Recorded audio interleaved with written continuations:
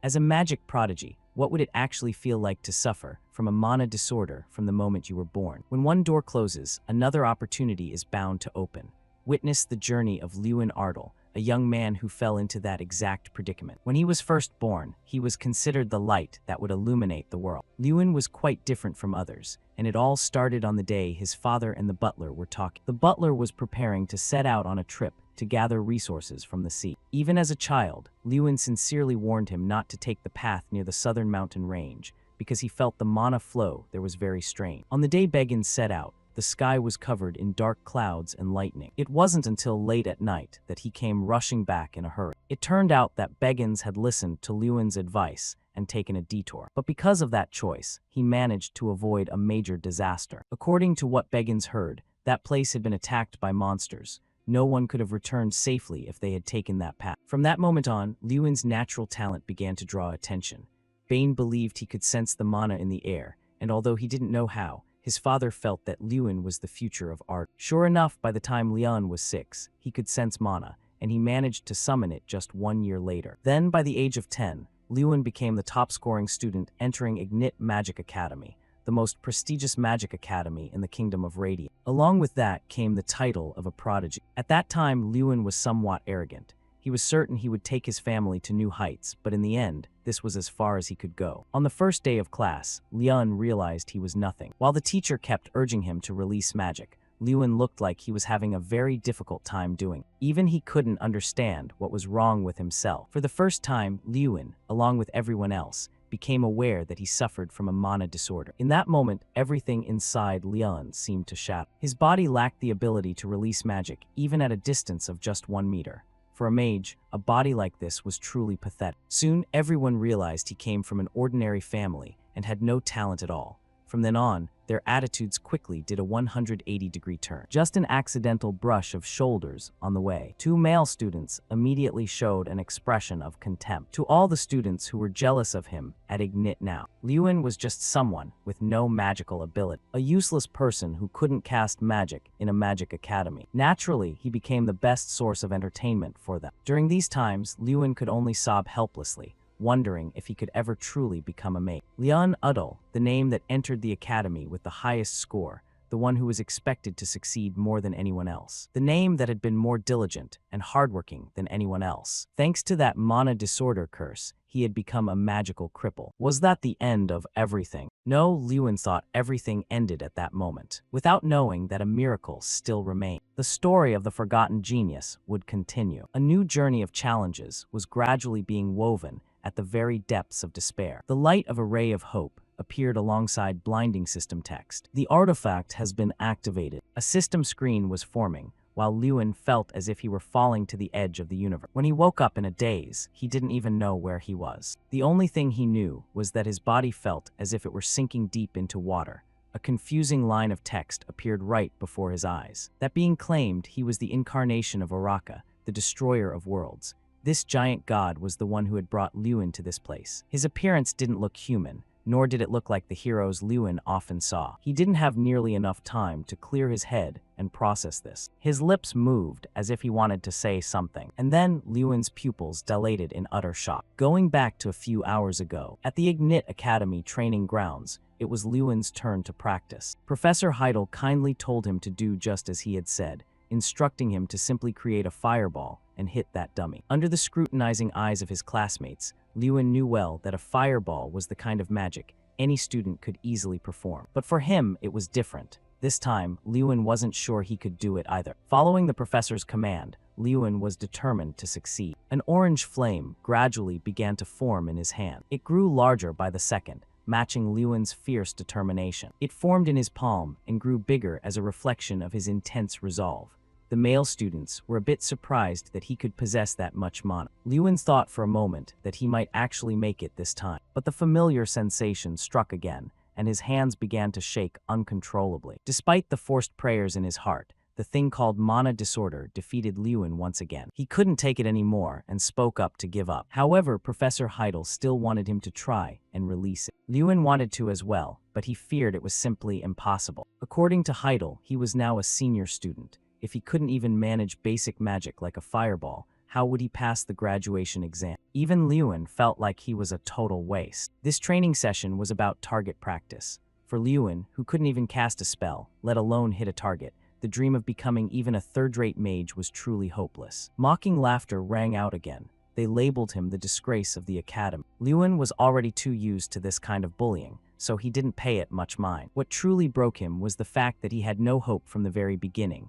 It was all because of the curse that had haunted him for the past 6 years, mana disorder. Though Lewin had tried to push himself for years, he was now starting to ask himself just how much longer he could endure. After that training session, Lewin walked alone behind the crowd toward the main hall. He wanted peace, but the world wouldn't give it to him. 2 male students intentionally approached him and provoked him with sarcastic remarks. He kept calling him Dumb Lewin with a smug look. Their words went too far, moving from mocking his grades to calling his home and territory a middle-of-nowhere wasteland. They intentionally insulted the Ardle family, calling them nameless, poor, and without reputation. As they spoke, Lewin's patience reached its limit.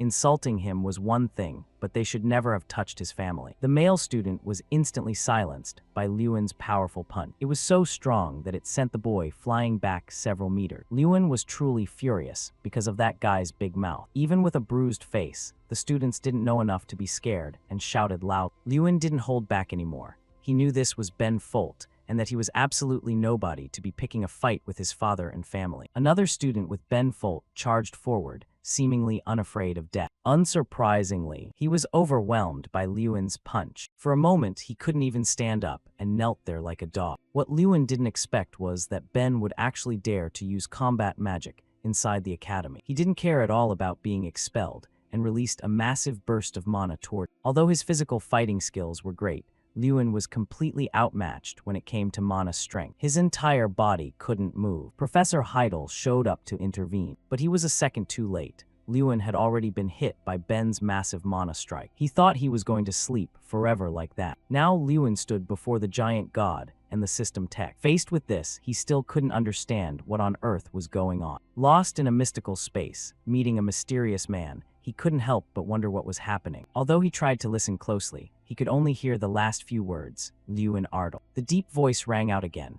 This time it was clearer. It was definitely his name, Lewin Ardle. And then a faint sound drifted from the void, seemingly calling his name, Lewin Ardle. Lewin Ardle slowly opened his eyes to see the image of a blonde woman. It turned out to be the high-level healing mage Helen. Her face was full of worry. "Are you awake yet?" After emerging from the haze, he was startled. He slowly sat up. "Where am I?" Seeing this, she quickly supported his body and replied gently, "The recovery room. It's okay, you don't need to try and sit up yet." He clutched his head tiredly. "It's fine, I'm a bit dizzy, but I can sit." As he spoke, he wondered to himself, did I just faint? Fragmented images flashed through his mind. A mysterious man in a cloak, a strange space, a system voice. What was that? It's still so clear. Thinking of this, he immediately asked Helen, "How long was I out?" She replied, "Almost a day." She continued, "It's lucky it wasn't worse. God helped you." He was silent for a moment and then whispered, "Am I fully recovered now?" Anxious concern flickered on her face, and her words were somewhat hesitant. "We still need to monitor you more, but you look very healthy for someone who was just hit directly by lightning. No wounds, no burns, and no internal organs are damaged. I've never seen a case like yours." But in all his teenage years, he had never seen anything like this, so he couldn't help but be stunned. What? Is this even possible? He stared at his palms, lost in thought. Lightning is terrifying magic that can incinerate a body instantly, and I took it head-on, so why is my body totally fine? Suddenly, Professor Heidel walked in, interrupting his train of thought. "Please excuse us for a moment." Hearing that, Helen leaned down to remind him, "The professor is here. I'll go check the results now. If there's any problem, let me know immediately." At that moment, he also instinctively looked up. He walked over and stood by the bed, arms crossed, asking calmly, "How do you feel?" He replied, "I'm fine." His normally stern face relaxed slightly. "That's lucky." Then he informed him about the situation after he fainted, and that a meeting was being held among the professors regarding the accident. He looked straight at him while he just silently bowed his head and listened. First of all, Ben Folt would be expelled for using powerful attack magic with the intent to kill, for spreading false rumors about the Ardle family, and for unfair treatment and bullying. The teachers had decided on this judgment. His face darkened, and he muttered regretfully, "But I hit Ben Folt too." He replied immediately, "Of course, you will also receive a punishment, considering what happened. You will be required to participate in the Academy's volunteer activities for 1 month." He nodded slightly. Yes. It seemed there was still some lingering doubt in his heart.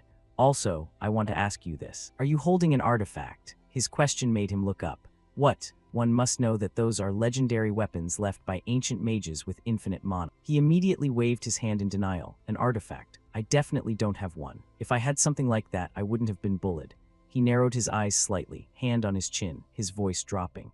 Given how valuable and rare they are, the head of the Udall family surely would have used it for the family's benefit. Unable to hide his curiosity, he spoke up. But why are you asking me, sir? He focused his gaze on him, eyes deep and sharp as if trying to pierce through every layer of thought, saying nothing. After a moment of silence, he recalled the scene from earlier and recounted it.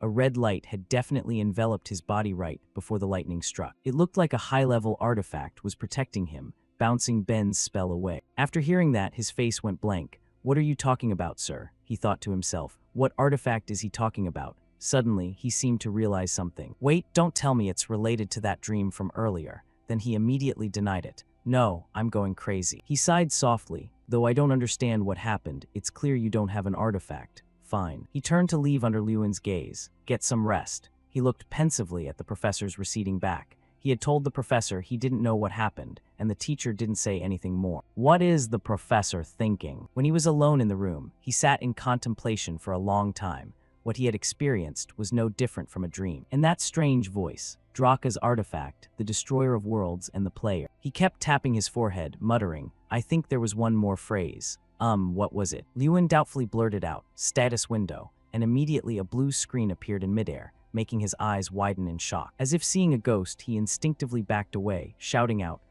what the hell is this? Helen heard the noise and ran in. Seeing his bewildered face, she asked, Leon, are you okay? Do you feel unwell? He pointed at the blue board hovering in the air, stuttering, No, it's not that. Do you see it? The blue board in front of me. She was confused. What are you rambling about? Leon, there's nothing there. Are you sure you're okay? At that moment, an idea flashed through his mind. No way. If she really can't see it, then this can only be seen by me. On the status window, his information appeared. Lewin Ardal, incarnation of Draka. The destroyer of worlds was the result of a pursuit of infinite power. The mage Draka perished along with his world. For Draka, who lacked mana since birth, strength was the source of his authority. The player of Draka's artifact can open the status window and can increase power infinitely by completing missions. Strength, 150, agility, 100, wisdom, 1550. To avoid being mistaken for a crazy person, he quickly changed the subject. It's nothing, I'm just a bit confused. She gave a helpless chuckle. Don't overthink it. She held the test results in her hand and happily announced, the results are completely normal. You can head back to the dormitory now. He smiled, feeling as if a burden had been lifted. Yes, thank you. Lewin summarized all the strange events that had occurred. Today, he survived after taking a lightning strike. The man with red eyes he met in another dimension, and the status window only he could see. And then he remembered the first status window he saw in his dream.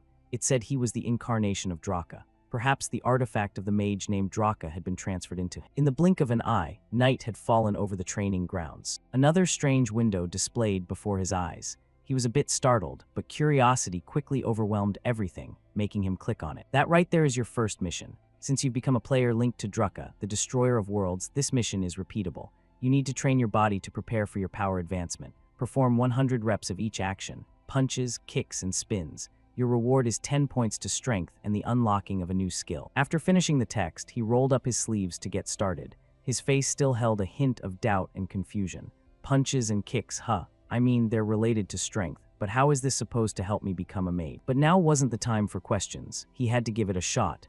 With that thought, he took a very deep breath. He swung his right arm, and the punch count increased by 1. Then he swung his left arm, and the punch count increased to 2. He let out a soft chuckle, a smirk playing on his lips as if he already had victory in the bag. Great, it's going up. At this rate, I'll be done in no time. Keeping up that momentum, he threw the next punch. Hey, he shouted in time with the strike, but the punch count stayed stuck at 2. He carefully looked over the mission requirements again, frowning. It didn't go up this time. I guess it doesn't count as a complete rep if my form is off. That thought made him turn completely serious. All right, let's punch the right way. The bright moon rose high, hanging delicately in the silent sky. While every household was deep in sleep, he was panting like he'd been chased by a dog for an entire hour. He rested his hands on his knees, exhausted, but finally. It was done, he smiled with satisfaction. I'm finally finished. The status window popped up, showing the completed mission and awarding 10 strength points and an unlocked skill. While wiping the sweat pouring down his face, he glanced at it and wondered, What's the reward? Suddenly, he felt a refreshing surge of energy slowly flowing into his body. He marveled, what is this feeling? It was flowing gently through his veins, something far more fundamental than mana. He clenched his fists, each finger tightening as his arms trembled slightly with excitement. I've actually gotten stronger. If there's a new skill, I've got to try it out immediately. He took a deep breath, raised his hand, and swung it hard forward. Let's see what we've got. With just a single punch, the air in front of him was instantly torn apart. Feeling like he was on top of the world, he smiled with pure satisfaction. The strength infused into his magic was truly more powerful now. His speed, air resistance, and destructive force had all genuinely changed compared to before. While he was busy marveling at his new power, it suddenly occurred to him. So, what about the skill unlock reward? With just a soft call from him, the status window immediately appeared in midair. Internal power circle, replacing strength. The mana circle has been replaced by the power circle. From now on, all magic and movements are influenced by the player's strength. He wondered about the replacement of his mana circle with a power circle. Then he placed his hand on his chest, feeling his heartbeat. So this means my mana will be replaced by strength. Anyone who can sense or study mana has a circle surrounding their heart. The mana circle plays a massive role in releasing and enhancing mana, increasing stats based on the size and amount of mana a mage can control. He closed his eyes, slowly sensing the faint movement in his chest. I have 4 mana circles, more than other kids my age, but because of my defect, they were useless. Suddenly, his eyes snapped open as if he felt something. His mana circles had indeed vanished. The powerful circles spinning wildly in their place had to be the power circle. Thinking of this, he couldn't help but look dazed, nearly falling backward in shock. Once the shock passed, it was quickly replaced by confusion. The power circle had replaced the mana circle, but you can't be a mage without a mana circle. If this new circle couldn't do what a mana circle does, what would happen to him? A look of sadness washed over his face. Is my life as a mage going to end like? But since being pessimistic was useless right now, he quickly regained his confidence. No, it's too early to give up hope. I have to test it first. He thrust his hand forward, concentrating all his will on a familiar spell. Fireball. Instantly, a surge of power erupted from his palm, and in the blink of an eye, a violent sphere of fire formed. Looking at the flames before him, he marveled. That was so fast. How is that possible? Looking at the flames before him, he marveled. That was so fast. How is that possible? He couldn't take his eyes off the fire as it grew even more intense. The moment he saw the size of the fireball, he realized the truth. Lewin laughed with pure delight. This was definitely the power of the artifact. Lewin held the flame in his hand, thinking to himself that since magic has a basic activation mechanism, it usually takes about 10 seconds to recharge before releasing this kind of power. I can totally bypass that 10-second mechanism and create a fireball using the power within my body, Lewin calculated to himself. As expected of a protagonist, I'm bound to be the strongest. He clenched his hand into a fist. This is the power of an artifact. Suddenly, something strange appeared in front of Lewin. He was curious. What's that? Turned out to be a system notification. What? As the frenzied mage Draka, your inability to release energy normally has created this ability. Focus your mana into your body and your enemies. You are not affected by your own magic. When casting magic, an enhancement effect will be added. Magic attacks will deal additional psychological damage. He read the information provided by the system and pondered. Focusing mana into my body to attack. How do I do that? The question kept swirling in his mind. Thinking back on it seriously, Lewin noticed that this Draka guy also suffered from a mana disorder just like him, and he focused his mana into his fists and leg. The more he read and understood, the more Lewin couldn't believe it. Why did he create a method like this? Just then a mission notification appeared. The protagonist snapped out of it and cried out, "A mission." The mission content was to practice using the frenzied mage method, utilizing the power circle and mana to attack a target. For each target hit, the reward points would increase by 10. The protagonist looked a bit skeptical. Attack a target. He narrowed his eyes. He had never thought of this method before. If I can become a mage by following this method. Lewin reached out and grabbed the fireball. I have to try this. The fireball in his hand burned with brilliant sparks, as if it wanted to incinerate everything. Once he finished, a satisfied smile spread across Lewin's face. The system immediately announced, "Mission complete. Strength reward points plus 10. Finally, Lewin collapsed onto the ground. He looked up at the starry sky with a sense of fulfillment. I finally finished the mission. He remembered how he used to fail every time at the magic release step, but he never expected to succeed now by using his fists. Curiously, Lewin thought back. What kind of person was Draka anyway? I want to look into this, but my body feels like lead. Suddenly, strange sounds reached his ears. Oh, what's this? Is he sleeping here? It looks like he trained until he was spent, but did he really fall asleep right here? Should we wake him up? Voices were echoing in Lewin's head now. What's going on? Did I kick the bucket and go to heaven? Whoa, how could I die? He took a lightning bolt straight to the face and didn't even flinch. That's insane. The chatter continued. Lewin slowly opened his eyes. What's all the noise about? Everyone panicked. Oh my god, you're awake. Lewin, you scared us to death. Lewin calmly stretched his arms. Yeah, what's the matter? Why is everyone gathered here? Is this the first time you guys have seen someone sleeping outside or something? They all nodded. Well, yeah, what kind of noble ignores a warm bed to sleep out here? It's weird. They were suspicious. Hey Leon, were you drinking or something? Are you wasted? He didn't care much and waved them off as he walked away. Drinking what? I was just tired, so I went to sleep. See ya. Everyone just stood there, speechless and helpless. They started gossiping loudly, saying Lewin seemed like a different person. One person asked skeptically, in what way? Suddenly, a noble male student turned back and saw something. His voice sounded a bit curious. Huh, but look at that scarecrow. It's been beaten to a pulp, nothing left but the pole. Did Leon do that? But they immediately brushed it off. Nah, probably not. At the noble dormitory, Lewin walked up to a blonde friend who asked, Yeah, what's up, Lewin? He continued asking, Were you out all night? This is Jason Damon, a 6th-year student at Ignit Academy. He kept prying, What happened? You never stay away from the academy for this long. The protagonist brushed him off. You don't need to worry about all that. This blonde guy might look like much, but he was the eldest son of the Damon family, a famous mining family. At least he still treated a failure like me well. Jason continued to tease him. Don't tell me you went to see some girl. You're just getting back now. But there was one flaw to this guy. He was a booze hound and a womanizer who frequently snuck out of the academy. He talked nonstop. Man, don't tell me that after getting hit by lightning, you finally learned how to enjoy life. All right, tell me everything you did last night. Leon threw his stuff at him and said, What are you talking about? I need to go take a shower. Inside the bathroom, Lewin lay back with a relaxed mood.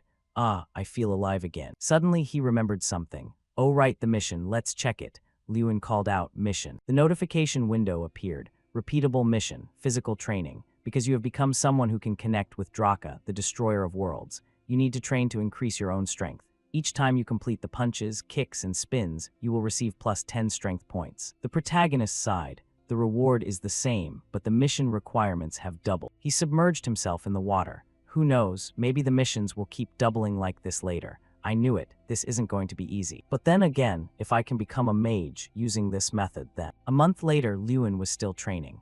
The mission could be repeated at most once a day, but while the reward stayed the same, the requirements kept increasing. If I don't finish the mission within that day, all progress resets to 0 the next day. But if I don't miss a single day of the mission. Lewin was panting. The mission requirement hadn't gone over 3,000 reps per day yet. If he trained any harder, he'd probably die from doing missions. He lightly pivoted on his heel. Finally, the training mission log updated. All stats like punches, kicks, and spins were completed at 3,000 reps each, yet the points added were still a meager 10. That's how the protagonist had been training for the past month. And he also gained a new skill, passive body art, which increases physical capabilities. His body became more fluid based on his training progress. At the dormitory, during mealtime, everyone was gossiping. Lewin, been weird lately, right? Before, he never even dared to blink in class, but now he just passes out and sleeps like that. Another person immediately argued, Is that all you noticed? Lately, he basically lives and eats at the training grounds just doing leg kicks.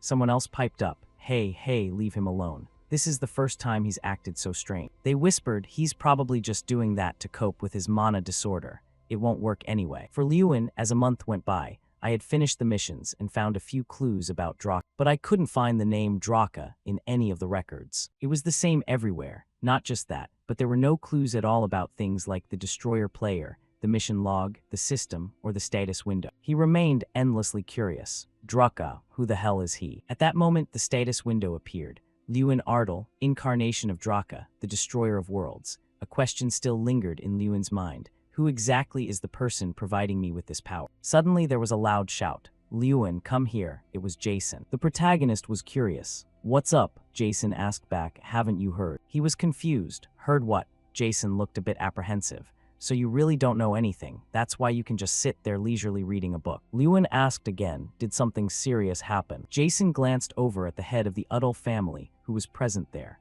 The protagonist's eyes widened in realization. What? Jason repeated. Lewin, your father. Heavy footsteps landed on the floor. Lewin pushed the door open and stepped in, panting nonstop. Father. Everyone immediately looked back. His father cried out, "Liuan, my son, there you are." The two of them sat down privately. The protagonist spoke first. "It's been 6 years, hasn't it, since I came to this academy. Father, have you been doing well?" His father nodded. "Yes, I've been healthy." He didn't forget to ask after the rest of the family. "What about Liuna?" He beamed with pride. "Your sister, she's grown up so much. These days, she's even training in swordsmanship. She says she's going to protect her weak older brother." Liuan laughed out loud. "Ha ha ha, that's so embarrassing." He waved it off. "She's always been that bold, hasn't she?" Liuan's expression suddenly changed. "Father," he said firmly, "I am currently living very well." His father was puzzled. "What do you mean?" Liuan emphasized again. "I'm really fine. I'm not hurt, either physically or mentally." The head of the Ardal family took a sip of tea. His voice was strangely calm. "Liuan, the truth is, I came to the academy to ask for your opinion about leaving." He comforted him. "If it's too difficult, you can come back to our territory whenever you want. I know you're facing a lot of hardships that you aren't talking about. Am I right?" He understood perfectly. "I already guessed why you were coming here, but father, I think I've found a way." Liuan tried to persuade him. "So please promise me one thing." He was surprised. A promise? The protagonist was determined. "In the upcoming exams, I will get a good score in the practical tests. In exchange, if I fail, from now on I won't do things my way anymore, and will listen to whatever you say." He knew that after promising to get a high score on the practical exam, his father saw his determination and returned to the manor after their conversation. And then the exam the protagonist had been waiting for so long finally arrived. The proctor spoke up. "All right, pay attention." Standing on the podium, he began to explain the rules. "Today is the introductory magic exam. Be aware that any cheating will result in an immediate failure. You may begin the exam." The protagonist gripped his quill tightly. The school exams consisted of 2 parts, theory and practice. The practical exam had 4 sections: target identification, magic measurement, actual combat, and one-on-one dueling. As someone with a mana disorder, our protagonist had always received perfect scores in the theory section for the past 6 years. As for the practical exam, Michael of the Gage Hill family had always been in first place. Liuan's hand tightened. "However, this time will be different. Everything is going to change." He emphasized it to himself. This time will be different. Liuan was willing to bet on it because he was certain he would take first place in the practical exam this time.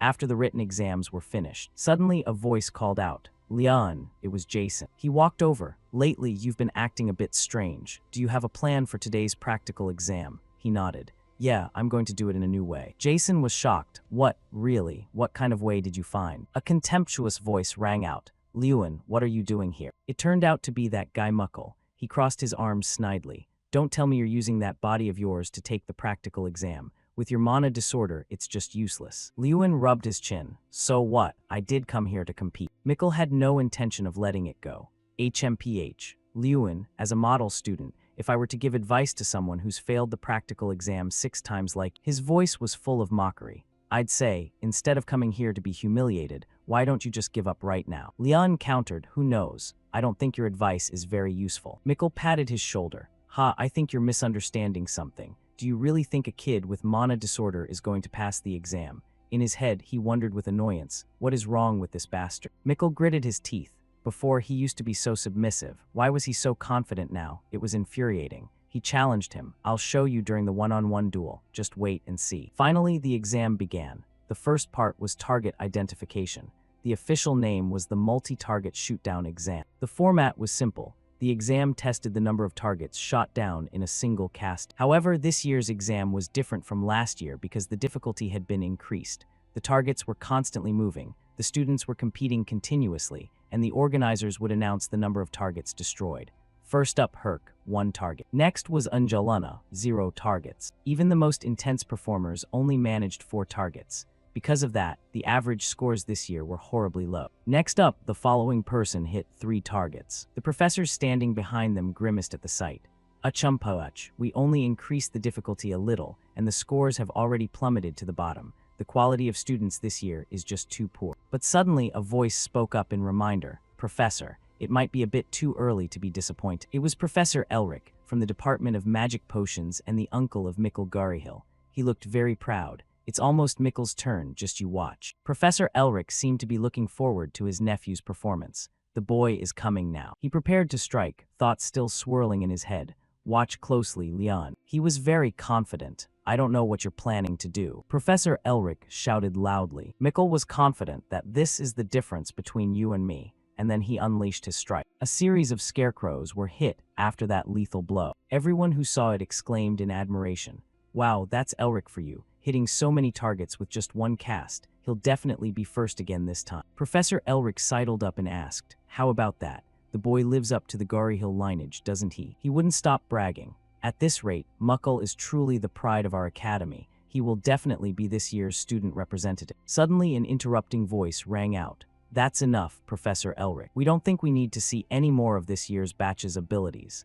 The speaker was Professor Tyrion Ignit, the academy principal and a 7th-tier grandmaster. Professor Heidel still wouldn't give up. "Why don't we stay a little longer? It's almost Lewin's turn." Principal Tyrion asked again. "Lewin, is that Lewin Ardle, Professor Heidel? Is that kid still at the academy?" He agreed. "Fine, for the boy's passion, let's stay and see. It wouldn't hurt to sit and watch for a bit." Leon massaged his wrists. "All right, this is a good chance to test my strength." The instructor spoke up. "Lewin, begin." Lewin, holding a fireball in his hand, complied.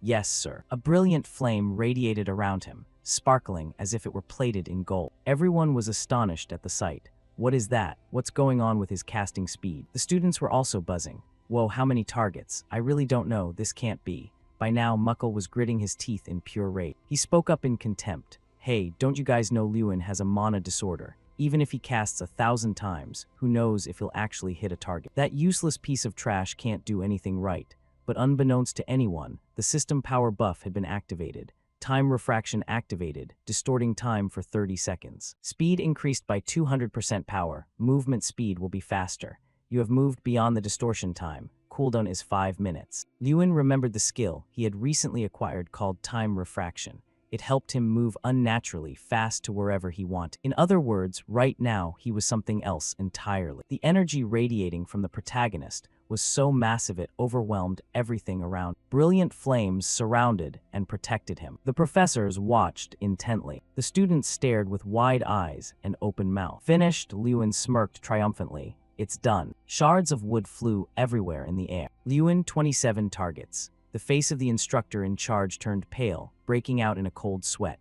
Meanwhile, Lewin stood there panting, looking at the pile of targets in front of him. Whispers began to spread. What was that? Did he cast magic on his hands and then just punch the targets? 27 targets. He just set a record for targets taken down in this test. How could he move that fast? Did he really use magic to hit the targets? There are just too many surprises here. But then everything fell into silence. Then a single clap rang out, breaking the quiet. It was the principal of Ignit Academy, Tyrion Ignit. He was the first to stand up and give Lewin a round of applause and a compliment.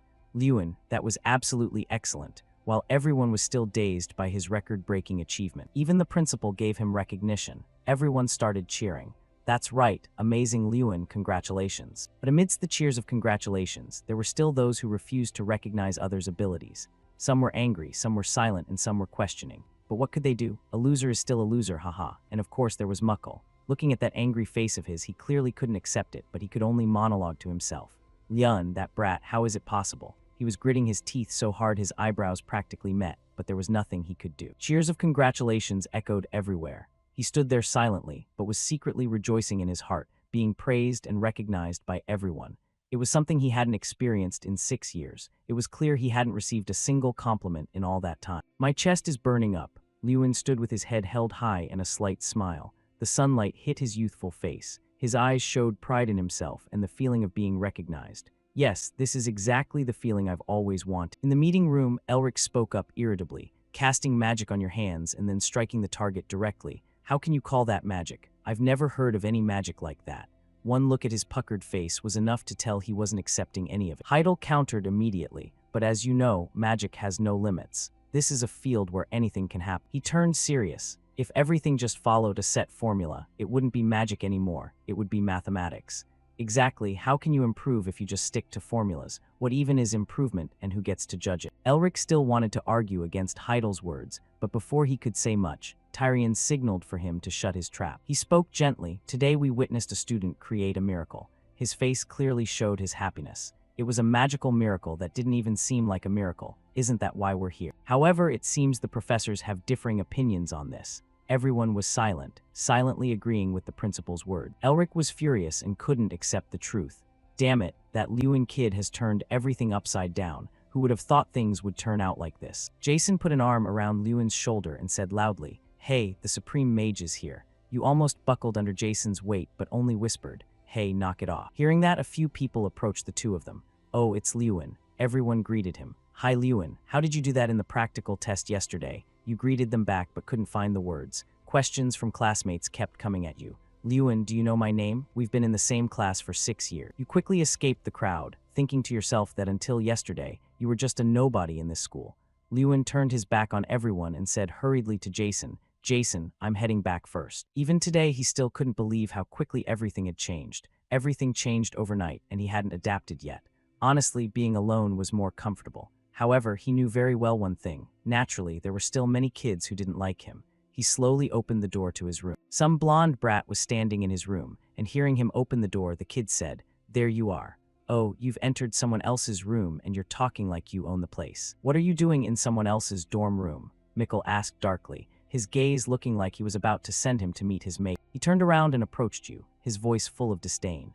"You got a few points with that thing that wasn't even magic, and now you're acting all high and mighty. Your arrogance makes me sick, so I came here to remind you, don't get cocky."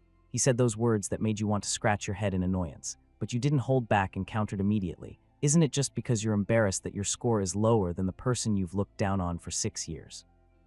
Oh, thought he was something special. Turns out he's only this much." Just saying that was enough to make his blood boil, and he flew into a rage, grabbing Lewin by the collar. "What did you say, you bastard?" Lewin's face remained cold, showing no emotion at his outburst. He just calmly grabbed the hand that was clutching his shirt. He removed it gently without using much strength.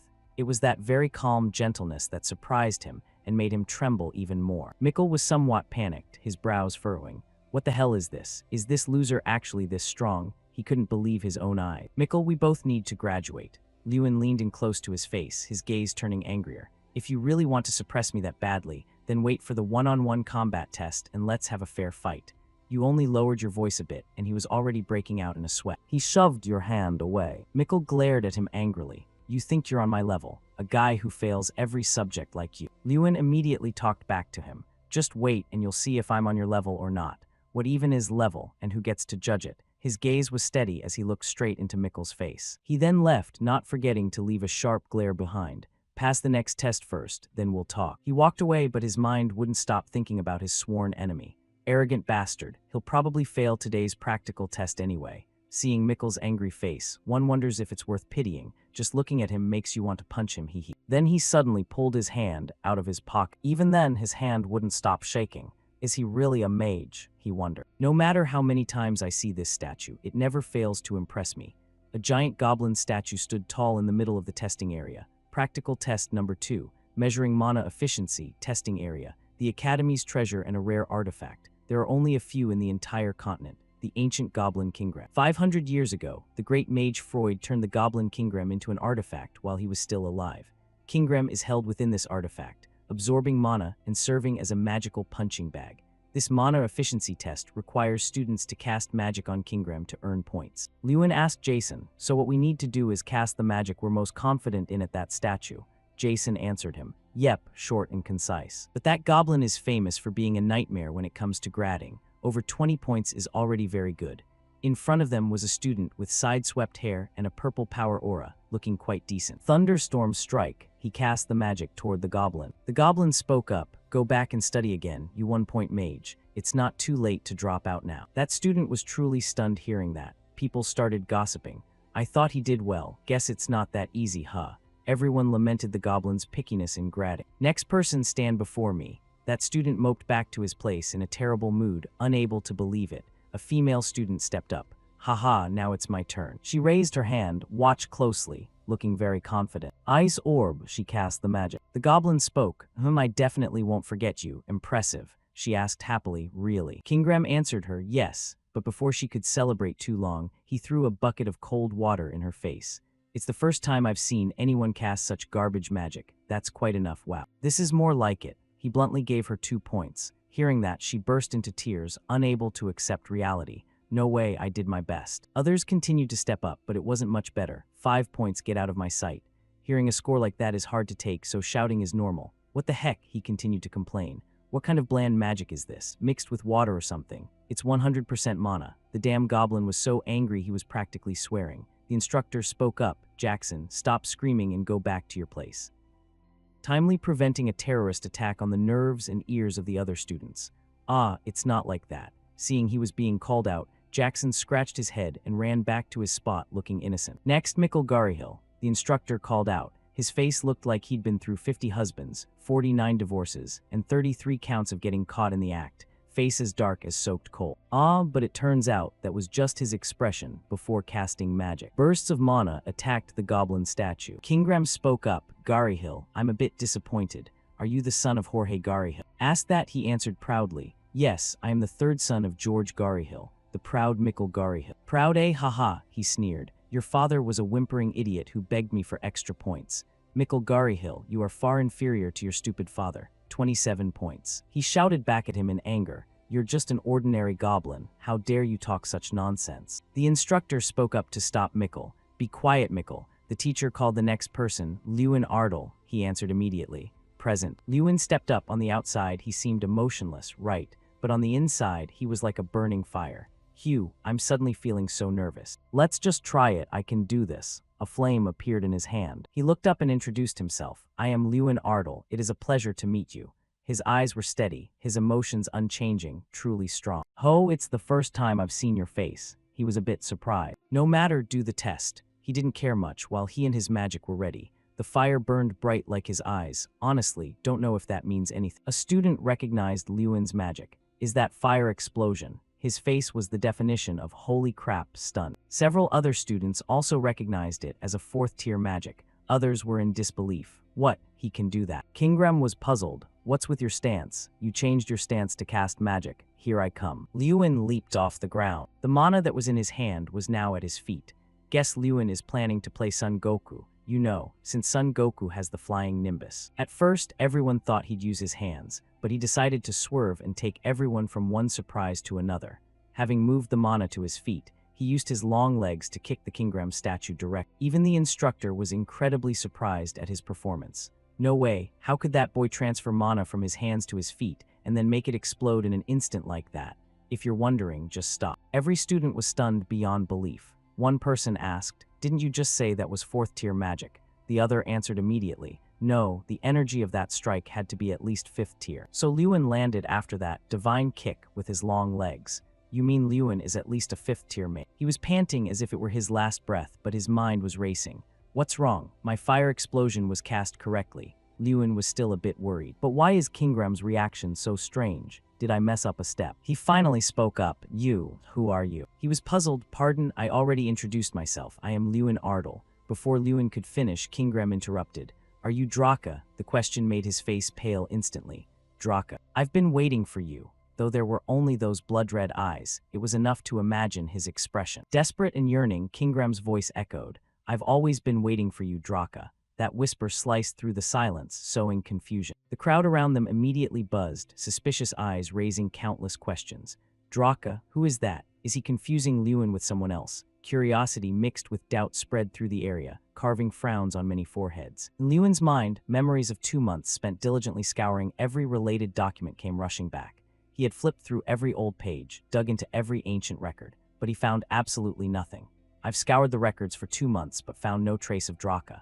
But unexpectedly, Kingram knew. Lewin's face immediately darkened, a gloom settling over him because he truly understood. He truly realized the deep meaning behind those confusing words. Do you know Draka? Lewin asked, his voice filled with shock and a faint ray of hope. Responding to that questioning look, Kingram uttered a single word, short but heavy with certainty. Yes. Seizing this rare opportunity, Lewin decided to take full advantage. He hurriedly asked a few more things, hoping to pry out even a tiny bit of information about that mysterious person. So can you tell me more about? A mysterious smile flickered across Kingram's haggard face, and he whispered, how interesting. To think I'd meet his incarnation at this academy. His deep voice rose again, words without beginning or end bringing a strange confusion. Lewin blinked, trying to grasp the meaning of every word and phrase. Incarnation, what does that mean? Suddenly, an abrupt question from Kingram cut through Lewin's thoughts. What is your name? Though surprised, Lewin quickly replied, it's Lewin, Lewin Ardle. He answered the sudden question. Good, Lewin, I will remember it well, Kingram said. Every word felt carved into his mind as he stood firm.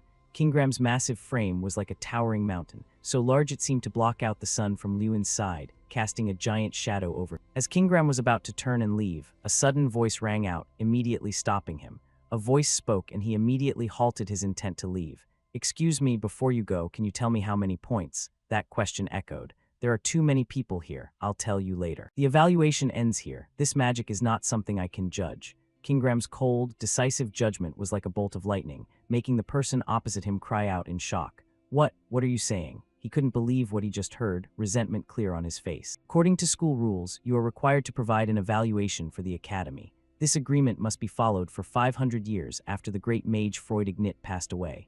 That person tried to cite the regulations, his voice full of frustration. "Enough!" Kingram cut him off with a terrifying shout that echoed around, carrying incredible menace. "You dare mention rules before me? All these years, I'm the one who has had to evaluate kids who don't even look like mages."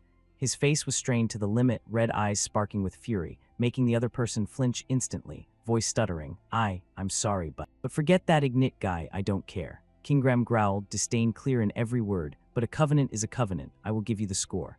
He fell silent, his gaze sharp as a dagger, making the other person swallow hard, cold sweat breaking out on his forehead, showing extreme anxiety. "1 is 0, 2 is 100. Which do you want, little destroyer?" Kingram's deep voice rose, directed straight at Lewin, making him react immediately. A bright smile appeared on Lewin's lips. He didn't hesitate or think twice about his choice, his steady gaze answering back. "Of course, 100 points." News spread like wildfire, buzzing through the academy corridors. "Hey, did you hear? Kingram gave him 100 points on his test." Immediately, whispers and gossip followed. That Kingram gave it to who?" Another person asked curiously, surprise clear in every word.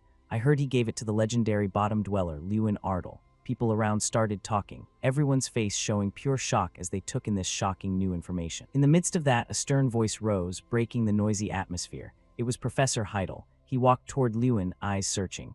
"You've caused trouble again." You were startled, immediately turning toward the voice. "Professor Heidel, why are you here?" Lewin asked, a bit surprised. Professor Heidel crossed his arms sternly, stepping closer to Lewin. "The news of you getting 100 points from Kingram has reached the principal's ears. After hearing the news, the principal decided to reward you because this has never happened before." Professor Heidel's words carried a special gravity, showing the importance of the situation. "Here, take this first." With that, he held out a scroll he was holding toward Lewin. Lewin read the words on the scroll aloud, his face full of confusion and doubt. "The treasure room. What is this, sir?" Without further explanation, Professor Heidel just waved him over and turned to walk away, signaling, "Follow me." After a fairly long walk, crossing quiet corridors and mysterious doors, Professor Heidel stopped in front of a room with a strictly closed door. The door looked ancient and majestic, as if it had endured for centuries. When it opened, a gust of cold air blew out. Professor Heidel signaled Lewin to enter, and the two went deeper inside. "Whoa, I didn't know a place like this existed." Lewin followed him while looking around, eyes curiously exploring the unfamiliar place he was stepping into for the first time. Everything here was completely different from anything he had ever seen in the academy. "Of course," Professor Heidel explained, "this is the only place in the academy that is forbidden to enter." Hearing that, a vague question popped into Lewin's mind. The only place in the academy forbidden to enter. So why was his teacher leading him here? Curiosity mixed with a sliver of anxiety began to creep into his mind. Finally, the two of them stopped at another door, one closed more securely than any other. Professor Heidel paused and turned toward Lewin, his gaze visibly solemn. "This is the path to the treasure room. I am only permitted to go this far." Lewin looked at him, a wave of nervousness and unease suddenly rising. "So, I have to go in alone?" "Yes, go on in. I'll be right here waiting for you," the professor reassured him. Finally, he stepped forward to open the door in front of him, his mind still filled with countless unanswered questions. He didn't know what was about to happen, but since his teacher had called it a reward, he figured it was worth a shot.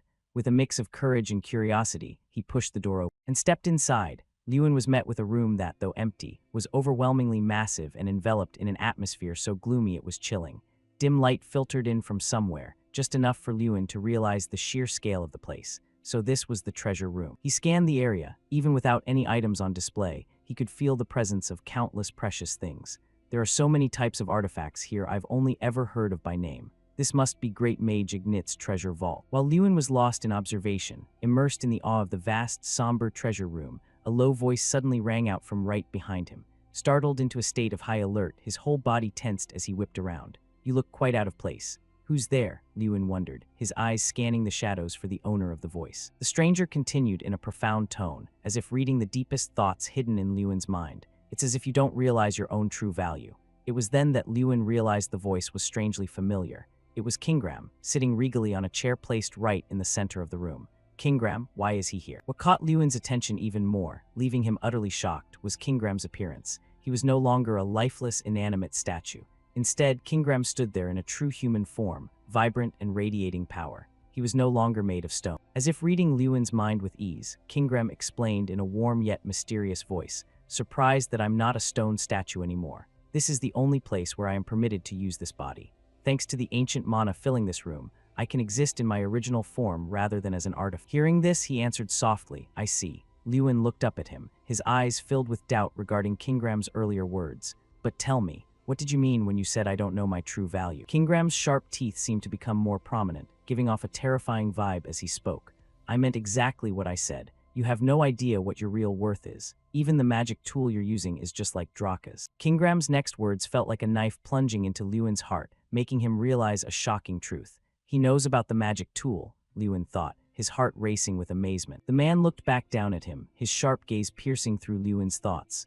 "That is a rare artifact in this world. How exactly did you get your hands on it? Furthermore, what is your relationship with Draka?" Kingram stopped, waiting for Lewin's answer. However, Lewin looked back at him with a serious expression, his voice tinged with curiosity and a bit of helplessness.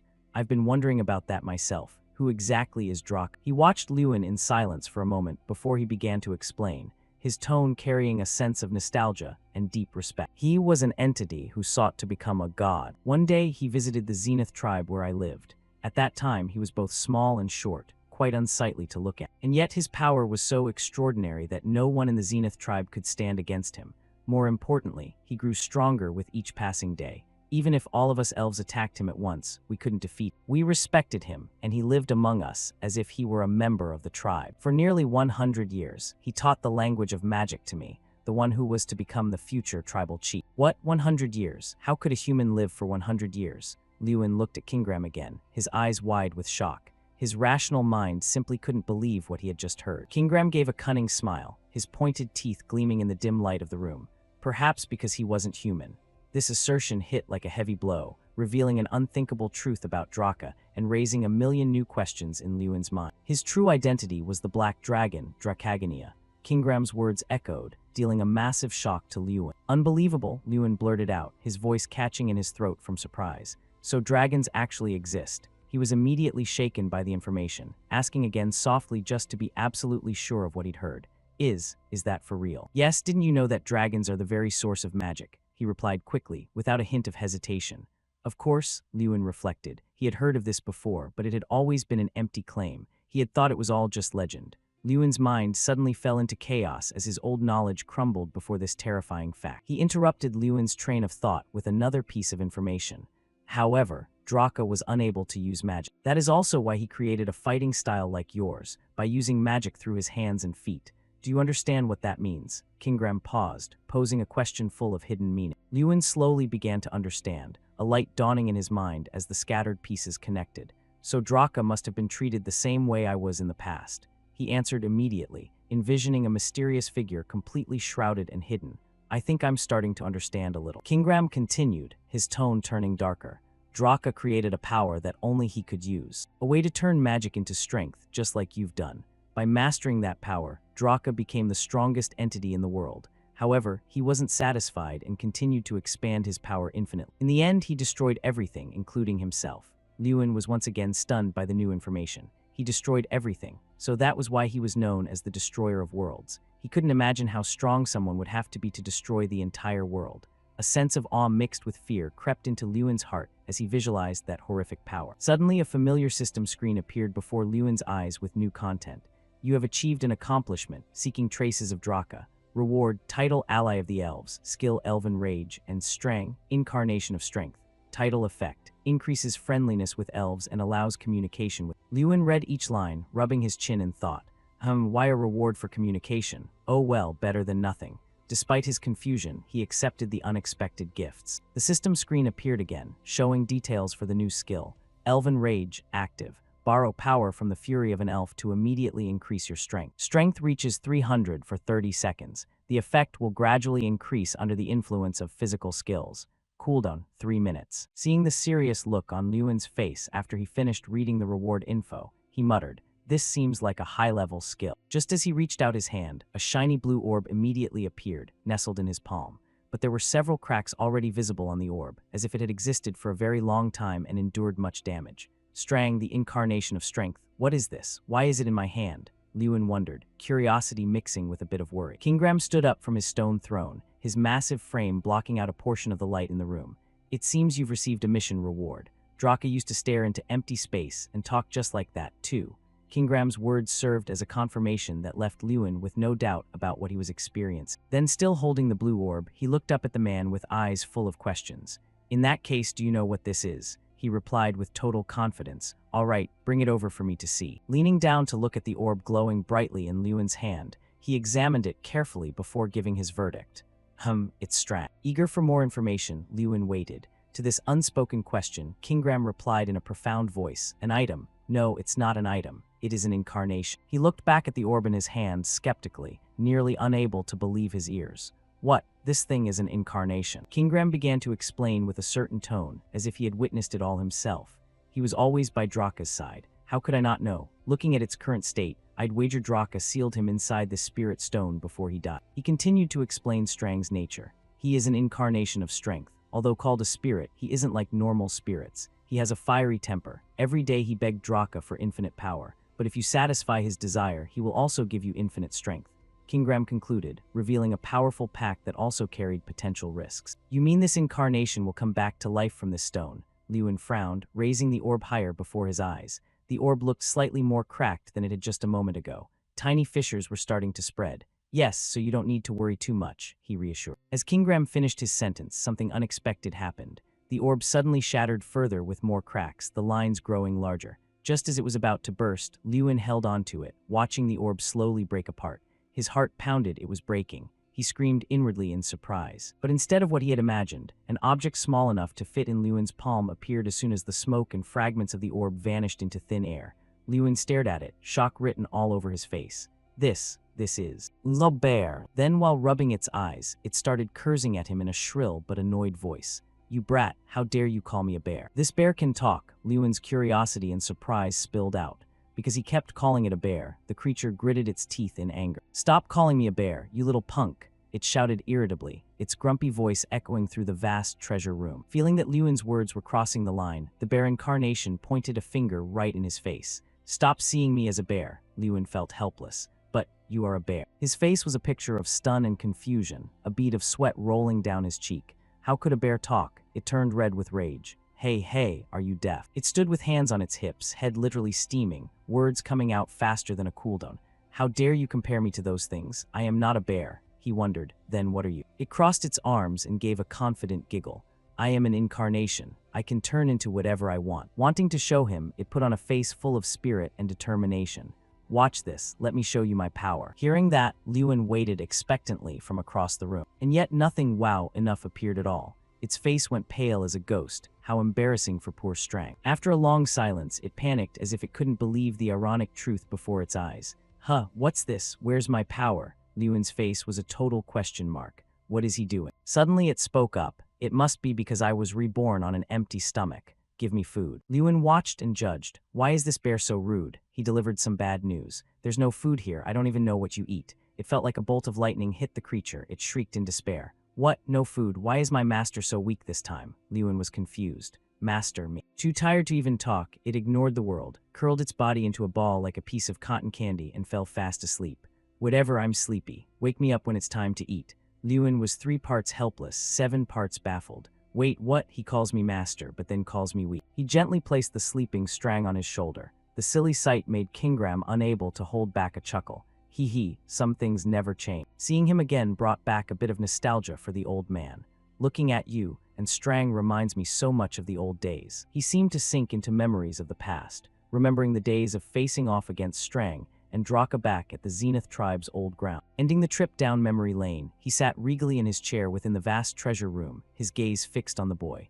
Lewin Ardal, the tiny destroyer carrying Draka's will. "What do you intend to do?" he asked back. "About what?" He quickly replied, "The power you hold will make you stronger. It could lead you onto the righteous path, or it could consume you. I ask again, once you become powerful, what will you do?" Hearing this, he fell into deep thought for a long time. The reason he wanted this power was to protect his loved ones from monsters, to bring honor to his family name, and to prove himself to those who dared to look down on him. He smiled with total satisfaction. Yes, that was enough. He had too many things to protect. He couldn't let this opportunity slip away. Once he had thought it through, he looked up with a more determined look than ever.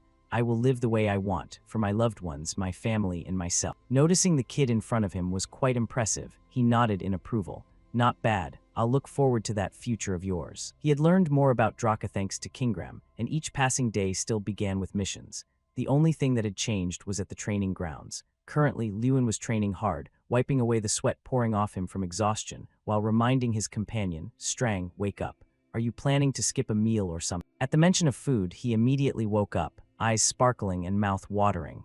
Food. As if being a second late meant the food would disappear, he quickly ran up onto Lewin's body. While waiting for him to cast magic, he opened his tiny mouth wide. Gape. Lewin looked over at his greediness and felt helpless. This kid is crazy for food, and he eats so much too. He watched intently as 3 burning flames on his palms cupped together, each stream of red fire curling and flowing into its mouth. After eating, it satisfiedly patted its chest and let out a loud burp. I feel much better now, he thought to himself. The food I'm talking about is the power gained from missions. Strang eats my strength. Strang, the 1-star incarnation of strength, the only spirit that reacts to the primal essence of power. Strength is proportional to the vessel. The larger the vessel, the higher the power. He once challenged the 7 kings and the black dragon Dracagania before being destroyed. After it had eaten its fill, thanks to the special companion skill, his strength points increased. He praised, "You are actually useful." It puffed out its chest proudly. Naturally, he confirmed, "Each time you get stronger, I receive a maximum of 100 strength points." Ah, it explained. If I reach 2 stars, it'll be 200, 3 stars, 300. It keeps increasing like that. Before I was sealed, I had over 31 stars. Lewin felt his head go numb after hearing that. 31 stars, 3,100 strength points. I'm not even at 1,000 yet, and I'm already this strong. It seemed that what he just heard made him envious, wanting to quickly become as powerful as those old days. How did Draka do it? Besides missions, is there any other way to increase strength? Sensing his thoughts, it gave a sinister smile. Hee, now you realize my value. If you want to know, bring me a glass of water first. He threatened that if it didn't talk, it could just go hungry. Seeing that, even a worm will turn, the creature shyly replied, "All right, I'll tell you." It explained in detail. There are many ways to increase strength, such as doing high-difficulty missions to get better rewards, forging items that have strength-boosting effects, or searching for artifacts. Or you could even cook monster tendons to refine pills. Then it threw cold water in his face. But none of those ways suit you. He wondered why, given there were so many options. It plopped down on his shoulder, arms crossed, pouting mockingly. You need at least 1,000 strength points to do those. Your growth rate is too fast. Your body is only at the toddler state. What stage? Who's judging? His lips thinned as he fell into deep thought. And here I thought I'd gotten strong. Turns out I'm only at the beginning. So the goal now is to hit 1,000 strength points. Just like that, he had to continue training as before. He trained every day to increase his power, and once his strength reached the threshold of 930, the third part of the exam, actual combat, officially began. As soon as they reached the arena, Strang asked, "Are you doing the duel today?" He was brimming with confidence. "Yes, I've been waiting for this day for a long time." This test aimed to check the risk management skills of mages. It might be the most important part. Right then, Jason was undergoing his test. He used all his might to cast a fireball spell, but ironically, instead of hitting the monster, it flew straight toward the knights, scaring them half to death. "Ack, what are you doing? Don't aim at us." Even the monster standing nearby was dazed, not understanding what had happened. The proctor watching from the side could only shake his head and sigh in disappointment. "Jason Damon, you're disqualified." He was dejected and listless, slumping away amidst the laughter of his classmates. "Sir, the Foreign Knight Squad is present to support the exam, ensuring student safety and evaluating coordination between the two sides." The exam lasted 10 days. Based on the points achieved, each person would fight different monsters. On the final day, there were a total of 13 top-scoring students. Because it was the final day, everyone was very curious to see what kind of monster would appear. Suddenly, the entire spectator stand shook violently like an earthquake. Everyone's faces turned pale with fear. A brown-haired boy spoke up. What was Kolgu? Noose noise. A giant creature appeared, its frame massive, its face fierce with sharp fangs bared in a roar. Its appearance made everyone scream in terror. Is it a sea monster? Sea monsters live in scattered pods across the continent. They are many times larger than humans, and their intelligence is not to be underestimated. Their nature is violent, so battles between sea monsters and humans are common. Students around had their eyes popping out, breaking into a cold sweat. Teacher, are you sure this is going to be okay? What if someone dies because of the sea monster? Professor Heidel explained calmly, you are all mages, so you must remain rational at all times. Treat this as real and give it your best effort.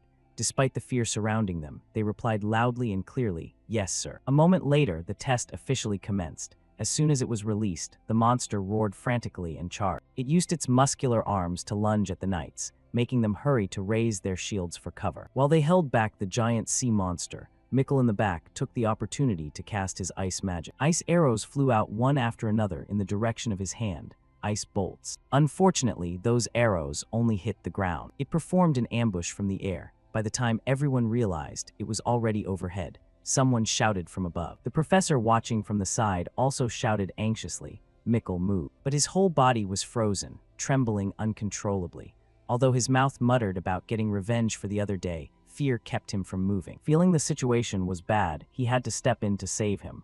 Thorn Prison. Before the monster could attack Mikkel, thousands of vines sprouted from the ground and bound it, much to his shock. Infuriated at being tricked by these humans, it roared and struggled frantically. Even though it was bound, it was still very aggressive, reaching out its hand toward him and letting out a roar. Seeing that, he retreated in panic. His face was pale, truly bloodless, and the result of his pathetic performance was Heidel's cold voice. Mikkel Gary Hill, you are disqualified. His uncle, Elric, slammed his hand on the table in frustration. He gritted his teeth. Damn it, failed again. He intended to interfere with Lewin's part of the test, so he turned to talk to Headmaster Tyrion Ignit. Headmaster, do you intend to continue the exam? Hearing that, he turned back curiously. What do you mean? Elric then revealed his objective. It's student Lewin's turn soon, right? He replied, yes, his face showing clear sarcasm. Lewin is the only one Kingram gave a perfect score. It would be a bit unfair to evaluate other students the same way as Lewin, wouldn't it, sir? He raised his hand to stroke his beard slowly. I see your point, but we don't have any other monster. He revealed his true colors, flashing a sinister smile. No, we actually do. When the foreign Knight Squad brought the sea monster, they also brought an ogre along with them. The headmaster thought for a moment. Using an ogre for the exam was extremely dangerous, but with Professor Heidel present and the knight barricade at the front line, he was truly curious about Lewin's capability. In the scene of a long hallway within the magnificent castle, filled with the flickering light of torches, Heidel leaned lazily against the wall with arms crossed, his eyes on the boy walking out from behind the long door. He called out softly, Lewin. Hearing him, he looked up dazed and greeted back, Professor Heidel. He stepped forward, one hand in his pocket, and reminded him softly, I have to tell you this before the exam begins. In today's session, your portion will be harder than everyone else's. Lewin still didn't understand. What do you mean? Professor Heidel was very worried about him. The Academy has high expectations for you ever since Kingram gave you that perfect score. Many say it would be unfair to have you fight the same monster as the others, so your test will be more difficult. Lewin frowned. Harder means. The professor answered him, your target won't be a sea monster. You will fight an ogre. His words made both the boy and the bear bug their eyes out.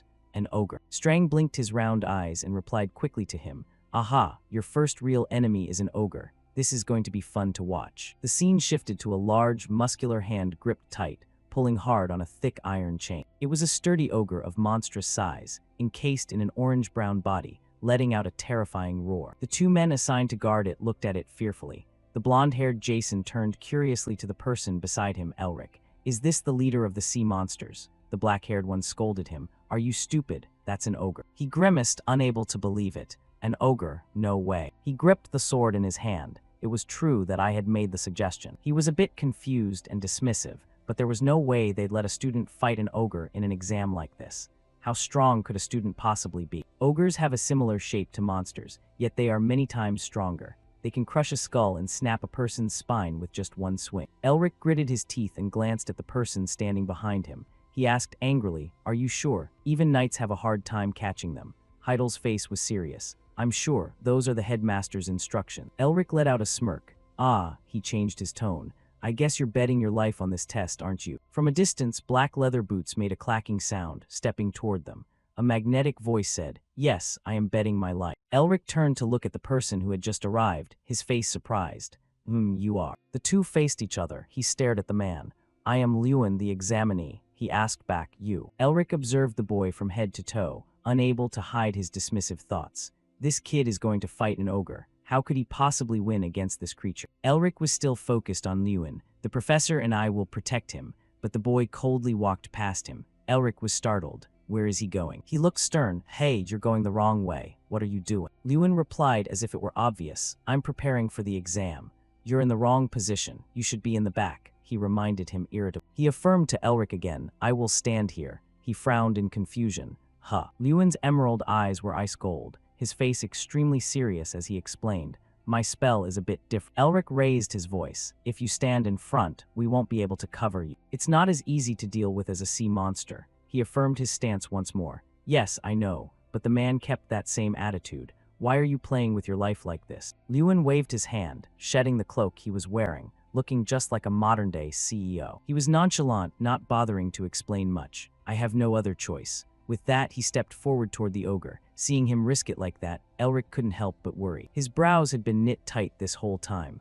I don't see any fear in him at all. He must be different somehow. Professor Heidel, who had been observing the situation from behind, finally spoke up. Lewin, get ready to go. He then shouted loudly, your exam officially begins now, and snapped his fingers with a sharp click. In an instant, the shackles on the giant goblin's hands burst open and fell to the ground. Its freedom had officially begun. The goblin seemed to explode with rage, roaring in every direction before charging straight at the group of soldiers armed with swords and shields, and Lewin. He was already in a combat stance, his hand igniting with a magic fire starter as he flew upward, streaking past the startled soldiers beside him. Elric shouted out to stop him. Hey, what are you doing? Does he really dare to face that goblin head-on? What does he think he's doing? He couldn't stop him in time. The goblin and Lewin, with his burst of flaming magic, clashed against each other. The goblin let out a massive growl, thrusting its hand out to summon a surge of magical power. Crash, the sound of the ground shattering, echoed through the air. Lewin surged forward with a shout, hurling a fireball directly at the goblin. There was a thunderous boom of destruction as the two glowing surges of magical power clashed fiercely, lighting up the entire area. Even the bystanders couldn't withstand the intensity of the combat that felt like it was about to explode. Everyone was swept up in the fiery impact of Lewin and the goblin's clash. Mr. Elric kept his eyes fixed on the battle, his expression shifting into one of utter shock. He dares to use a melee spell in this situation. Professor Heidel waved away the dust and smoke in front of him. He must have predicted this moment. Lewin certainly didn't disappoint his teacher one bit. Of course, he was the only one. Those standing nearby had long since stood wide-eyed, eyes half open and half closed in pure panic. Even the guests sitting in the stands were the same. The arena was now filled with nothing but smoke and dust. The soldiers stood frozen in place, unable to tell how the fight was going. A student dares to engage in melee combat with a goblin. I hope he's still alive. Just as people were struggling to regain their composure, a familiar back in a black shirt appeared through the smoke. Even Mr. Elric jumped in surprise. He's still alive. The sight of his face emerging shocked him even more. He was still standing firm, and Lewin was already in a stance, ready to attack again. Heidel's face remained the same, but now it carried a heavy sense of triumph, his forehead practically screaming with pride. Suddenly a hand slapped Lewin on the shoulder, calling out loudly, "Hey." It was Elric. His face was not pleasant at all as he shouted an angry reminder, "You almost got yourself killed." He calmly looked up and stared straight at him, looking composed but still replying politely, "I'm sorry. But if I had warned you, would you have let me charge in?" Hearing him say that, Elric didn't know how to argue back and could only ask, "What?" He shifted his gaze toward the raging goblin. "We don't have time to talk right now. Let's hurry up and finish this exam." The goblin was now obviously more furious than ever. Mr. Elric stepped past Lewin, waving his hand as a warning, "Fall back. I know you're strong, but this thing is dangerous." As if that wasn't enough, he opened his mouth to warn him again, his volume increasing significantly compared to before. "Stay put and let me handle this." Ignoring the words Mr. Elric had just said, Lewin nimbly dashed forward. He stopped right in front of the man. He turned around with a dead serious face. "This is my exam." Mr. Elric acted like a deaf man, repeatedly asking, "What?" Lewin kept that same determined look. "Please let me finish my part of the test." A giant and ferocious monster appeared. Its body was enormous, over 5 times larger than normal. Lewin observed the monster seriously with iron determination. Behind him, Gutter also seemed quite tense at the risk of a sudden attack. He focused intensely, unwavering. "There are 2 reasons why I can be this brave." Then he remembered the goblin possession skill. The title he got from Kingram would help him talk to goblins. Ferocious monster screeched, "Don't come near me. All of you set me free." He wasn't afraid at all because he understood what it was screaming. In the eyes of others, it was a savage monster, but to him, this goblin was feeling terrified because it was surrounded by mages and knights. The second reason was the emergency quest he was given, to strike first and defeat the enemy. The reward was a 30-point strength increase and unlocking the player's ice skill. He broke into a confident smile and charged forward without hesitation. It was truly a worthy reward for him. For someone who had to repeat a boring task every day, receiving points in one mission equal to 3 days combined was a dream. In a flash, he lunged forward, leaving a cloud of dust behind. He summoned a fireball in his hand and shot off like the wind, much to Mr. Gutter's amazement. In a split second, his punch collided head-on with the giant monster as it struck down. This created a massive shockwave, with sparks flying everywhere. It took the full force of his hit and roared in fury. With a loud bang, the fire swirl knocked it back a great distance. Very quickly, the objective of attacking the enemy first was completed. He smirked. It's not over yet. It screamed, its glowing red eyes bulging, its sharp teeth gnashing with murderous intent. I will kill you. The monster leaped high into the air. It poured all its power into this surprise attack. It shouted loudly, I will crush your head. Its strike made the ground shake violently, but luckily, thanks to his long legs, he nimbly dodged it. He meticulously observed every movement of the monster. He had to find its weakness. After landing safely, he used time refraction to surge forward. The captain marveled in shock at his godlike speed. How is he so fast? While moving, he cast a fire attack. I have to get close. Instantly, he closed the distance and got near it. He aimed for its weakness. Before the monster could react, his punch landed straight in its stomach. It let out a pained shriek. Among the knights, someone's jaw dropped in shock. He didn't flinch before the goblin at all. What on earth is this guy? Someone hid behind a shield to avoid the flying sparks. The students were equally buzzed. What's happening? Hey, look. The goblin is counterattacking. It swung a powerful fist at him, but he blocked it with his bare hands. Not giving in, it used its other hand, but he still managed to block. He delivered a kick straight to its arm. Suddenly, the monster caught his leg. Without any hesitation, it threw him away like a sandbag. His body spun through the air, looking exactly like a leaf lost in a storm. He clung to the wall like Spider-Man. Before he could even catch his breath, his eyes widened in surprise again. It threw a flaming fist at him. Fortunately, he dodged just in time, and a large section of the wall behind him shattered. He landed gently while the monster turned its head to look at it. It growled, showing clear hostility. You lowly human. He dashed forward as fast as a squirrel. He spun around, preparing to swing a kick that left it stunned. He delivered a spinning kick, something he had practiced for a long time, straight to its head. The goblin collapsed, shaking the entire ground as gravel and pebbles flew everywhere. He jumped straight onto its chest. Wanting to end it quickly, he activated the Goblin Rage skill, and a swirling red aura exploded on his hand. It broke into a cold sweat, trembling as it questioned him. Are you really human? He replied, you probably don't need an answer, do you? It stared in shock as if it couldn't believe its ear. It wondered, you understand what I'm saying? He didn't care much. While casting his move, he lazily replied, you understand me too, don't you? Before it could finish its words, a fire explosion strike, hotter than anything else, landed straight on its face. Stacking the Goblin Rage effect caused it to enter a berserk state.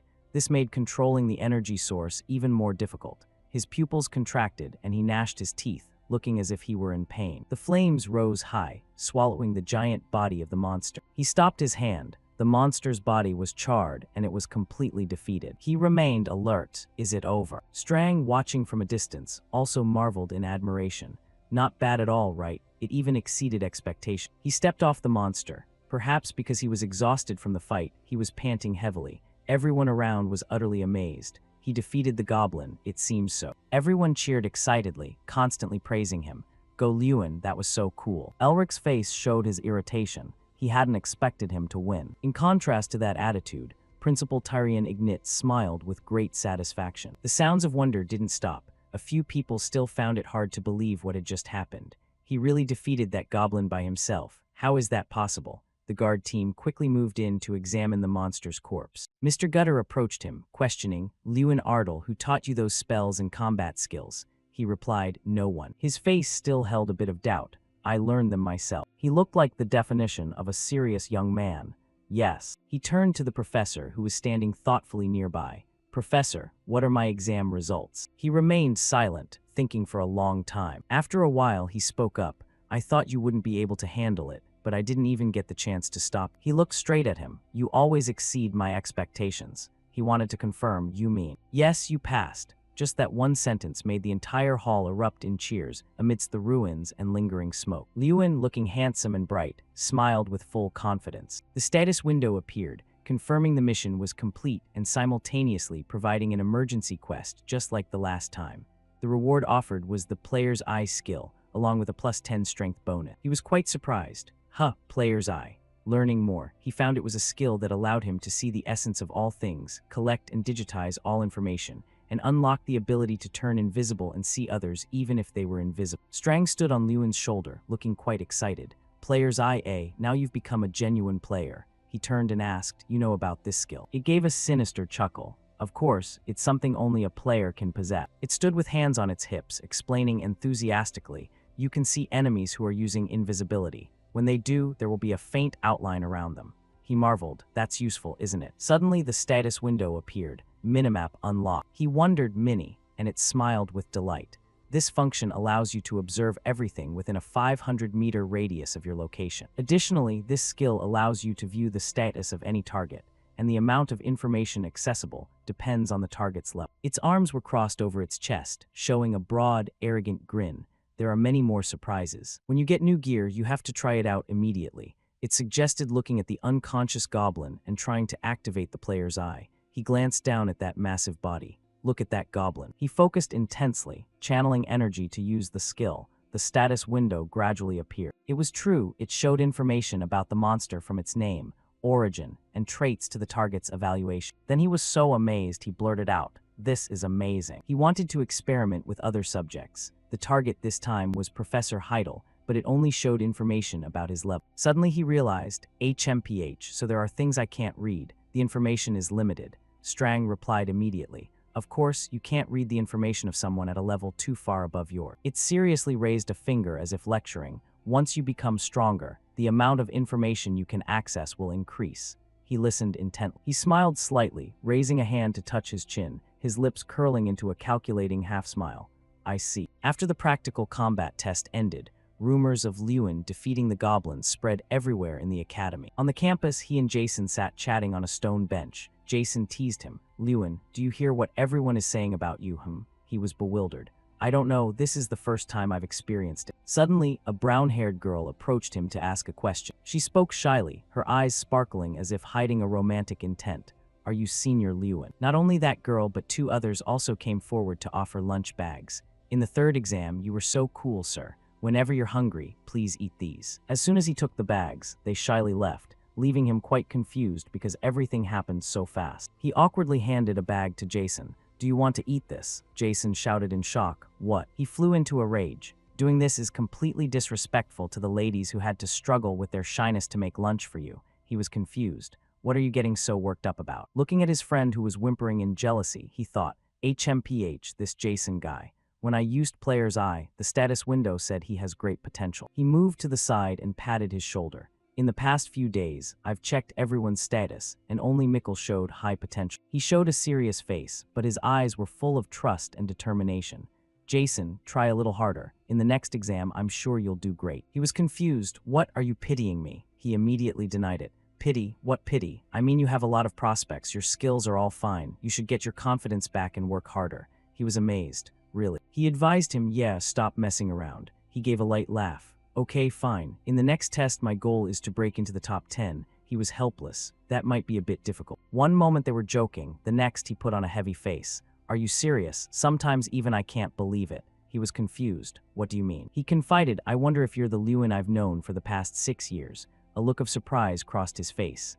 Oh. Lewin looked up at the high blue sky. Yeah, even I find it hard to believe sometimes, so I understand how he feels. He suddenly remembered. Oh right, there have been some rumors about you lately. He asked suspiciously, what rumors? He continued, people are saying you'll overtake Mikkel Garihil, not just becoming the top student, but also the academy representative. He didn't care about it at all and stood up wearily. I don't care about that, let's go inside. Afraid of being left alone, he hurriedly followed after him. What do you mean you don't care? This year is the grand festival year. Every year in May, representatives from famous academies gather, and a magic festival is held to choose the most outstanding person. And every 8 years, all mages go to the Olympiad to choose the strongest. The Grand Festival takes place in the year that both of those events happen. The Grand Festival is a national competition where the brightest students of the academies showcase their abilities. The winner not only brings back a large amount of money for themselves and the academy, but can also receive countless privileges. That's why the number of students participating in the Grand Festival is limited: 1 individual competitor and 30 group competitors.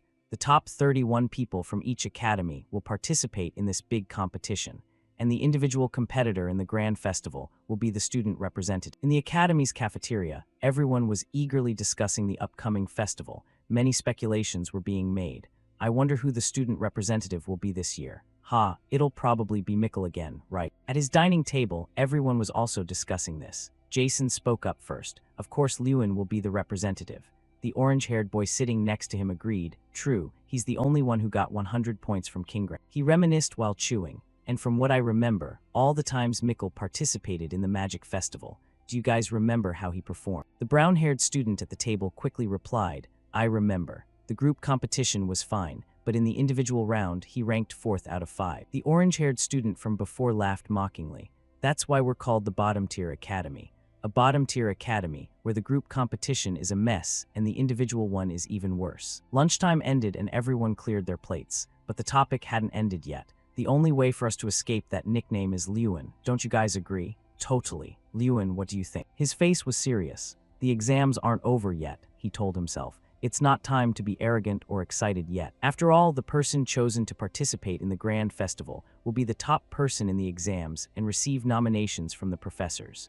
And the 4th exam, the 1v1 battle between me and Mikkel, is about to happen. He looked straight ahead, his gaze steady. That's why I have to focus on the next test, he vowed to himself. Right now, all I can think about is beating him to a pulp. 4 days later, at the training grounds, the actual combat exam is underway. Lewin leaps into the air and unleashes a spinning wind kick, his heavy sweat proving he's been training for quite some time. The status window pops up repeatedly. You have reached 1,000 strength points. You have obtained the title Apprentice's End. Strang warms up, stretching his joints. I've finally waited for this day. Let's level up right now. He crouches down, concentrating all his effort on gathering internal energy. The surrounding air currents all surge toward him. Feeling that it's enough, he vaults upward, landing nimbly on Lewin's shoulder as powerful flames erupt all around. The mission difficulty has doubled, and the reward value has tripled. He focuses intensely, compressing the stream of fire into his hands, and lets out a hard gulp. His small body stands tall, head tilted back, struggling to use his internal power to release the source of energy outward. A moment later, the source of fire blazes like an exploding sun in midair,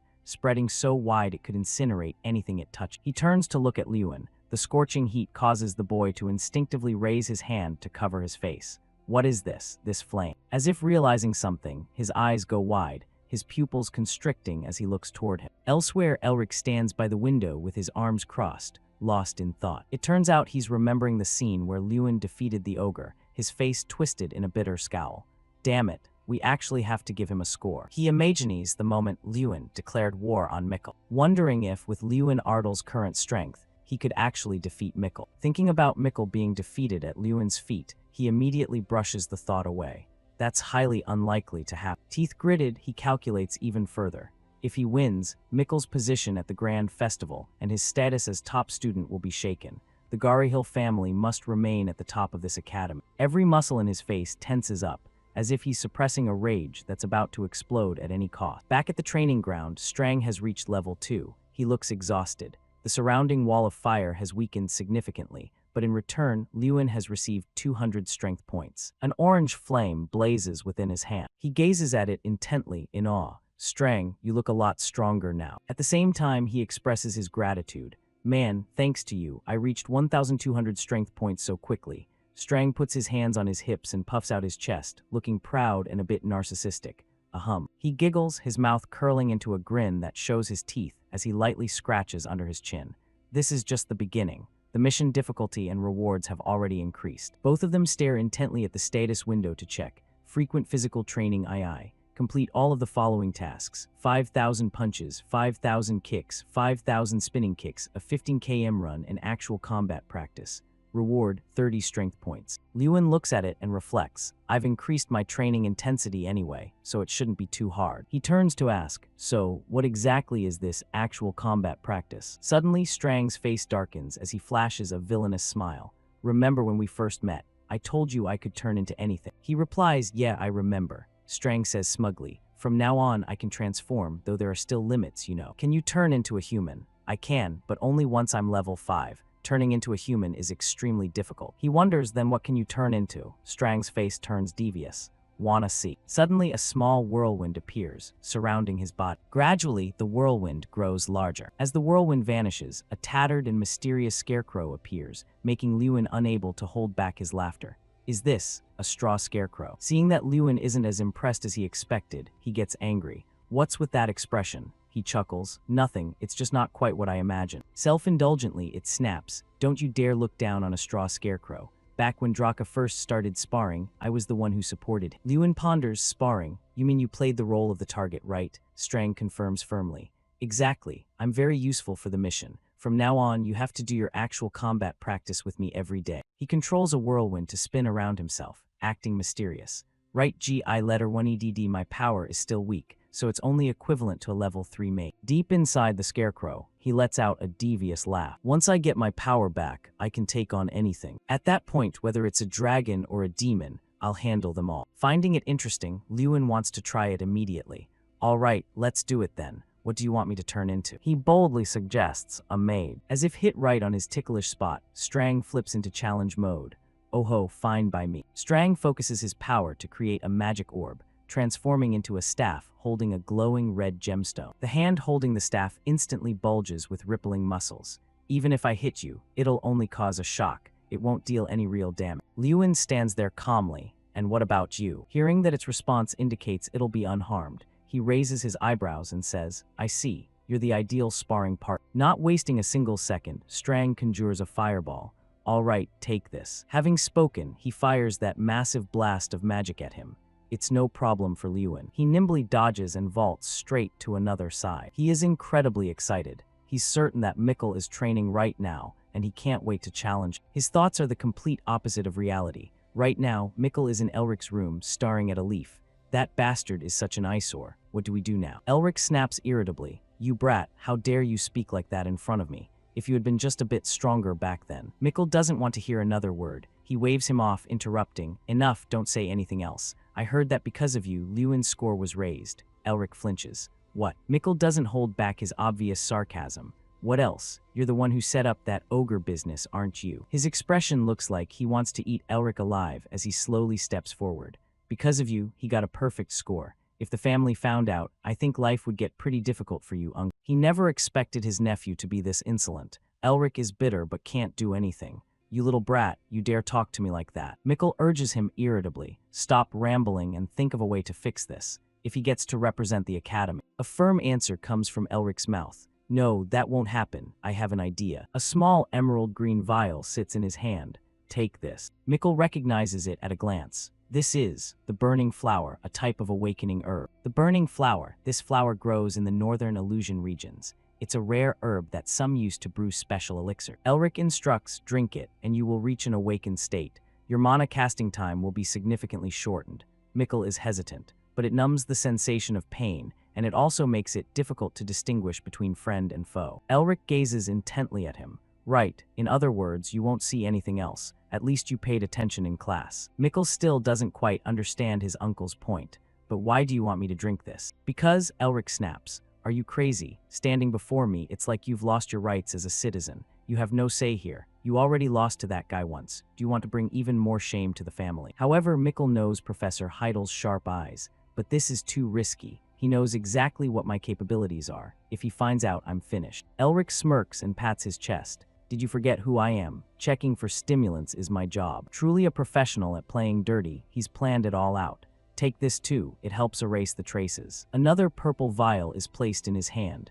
Drink this after you take the burning flower. He reassures his fearful nephew. Don't be afraid. For the Garrahill lineage, this is the only way to move forward. So, are you going to take it or not? Never expecting his uncle to invite him to use drugs like this, he hesitates, going through a deep internal struggle. Finally, the exam for one-on-one combat arrives. Right now, warm sunlight falls over the testing site, the Mana Barrier Plaza. Everyone watches excitedly from above, the sound of laughter echoing continuously. It's always like this. Whenever the combat test takes place, the arena is packed. and this is the final battle. Lewin and Mikkel stand opposite each other, staring intensely. The atmosphere falls into a state of high tension. Rustle, rustle, the sound of footsteps moving quickly forward. Lewin's expression turns solemn. It's finally the last test, a direct confrontation with Mikkel. He stands with arms crossed, listening to Strang's reminder. The opponent already knows you specialize in close combat. If he prepares in advance, it might be a bit tricky. Lewin smirks, but what if I manage to get close to him? Strang nods and replies briefly,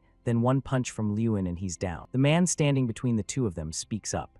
This test is designed to be as close to real combat as possible. The terrain elements prepared and arranged in the arena are extremely diverse. He asks, "Are you students ready?" Both Lewin and Mikkel answer firmly. Lewin looks at Mikkel. Something feels slightly off. He frowns and thinks to himself, but Mikkel, that bastard. He only sees a strange expression on his face, and his entire body has become tensed up.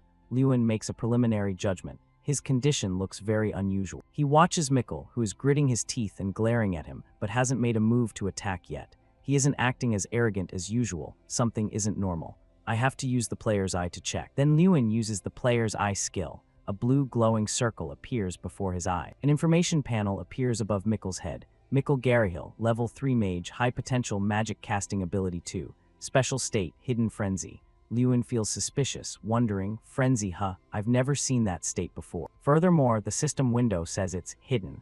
Did he do something to hide the use of illegal substances? He remembers Elric. Before the test started, students were checked to see if they were using forbidden substances. Wait, the person responsible for that check was Professor Elric. Could it be Mikkel's uncle? Did Professor Elric let Mikkel use something and then cover it up for him? The man states the rules of the match. Listen carefully, students. This battle only forbids one thing, dark magic. You can use any type of magic from the 4 elements, and points will be awarded based on the tier of the magic you use. He further explains, you don't need to worry about your opponent. Within this mana barrier hall, the power of magic is reduced by 99%. Now, does anyone have any questions? Seeing Lewin raise his hand, he asks, "What is it, Lewin Ardle?" Mikkel's face turns stiff as he hears the question. What happens if one of the 2 people is found using forbidden substances? He hears this and speaks sternly. That person will be disqualified and fail this exam, and it could also lead to expulsion depending on the severity. But why do you ask? Lewin looks at Mikkel and then indifferently replies, "It's nothing, sir." He spreads his arms, signaling the 2 of them to move apart, and then speaks. "Now, get into position." Standing at his spot, Lewin clenches his fist.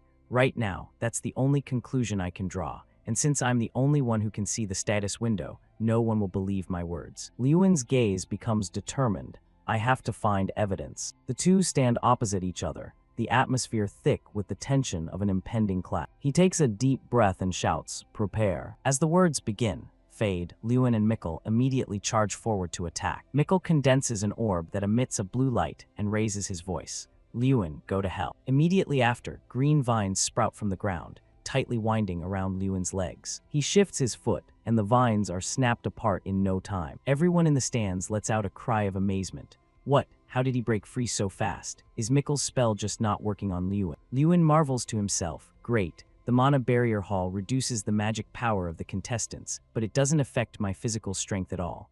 Immediately after, he charges toward Mikkel. Mikkel uses another move, pink light along with a skull opening its mouth to spit fire at Lewin.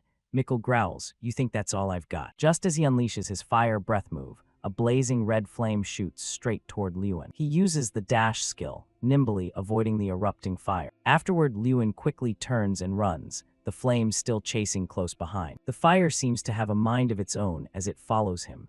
Lewin quickly jumps up to dodge. He hides behind a rock, the scorching sensation spreading all around. Lewin shifts slightly to look back. Decreased casting time and increased mana capacity. That's the effect of the elixir Mikkel is using. Mikkel laughs maniacally. "Don't hide. Come out and face me, you coward." Lewin focuses his mind, remembering what he's learned. He can see Mikkel is more hyper than usual. Surely that elixir is. An image appears in Lewin's head, the awakening herb, burning flower. He lists Mikkel's symptoms: trembling hands, extreme excitement, reduced pain perception, and difficulty distinguishing friend from foe.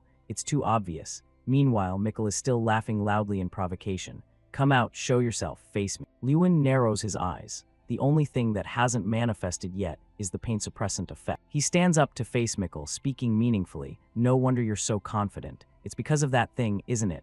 Mikkel is startled and shouts, "What?" Lewin calmly looks at Mikkel, whose face is flushing, and says a name, "Burning Flower." His expression turns to one of shock upon hearing Lewin's words. "But it doesn't matter. To defeat you, I don't need things like that." He raises his hand, his voice mocking. "Here I come, Mikkel." Lewin charges forward like an arrow while using the time refraction skill. Mikkel conjures ice and snow while cursing inwardly. Damn it, how is he so fast? An ice barrier he created appears in front of Lewin. He doesn't flinch and shouts, "Useless." Lewin's leg sweeps forward, a flash of yellow light erupting to Mikkel's utter shock. Chatter breaks out among Tyrion Ignit's group. What kind of magic is that? It's that type of magic, isn't it? Is that actually magic? On the field, Mikkel summons a level 3 spell, Fire Lizard, shouting, "Take this!" Lewin counterattacks, clenching his fist and unleashing a strike, Earthquake. As that punch slams down, Mikkel's Fire Lizard is blown away. He retreats several steps, his large body seemingly in immense pain. The crowd in the stands lets out a cry of surprise.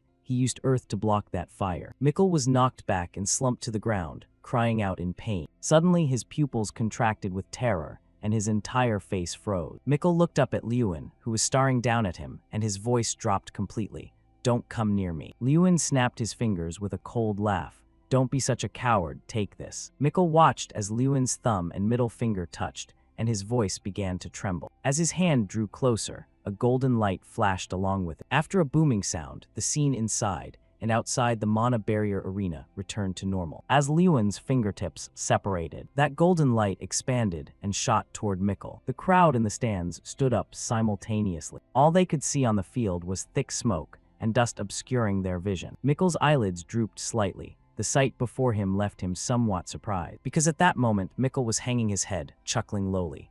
"Lewin, you dare look down on me." Just as he finished his sentence and lightly scratched his forehead, Lewin lunged forward and head-butted Mikkel in the side of the face. Without giving him a chance to counterattack, he unleashed a continuous flurry of punches. With a thud, Mikkel slammed into a boulder and lay sprawled on the ground. His body shook in waves, but his laughter echoed out. "So weak and you think you can beat me? I didn't feel a thing." Lewin thought to himself, to take those hits and stay conscious. At this rate, Mikkel might die from extreme shock. He grabbed Mikkel's shoulder to pull him up. Continuing this would be very dangerous. Next, his body was lifted high by winding green trunks called the prison tree. Lewin raised his hand and spoke up. "Teacher, has Mikkel used a banned substance?" He walked over and asked suspiciously, "What do you mean? Why would Mikkel use a banned substance? Are you sure? If you're lying, you could be disqualified." Lewin was determined.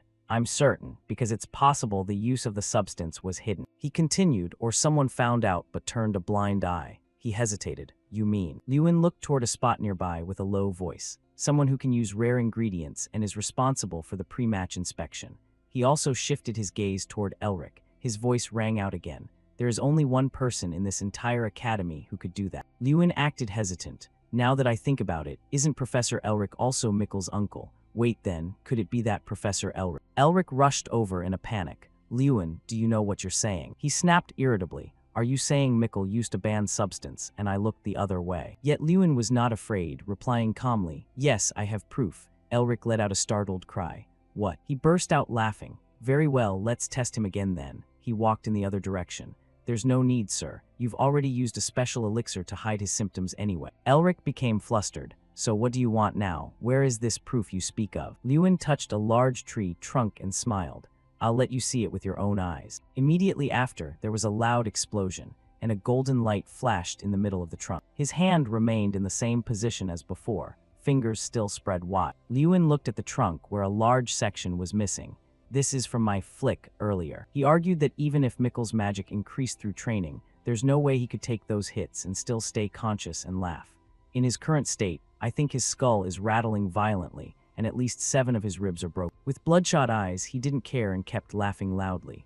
Lewin spoke up, and yet he still laughs as if he feels no pain at all. Elric's face froze when he heard the question. "Do you have anything else to deny, Professor Elric?" Above them, Tyrion Ignit stood up and raised his voice. "Professor Elric." Seeing the guilty look on his face, he already had his answer. Tyrion Ignit shouted angrily, "How dare you do such a thing in a sacred place like this? Professor Elric, follow me to my office immediately." Hearing his furious tone, Elric looked hesitantly toward his nephew. He only saw that he didn't realize how serious the situation was, only Mikkel's senseless laugh. Then the 4th exam quickly passed. The corruption of the Gari Hill lineage was exposed. Gossiping voices rang through the hallways.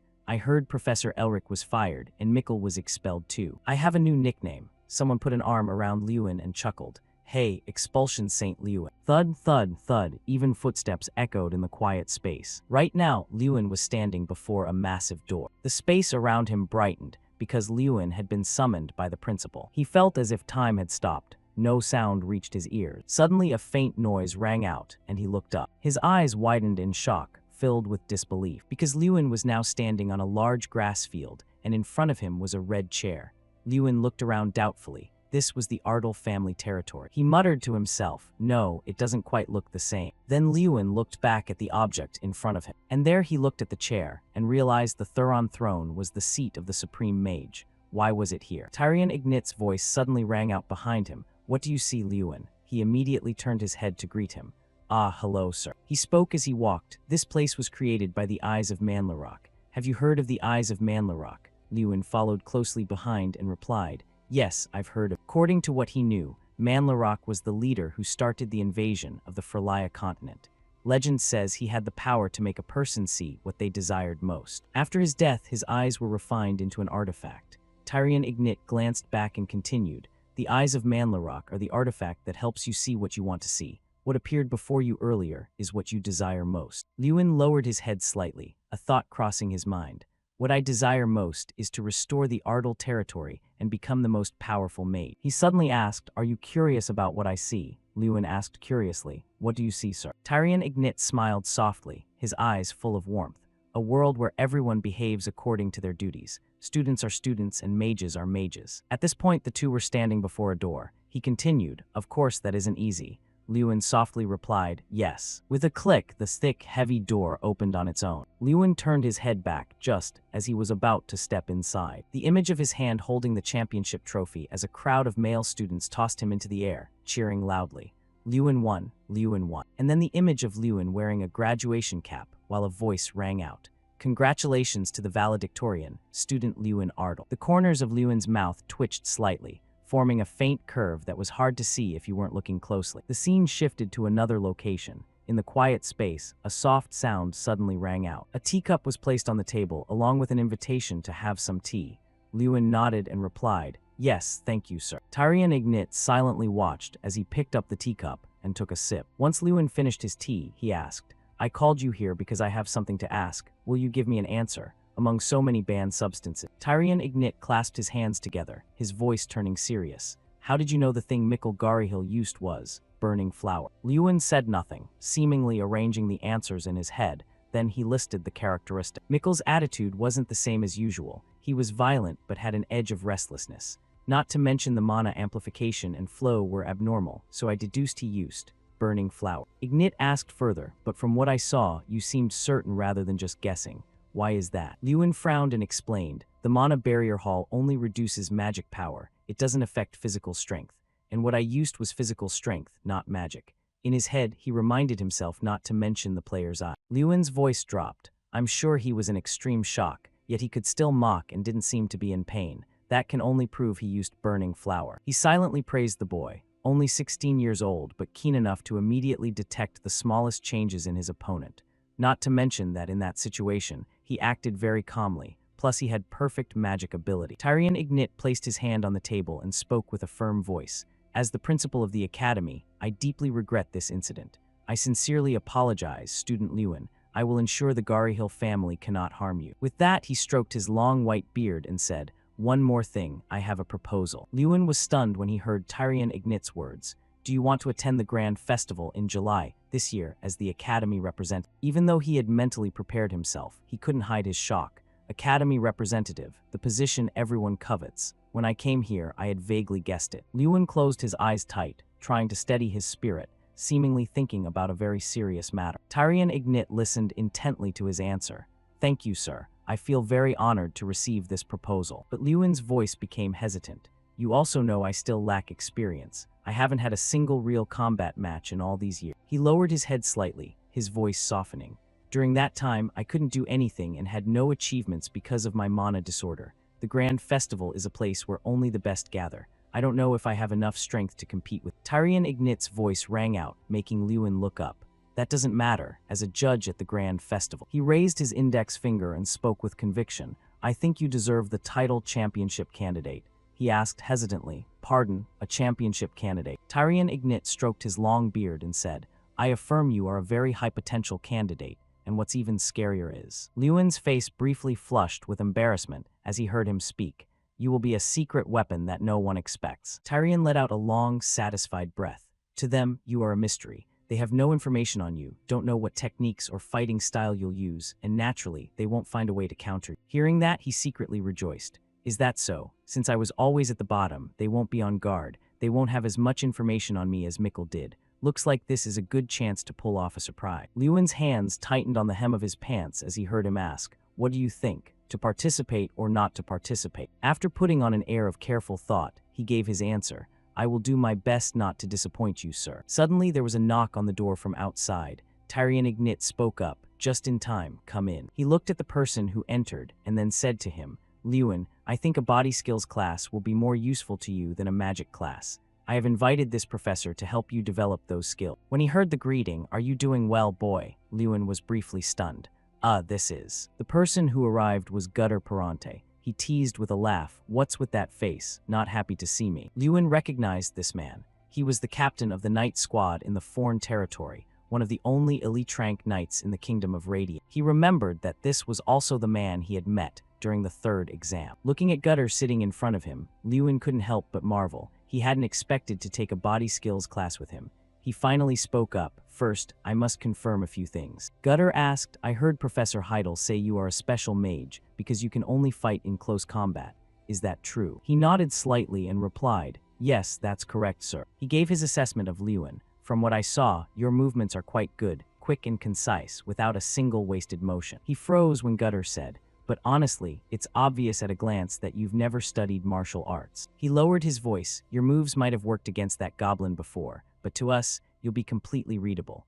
No matter how strong you are, opponents with good body skills can tell your attack is coming through the way you move your shoulders and hips. His hands resting on his knees tightened slightly. Lewin thought to himself, He's right. My moves are all repetitive motions from quests, so they don't apply much in real combat. Suddenly, Gutter stood up. But don't worry, if you learn from me, your movements will change from the most basic level. He looked him straight in the eye. So, shall we start right now? After that, the two moved their training location to another spot. Gutter's voice rang out. For a knight, the most important thing is the feet. If your feet are steady, your sword swing will be powerful. Furthermore, your feet will help you predict the enemy's next move, so your first lesson will be walking correct. He sat on a platform and said, Only when you learn to walk correctly can you use body skills. Lewin held out his hands, looking serious as he followed Gutter's instructions.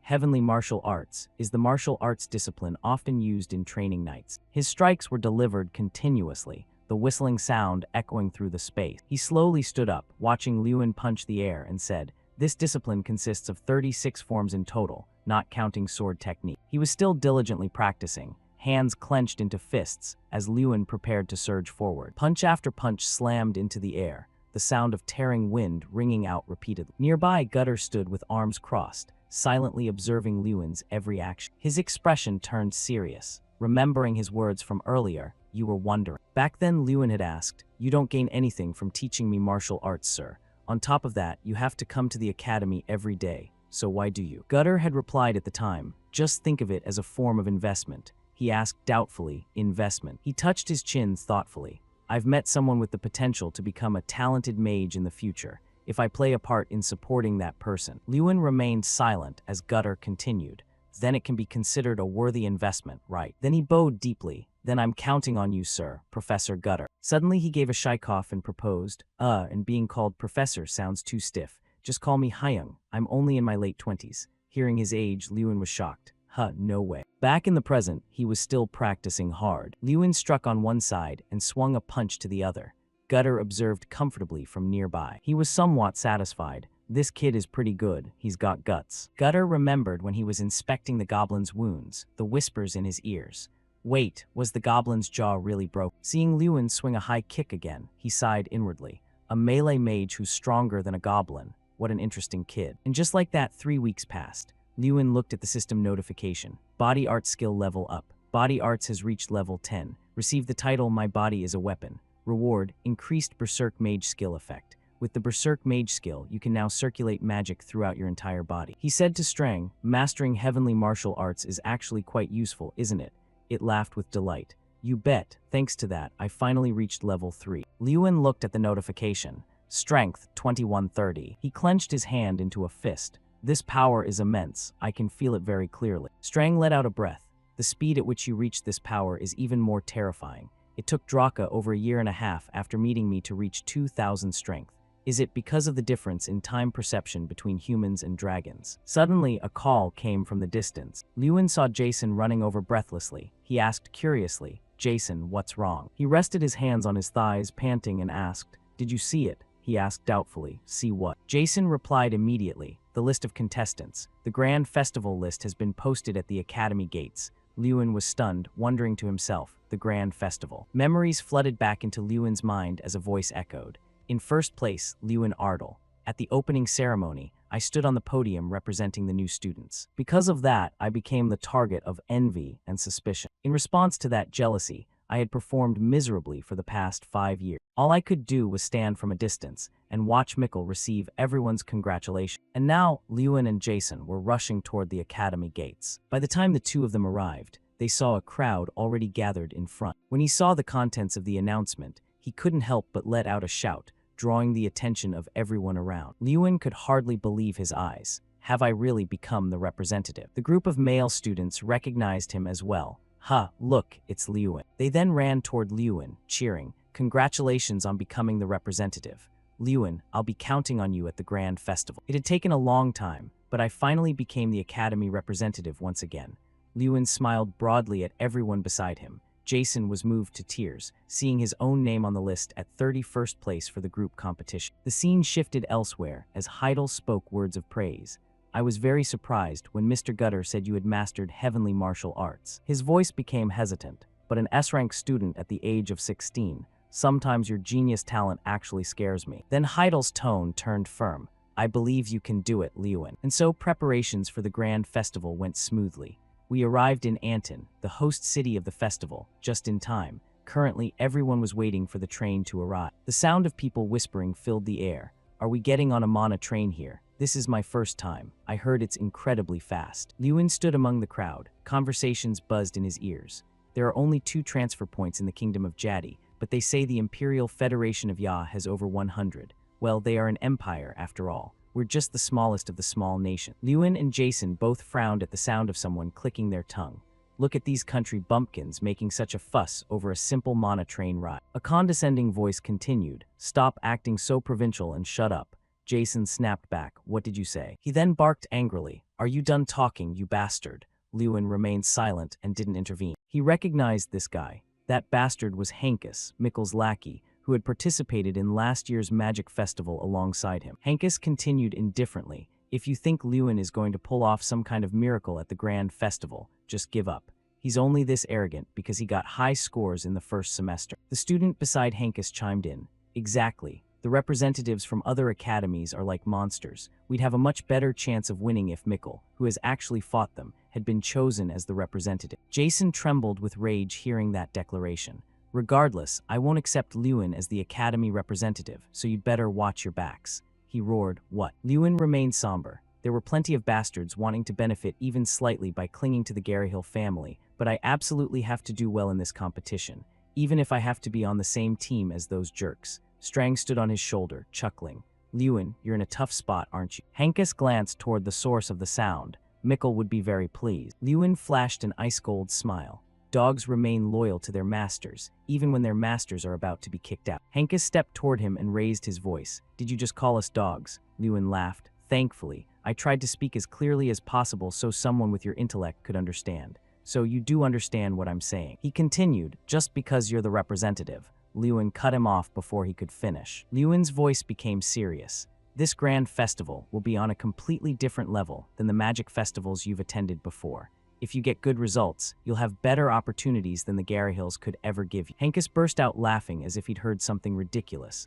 Of course, if we get good results, that's how it would be. But is that even possible? Everyone in this competition is a monster. In the end, our fate is to stay stuck in the Kingdom of Jadi working under the Garyhill family. Stop dreaming. Lewin's voice remained calm. We can do it. Lewin turned to walk away. The Grand Festival is an event where unity is the most important thing. It's better that we eliminate the elements hindering our teamwork. Hankus saw this and called out, "Does that mean you're going to compete without us?" Lewin gave him a meaningful reply. "On the way there, you should think again about who your representative currently is." Hankus gnashed his teeth at Lewin's words. "And there's no Garyhill here to notice your loyalty." He screamed in a frenzy, "You're ruining your very first individual match. I won't listen to a single command from you during the Grand Festival." With rhythmic chugging sounds, the train moved swiftly through the forest. Inside the train car, people looked out the windows and marveled. "It's really fast." Strang stood on his shoulder and laughed loudly. "What's going on here? The world has become a better place. In my time, the fastest mode of transportation was," while Lewin looked extremely embarrassed. Suddenly, the sound of footsteps echoed from a nearby door. Then a voice spoke into Lewin and Jason's ears. "Ah, I thought I smelled a loser somewhere." 3 male students were standing there. The one in the middle spoke mockingly. Well, look who we have here. The country bumpkins from that stupid academy." Lewin looked at the crest on the chest of the speaker's shirt. That crest, the Joda National Magic Academy. According to what he knew, the Joda National Magic Academy was the only training school in Joda, the Sand Kingdom built in the desert. Famous for its ancient history, they were particularly known for hunting swordsmanship and the body to the absolute limit. Lewin looked toward them suspiciously. "What are people from the Joda National Magic Academy doing here?" Sita raised his voice to ask. "Hey, you idiots from the academy, where is Mikkel Garyhill? Surely he didn't run away because of a little hardship. I was planning on having him look after us this year." He laughed out loud as he spoke. "Look after us, you know, like a slave." Theta waved his hand at those near him.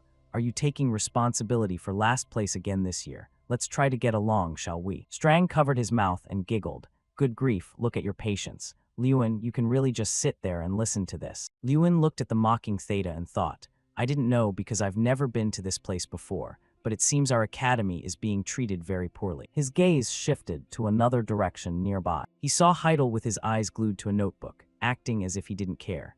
Lewin realized the professor had no intention of intervening. The Grand Festival was a competition between students, and right now, his teacher's role was simply that of a guide. He lowered his head slightly, his brows furrowed. Currently, the authority and responsibility of the entire team rested in his hands as the academy representative. Theta walked over to Hankus, resting his arm on the back of the chair. "Hey Hankus, where's your representative Mikkel Garyhill? At least he was interesting." But Hankus remained silent. Suddenly, a voice rang out that made Theta turn his head.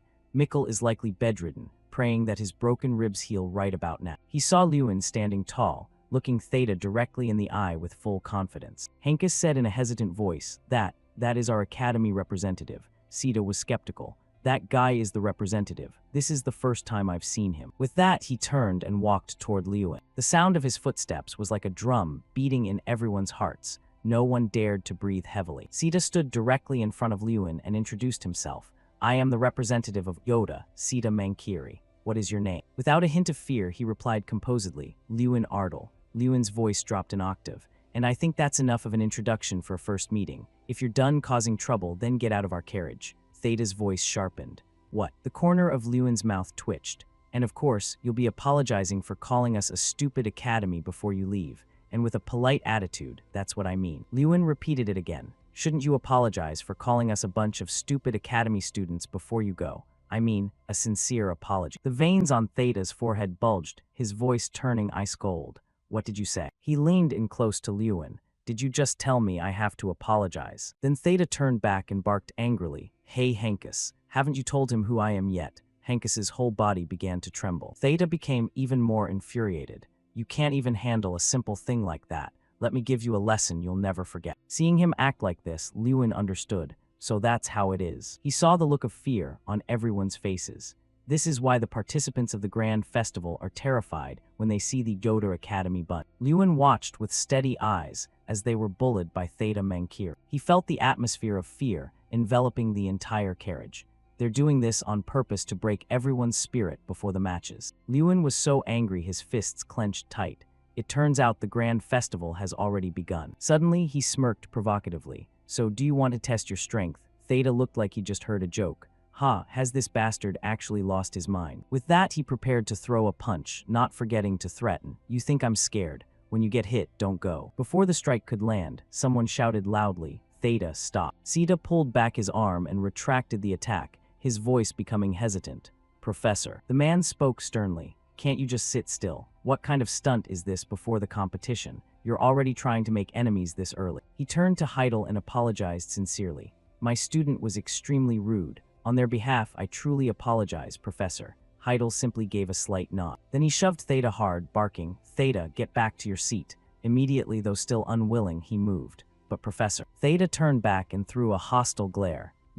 Just you wait. Lewin watched them walk away and fell into deep thought. Just as I thought, this isn't going to be easy from the start. In a different train carriage, an angry voice rang out. Professor, why did you stop us? Theta couldn't wrap his head around it. You're the one who came up with this method, so why? The man lowered his head, sighed, and asked back, You didn't see it. He was stunned. Sir, what do you mean? Theta stammered a yes, sir, upon hearing the teacher's question. Didn't you see him laughing? He recalled the scene from before.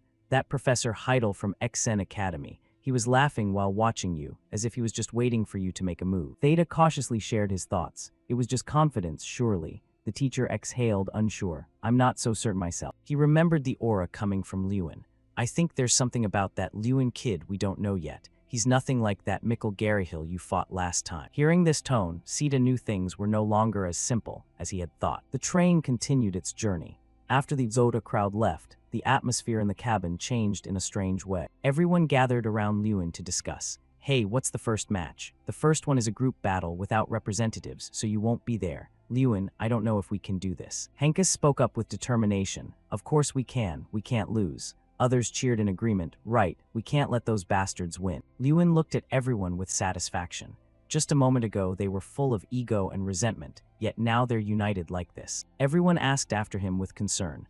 Are you okay? Lewin, why did you push it so hard? Those guys have been fighting since they were born. Yeah, he's right, if it came to a real fight. Lewin's words made the whole group freeze. Don't you guys find it frustrating? He emphasized every word. They look down on you. They look down on our school's representative to his face. As the representative, if I just sat there, what would happen? Lewin's voice rang out through the carriage again. They would only have more fun and look down on us even more. Furthermore, someone hesitated. Well, that's true, but he cut them off. If we do nothing, then we really are the stupid academy they called us. Is that what you want? The whole group looked down when Lewin asked, Do you want to be looked down on forever? Suddenly, he raised his voice. It's because you backed down that they've looked down on us all these years. Lewin continued, So, what do you want to do now? This isn't the time for ego to destroy our unity. Someone pushed Henkus forward. We were planning to have Henkus be the goalkeeper in the ball-pushing match. What do you think? He scratched his head in embarrassment.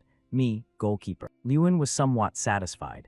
It seems Mikkel's tail has finally joined in. It should stay this way until the competition ends. A sudden announcement chimed on the train. Next stop, Antonucci. Then a voice urged, We've arrived. Everyone get your luggage. Antonucci was a small state within the Royal Federation of Danak. It was also the only state recognized as a neutral territory of the Empire. Therefore, upon stepping foot here, even thousand-year enemies had to set aside their grudge. If blood was spilled within Anton, the Danak Empire, as the continent's hegemon, would step in to adjudicate the matter. For this reason, large-scale international competitions were all held in Anton, such as the Grand Festival of the Mage Association and the Great Treasure Sword of the Swordsmanship Association. The students looked at the crowd in front of them in daze and gossiped. So this place isn't the Danak Empire. Someone dismissed the question. Stupid, not the Empire. This is just the Royal Federation under Imperial management. Someone else pouted. What's the difference? Jason looked around. This place looks like a different world. Hey Lewin, the Damon district where we live was already impressive, but this place. Lewin's eyelids lowered slightly. So this is Anton. He watched two men chatting happily, truly worthy of being the kingdom's capital. Then he looked toward two girls laughing delightedly. Everything exuded an ancient charm, and everyone seemed so relaxed. Lewin told himself, coming here makes me realize how small our place really is. Suddenly, a voice rang out. We're heading to the lodging now. Everyone, get in the carriages. Following that, everyone boarded the carriages one by one. The line of horse-drawn carriages moved along the road. The person sitting opposite Lewin and Jason spoke up as a reminder. I'm telling you this just in case. Even by accident, don't go near the other academy's area. He glanced up at Lewin. Causing trouble right now won't do any good. He became awkward. Why are you looking at me while saying that, Professor? Suddenly, Strang looked in another direction and cried out, Whoa, look there. Lewin looked at him suspiciously. What is it? Strang's eyebrows shot up. He continued, I just caught an extremely interesting scent. His eyes widened in shock. What kind of scent? Suddenly, he jumped down from up high and stood on Lewin's foot, opening his mouth. It seemed Strang had sensed a ruin of Draka nearby. The scene changed to the next day at the XN Academy Lodge. Jason watched Lewin nimbly putting on his coat and asked sleepily, "Oh, is Lewin going on a date?" He didn't answer and zoomed off like a gust of wind. The system screen lit up in front of Lewin. While running, he asked Strang, "Are you sure?" He nodded. "Positive. You'll see it appear on the minimap in a moment. Even I can see it." When they reached a place with a workshop sign hanging, memories vibrated and Strang shouted, "We're here." Lewin slowly opened the door and stepped inside. He looked at the scene inside and remarked, "I thought the Black Dragon stuff would be in a very special place. This place looks so ordinary." Lewin rubbed his chin in thought. It should have been somewhere like a black market or a rich man's basement. Strang put his hands on his hips and laughed. Draka's ruins have no use for ordinary mages. To them, it's just trash. When he used his injury immunity ring, his eyes suddenly widened, followed by a brilliant flash of light. That beam of light struck toward the man, leaving him in total shock. A ring floated within that light, and the system information appeared. The player's innate artifact is an artifact that also represents Draka's first failure. The damage immunity ability helps resist physical impacts on the player's body and increases the chance of neutralizing physical damage. Seeing this, Lewin asked doubtfully, "A failure?" Strang laughed and explained, "This one is a bit special." It explained in detail that it not only resists attacks, but also resists ordinary touches.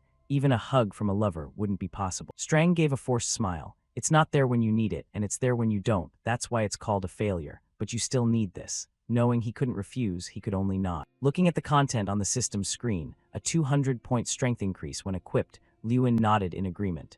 A 200-point strength increase. That alone makes me want to wear it. Then he tried putting the ring on his middle finger. Lewin looked at his hand, feeling extremely satisfied. "Very good, it fits perfectly as if it were made specifically for me." He said to the seller, "I want to buy this ring. How much is it, sir?" He burst out laughing and signaled, "Just take it. It's been here for a long time and I didn't even know how to maintain it." Left with no choice, Lewin could only suggest, "Then let me buy something else as well." He laughed again and replied, "Be my guest." He walked along the aisle, looking left and right. Having the player's eye really is convenient. Looking at the rarity of the books appearing before his eyes, Lewin marveled to himself. It could even determine the value of objects. Suddenly, his gaze stopped as he looked in one direction. A blinding golden light radiated from a book along with the information. High rarity, quantum mechanics of magic and swordsmanship. Lewin was startled. This. As he reached out to touch the book, someone suddenly appeared and blocked Lewin's hand. He looked in astonishment at the white-haired girl in front of him. This was the information appearing above the girl, Irene Prouse. S-rank mage with very high potential. Lewin recognized her as Irene Prius from the Seiki Women's University. The king of mages, the supreme mage Thuron Artemis, was one of the 11 successor mages he personally selected himself. Lewin's expression turned grave. He had heard she was a prodigy nearly reaching S-rank. He looked at Irene and remembered the information from a moment ago. The truth was she was already S-rank. It seemed the rumors had understated her abilities. She growled, "Let go." Lewin didn't back down. "I got here first." Irene's hand still pressed firmly on his. "Looking at your uniform, you must be from Ignit Academy. I am Irene Prouse of Seiki Women's University. You've already found what you need and you're just looking for more, right? But I came here specifically to buy this book." She proposed, "If it's nothing major, could you let me have it?" Lewin frowned, thinking to himself that she must have overheard his conversation.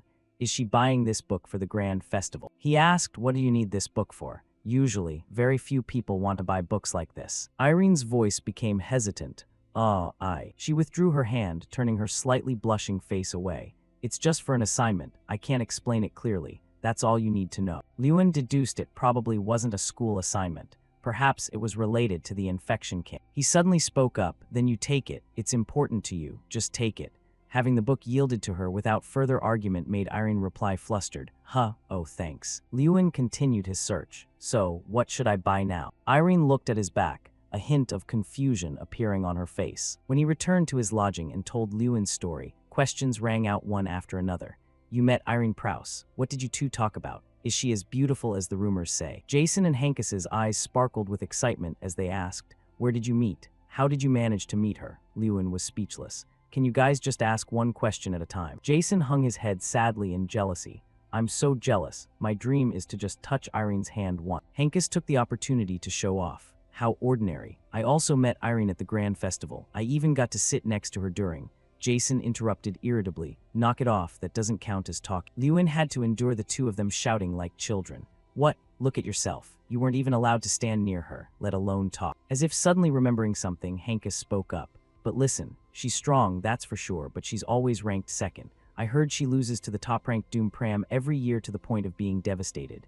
Jason stood up and shouted, that's total nonsense. How dare you say that about my Irene? Hankus let out a sigh. Since when was she your Irene? It's not nonsense. He's the top student at the Xenarch Military Training School. In other words, on this continent, he is the most recognized person among his peers. He added, not to mention he is the owner of the light sword. Lewin was surprised to hear that. A sword. He remembered that book, so that was why Irene needed it. She needed it to defeat Doom Pram. According to Lewin's knowledge, being a magic swordsman wasn't exactly great.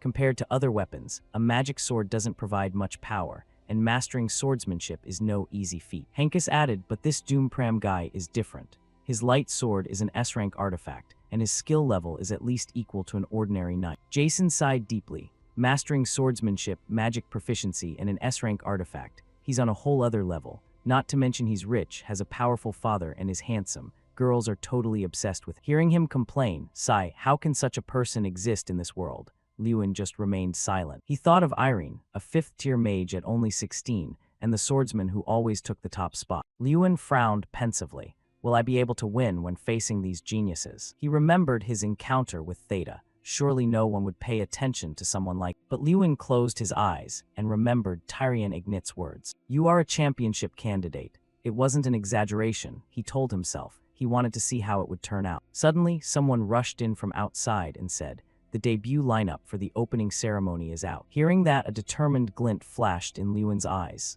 Good. Then he stood up and walked toward the door. Lewin walked straight toward the rays of light shining in from outside. The grand festival. His coat fluttered in the wind, like an affirmation that everything was just beginning. Immediately after, he thought to himself, finally, the debut lineup has been announced. Lewin's face was very serious as he looked up in anticipation. Our opponent is... Looking at the tournament bracket for a moment, he was quite surprised. Wait, a match against those idiots from that academy. Suddenly, a voice rang out from behind him. Well, that makes it too easy. It turned out to be Theta. He approached arrogantly and challenged them. Fighting you guys just gives us more time to fool around. Immediately, he turned and thought of the Johto Academy students. Lewin's face showed no fear, but inwardly he thought that fighting these guys would be the most tiring. He observed the whole group of them and considered, they are famous for playing dirty. Not to mention, the people behind them whispered in fear when they saw them.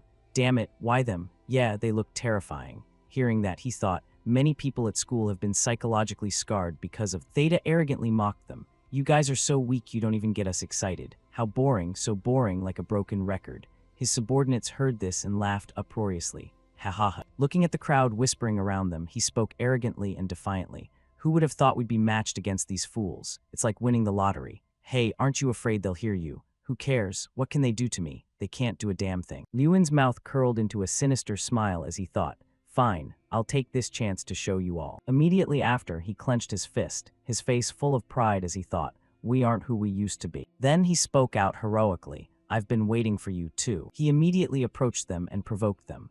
There sure are a lot of people attending the grand festival here, aren't there? Hearing that, he asked irritably, what do you want? He stepped even closer and said gently, I'd like to introduce myself. Then he shouted out a bold introduction. It's a pleasure to meet everyone. I am Lewin Ardle, and I am the representative of the Idiot Academy you were just talking about. Lewin continued to declare, I don't have much to say, just a small request. His face looked very sinister and menacing as he continued, don't ever call us an Idiot Academy again. It's very unpleasant to hear. Hearing that, Theta was so furious he gnashed his teeth. HMPA. His mouth curled into a terrifying grin as he threatened, I'm tired of being at the bottom, from now on. Lewin looked straight at them and made a declaration that surprised them. I want to be the one at the top. Those guys finally reacted violently with insults. If we don't call you idiots, what should we call you? Stop acting tough and quit your yapping. Hearing that, Theta felt annoyed and said, you think this place is like some backwater local competition? The top, that's grating on my ears. Who do you think you are? Hearing that, he thought of the white-haired old man and told himself, I am. Lewin's face was full of confidence as he spoke out clearly his trump card. In his heart, he had made up his mind. He would never back down again. The scene shifts back to that white building, where those people were whispering and discussing intensely. Who is that guy? Lewin Ardle. The whole group was having a headache discussing it.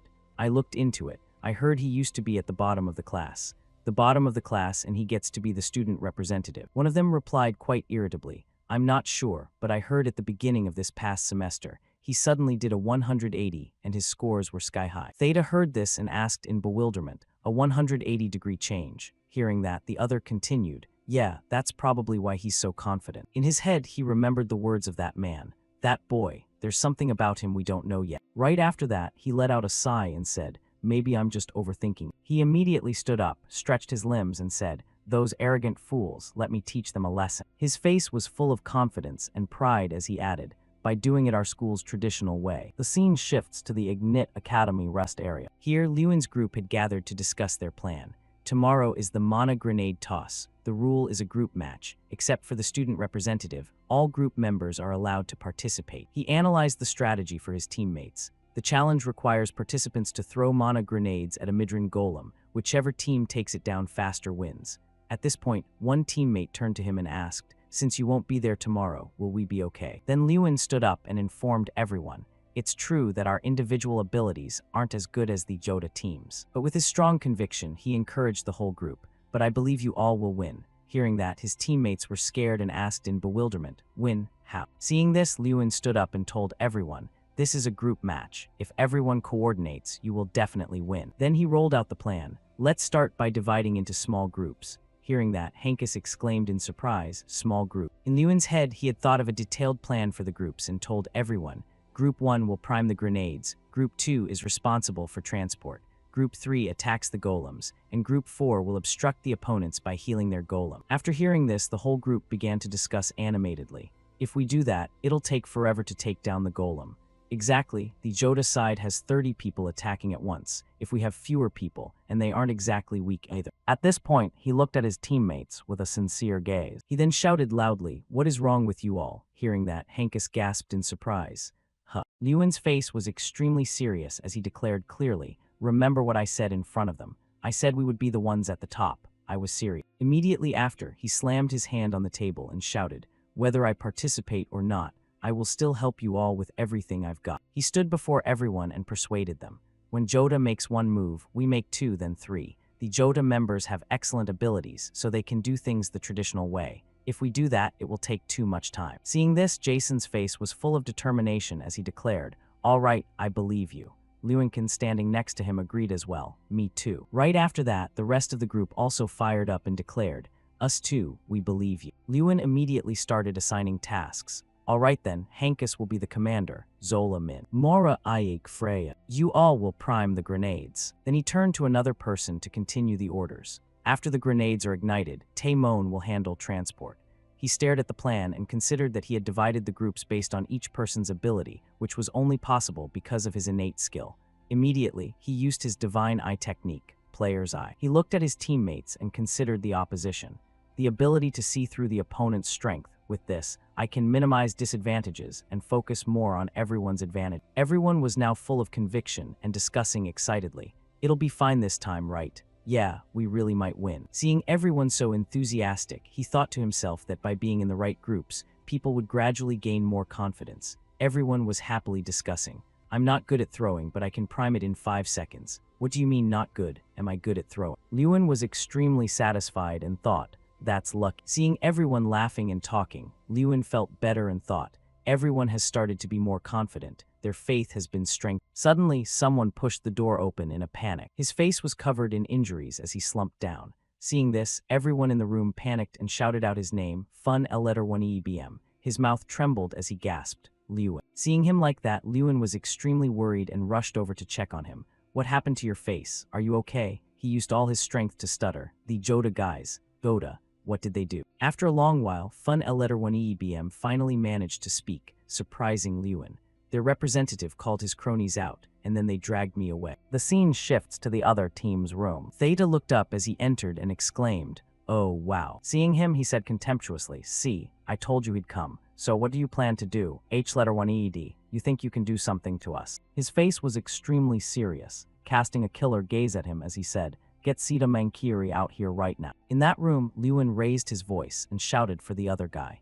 get Sita Mankiri out here right now. Seeing this, Theta gave a contemptuous laugh and cursed, "Damn it, is this guy crazy?" Then he stood up, walked in front of him, and gnashed his teeth. "What makes you think you can always act so high and mighty, huh?" At this moment, Lewin cast a murderous gaze at him, placed a hand on his shoulder, and growled, "What makes me think so, you ask?" Right after that, he applied force with his hand onto him. Immediately, he was taken down and forced to his knees on the ground. Theta's face was full of panic as he witnessed this and thought, "What is this strength?" He immediately stood up with an extremely angry face, clenched his fist, and shouted, "You bastard." Lewin quickly dodged his punch, and very quickly, with just one move, he twisted his arm, making Theta cry out in pain. His face was extremely menacing as he threatened them. "I'm warning you, if you dare touch one of our people again, it won't stop here." Theta had been severely injured and fell to the ground, crying out in pain.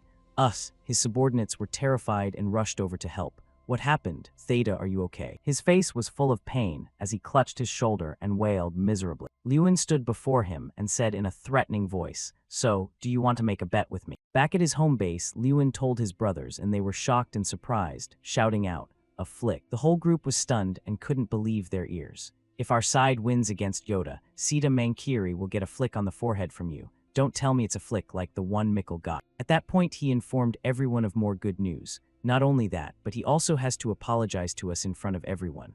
Hearing this, everyone was delighted and surprised, exclaiming, "Whoa, we definitely have to win this time. That's some great motivation. Haha, our job now is just to win." Suddenly, someone ran in and announced, "It's time to head to the arena. Everyone get ready." Right after that, the whole group arrived at the Grand Festival, the festival for mages across the entire continent, and in the history of the mages present here. Everyone looked very confident, all having become important factors in changing the fate of the entire continent. The audience was extremely enthusiastic and cheered with all their might. "Ignite Academy, let's go." Lewin's face was full of confidence and satisfaction as he thought, "I didn't expect to be a part of this place, a place that creates legends in history." Immediately after, the announcer shouted to inform everyone, "The opening ceremony has ended. All students, please return to your seats." The whole group immediately returned to their seats. Suddenly, he ran into someone. It turned out to be Theta. His face was full of rage and he gnashed his teeth.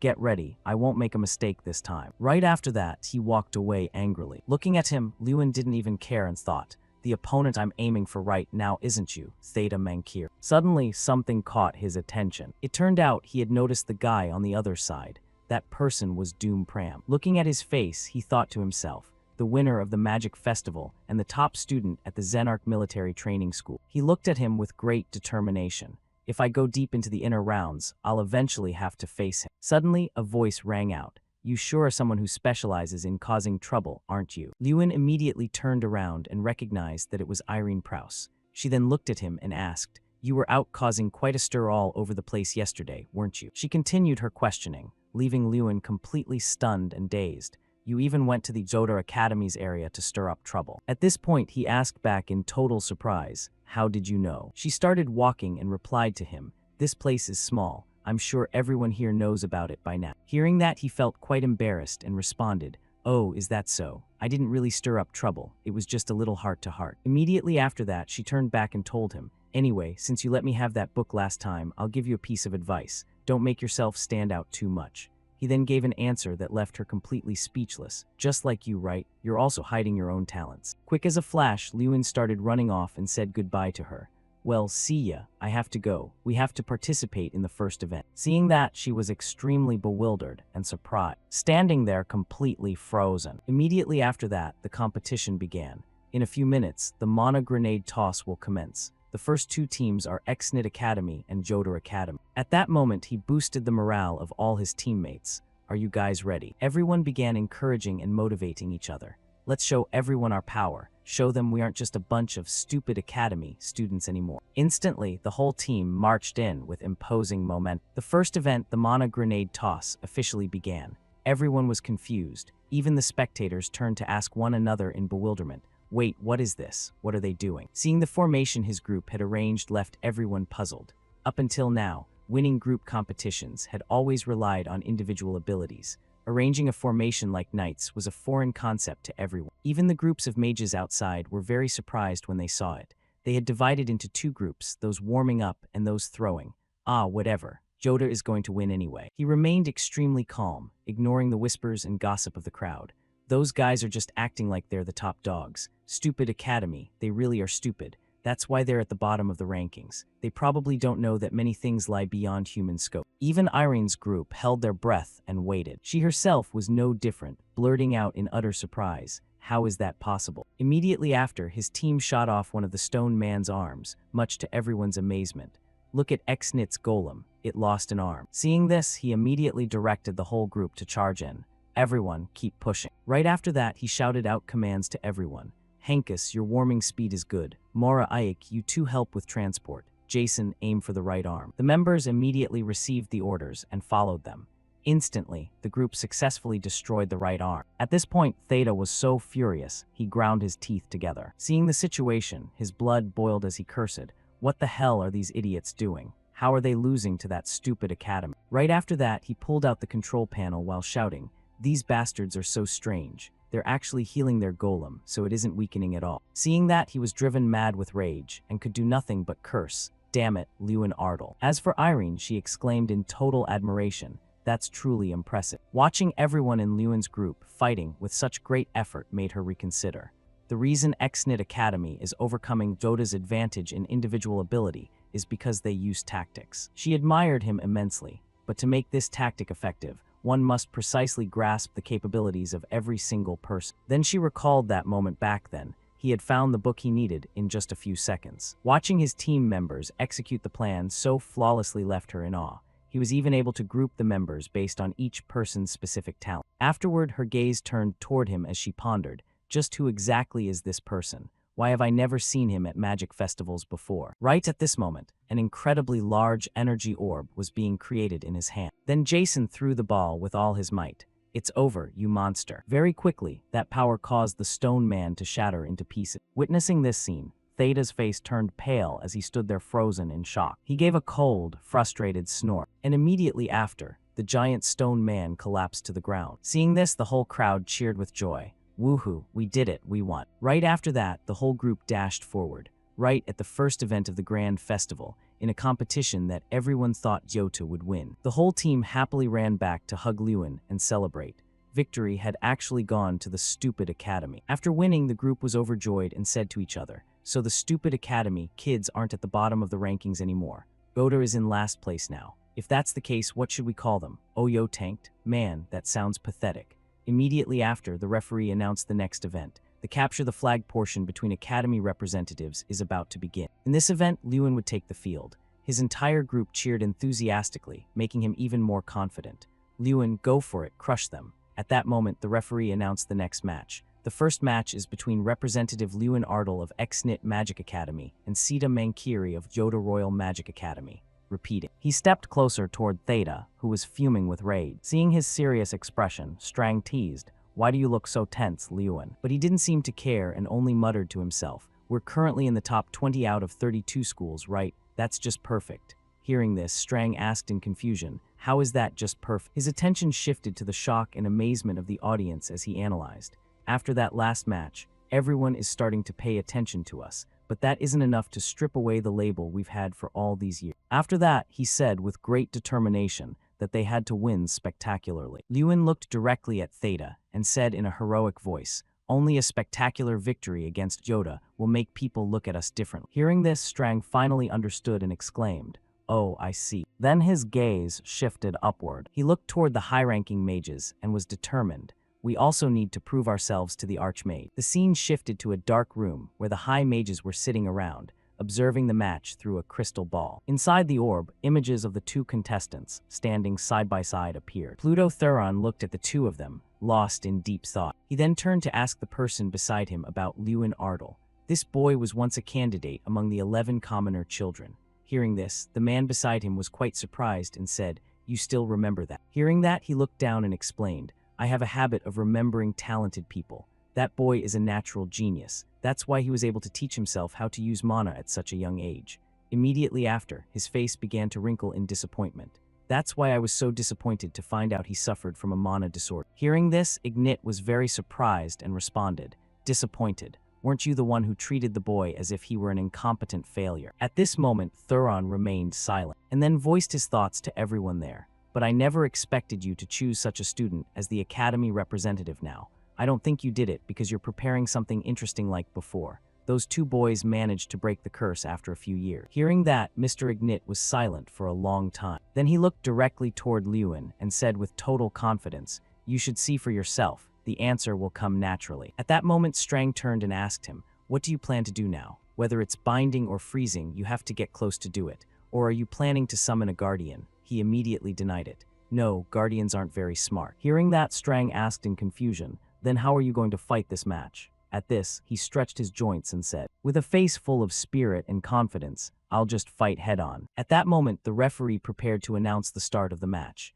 As soon as the word "begin" rang out, he immediately built up momentum and flew like a gust of wind, charging straight at Sita. Seeing this, he didn't back down. He immediately utilized his power and shouted, "You'll pay for what you did to me the other day." Immediately after, he unleashed his power to summon a combat guardian toward. He saw the giant knight guardian closing in on Lewin, but he didn't panic at all, instantly using the time refraction technique. Very quickly, he skillfully dodged the knight's strike with ease, and then quickly lunged forward. Immediately after, he was behind Theta in a flash. Seeing this, he was infuriated and moved to strike, gritting his teeth as he cursed, "Damn it." But Lewin didn't flinch. He calmly used his bare hands to block the punch. His face was smug as he taunted him, "I knew it." Finding that his hand wouldn't move, the other guy cursed furiously, "Are you going to let go or what?" He then calmly spoke to him, leaving Theta dazed as he blurted out, I don't think you should be saying that right now." It turned out the Night Guardian he had created lunged toward the other guy with a roar. Seeing this, Theta turned pale and screamed, "Stop, you stupid Guardian." The Knight drew closer and closer to him, leaving Theta terrified. He was furious but could do nothing, thinking,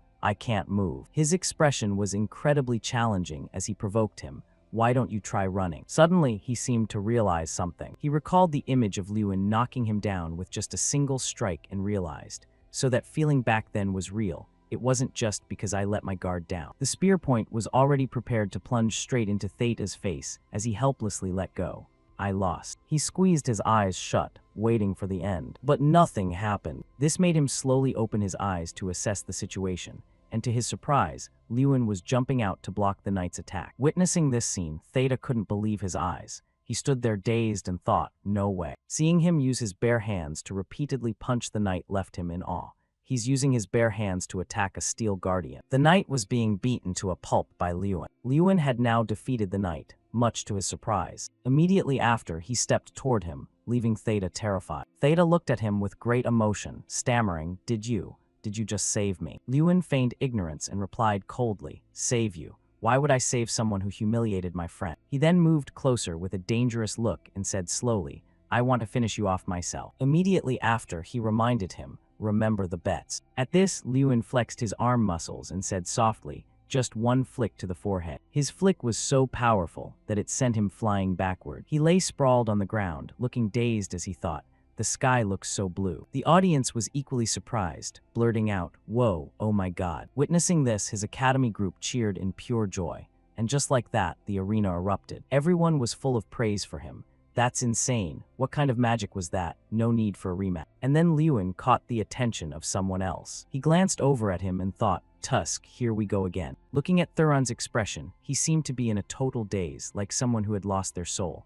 Many thoughts raced through his mind. A demigod like myself, the only level 8 mage, the one known as the Archmage, and yet I've never seen magic like this before. He couldn't believe his eyes. He stared at him and wondered, "Who exactly are you?" Watching him laugh and joke, he was infuriated, the name Lewin echoing in his mind. Thuron was enraged. He bared his teeth and glared as if he were about to devour the boy. "Tyrian Ignit, tell me everything you know about Lewin Ardal," he suddenly asked in a mysterious tone. He remained silent, lost in thought, looking a bit helpless. That boy is a student who always does his duty, someone everyone thought would give up, yet in the end, he didn't. He rested his hand on the chair and began to tell what he knew about him. Someone who knows how to turn a weakness into a strength, and is a mage who acts more like a mage than anyone. That is what I know about Lewin. After hearing this, his lips thinned, appearing to be angry. He suddenly stood up, leaning on his hands, speaking with a mocking laugh. "Ho, are you trying to protect your student from my curiosity, Tyrian? What if I just call Lewin here and ask him directly? he said arrogantly with a triumphant look. If you intend to force the boy to speak, he said meaningfully, piquing his curiosity, then I'll have to stop you. Thuron almost couldn't believe it. He looked toward Tyrion with annoyance. He let out a sigh and then smirked with contempt at Tyrion's words and action. Are you exercising a mage's right to secrecy? The oath of Miley. They stood staring at each other, ignoring the people on the other side. Fine then. But a little exchange probably won't be a problem, hum. He looked back toward the orb, the corners of his mouth twitching as if he had caught his prey. The one to reach the limits of magic must be me. Thuron stared at the orb without blinking once, determined to find out what that magic was. Lewin Ardle. Somewhere else, late at night. We've only won one round. He placed his hand on his head and complained. We should focus on resting now, if we keep partying like this. The other schools are coming too, so why are you getting so worked up? A group of students were drinking and laughing loudly together. Opposite them was a completely helpless Lewin. That was great. I always thought if I ever got to Altine, I had to stop by this place. Come on, Lewin, celebrate the victory. It's a festival after all. Jason stepped up behind him. At that, Lewin was 3 parts helpless and 7 parts exhausted, only able to let out a weary sigh. We have Altine coconut juice here, and Dragon Kiss, too. 2 delicious-looking drinks were laid out before them. Dragon Kiss. He was surprised to hear the name of that drink. Haha, you know I've always been a patriot. With that, he held the bottle straight out toward him. So this is a local specialty of yours. You bet, but that's not why I ordered it. From somewhere, footsteps were approaching. Just one sip of this and you'll feel like you're kissing a dragon. The taste is top tier. Jason used all the best words to market the bottle. Come on, Lewin, don't make that face. Give it a try, just 1 glass and you'll be there. I mean, just 1 glass and you'll taste perfection.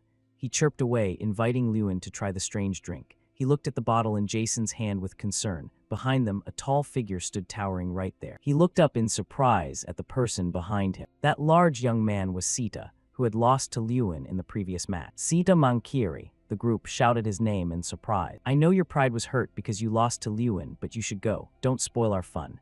Jason frowned, glancing at him with annoyance. Sita Mankiri. He found it hard to believe his eyes as he thought of his name. Why was he here? To cause trouble. I came to apologize. Casting aside his ego, he narrowed his eyes, struggling to force out the apology. Their faces turned into question marks, completely shocked to hear him speak. I apologize for looking down on you all this entire time.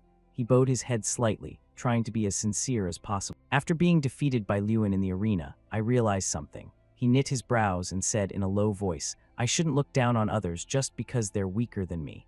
Words that seemed impossible were actually being spoken. There are still many people in the world stronger than I am, so to someone, I am also just a weakling. I truly feel that what I've done to you all this whole time was wrong. The group was still in shock at the words he was saying. Wait, why all of a sudden? Jason looked at him in confusion, his face dotted with sweat. I know that even if I say these things, you won't easily forgive me, but I'm saying it just so you know. I am truly sorry. He bowed low, showing the utmost sincerity. Lewin looked at him, his expression softening slightly, but he still didn't say a word. It was quite awkward. The other friends looked at each other sheepishly, only able to scratch their heads to pass the moment. Yeah, that's true. I'm sorry for ruining the mood. I'll be going now. After speaking his mind, he stood up straight, preparing to leave. Sita, a voice called out, making him turn around in surprise. Are you apologizing because of the bet, or do you actually mean it? Lewin looked at him sternly, half trusting and half doubting his sudden apology. I mean it. He looked at him, his honest face saying everything that needed to be said. After hearing that, he let out a sigh of relief and smiled. Thanks for the manly apology. He stepped forward and reached out his hand in a gesture of encouragement, making the other man's eyes widen in surprise. Emotions surged within him, his eyes speaking volume. He reached out to shake his hand. It was a truly indescribable handshake. This is delicious. What is it? They resumed what they had been doing earlier. My friends had also accepted Theta's apology, and so we all gathered together. And then they went around with their arms over each other's shoulders, chugging bottles of Dragon Kiss until late into the night, getting drunk on the atmosphere. Amidst that atmosphere, Lewin suddenly snapped his eyes open, his face clearly showing panic as he fell into a contemplative silence. Jason and the others stared at him and grinned widely. Lewin, you're finally awake. He propped himself up with one hand while rubbing his head with the other.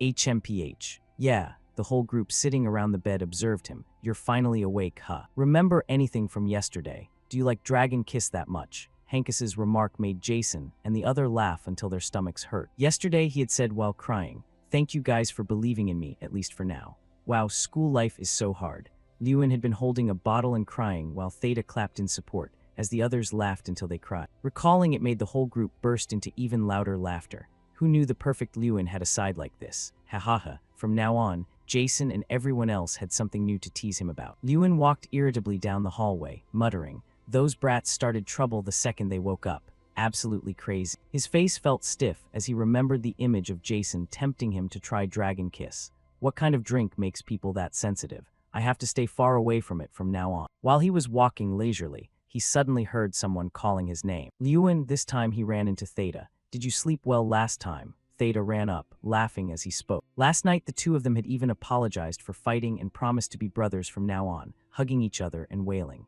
He blushed and hurried away while Theta stood in the middle of the hallway shouting, "See you later, my friend." Lewin ran faster. Doesn't he feel any shame at all? His face was as red as a tomato. He dragged his tired body and continued walking. It really was a case of out of the frying pan and into the fire. He ran straight into Professor Heidel. "Trouble follows you wherever you go." The professor's words made Lewin flinch. "You know about that too, sir." But the professor didn't mention it. Instead, he informed him that someone wanted to meet him. He wondered, "Who is it, sir?" The two stood facing each other. He said that person was a dangerous man with a polite exterior, which only made Lewin more curious. "Who is it?" His face was full of surprise when he learned the person who wanted to see him was the fake god named Lord Terran. Professor Heidel also went out of his way to warn him. "Be careful, Lewin, Terran is a mysterious man." He continued sternly, "People who hide their true nature like him are very dangerous. I can only tell you this much." He went on as Lewin stood there listening intently, his face pensive for a moment. "I'll keep that in mind, Professor." Lewin seemed to be soothing the professor's anxiety. "Good, then after today's session ends, I'll let you know the time." After hearing Lewin's story, the students were extremely excited mixed with a bit of surprise. "Lord Terran, the Supreme Mage is watching us." They all shouted. Some were excited, others were scared. He stood with his arms crossed and spoke firmly. "Yeah, so that's even more reason to win. I've already thought about a tactic named, if possible, defend." After hearing that, everyone was bewildered. "What do you mean?" Lewin pointed at himself confidently like a multi-level marketer. "I'll run to the goal." The next match was Arrow Ball. This is a game using arrows that have the ability to move. They will continuously fly all over the place. Each team has 9 members divided into attack, defense, and goalkeeper positions. Whichever team shoots more arrows into the opponent's goal wins. The rules were simple, but the match demanded high tactical skill. One must know when to use defensive magic and when to use control magic. One must know how to catch the arrow ball and throw it into the opponent's goal. Normally, there are many things to consider, but with Lewin, the rules were just ordinary words. A member of the opposing team shouted in panic, "Watch out." He flew like the wind toward the opponent's goal. The match began. The opponents shouted, "Ice Tree," as others used Ice Spear, their hands accumulating ice magic to attack Lewin. Someone accumulated mana in their hands to release a giant firewall called Fire Fortress toward Lewin. With one hand he smashed the ice block, and with the other he threw a punch that shattered the flames. They used all kinds of magic, but it was all useless. In the stands, Theta was even cheering for Lewin louder than the people from Ignit Academy. "Go Lewin, go Ignit." People looked at him with judging eyes. What's wrong with him? Yesterday he lost and was making such a scene. Lewin must have hit him so hard he lost his mind. Probably. Hearing those words, he shouted back angrily, "What did you say? Lost what? Don't you know you have to punch each other before becoming brother?" A student spoke up. "What do you mean punching each other? Weren't you the only one getting punched?" The words cut like a knife into his ears. "What did you say, you brat?" The boy replied fearfully, "Nothing." Then everyone stopped talking in front of Theta and moved to gossip behind his back. "Sai, what's wrong with these representatives?" The tall, dark, and brooding guy stood with his hands in his pockets, thinking, "Lewin Ardal, after fighting you, I'm certain of one thing. You will be the mage of the next generation." Lewin's image appeared very impressive in his eyes. Irene Prouse of the Women's University. Next, Dalian Malkin of the Frelaya Holy Arts School. And finally, Doom Pram of the Zenarch Military Training School. Theta had directly faced the best at the Grand Festival, but Lewin was even stronger than those people. Not only was he strong, but Lewin also had leadership skills and endurance. His image replayed in his mind. Thinking of this, he still couldn't believe that after everything, Lewin still accepted being friend. "Captain, it's almost our turn. Aren't we having a strategy meeting?" "Yeah, let's go." And so Theta couldn't continue cheering for Lewin. Someone shouted with all their might, "Stop Lewin Ardal." They were desperately trying to block Lewin with their lives. Ice, fire, earth, wood, they pulled out whatever they could use. They all shouted in unison, "We're trying our best here." Lewin, with his agile body, easily dodged all the opponent's attacks. He smirked triumphantly. Are you done yet? Now it's my turn. They hurriedly built a thick ice barrier out of fear. He gave a grunt and punched the ice, shattering it into fragments. Ice shards. The whole group fled in such a hurry, they fell sprawling on the ground. Be careful. Did you forget about us just because you have Lewin? While Lewin was disrupting the enemy formation, Jason had already caught an arrow ball. He caught the arrow ball, block him. Even if they wanted to stop him now, the defensive line had already been scattered. And they were facing Jason, a master of throwing. Take this, he shouted, raising the score to 2-0. People outside cheered wildly. Well done, another point. After that, all attention was on Lewin, as Jason and his teammates took advantage of the weakened defense to attack the gaps. He charged forward with the speed of tearing wind. Lewin Ardle could not be stopped. Thus, their defense was broken. The entire audience couldn't believe their eyes. It was unbelievable. Down on the field, everyone was panting from exhaustion. He's truly a monster. We give up, we've lost. In a normal arrow ball match, there would be 3 to 4 goals. But IGNIT Academy scored 11 goals, setting a record without letting the opponent score a single point. A surrender signal. There's a surrender signal. The commentator's voice echoed through the stands. The winner is Ignite Magic Academy. He and his teammates celebrated happily amidst the cheers filling the arena. Our academy won overwhelmingly, with a difference of 11 goals. Looks like that guy wasn't bluffing. Yeah, maybe he really will be the top one.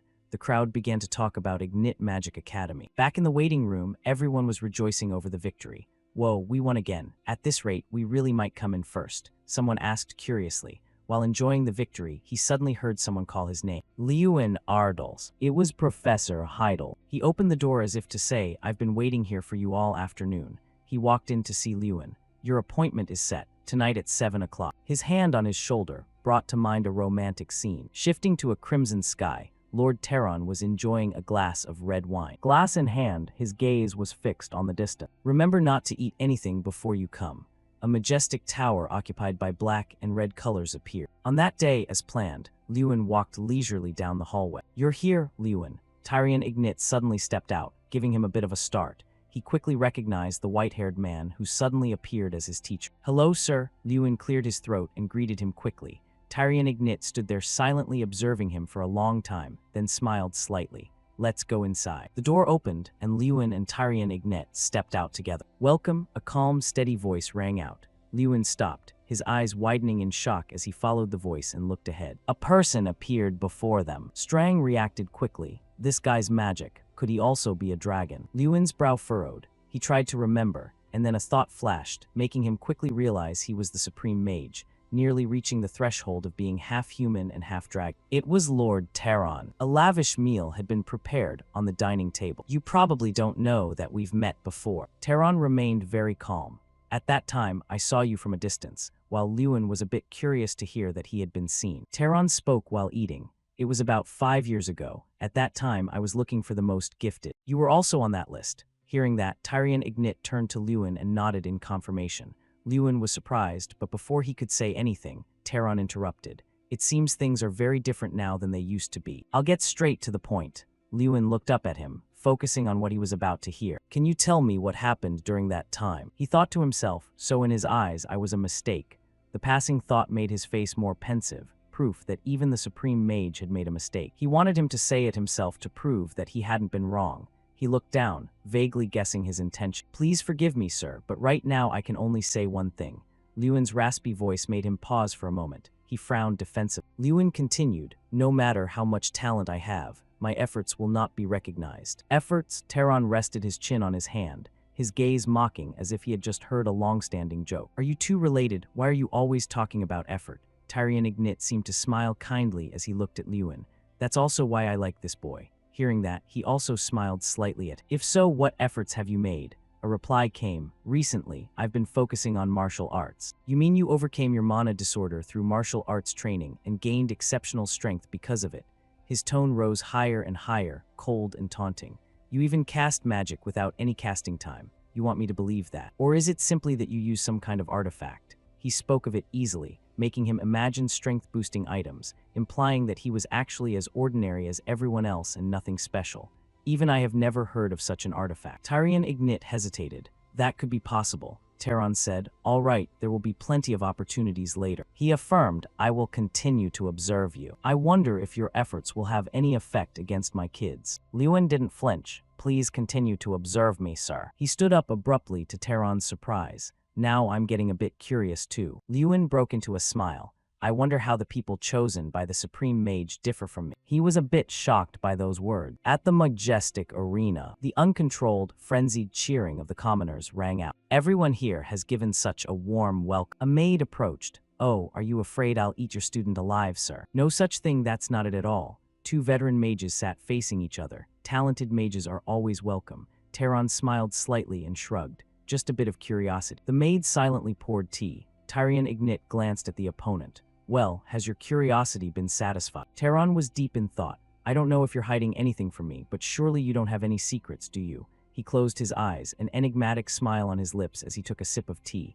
Right now, I'm starting to get curious about something else. He repeated, curious about something else. You heard it too, that kid is subtly threatening me. Taron shrugged. Tyrion could only give a helpless laugh. Look at him, he's just a wet behind the ears kid. That brat isn't afraid at all. While there are plenty of mages who tremble when standing before me. Truly interesting. He gave a slight laugh, a hint of expectation in his voice. In the quiet space, Taron looked calm.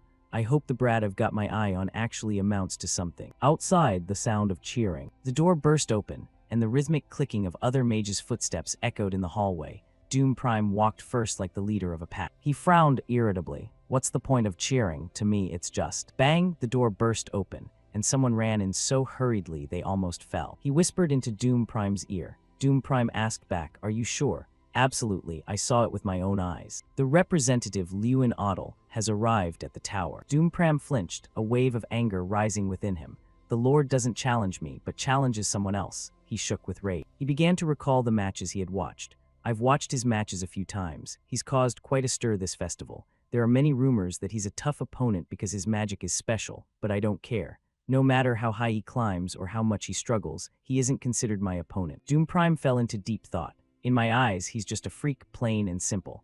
Reaching a boiling point, he seemed to lose control of his thoughts and his jealousy. Others noticed something was wrong and hurriedly observed. What's wrong, Doom? What happened? Voices echoed in concern. They were worried and a bit wary. I can never forgive you, Lewin Ardle. The only one who should be recognized by him is me. On the other side, a mysterious gate opened slightly. Behind the gate was Lewin, the young man everyone was talking about. He stepped through the door and stood there, looking at the hem of the black cloak in front of him. It's him. It was him, Doom Prime. He was looking straight at him with a somewhat annoyed face. What did you say to the Lord? He glared, his teeth bared fiercely as he questioned him. Did you wait for me just to ask this? He didn't think there would be someone in the world with so much time on their hands. In the middle of the hall, the man's shout echoed as his eyes flared with rage. Answer me. Contrary to his fury, Lewin replied indifferently. He didn't flinch for a second in the face of the man's wrath. His calm voice rang out. Why should I answer you? The words were soft, yet they felt like a bucket of ice water splashed right in the man's face. Doom Prime knit his brows and, without a moment's hesitation, drew his sword as a threat, for no reason at all. The air in the hall seemed to thicken as his sword emitted a cold light. Because I want to hear it, his voice boomed. Despite the anger, Lewin remained composed and unshaken. This guy is looking for a fight. Lewin's face hardened, and he shot a bullet-like glare toward him. You're challenging me. This isn't the arena, you know. He raised his fist provocatively. The two sides confronted each other with two completely different flows of power. If that's what you want, then bring it, he said with flared nostrils and wide eyes, goading Lewin. The moment the last word left his lips, the ground beneath their feet shook violently. A blinding burst of light erupted from in front of him, lunging forward like a whirlwind. Before his reflexes could even react to the danger, it was already right before his eyes. Their energy sources surged everywhere throughout the great hall. He's really strong. I can't see a single opening.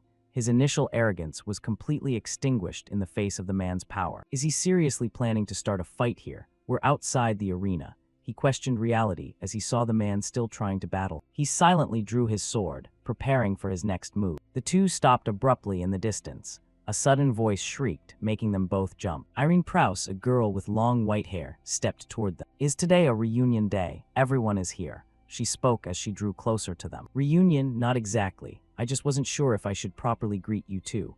Irene stood beside Lewin, crossing her arms helplessly. Actually, I'll pass. He remained silent, not uttering a single word. HMPH. Fuming with rage, he turned his back and walked away, ignoring the two standing there watching him. Is he always like that? Lewin asked her curiously. No, only on days like today. Usually, he hardly ever opens his mouth. What does that mean? Lewin still didn't understand her words. Doom Prime gets agitated by anything involving Pluto. The image of him kneeling in submission to the arrogant Pluto appeared in her narration. More than anyone, he wants to be recognized by. Usually it's rare for Pluto to summon others like he did today. She continued to explain. He probably thinks Pluto is paying attention to me.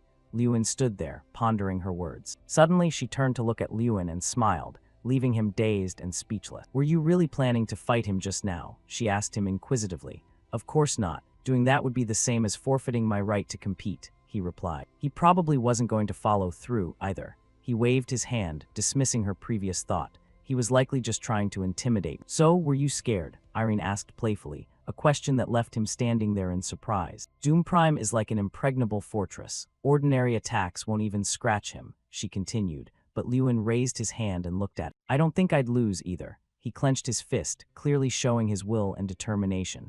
No matter how solid the fortress, if you keep attacking, you'll eventually break through. I'm pretty strong too, aren't I? He threw out the question, making the girl unable to hold back a giggle. You really are a strange person, she replied. Be careful regardless. Doom Prime won't show any mercy. From somewhere, the sound of silent footsteps moved away. After what happened today, he'll definitely have his eye on you.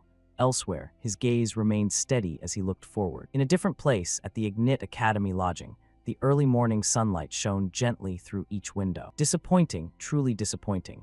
Jason was lying down, letting out a long, weary sigh. Come on, everyone did their best. Despite his friend's exhaustion, Lewin stood there, patting his shoulder to encourage and comfort. Yeah, reaching fourth place in the group battle without Lewin is good enough. Good enough, it's extraordinary, another friend chimed in. Losing the streak is a pity, but at least we proved our academy's capabilities.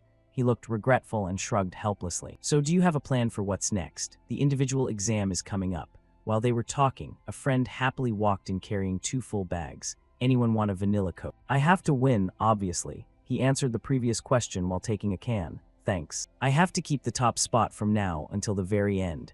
He popped the can open, looking at the drink with a determined expression. Currently, I'm still tied for first in the individual rankings. Irene Prouse, Cherky, Dalian Malkin, Doom Prime. The names of the talented individuals appeared. My heavyweight rivals and I are all competing for the championship. If nothing changes, the next match will be extremely important. It's a battle for survival. This was a survival match among the 32 representatives on an artificial island. The first place finisher gets 32 points, while the last place receives 1. Players receive points based on performance, so there can be major shifts in the rank. I know you'll do well, but aren't you going to prepare like everyone else? The other friend asked curiously. Prepare for what? Lewin asked in confusion. Well, everyone else is out there working hard to find allies. Jason looked at him and said, Is that so? He replied hesitantly. In a survival battle, contestants have the right to form alliances to survive together. Being able to distinguish friend from foe and knowing how to form a strong alliance is considered an effective tactic. Everyone else will have an alliance. How can you take them all down alone? They continued their lively conversation. Maybe try shaking hands with Sita. After all, in that last ball-pushing match, the friend continued while Lewin was lost in thought, planning his strategy. The first person he thought of was her. The image of the girl with long white hair appeared in his mind, but he didn't know if she would agree to join. He was torn on what to do. Even if he got her, he'd still be short on people. Hey Lewin, let's form a team. Suddenly, Sita pushed the door open and walked in excitedly. Sita, Lewin looked at him in surprise. Oh right, I still have this guy. Lewin looked like he'd just caught a big fish. He looked at him smugly. Don't you dare betray me halfway through. I should be the one saying that. The two of them dashed out the door and ran off in a hurry. Sita is very honest. He's a reliable person. He glanced at Sita, his eyes holding a glimmer of hope and full of trust. Hurry up, we're still missing one person. With that, he ran ahead. Sita shouted from behind, Hey, who else is there besides me? He asked while chasing him. Who, or should I try again? Whatever, we probably can't reach her anyway. Is she really not accepting anyone's offer? Or does she just not want to team up with anyone?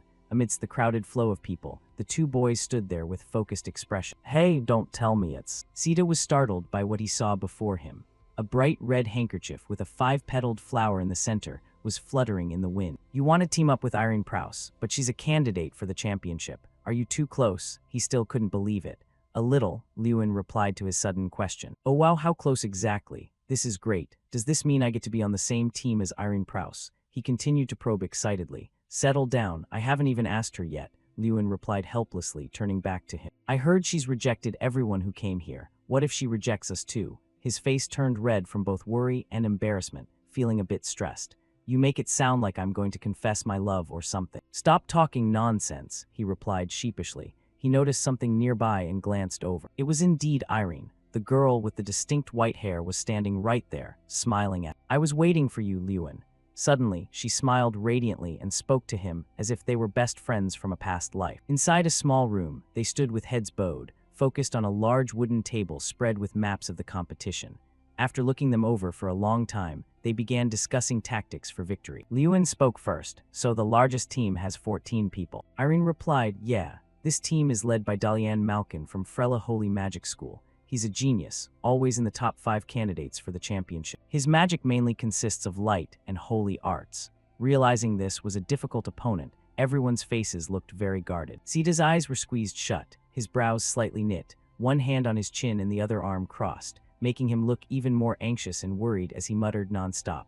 Numbers aren't the problem, but of course his team is the most formidable one. Feeling that what he said wasn't entirely accurate, Lewin spoke up, cutting off that line of reasoning and making the other two unable to hide their surprise as they whipped their heads around.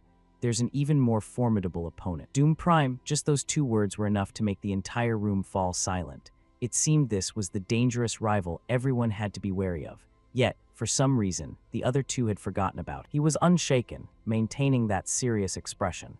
The content of the exam will change depending on each person's ability. In the blink of an eye, the day of the competition arrived. It was a clear and sun-drenched day. Each ray of light hit the ship's deck, making it sparkle brilliantly. It wasn't clear if this was an omen of a good start or just a faint glimmer of hope before the storm hit. The supervising teacher confirmed, "Have you all put on your armor?" Then, before the contestants who were listening intently, the teacher explained the rules once more. Please note, once your armor's durability reaches its limit, you will be disqualified and automatically teleported away from the testing site. Please note, once your armor's durability reaches its limit, you will be disqualified and automatically teleported away from the testing site. Everyone disembarked from the ship one by one through the designated exit. Some carried expressions of tension, their worry evident in each heavy footstep. Others had eyes full of confidence, ready to face every challenge waiting on the mysterious island ahead. As soon as he stepped down, Sita couldn't help but hug his trembling body. I'm already shivering and nothing's even happened yet. Lewin, however, didn't blink for a second as he stared intently forward. He raised his hand and scanned the island in the distance, which was appearing and disappearing behind a barrier. He spoke up, "We just need to stay there for 72 hours, right?" With a calm demeanor and sharp gaze, he nodded in confirmation. Yeah, everyone around was paying attention to Doom Prime. Beads of sweat dotted every forehead. Wary of his overwhelming power, the air on the island felt more suffocating than ever. As expected, Doom Prime actually participated alone. Although Lewin had factored that into his calculations, their eyes still shone with caution. Irene saw this and tilted her head slightly, her voice soft but decisive. That's true, but don't underestimate him. Not just the two of them, but everyone realized that being alone didn't mean being weak. Sometimes it was the sign of a predator waiting for the chance to deliver a fatal blow. There was no more time to waste. He suggested, "Let's go. We have to take a boat from here to the main island." The other two agreed. "Yeah, let's go." Their team's boat moved slowly across the clear blue water. Gradually, it passed through a barrier. She reached out and touched it. "This is our safe zone," he replied. "That's right. It will shrink over time." As soon as they arrived, the 3 of them ran as if being chased by a ghost. "Hurry, we have to quickly secure a good spot." On the island, the trees grew lushly. Sunlight filtered through the gaps in the leaves, shining down on the thick forest canopy and creating a thin halo of light amidst the silent nature. Suddenly, a rumbling sound from someone's stomach broke the peace. It turned out to be Sita. After the 3 of them were perched in the trees like monkeys, his stomach protested violently. He wondered, "Lewin, I'm not trying to be difficult, but why didn't we take the food at the entrance earlier?" Lewin looked at him with a look that said he was too tired to even speak, 3 parts helpless and 7 parts exhausted. He only gave a wry smile. Standing beside him, she couldn't help but throw in a few jabs. "Weren't you the one who insisted on setting up the ambush first?" Lord Sita Mankiri. He was embarrassed, sweat appearing on his temples.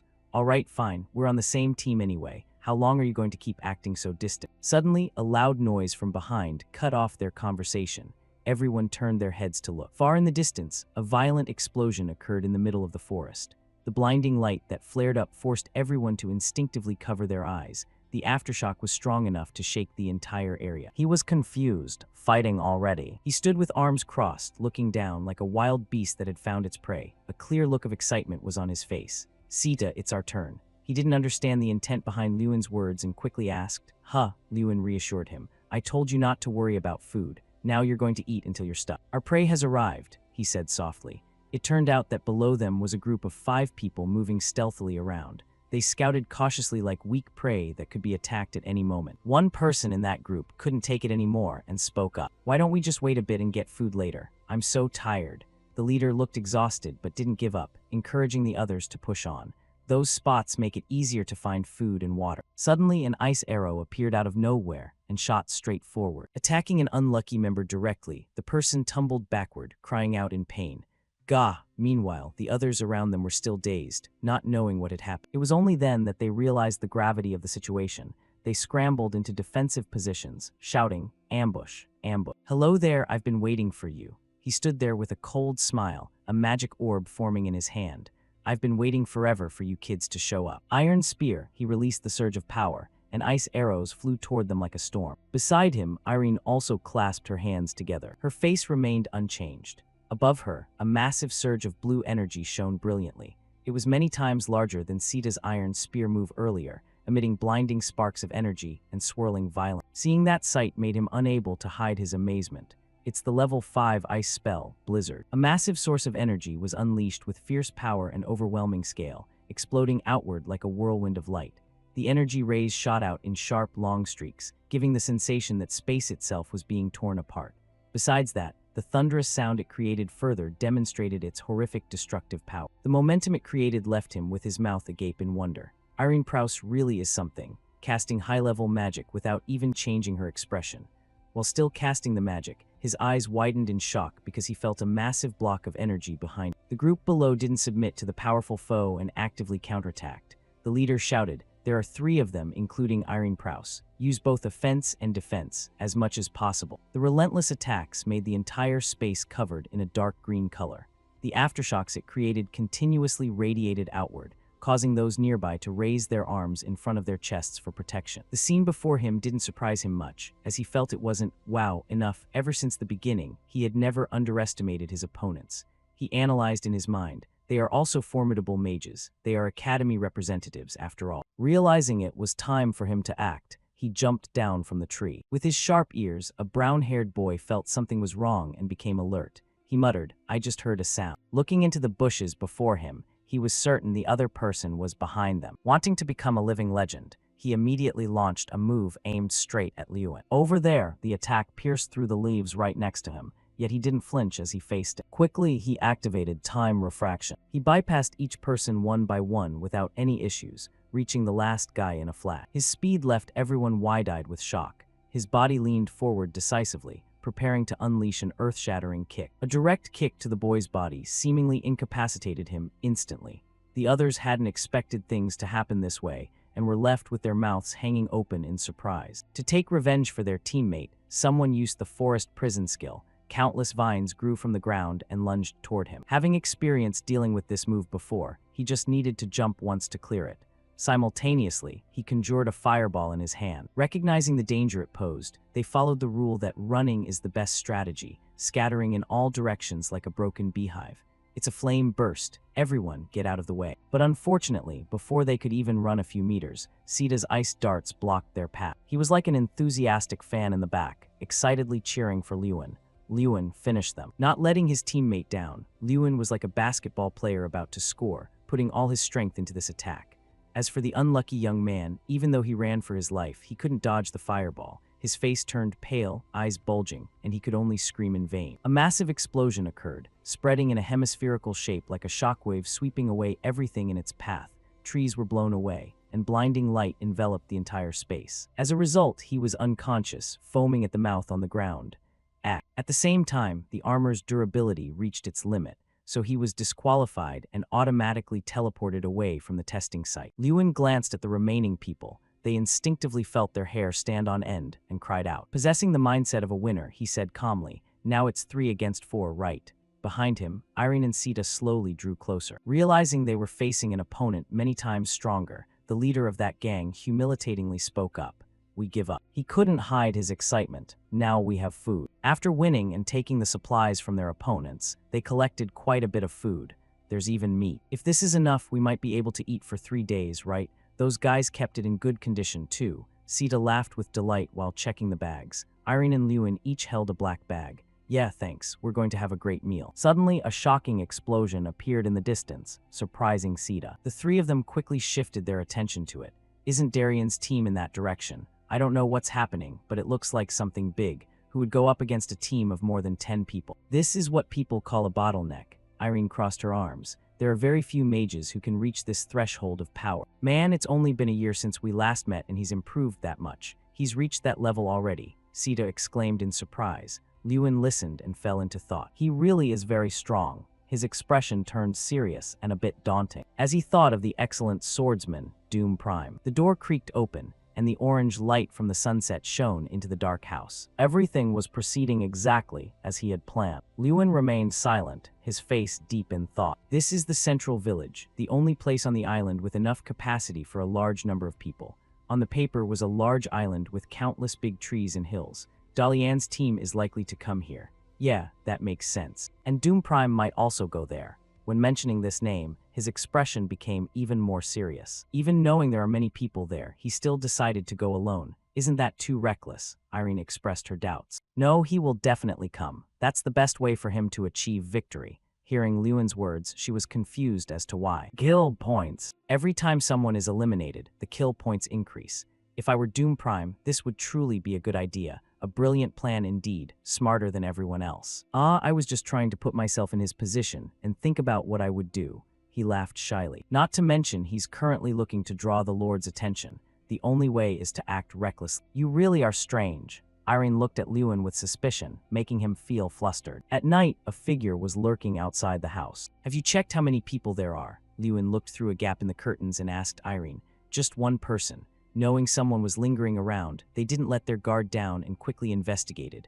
"I turned off the lights to prevent anyone from noticing. I don't think they know we're here." "Is he coming this way?" He was extremely cautious while observing the stranger. "Go wake Theta up," Irene said. While danger was lurking outside, he was still sleeping soundly. "Let me keep watch and see." The mysterious person gradually approached the entrance, the sound of footsteps rustling on the grass echoing through the silent night. He stood before the door, seemingly probing to see if anyone was inside. Lewin had set an ambush inside, ready to grab him as soon as he opened the door and stepped in. If he was truly alone, then perhaps. His face was extremely tense. The person stepped inside and closed the door. He walked in without realizing Lewin was hiding right beside him. He immediately grabbed his cloak from behind, catching him by surprise. Then he threw him forward forcefully, making him fall flat on the ground. Before the guy could react, Lewin covered his mouth. Irene appeared and used illumination magic to shine light directly on him. As his face gradually became clear in the light, Theta was slightly stunned. You're Canales." Lewin let go. He lay on the ground in pain. "Sorry everyone, I didn't mean to intrude. I just needed a place to rest. If I had known you were here, I wouldn't have come." Lewin was still keeping him under control. "He came alone. He was extremely vigilant, his brows constantly furrowed." "Right. What about the others in your team? I remember there were 6 more." Theta carefully parted the window curtains to observe the situation outside. Doom Prime. When this name was uttered, the atmosphere inside became even more strained. "We fell into his trap." He imagined Doom Prime's fierce face while slaughtering everyone. "From the beginning, we made some bold moves. Relying on our numerical advantage, we planned an ambush for Mankel's team to earn kill points. A fairly large group of people in black cloaks was shown. But then he appeared. Doom Prime jumped down from above, ambushing their group. He targeted the moment everyone scattered to find food." "You mean all 6 people fell into Doom Prime's trap?" Irene was undoubtedly surprised. "No, only one person. Because we had previously prepared for situations requiring timely defense, but what happened after that was the problem. After hearing the explosion, Dalian brought the whole team to attack us. They had to both fight Doom Prime and be cautious of other opponents. Although we fought back fiercely, I couldn't hold out. Including me, only 2 people managed to escape." But the story doesn't end there. While Canales and another teammate were both seriously injured and struggling to flee. This was when Doom Prime appeared once more. He was bursting with murderous intent as he stood before his prey. Initially, he hid and quietly observed us. He waited until the battle ended and then secretly followed us while we were injured. he recounted with a very angry face. He took advantage of the situation to profit, truly a smart move. Lewin couldn't help but praise Doom Prime's scheming. This time, he would definitely benefit. So I know this is a bit shameless, but can you guys let me join your team? He pleaded, looking quite pitiful. Theta was surprised when he made this proposal. He really is exhausted right now, but this guy has good tactics, doesn't he? He stroked his chin and thought. No, when Lewin said that, both Theta and Irene were surprised. Why? Why? How did you escape? Lewin asked him with a cold gaze, making him break out in a sweat. If it's Doom Prime, how could he let you escape while you were injured? His face became serious, as if he were interrogating a criminal. Only then did the other two realize the abnormality. Theta pointed his finger toward him. Oh, you mean? There are only three possibilities. One is that you're lying, Doom Prime intentionally let you live, or someone is observing everything here from afar. Lewin began to deduce brilliantly like a pro. If all else failed, he used the system to check his identity. The result received was 5 giant question marks, identity unidentified. The imposter felt everything had been exposed, so he gnashed his teeth in anger. You're not Canalis. Lewin raised his fist with a terrifying face. In the middle of the quiet night, a loud noise rang out, startling an owl and making it fly away. A large hole was punched through the floor, which was even burning. Now only the cloak remained while the person had disappeared without a trace. A clone. Witnessing this scene, Irene and Theta were undoubtedly stunned.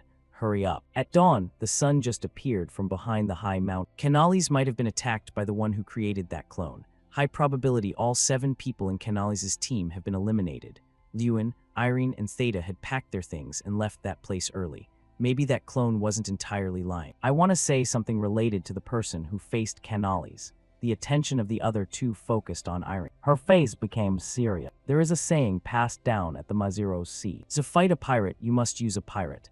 Lewin calmly carried his backpack on his back. Let's go catch the enemy. He smiled with determination in his eyes. At a fairly large house deep in the forest. Have you found their location yet? They're hiding out on the west coast. Ha ha ha. He covered his face and laughed mockingly while Dalian looked at him with a weary face. I faked almost everything, but unfortunately, they eventually found out. Your puppet was discovered. How? Dalian raised his eyebrows in confusion. I don't know, even he was surprised. The puppet was destroyed because it was caught by some guy. He opened his mouth in a wide grin, his face looking as evil as a perverted killer. What are you going to do now, Dalian? He thought deeply, his brows furrowing. Irene Prouse, Theta Malkiri, and Lewin Ardal, all troublesome opponents. It seemed he knew their information well, and would likely think of a way to deal with them soon. Behind you, an ambush. A blinding light suddenly appeared from behind, startling the 3 of them. Holy Spear suddenly rushed out with a weapon in hand. It's not Lewin Ardal. He thought he was the one creating a surprise, only to be the one surprised himself. A blast of light sent a shockwave through the entire forest. It's Dion's holy art. Everything is going according to plan. The 3 of them were actually hiding in the trees observing. Theta was eating, sitting comfortably as if watching a movie. Hearing the signal, they'll come flocking here, but in reality, we're not there. He laughed delightedly with an apple in his hand. Irene watched the play they had set up intently. So, what do we do now? Come on, let's go get some kill points. Lewin stood up, smiling because the trick had worked. The other 2 also got serious to prepare for battle. Shifting scenes, blood suddenly sprayed everywhere. He looked in that direction in shock. The 3 people who were mistaken for their group earlier were cowering, their faces pale as ghosts. Lewin, Irene, and Theta had arrived to rescue them just in time. Is this what you call a temporary alliance? Worth a try, I guess. Theta seemed quite interested in this. There are only 6 of them, let's go. Don't be afraid. One guy quickly regained his spirit. Truly not knowing his own limits, he headed straight toward them to attack. Suddenly, from behind Theta, a massive surge of power rushed in, surprising even Lewin. The one who was about to attack earlier was hit by that power and blown 100 meters away. The event happened so fast that no one reacted immediately. Dalian's group was astonished to see their teammate blown away with just 1 strike. This power, our 3 protagonists were equally surprised. Everyone turned around to look. It was Doom Prime. Lewin's pupils contracted. He zoomed past them at lightning speed, a blue aura surrounding. With just 1 sword stroke, Doom Prime defeated 3 people before their eyes. Whoa, do you want to join us? Doom Prime? Theta asked tentatively. Irene frowned. It seems we have another temporary ally. Agreed. Lewin, though still vigilant, saw that this was beneficial for them. Eliminate Dalian's team first. He began to calculate everything with sharp eyes observing everything. All the survivors are here. Perhaps the match is nearing its end. Why are we the only ones being attacked? It's Doom Prime. Everyone back to the base. The people on Dalian's team fled. Cherky and Dalian still tried to resist. Don't retreat. Everyone join together and fight. Earthquake, Lewin punched the ground, creating an earthquake to attack those rushing at him.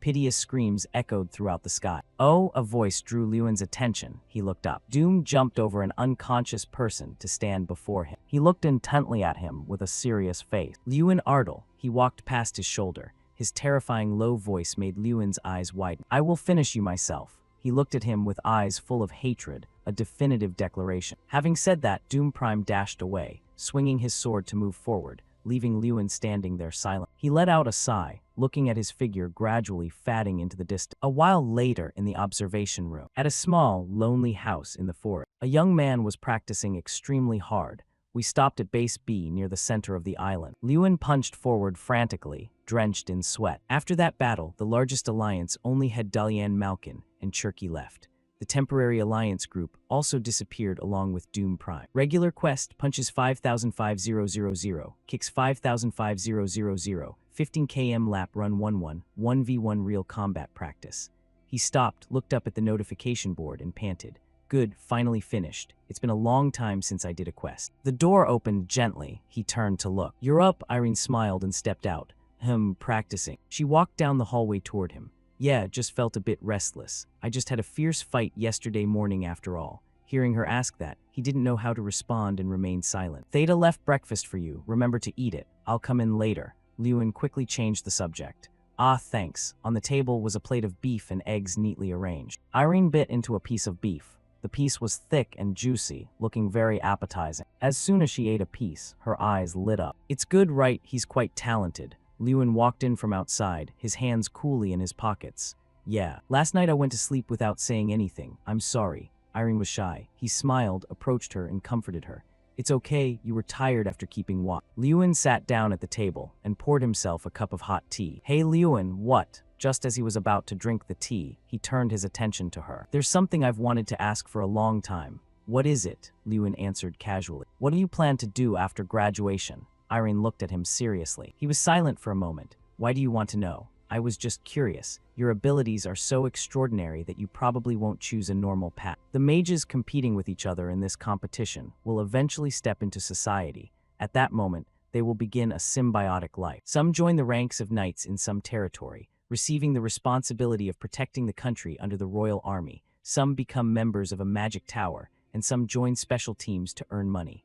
Those are the normal paths. Lewin looked pensively down at his teacup. What about me? Honestly, I don't know. I've never thought about this. He put the cup down, clasped his hands together, and talked seriously. Just last year, I was still at the bottom of the class. I didn't have time to think about the future. His eyes were fixed on the table, while Irene stayed focused on him. At that time, I was still thinking about how to become a mage. Once this competition ends, I'll probably have some idea of what I'll do. I'll probably go back to the academy, right? Lewin smiled and let out a breath. She remained silent. What about you? Irene, I'm like you, I don't know either. I've never been sure what kind of mage I'll become. I just did what people around me told me to. Now it's Irene's turn to look down at the table. Like, Irene, please become a great mage. She raised the cup with both hands and took a sip of tea. He saw that and said nothing. So I have made my own decision.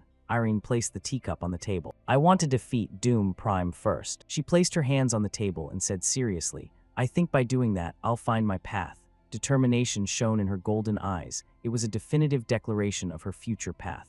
I will know what kind of mage I want to be. The atmosphere suddenly became more tense, no longer like a normal conversation.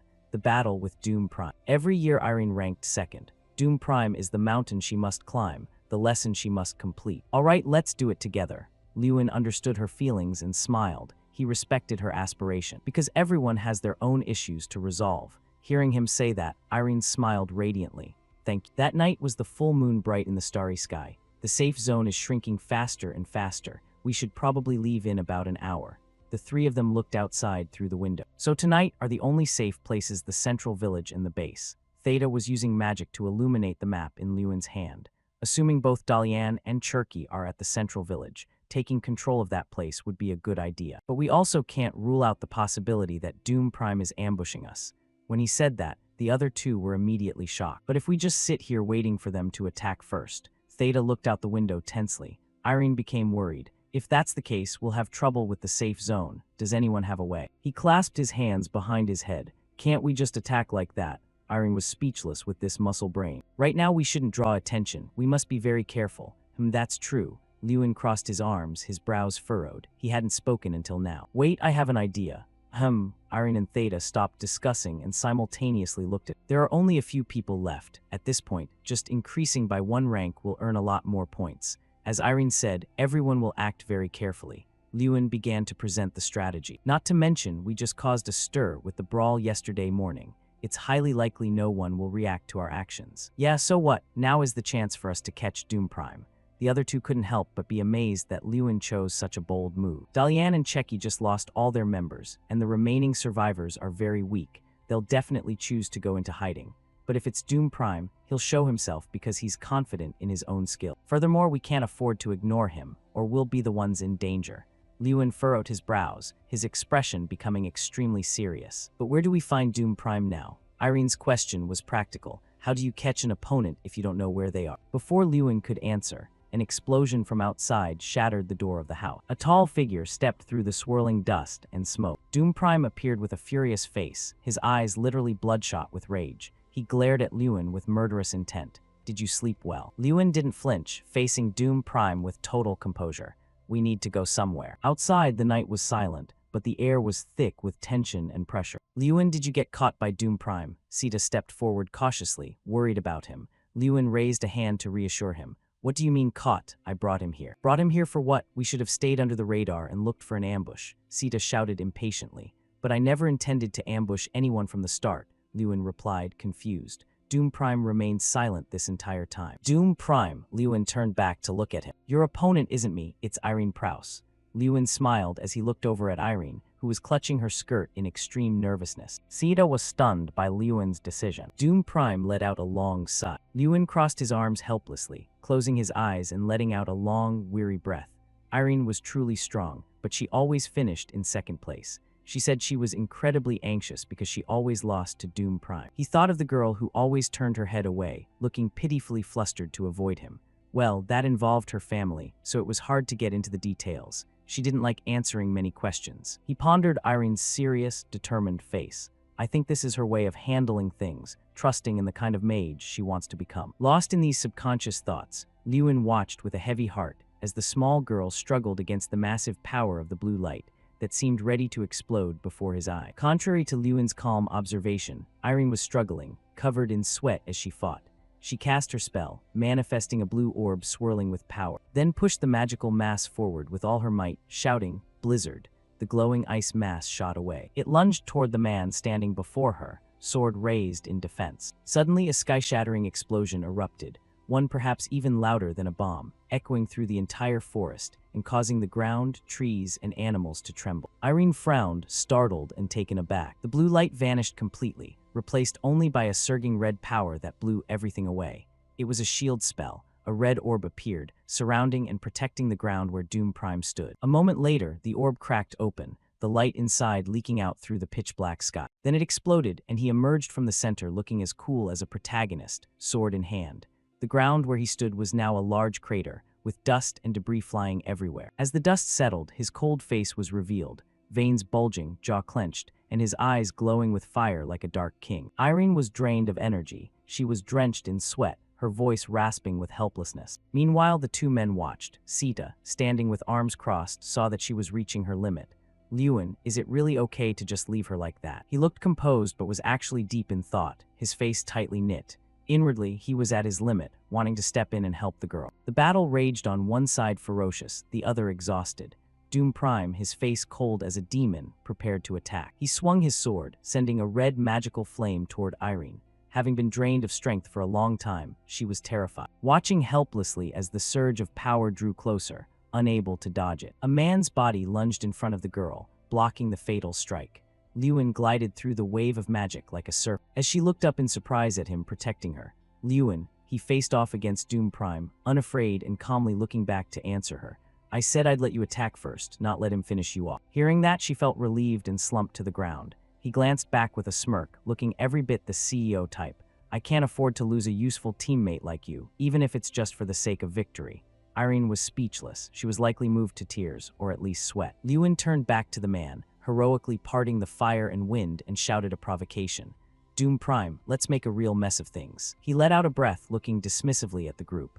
You plan to face me alone. Your team isn't coming with you. You're just going to let that muscular guy stand there. The muscular guy over there definitely wasn't deaf. With a face perhaps even more CEO-like than the protagonist, he irritably snapped back at the dog across from them. Lewin stepped closer to him. Of course I'm doing this alone. Wouldn't two people be a bit much for you? He was somewhat smug. He had learned how to deal with swordsmen from Master Jur. He recalled his observations. For a knight, the most important part is their feet. It doesn't just help channel power into the sword, it allows them to predict the enemy's moves. So, if I focus on Doom Prime's feet, he said while taking action. At the same time, the man lunged forward. Swords raised, they prepared for a violent clash. He moved exactly as predicted. At that exact moment, Lewin's eyes widened with smug satisfaction. The result was within his grasp. So when Doom Prime swung his sword, Lewin was quick and nimble, jumping up to dodge the fierce slap. Lewin let out a half-smile. That exact smirk, everything was going perfectly. But things weren't as they seemed. His eyes bugged out in shock as a black shadow passed through him like a lightning bolt. You can't judge a book by its cover. Before he knew it, the man had lunged forward, the magic following his blade as he sliced past Lewin. While Lewin's brain was still trying to catch up, he gasped, "Huh." Blood began to drip, pitter-pattering onto the pitch-black ground. "I'm not a knight, I'm a mage." Doom Prime stood hunched over, firmly reminding the boy who could barely stay on his feet. He gripped the wound on his arm, sweat pouring off his head from the pain, yet he still struggled to look up toward the provocative voice. He raised his sword again and reminded him softly, "That's because they haven't seen a true magic swordsman with their own eyes yet." Instantly, an echoing sound rang out. Doom Prime advanced step by step, each stride accompanied by a sword swing, while Lewin retreated step by step. He growled, "Defend yourself, Lewin." Lewin clicked his tongue, looking disheveled and finding it hard to accept. "I've never fought someone like this before." He racked his brain. Until now, when facing mages, his method was always using time refraction to get close and exploit their weaknesses. Reflecting on the man he was currently fighting, he noted, but Doom Prime has overcome that weakness by using a sword. Lewin stopped. There was nowhere left to retreat. The man had stopped, but Lewin stared in shock at the gash through his pants on his thigh. It wasn't just bleeding. The area around the wound was bruised and darkening. Doom Prime didn't wait for him to ask and quickly added, "This is called radiation impact." He advanced as he spoke. "This wound will continue to absorb your movements, and soon you'll be completely trapped, just like Irene." Doom Prime's expression shifted momentarily, his voice turning terrifyingly low. "All right, let's end this." He plunged his sword deep into the ground. It emitted a swirling light, but it was no longer red. The power had been transformed into a brilliant, glowing deep purple. That power enveloped Doom Prime. Boom! Wings of midnight purple suddenly unfurled, feathers fluttering around him and blending into the night. The two spectators, seeing the situation change and feeling things were going south, worried for him. Lewin. His eyes widened. It was a do-or-die situation. Level 5 magic. Doom Prime shouted the summons. Demon wings. The magical surge erupted, emitting a beautiful jade-green light. But looking at those dark, ominous wings, those feathers certainly didn't look beautiful or bright at all. Whoosh, the wind howled from him, sweeping away everything nearby. It was terrifying. The wind was literally blowing people away. The two people standing outside, one fell over, the other clung to a nearby rock to keep from being swept off. Both screamed in terror. Oh my God. Doom Prime stood in the middle of the battlefield. The earth, rocks, and the entire road had been shattered into pieces by the power from his palms. Where was Lewin? He was hiding behind a large rock to escape that devilish power. I can't believe that guy. Truly worthy of being the perennial champion. He's way too strong. He gritted his teeth and tore a piece of cloth from his sleeve, then forced himself to tie the cloth around the thigh wound to keep it from festering. Noticing a flash of light, he looked down at his other hand. The ring on his middle finger was emitting a glow. On Doom Prime's side, he stood there amidst nothing but dust and rubble. Nothing remained intact. Even the grass had been killed off. He let out a sigh, looking quite somber. Lewin, I had high expectations for you, but it seems I'll be disappointed. Lewin poked his head out from behind the large rock like a little mouse and looked at him. Yeah, I admit it. Having spoken, he stepped out fully to face the imposing man. Doom Prime, you really are strong. For a moment there, I actually thought you were an unshakable wall. He glanced over and spoke venomously. Are you giving up? It's not that easy. Lewin's expression suddenly changed, his sharp gaze seemingly piercing through him. Those eyes were like a blade filled with power built on the faith of those who had placed their trust in him. He thought of them and spoke clearly, as if asserting himself to Doom Prime. There are still many people putting their faith in me, aren't there? With that, he held out his hand. The the ring with the glowing red diamond aimed straight at the man. Doom Prime didn't understand the gesture. He just raised an eyebrow and chuckled to himself.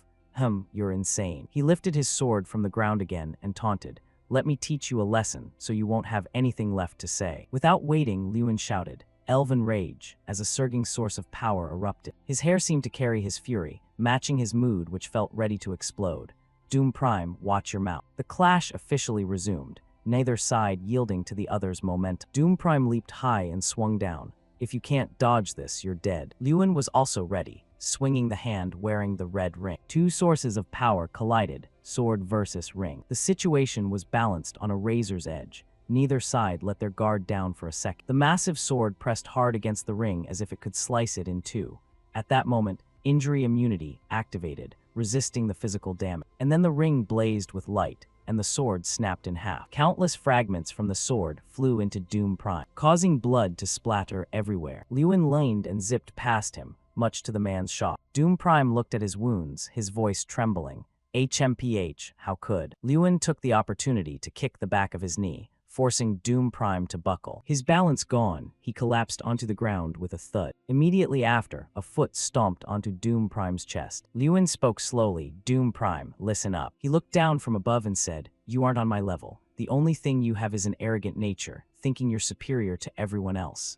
Wake up. Lewin's arm was raised high, his fist clenched tight. Doom Prime's pupils constricted with fear. His entire body seemed to go numb. Each of Lewin's punches slammed down like a hammer from the heavens, his coat billowing with each movement. All three of them watched the light flashing from Doom Prime's body. Sita clutched his chest and panted, looking totally rattled. If you had lost, I would have been the next one to get thrashed. Lewin chuckled. Just lucky, I almost lost there. Suddenly, his gaze shifted toward Irene, who was looking dejected nearby. Her eyelids were lowered. She didn't look like she was in a very good mood. Lewin walked over and spoke up. Sorry for interfering in your match, Irene. Irene set aside her sadness and smiled back. Why are you apologizing? I should be the one saying that. She lowered her head, her voice full of self-reproach.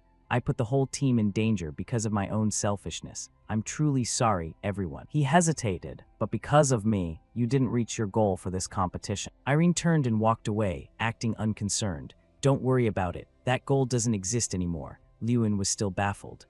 Irene chuckled. My goal isn't to defeat Doom Prime anymore. With that, she pointed a finger at him. My goal now is you, Lewin. Lewin frowned and laughed back. This target isn't going to be easy to take down. Irene flashed a mischievous smile. I already know that. Just stay on your toes. One day, I'm definitely going to surpass you. The situation grew increasingly tense. There were only 5 people left in total, including us. Dalian, Malkin, and Checky were all resisting fiercely. The two of them and Irene were no pushovers when it came to fighting back, but they were no match for our team. From within the forest, a loud boom suddenly rang out, along with a flash of light. Thick smoke mingling with a blue radiance. Both Dalian, Malkin, and Checky lay motionless on the ground, enveloped in a blue light. Dalian Malkin's entire body lay there, unmoved. When he saw the two of them slowly vanish, Sita let out a gasp. Lewin spoke up, so it's just the 3 of us left. Irene beamed with a smile. Exactly. While Sita couldn't hide his joy. I never thought I'd make it this far. He suddenly suggested, do you want to have a final showdown match? Irene's voice rang out. Hold on, Lewin. Irene said, I'm withdrawing. My current condition isn't great. Sorry, I'll try harder next time. Lewin readily agreed. Fair enough. Let's have our rematch another time. He figured Irene must be very exhausted. Sita winked and laughed. Well then, is it my turn? Lewin, even if you're the team leader, I won't go easy on you. You haven't seen my true skills yet, have you? Lewin dropped into a combat stance. Then bring it on, Sita cried out in panic. Wait, hold on a sec. His entire body went flying into the air. Sita's voice still echoed. I said wait a sec. Elsewhere, an excited voice shouted. Congratulations to our Academy representative for taking first place. Everyone was sitting around the table, raising their glasses in toast. Congrats, Lewin. Lewin is number 1. Suddenly, a voice spoke up, making him look over. When they said you weren't at the dorms, I knew you'd be here. Standing at the door were Sita and Irene. Irene spoke first. We fought side by side for so long. How could I miss the chance to congratulate you? And Lord Sita here insisted on coming along. Lewin rested his chin on his hand as he listened to Sita's explanation. What? I thought it was all over once the competition ended. Why are you still calling me Lord? She smirked. Can't help it, that's just how I am. Lewin gave a soft smile. Everyone was still the same. After that survival battle, I had become the sole person at the top. Even though Doom Prime had many kill points, his rank dropped because of his low survival score.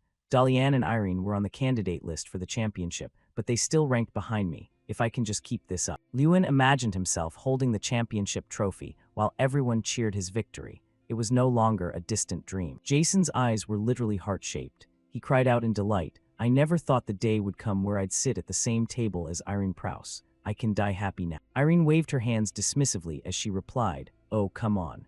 Everyone happily raised their glasses and cheered. "Now, let's all have a toast with Goddess Irene." Faced with everyone's enthusiasm, she could only cover her mouth and laugh. Seeing this, Lewin also laughed along instinctively. Inside the bar, the sound of everyone's happy laughter filled the room. Somewhere else, two people were whispering to each other, "There's no way that Lewin guy can win this festival, right? Hey, keep it down. Doom might hear you. Oh, sorry." Even though they spoke softly, every word reached Doom Prime's ears. He was miserable, unable to believe he had lost. Doom Prime looked at the sword fragments in the cabinet. "I let my guard down. I never even imagined his target wasn't me, but this sword." He recalled what happened then. "I realized it for a split second, but I still swung my sword, thinking I had victory in my grasp." Doom Prime was now filled with deep regret for losing the match while he was being observed. Suddenly he spoke up and asked, "He didn't come looking for me today." The other person stammered, "Oh, no, haven't seen him." That person then suggested, "Don't worry too much. You're tired, why don't we find a place to rest first?" Doom Prime's voice was flat. "Sorry, I want to be alone right now." Hearing this, the other person quickly stood up. "Oh, sorry, I'll head out then. Just call if you need anything." Now only Doom Prime remained. He stood silently before his personal lock. Doom Prime stood like that for a long time, seemingly deep in thought. Joyful voices erupted from below the building, proclaiming that Lewin Ardal had defeated Doom Prime and that a new generation of talented mages had been born. Tyrion Ignit stood by the balcony looking down as the cheering continued without end. Pride gleamed in his eyes as he thought to himself that while he knew the boy would do well, he never expected him to come this far or actually defeat Doom Prime. Tehran stepped up from behind and remarked that since Lewin won, the professor's complexion looked quite good, though he admitted his own self-esteem was a bit bruised since it was hard to even look that brat in the eye at the arena. Tyrion Ignit asked hesitantly if the arena was already finished, and he smiled with a slight nod, replying, "Yes." The two of them looked down together at the scene below. The grand festival was drawing to a close. Steady footsteps rang out, as only the individual exams remained. Specifically, the content was an obstacle course exam held within the city limits, where contestants would compete based on 3 criteria: athletics, combat, and swimming. Since it was a battle between mages, contestants had the right to summon mounts or use teleportation spells to travel through time and space. Theta turned to the person beside him and asked, "How does it feel, Lewin?" His gaze drifted toward the excited crowd in the stands, as he asked how it felt to be a star, while everyone was chanting his name. Lewin also turned back to look and replied that he honestly didn't know. In truth, his eyebrows arched slightly, and his gaze darkened as he told himself that while he really wanted to enjoy this breathtaking moment, now was not the time. Nearby, Doom Prime's gaze remained fixed on Lewin, thinking that it wouldn't be too late to celebrate once the winner was officially confirmed. It was a beautiful sunny day, with warm sunlight blending into a pleasant, clear blue sky. Theta crossed his arms and cleared his throat, warning Lewin that since today was an individual exam where no one would back down, he shouldn't put himself in danger, to which Lewin laughed and replied, "Yeah, I know, I'll do my best." A man fired a gun into the air and shouted loudly, signaling everyone to get ready. Irene, Dalian, Malkin, and Cherky all assumed their combat stance. With a boom, the thunderous sound of the gun echoed out. Immediately after, dust swirled into the air as the sound of hurried footsteps rang out. Each person moved using a different method, but they all shared the same destination. Suddenly, the whole group halted because a pack of goblins stood before them, brandishing their weapons high. As the group stopped in front of the goblins, Irene spoke up, saying she thought he would be a bit slower. Dalian Malkin was pulled through the air and proposed that the 3 of them become temporary allies,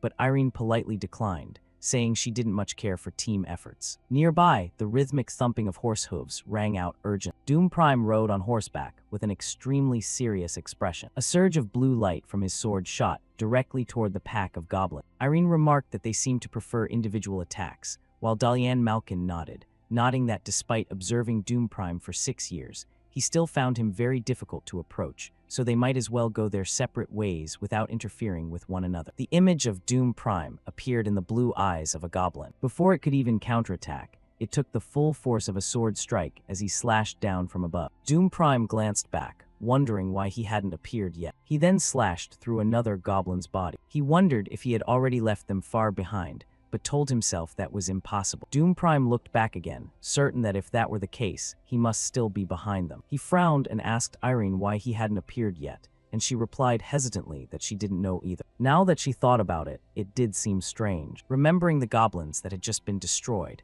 Irene noted that while they had been in the lead this whole time, neither Lewin nor the others had appeared. Dalian Malkin's voice turned anxious as he agreed that they should have had time to catch up, yet no one had. Before he could even finish his sentence, a gust of wind streaked past them. Lewin stood there and called out a greeting. Caught up. Doom Prime's eyebrows knitted together, and his gaze turned grim. Previously in the stands, people were whispering in a frenzy, wondering why Lewin Otto hadn't moved yet, if he had given up, or what was going on, while others told them to just watch silently since he was the one who defeated Doom Prime. Lewin ran his hand through his hair, thinking that he had been waiting for this day since the moment he decided to join the Grand Festival, and was confident in this round after 6 months of physical training. He had his own worries, thinking that since he was a melee mage, he would be at a great disadvantage if he turned his back to a pursuing opponent. After a moment of thought, Lewin's gaze became determined. He quickly took off running, deciding to attack each person from behind as he moved forward. At that moment, those moving in front heard a rustling sound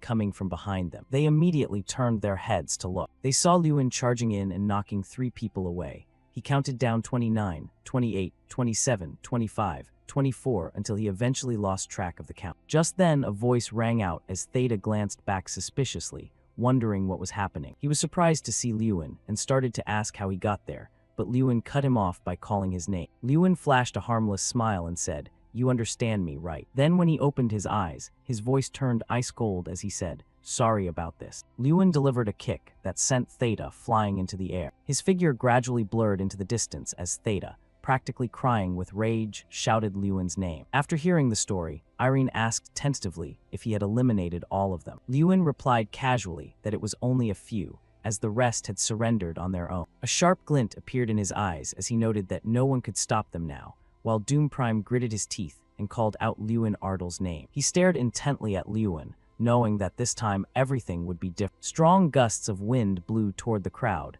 making the atmosphere suffocating. Doom Prime spoke with total seriousness, saying he was ready to face him now, but noted there were still a few people pursuing them from behind. His hands tightened as a blue light flashed around him. He leaped up and mounted his beast. Doom Prime growled, "I'll see you at the finish line." With that, he spurred his horse and sped away. Dalian Malkin called after him, asking if he really had to go through there. The crowd watched Doom Prime race toward the castle, knowing that it was a trap zone. Lewin remained silent, looking into the distance with a pensive expression. The trap zone, this castle had been rigged with numerous traps to protect the treasure within. Since the treasure had already been excavated, the traps now served as obstacles for the competition, making it a deadly place for anyone who dared to barge in. Normally, the safe method everyone used was to disarm the traps, which was a perfect way to evaluate a mage's knowledge and risk management skill. Irene and Dalian Malkin quickly focused on creating a barrier. Lewin's hand tapped against the castle wall, as he thought to himself that disarming traps would take far too much time. Strang looked up along with Lewin at the high wall and asked if he intended to knock it down, nodding that Draka would probably do the same. He hesitated, saying it seemed impossible to break through such a thick wall, but Lewin replied, "I know," leaving Strang even more confused as he asked how he planned to do it. He turned back and replied that this place was the ruins of an abandoned castle, and as Strang started to understand, he noted that Lewin was aiming for the spots that were no longer solid. Lewin gave a slight nod and said, "Right." The entire massive wall appeared in his vision, complete with information regarding its durability. Lewin continued, nodding that was why he was using the player's eye to observe the wall. His gaze moved downward and suddenly stopped. When he saw a red box with information about old corrosion, Lewin whispered, "Here it is." His entire body lunged forward as Strang clung tightly to his shoulder. Punch after punch was delivered continuously to that exact spot on the wall. Dalian Malkin watched Lewin's strange behavior and wondered if he was crazy for trying to punch through a wall, while Irene sighed, thinking it was just like Lewin. He looked at her with an annoyed expression and said that while he knew she was close to Lewin, this was a bit much, asking who would actually try to punch a wall with their bare hands. Suddenly, Irene pointed forward and cried out for him to look. They saw cracks gradually spreading across the wall. Both of them watched as Lewin stood before a large hole at the base of the castle. Dalian Malkin scratched his head and gave him a forced smile, asking if he could use that path too. Lewin turned his head and gave a completely flat answer. No. Seeing him about to act, Dalian Malkin hurriedly shouted for him to wait. A large boulder fell from above, blocking the hole. He shouted angrily that Lewin was a real jerk. Lewin ran off in a hurry, and Strang couldn't help but praise him, nodding that breaking that wall only cost 2,400 strength points, and that he actually used his brain for once. He panted as he ran, thinking that now only he and Doom Prime were in the lead. As Lewin rounded a corner, he spotted Doom Prime. Strang noted with some irritation that the other guy had already made it out as well. Seeing an arrow piercing through his shoulder, Strang spoke up, nodding he must be in a real rush since he was injured. Lewin pursued closely behind, thinking to himself, "Do you really want to beat me that badly, Doom Prime?" Doom Prime drew the sword in his hand and let out a growl. As the sword slashed down, Lewin quickly leaned to the side to dodge it. Suddenly, a hand grabbed Doom Prime's collar. He held him tightly as they both fell from above, telling Doom Prime they should clear the final round together. After that, they both fell freely through the air. With a splash, they hit the water, sending white foam flying everywhere. Lewin emerged from the water, gasping for air. He thought to himself while swimming that it would be trouble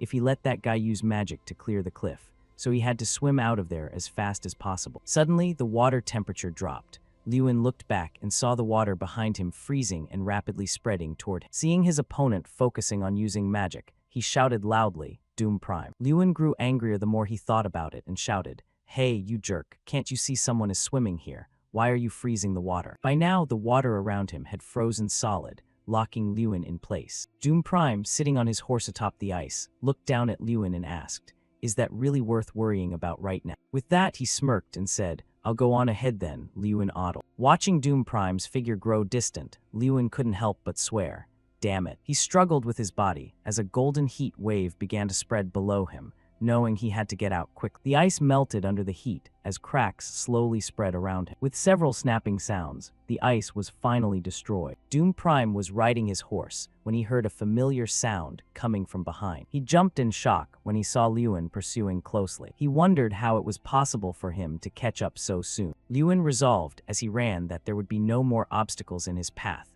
so the only thing left to do was run. Lewin planted his feet to gain momentum and leaped high into the air. He dove down from above and shouted, "Doom Prime, shall we have a rematch?" Doom Prime was so anxious he broke into a cold sweat, thinking that in his current condition. Before he could finish the thought, a loud boom rang out, followed by swirling dust. Everyone stared intently at the screen, discussing noisily about who won. Suddenly, a man pointed forward and shouted that someone was coming. They saw a horse slowly emerge from the thick cloud of dust as the doors opened. The horse raised its head and let out a long neigh. Everyone looked suspicious, wondering what was going on with the horse and where the mages were, until someone pointed to the screen and shouted that someone had appeared. On the screen, Lewin was standing over Doom Prime, who was sprawled on the ground. Someone cried out in shock that Lewin Ardle was standing right there. Lewin looked at him and noted that he seemed to have overexerted himself while crossing the trap zone. He remarked that his movements were a bit slow. Doom Prime's eyes were closed tight as he let out several groans. Lewin turned to walk away. "I'll go on ahead, Doom Prime." On the field, 3 flags corresponding to the top 3 ranks were raised. Lewin stood on the first-place pedestal for his 2 combat victories in the survival match and the triathlon, while also taking first in the individual round. With the highest overall score, the grand festival had finally ended. He thought back on everything that had happened, those voices feeling as if they were speaking to someone like him who had endured everything for 6 years. Someone locked in a dungeon of solitude. The sight of Lewin's back gave off a sense of a lonely soul. He clenched his fist against his chest as the happy shouts of the crowd rang in his ears, saying he had worked hard all this time. Lewin's face beamed with joy. Those cheers felt like a reward for all his efforts. He raised both hands high in response and told them, "Thank you, everyone. I don't want to lose these words of praise." Outside the door, a line of carriages was moving, as a voice noted how many there were. Jason rested his cheek on his hand and looked out the window, asking if they were all selected nobles, to which Lewin nodded and replied that he heard not every noble family was invited. Lewin sat alone at the banquet table. They had all come to meet him. He let out a long sigh, thinking it was so boring and that he really wanted to go back to the academy. Suddenly, a sound made Lewin jump, and someone remarked that it was a bit strange. Seeing the person arriving with a wide grin, he called her name doubtfully, Irene. Irene pulled out a chair, sat down, and asked, "What do you mean by strange? Looking around here, I don't see anyone coming over to strike up a conversation with you." Lewin replied nonchalantly, "Maybe I just look too arrogant. I even had the nerve to show up to the party in this half-hearted outfit, after all." Irene looked him up and down once and nodded. "Yeah, that's possible." Then she continued, "But from what I know, there's actually another reason." Irene glanced at the subtle, fleeting looks being directed their way. It was clear that most of the nobles present were eager to befriend him, so no matter how arrogant he seemed, it shouldn't have been to the point where not a single person approached. Her eyes lit up as if she had discovered something. "It seems like someone has been spreading rumors about you." What Irene said took Lewin somewhat by surprise. That person would have to be someone powerful enough to make any noble afraid to even think about talking to. He asked her suspiciously, "Who?" While the two were talking, someone stepped up to the head of the table. The man cleared his throat and addressed everyone. "Tonight's grand banquet officially begins. To the 32 student representatives, please follow me." On the banquet table, gourmet delicacies were beautifully presented, alongside delicious drinks. Looking at a table of food like this, one couldn't help but marvel. At dinner with Pluto, the dishes were arranged no differently than a meal for a king. However, the atmosphere was incredibly strange. Someone clicked their tongue and said, "Man, if I'd known, I would have faked being sick to skip this." Hey, that should have been my line. This party was a dinner on the surface, but in reality, it was a general evaluation of the competition. For students who performed poorly, it was likened to a death row prisoner's last meal. Lewin looked toward the two empty chairs nearby. He found it confusing. "I thought only Pluto was attending. Why are there two presiding chairs?" The man pointed nearby and signaled they had arrived. Everyone stood up simultaneously to look in that direction. Thuron entered slowly, and everyone bowed respectfully as he passed by. A chorus of voices rang out, "Greetings, Lord Pluto." Though Lewin bowed, he cursed inwardly. "Greetings, Lord Pluto. What a load of nonsense, gives me the creeps." When he heard Thuron say, "Please come in," Lewin was quite shocked. What? Pluto is actually inviting someone else. An unfamiliar voice suddenly rang out. "I hope I'm not interrupting your dinner, old man." This person had eyebrows as thin as swords and brown pupils. The newcomer radiated an air of high nobility from head to toe. Lewin watched in confusion and wondered, who is this guy? He recalled the moment before when everyone cheered excitedly. That was amazing. New Mage Lewin. People were calling my name, calling me a new mage instead of a failure. Now, everyone in the room knelt down and shouted respectfully, "Long live the Crown Prince." Hearing that title, Lewin was startled with shock. What? The Crown Prince? After the greetings, everyone quickly sat at the table. A hint of fear was visible on every face. Each person sat with their head bowed and back hunched, as if they wished they could find a hole to crawl into. Even a slight accidental brush of a hand made them pant. The atmosphere fell into silence. It felt like you could hear a pin drop. Thuron spoke first. "Well, it seems no one among the 11 could defeat Lewin Ardle even once. Is the skill gap really that large?" Doom Prime bowed his head, his whole body trembling as he heard the evaluation. "How disappointing. I feel ashamed to even call you my disciple." He didn't dare look up and could only promise, "I vow to never perform so poorly again." Thuron's voice turned cold. "Second place is a rank for the incompetent. This grand festival has proven the old saying right. A small stream can still hold a dragon." Lewin's mood was no better. He wasn't comfortable at all. It felt like this banquet was set up just to insult the 11, but he was being used as the tool for Pluto to convey that message. He shifted his gaze to the person beside Thuron. That man wasn't the only one making him feel uneasy. This guy had been glaring at him since the start of the party. That person was Shomerton Rainak. He was staring at Lewin without any attempt to hide it. Lewin recalled what he knew about. Despite the disadvantageous position of being the third prince, he had used his brilliant strategic mind to successfully oust his brothers from the court and become the sole crown prince. Lewin suddenly broke into a cold sweat. A man as skilled in both literature and martial arts as him was nearly perfect in every way. He suddenly remembered Irene's words. "It seems like someone has been spreading rumors about you. That person would have to be someone powerful enough to make any noble afraid to even think about talking to." Thuron suddenly asked, "Lewin Ardle, how do you feel after winning the grand festival?" This question left him lost in thought. Then Lewin gave his answer, "I feel uncomfortable." Thuron found it confusing and asked, "Uncomfortable?" Lewin's voice became firm. "Yes, I am satisfied with the results of the competition, but I am not comfortable at all with my achievements being used to mock and demean the honor and efforts of the students here." Irene, sitting beside him, quickly grabbed his arm and whispered, "Lewin." Everyone present was terrified to hear such a response. Lewin remained silent. even in this situation, there was no trace of fear in his eye. Thuron's voice was nonchalant. So you mean you don't want your results to be used to belittle others? But isn't inferiority one of the factors that helps humans grow? You understand that, don't you? Lewin stated his point of view frankly. In my opinion, it seems more like you are inciting others to be hostile toward me. There is a difference between pointing out a weakness to encourage someone to try harder and inciting hostility by obsessively dwelling on their failure. Having spoken, he looked Thuron in the eye. Aren't those two completely different things? Lewin's voice turned ice cold. My IGNIT Academy is not a place for others to look down upon and call a small stream, either. The corner of Thuron's mouth twitched, and he let out a loud, curious exclamation. The two locked eyes, and the atmosphere once again fell into silence. Suddenly, a small laugh escaped Shomerton's mouth. Then he clutched his stomach and laughed out loud.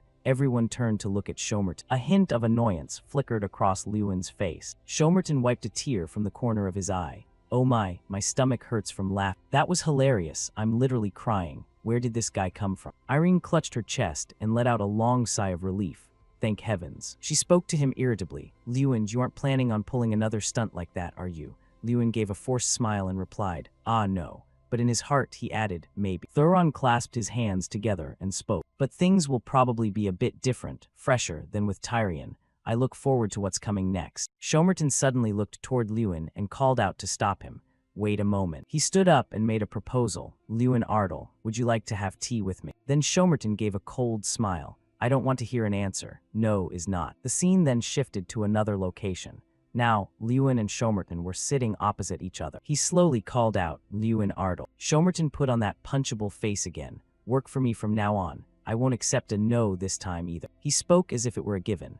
You have 1 month to get things in order. I will transfer you to the cavalry training grounds and arrange housing for. Shomerton seemed to remember something and continued. Oh, and the matter of citizenship. The Crown Prince's right-hand man can't be a foreigner, right? Lewin became increasingly bewildered. What citizenship? He asked him in confusion, but why? The Empire already has countless talented mages, like Doom Prime, for example. Shomerton spoke slowly. Ah, that guy. He bowed his head and sighed. In the end, he still lost to you. Shomerton's voice became cold.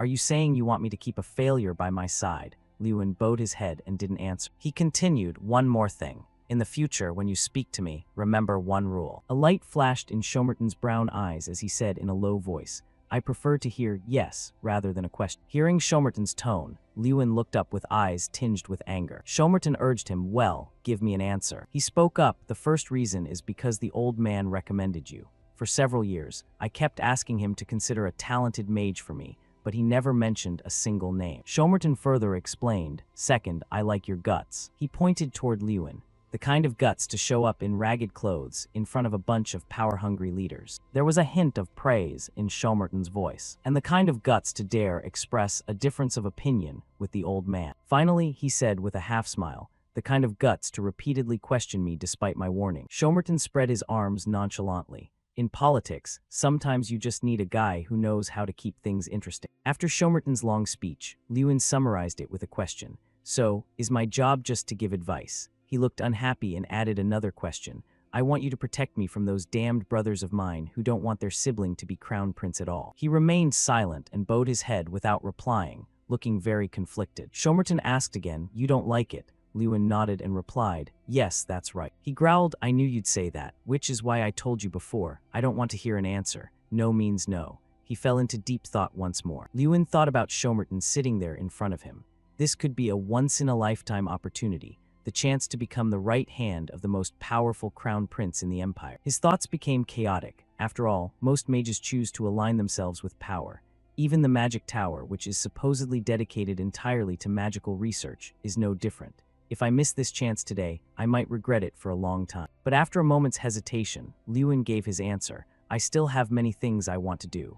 In his heart, he told himself, I don't want to be anyone's mate. Shomerton's voice became cold.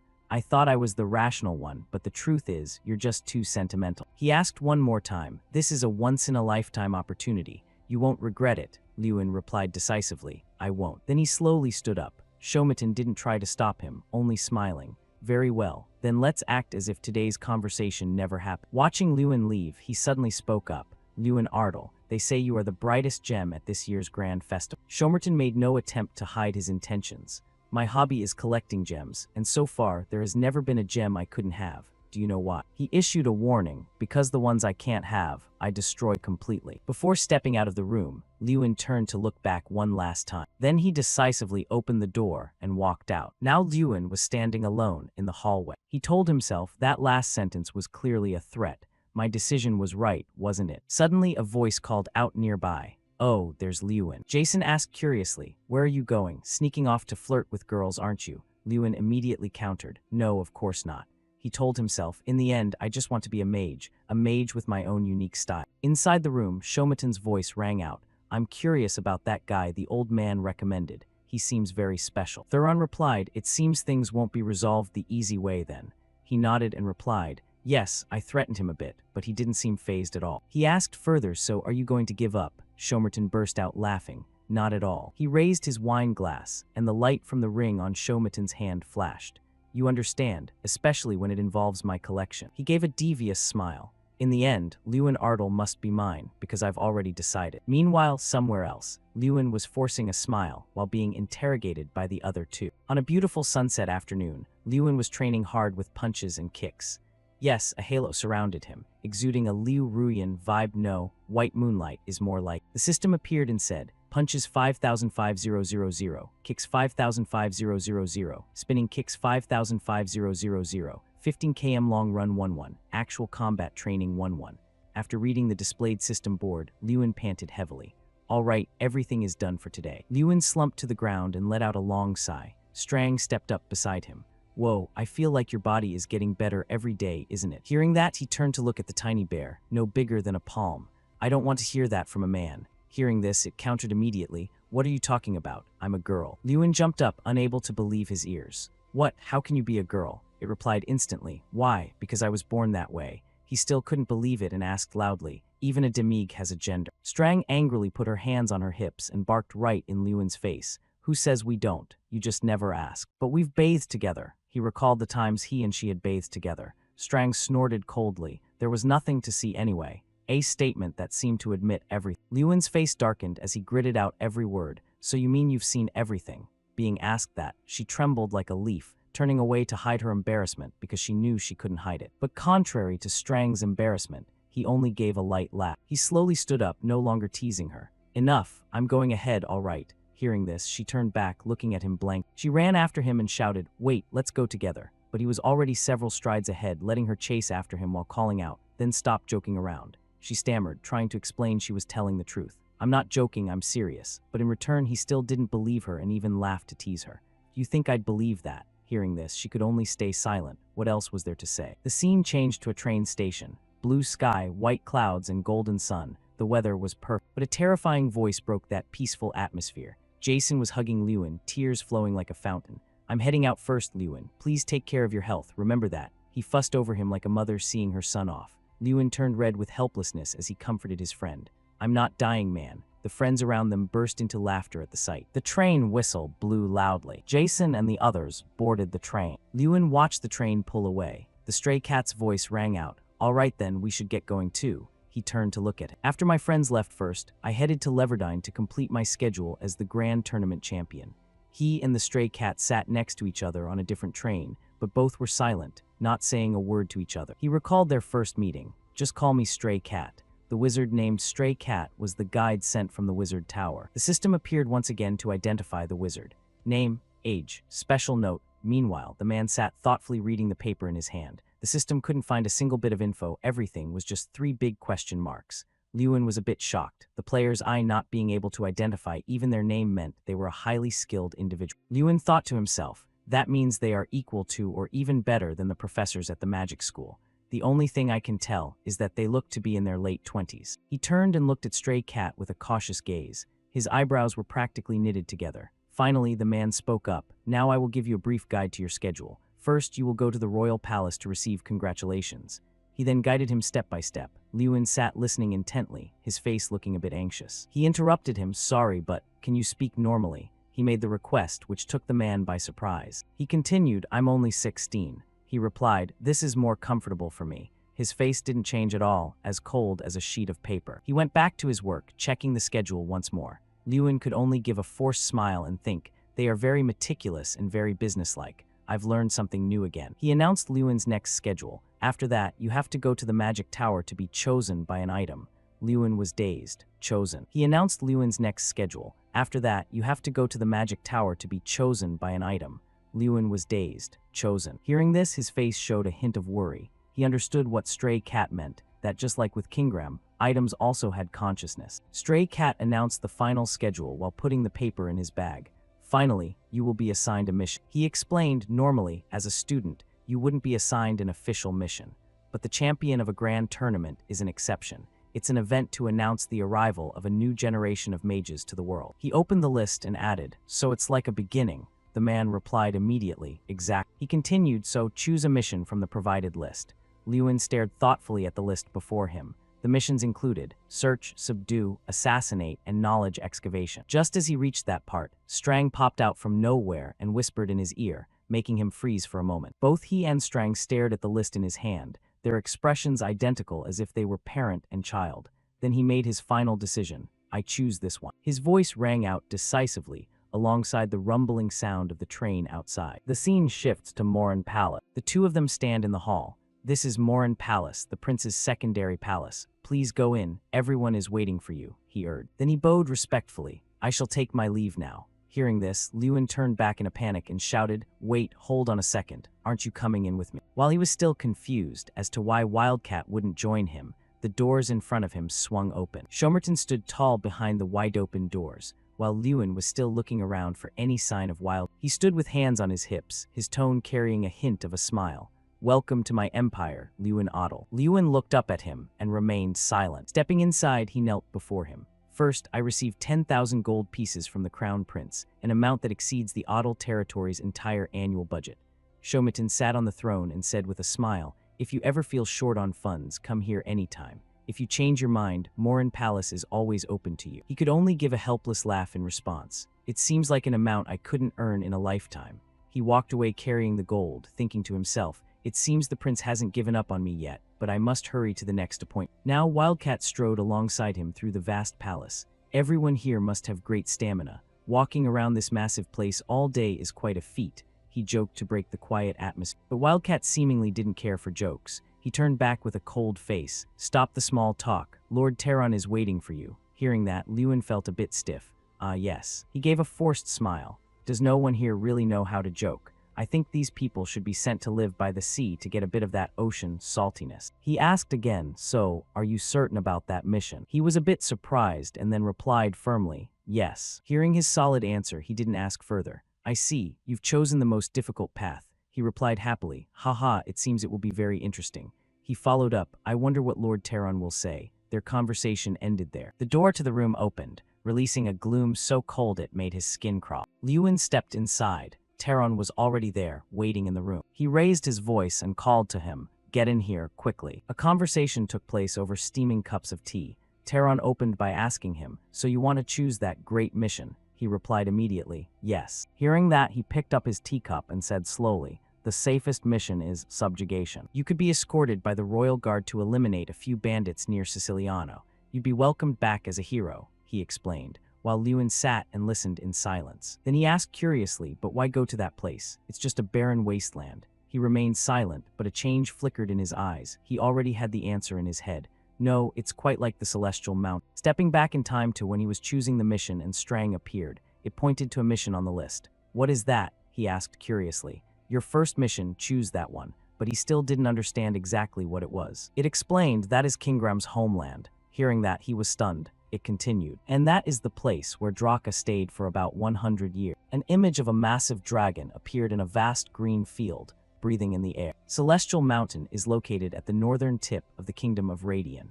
A mountain piercing the sky appeared behind a thick veil of fog. It is said to be the home of the ancient ogres, but there are no ogres left there now. Those ogres with their powerful, massive bodies now only exist in the past. Except for the Kingram artifact at the Academy, they all perished in the Great War. Every ogre lay fallen at the feet of the enemy leader. The place where the ogres vanished is now a desolate wasteland. An ogre's skull blew in the wind, sending a chill to the very soul. There is a reason why the search mission in this place is considered extremely difficult.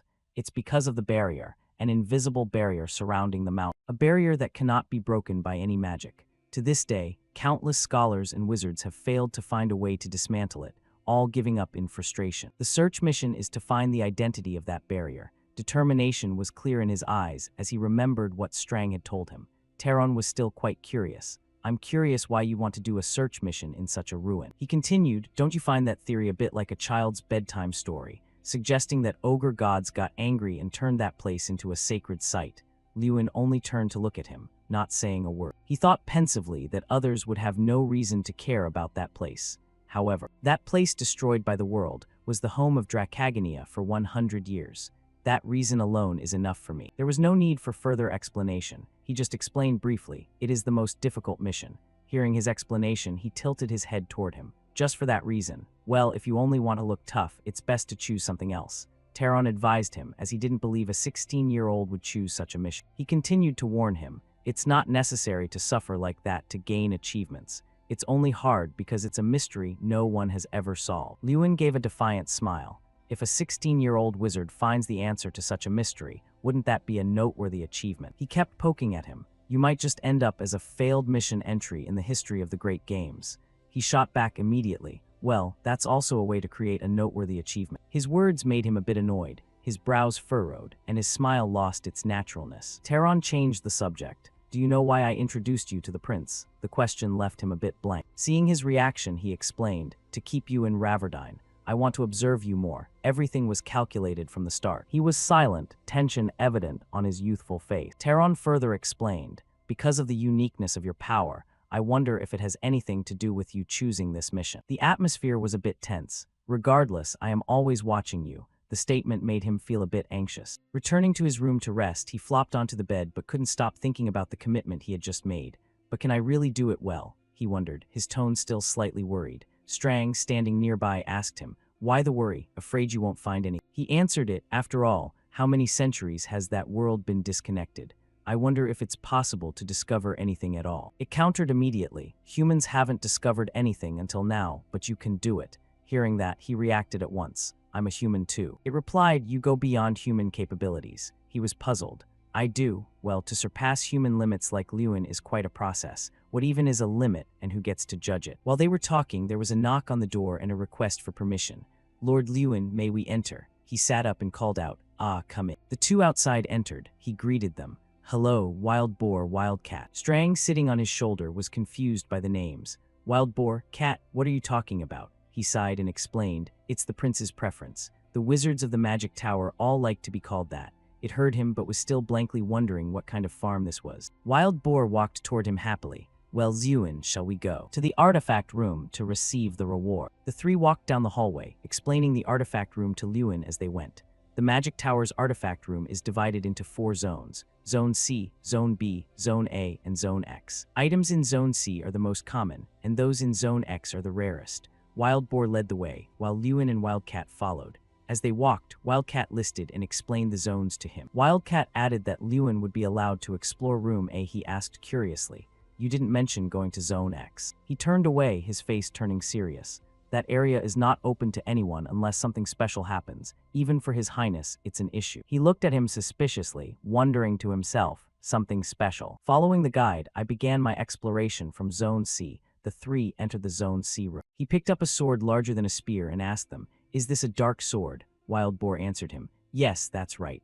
We only collect items that are well protected after battles with monsters and demons. He looked at the sword and thought for a moment, impressive. Isn't this the radiant sword used by Doom Prime? The sword was so shiny he could see his own face in it. Truly the magic tower's treasury. Even Zone C contains the fortunes of many nobles, he marveled. Suddenly he noticed a book on the ground. The Special Transformation of Tin Brown. I heard it was out of print, but why is the book still here? Wild Boar saw his curiosity and was pleased. Do you know it? It's a book over 100 years old. He replied with a smile, haha. There was a time when all I could do was read books. Behind him, 7 classes of magic ships, exploring unknown lands, searching for ancient creatures.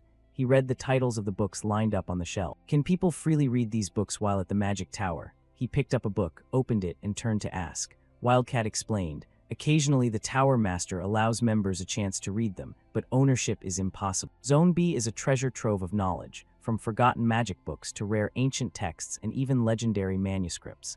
Bypassing the allure of Zone B, I proceeded to Zone A, but no artifacts in Zone A responded to me, which made him a bit anxious. He turned back and asked the other two, "Has anyone else ever not been chosen by the artifacts before?" Wild Boar scratched his head and gave a forced smile.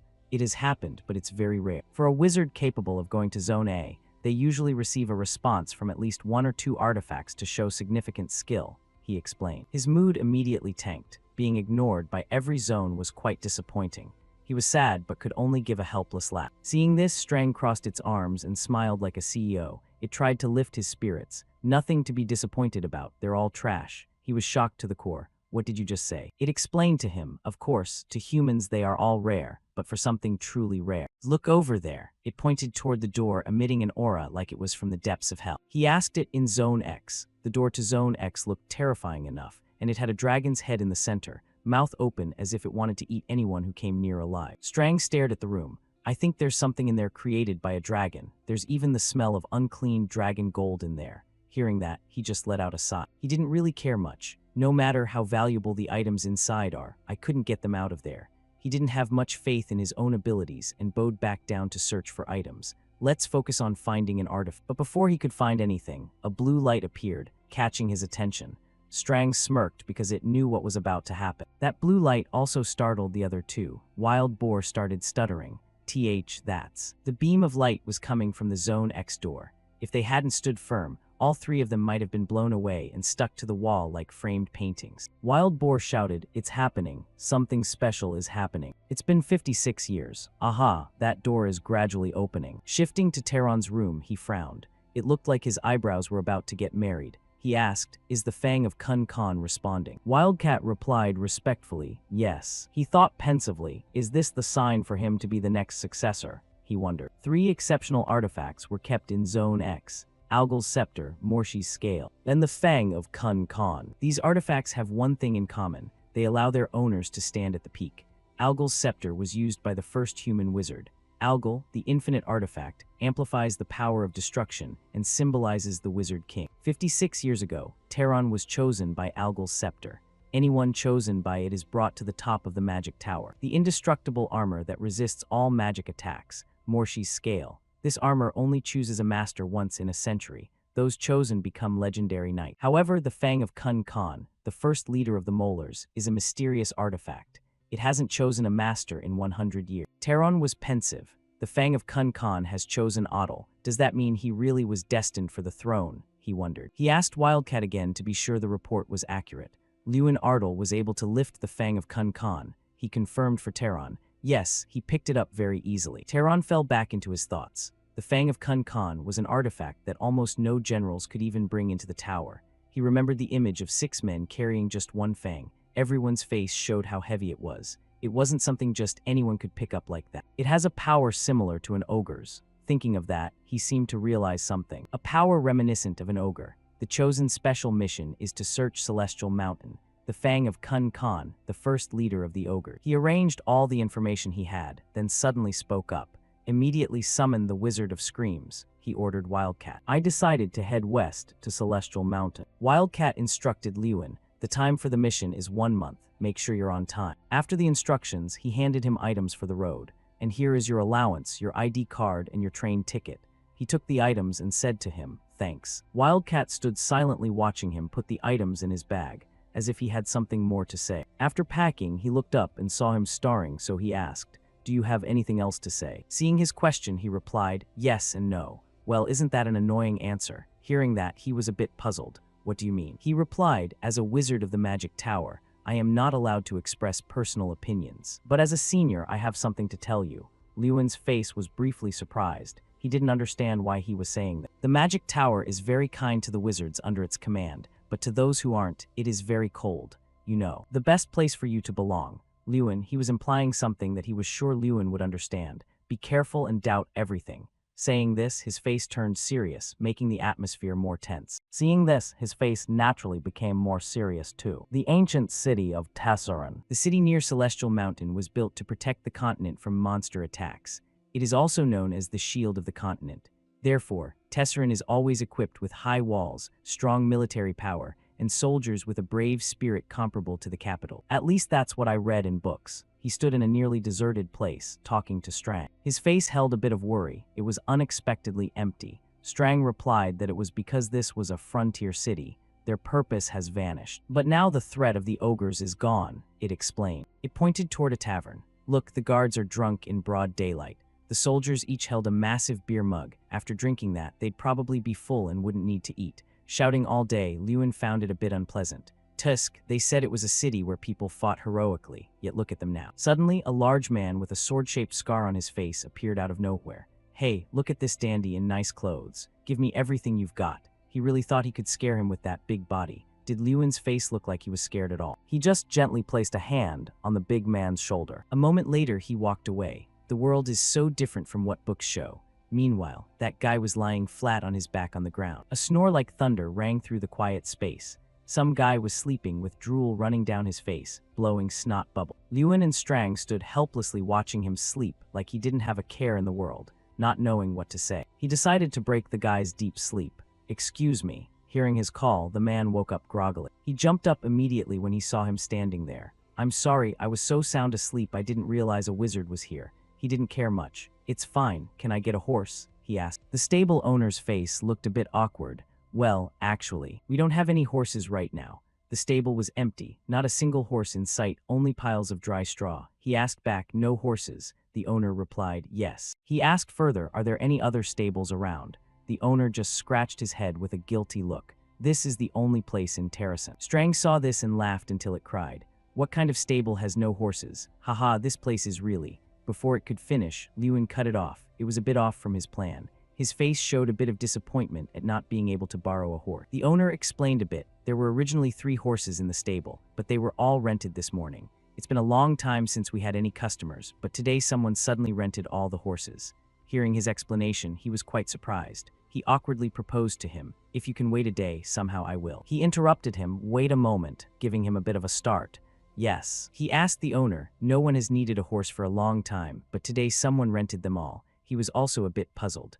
That's true, but why? He began to get a bit suspicious. People rarely come to Terrasen, but for someone else to rent all the horses besides me, is it just a coincidence? He wondered. But then he remembered Wildcat's words before he left. Doubt everything. He turned back to ask the friend sitting on his shoulder. Strang, did you notice something? Hearing his question, it let out a sigh and crossed its arms. Hey human, are you only realizing it now? I told you back on the train. It answered his question. That's right. Both of them simultaneously turned in one direction. We're being followed. Behind the house opposite where he and Strang were standing, a cloaked figure was watching the two of them. After realizing we were being followed, we acted immediately. I had instructed the inn staff to report if anyone asked about me. He handed a gold coin to the innkeeper, whose eyes immediately lit up as he agreed at once.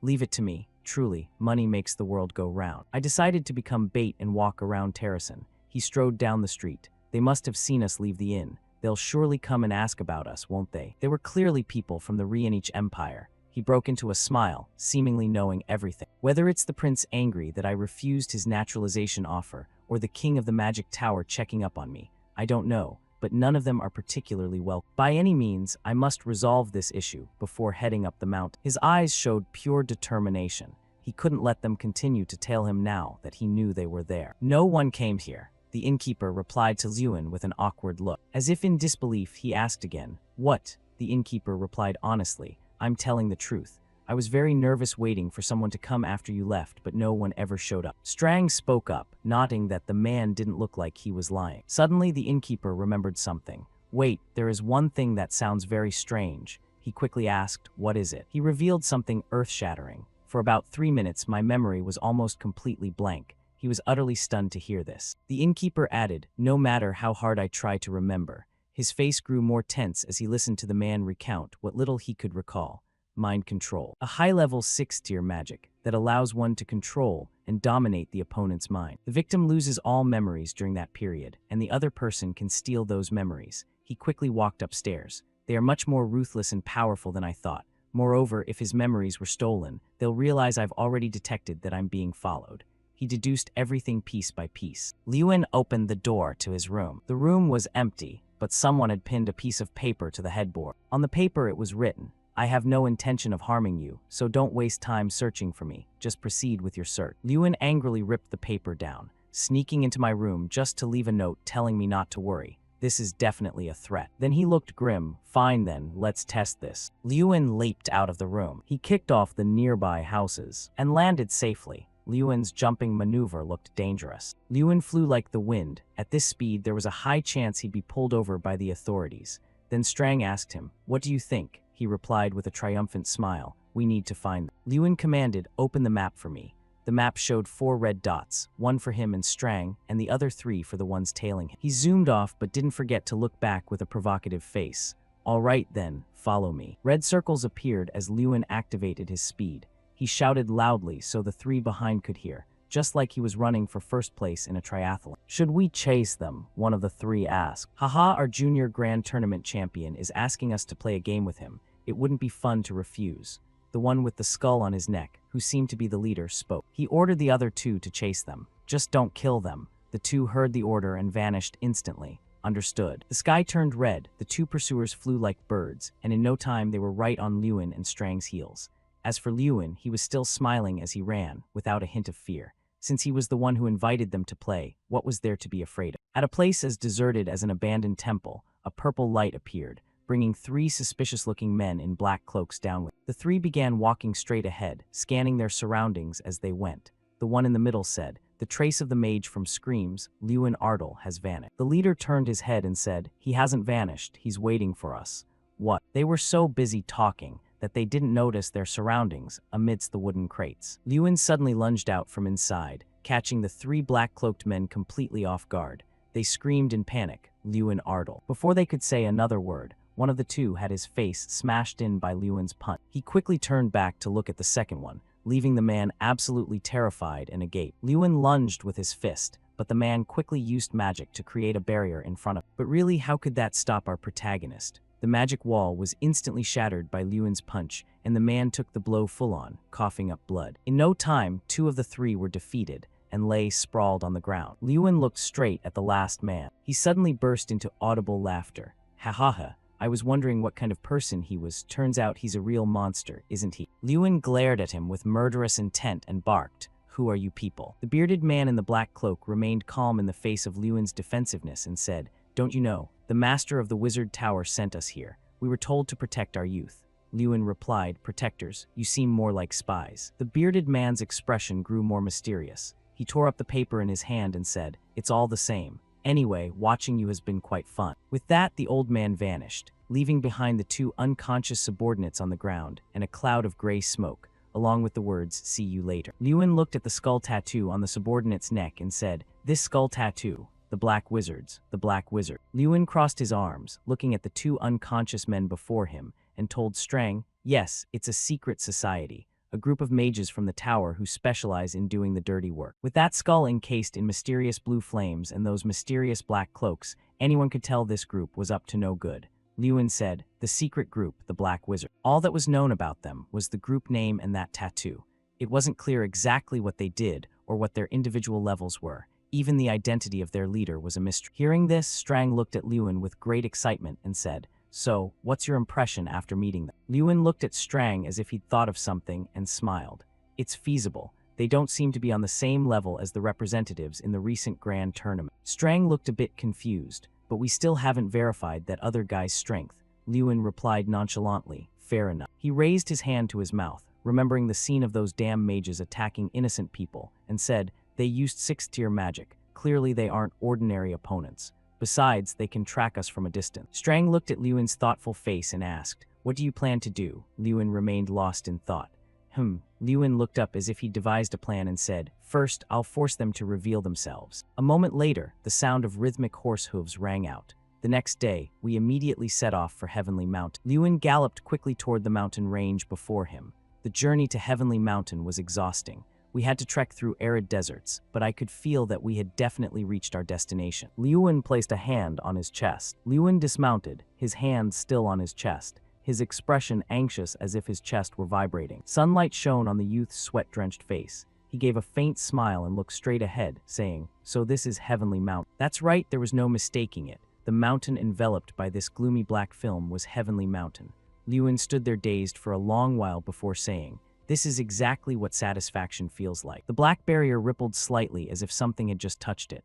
Lewin said, "You once said this was where you lived with Draka, didn't you?" Strang replied, "Yes, that's right." Lewin sat down wearily, leaning his back against the barrier.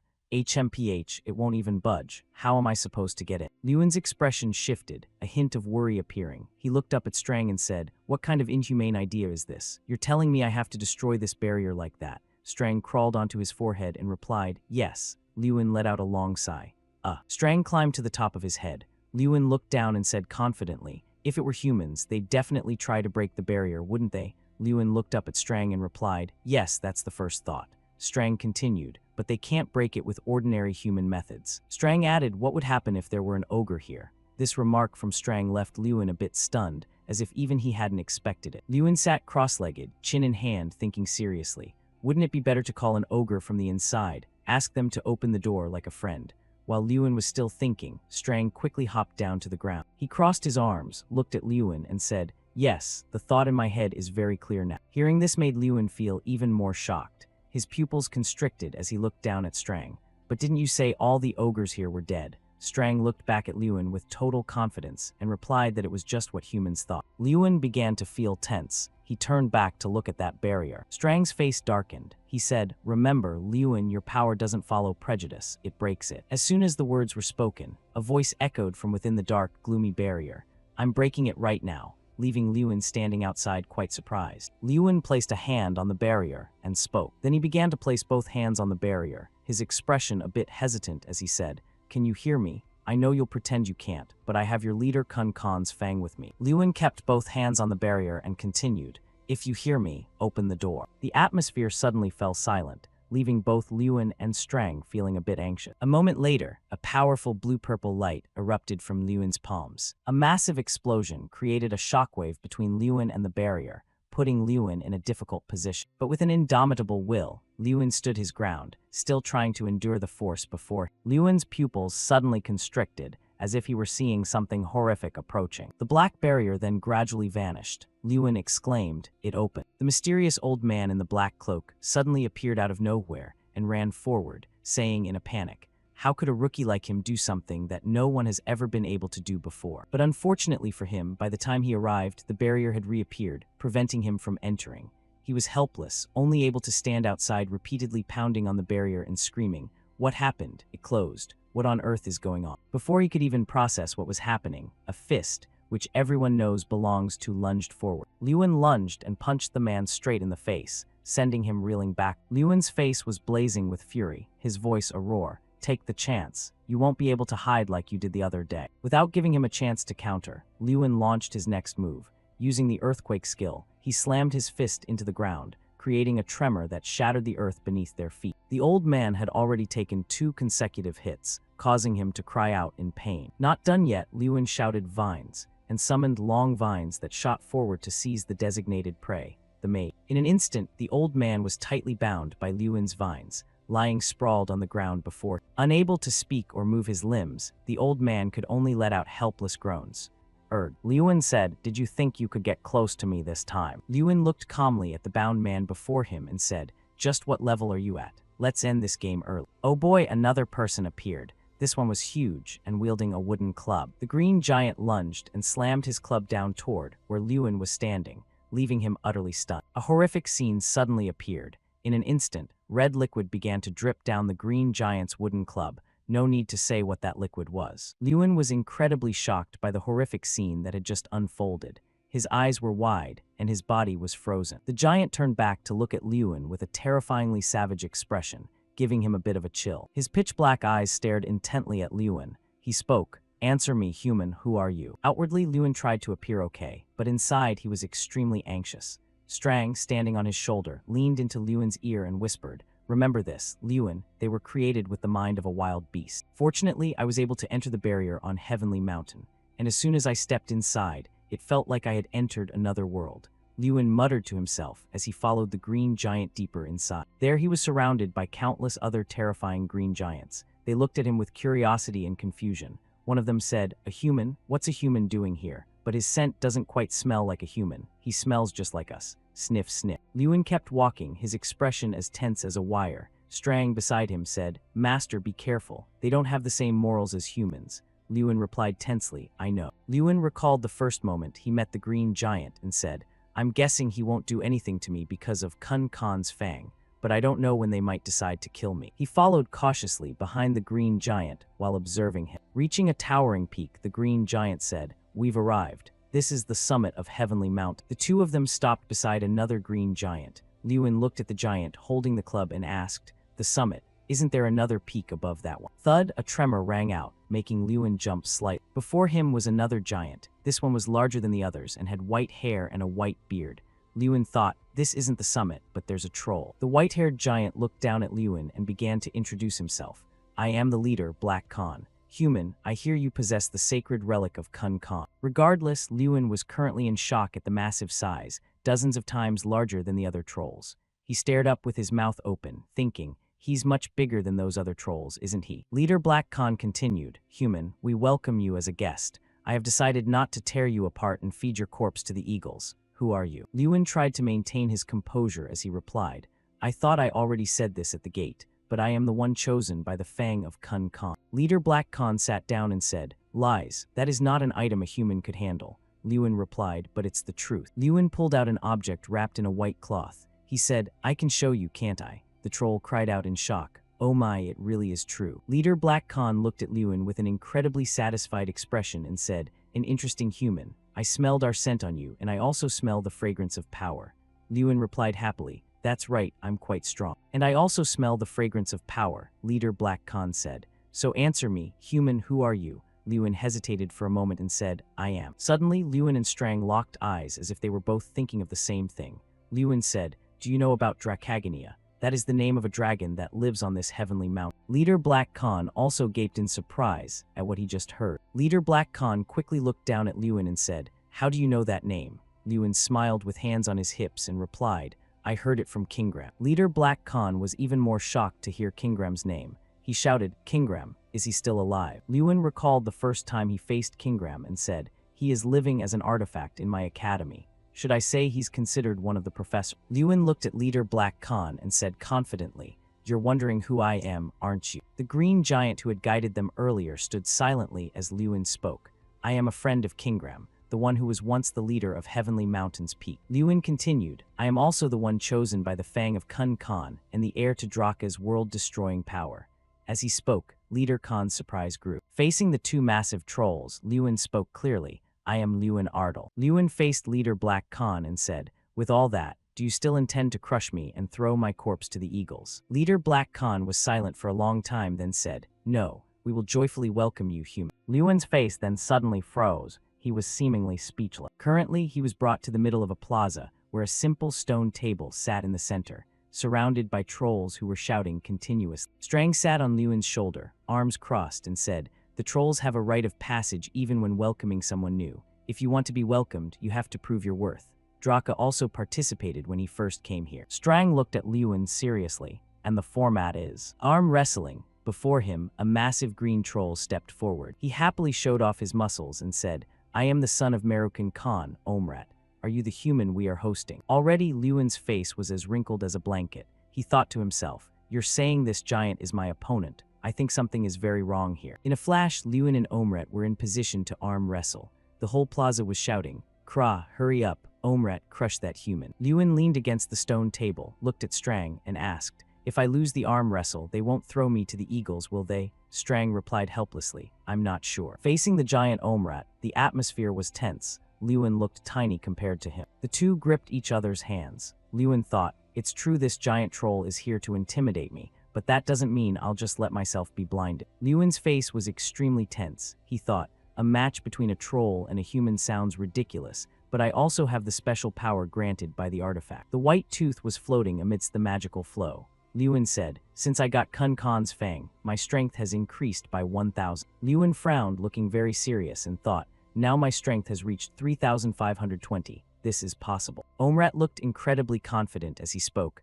I don't think you're just some ordinary human, but the feel of your hands is truly different. I am Omrat, son of Omru Khan. Even if my opponent is a human, I won't go easy on you. Lewin refused to back down, laughing and shouting back, "That's the spirit. Try to defeat me once and for all." In the center, the referee began the preparations. "Get ready." Both contestants had looks of extreme seriousness on their faces. "Start!" the goblin referee shouted. Right away, Lewin flexed his arm muscles so hard that his shirt sleeve ripped open. Seeing this, Omrat was a bit surprised by his opponent. The match continued with no clear winner yet. Omrat let out a loud shout. On Lewin's side, his complexion was worsening. He was drenched in sweat, looking as if he could only hold out for a moment longer. Did you think it was over? But Lewin summoned every last bit of internal strength left in his body and screamed, "This is my last chance, Hairy Goblin." However, it didn't go as he expected.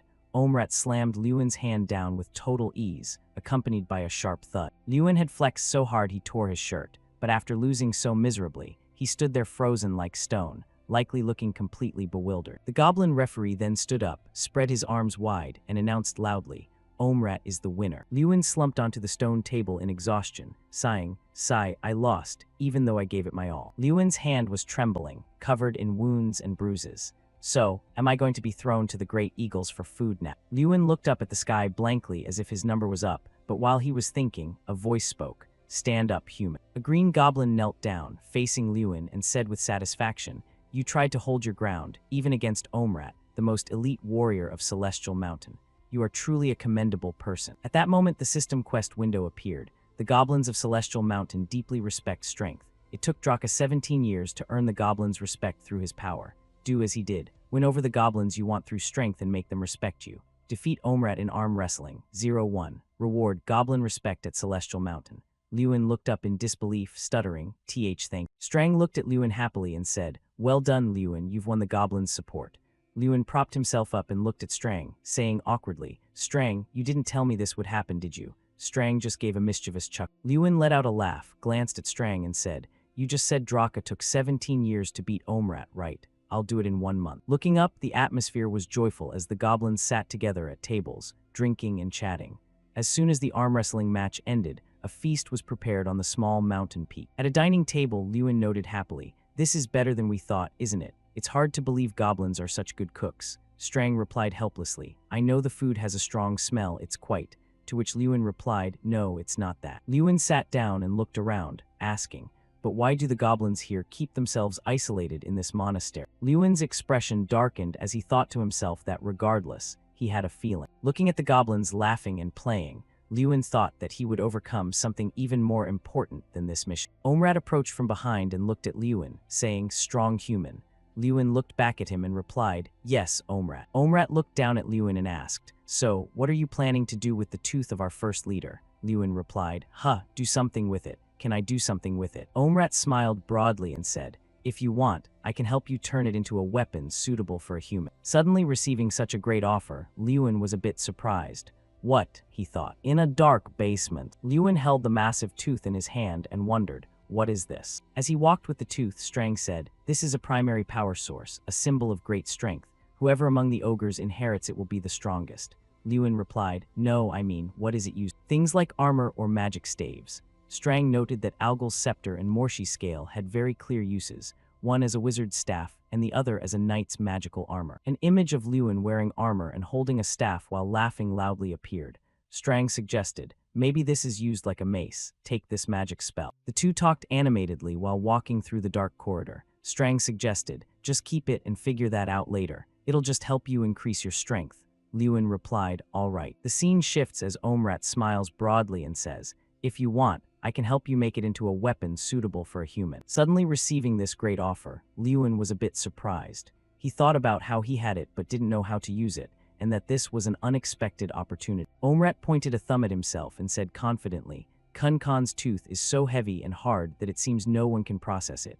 But if it's the iron trap Omusira, it's entirely possible." Lewin didn't quite understand. An iron trap is just like a human blacksmith. Omrat looked at Lewin and asked, "Do you have an idea for a specific type of weapon yet, human?" Lewin gave a thoughtful. A moment later, he suddenly broke into a smile as if he had just thought of something. "So, can you help me make exactly what I need?" "It's been half a month since I arrived at Celestial Mountain," Lewin said, as he lurked in the bushes like he was stalking something. Up ahead, a green goblin shouted in a direction, "Over there, human." Lewin lunged out from the bushes and said, "Let me handle it." During that time, I've been helping the ogres hunt or supporting. Next, he started running, spending a lot of time training in things he couldn't do. Drenched in sweat, Lewin looked at the system screen and said happily, "All right." Then he went to arm wrestle Omrat again, and just like before, Lewin lost. However, the main mission that took up most of my time was a different matter. Strang clearly announced 15 losses in 15 matches. After losing 15 consecutive arm wrestling matches to Omrat, Lewin irritably rubbed his arm and said, "Lost again. This really keeps happening to me." Behind him, Omrat just laughed. Ha ha ha. Lewin stood rubbing his arm for a moment until Strang came over to encourage him. "Hang in there, master. You've gotten better." Omrat said with a smile, "That's right, human. You're gradually using your strength more effectively." Yet Lewin still refused to give up, looking at Omrat with confidence and saying, "Thanks. I feel like I'm progressing bit by bit. I've learned how to use my strength properly through your advice and can hold out a little longer each day." Lewin put his hands in his pockets, turned his head and said, "Before I leave here, I have to defeat Omrat." Behind him, Omrat was completely stunned to hear his name called out like that. Even from inside the cave, their conversation could be heard clearly. "Omrat, are you hesitating?" Omrat replied, "No, not at all, human. In arm wrestling, you stand no chance against." A few days later, Omrat's face was completely frozen. Oh, it turned out Lewin's small hand had defeated Omrat in arm wrestling. The referee announced, 17 matches, 16 losses. Strang couldn't believe its eyes either, nodding the one victory. Lewin stood up happily, raising both hands and shouting as Omrat looked on in shock. "I won." The system appeared, side quest at Celestial Mountain. Win an arm wrestling match against Omrat. 1-1, complete. You will receive the ogre reward of Celestial Mountain as a prize. You are respected by all ogres. Omrat wasn't angry at all about losing. On the contrary, he kept praising Lewin, saying, "You keep surprising me. I lost, young Master Ardle." Lewin rubbed his wrist and looked at Omrat happily, saying, "This is the first time Omrat has called me by my name like that." Omrat turned to walk away and said, "It seems you are ready." Lewin watched Omrat's receding figure and asked, "Ready for what?" Omrat turned his face back and said, "Come here." Omrat said, "Actually, it's been finished for a long time. I was just waiting for the right moment to give it to you." Lewin quickly walked over to Omrat and asked, "Why didn't you give it to me even though the weapon was finished?" Omrat spoke while searching for the item. "I was waiting for the moment you could defeat me. If you hadn't won, I might not have given it to you. Kun-Kan's tooth is very important to us." Hearing that, Lewin's expression turned a bit stiff and slightly embarrassed as he thought, "Why does this feel like a robbery happening right in front of me?" A moment later, Omrat held out his hand with the item to Lewin and said, "Here it is." Lewin looked at the object in surprise and said, That is." It was a pair of black metal gauntlets, brass knuckles made from Kun-Kan's tooth, created by Omrat, a weapon decorated with the fangs of the first ogre leader of Celestial Mountain. The tooth fragments will not break under any impact and will destroy everything. Instantly adds plus 2000 strength, unlocks unique skill. Leadership potential is growing. Lewin put on the gauntlets and clenched his fists, determinedly thinking that with these Kun-Kan tooth knuckles, it would definitely be most comfortable for him as a melee mate. Seeing him silent for a while, Strang asked, "How is it, Lewin?" Omrat also asked, "What do you think of my creation? I made it using the perfect mold for you." Looking at Lewin right now, he seemed intense, but he was actually lost in thought. "Amazing. Not just 2000 strength, it might be even stronger." Lewin said, "Omrat, can you gather all the warriors of Celestial Mountain?" Very quickly, all the green goblins were gathered together. They discussed among themselves. "A strong human wants to challenge us all to arm wrestling."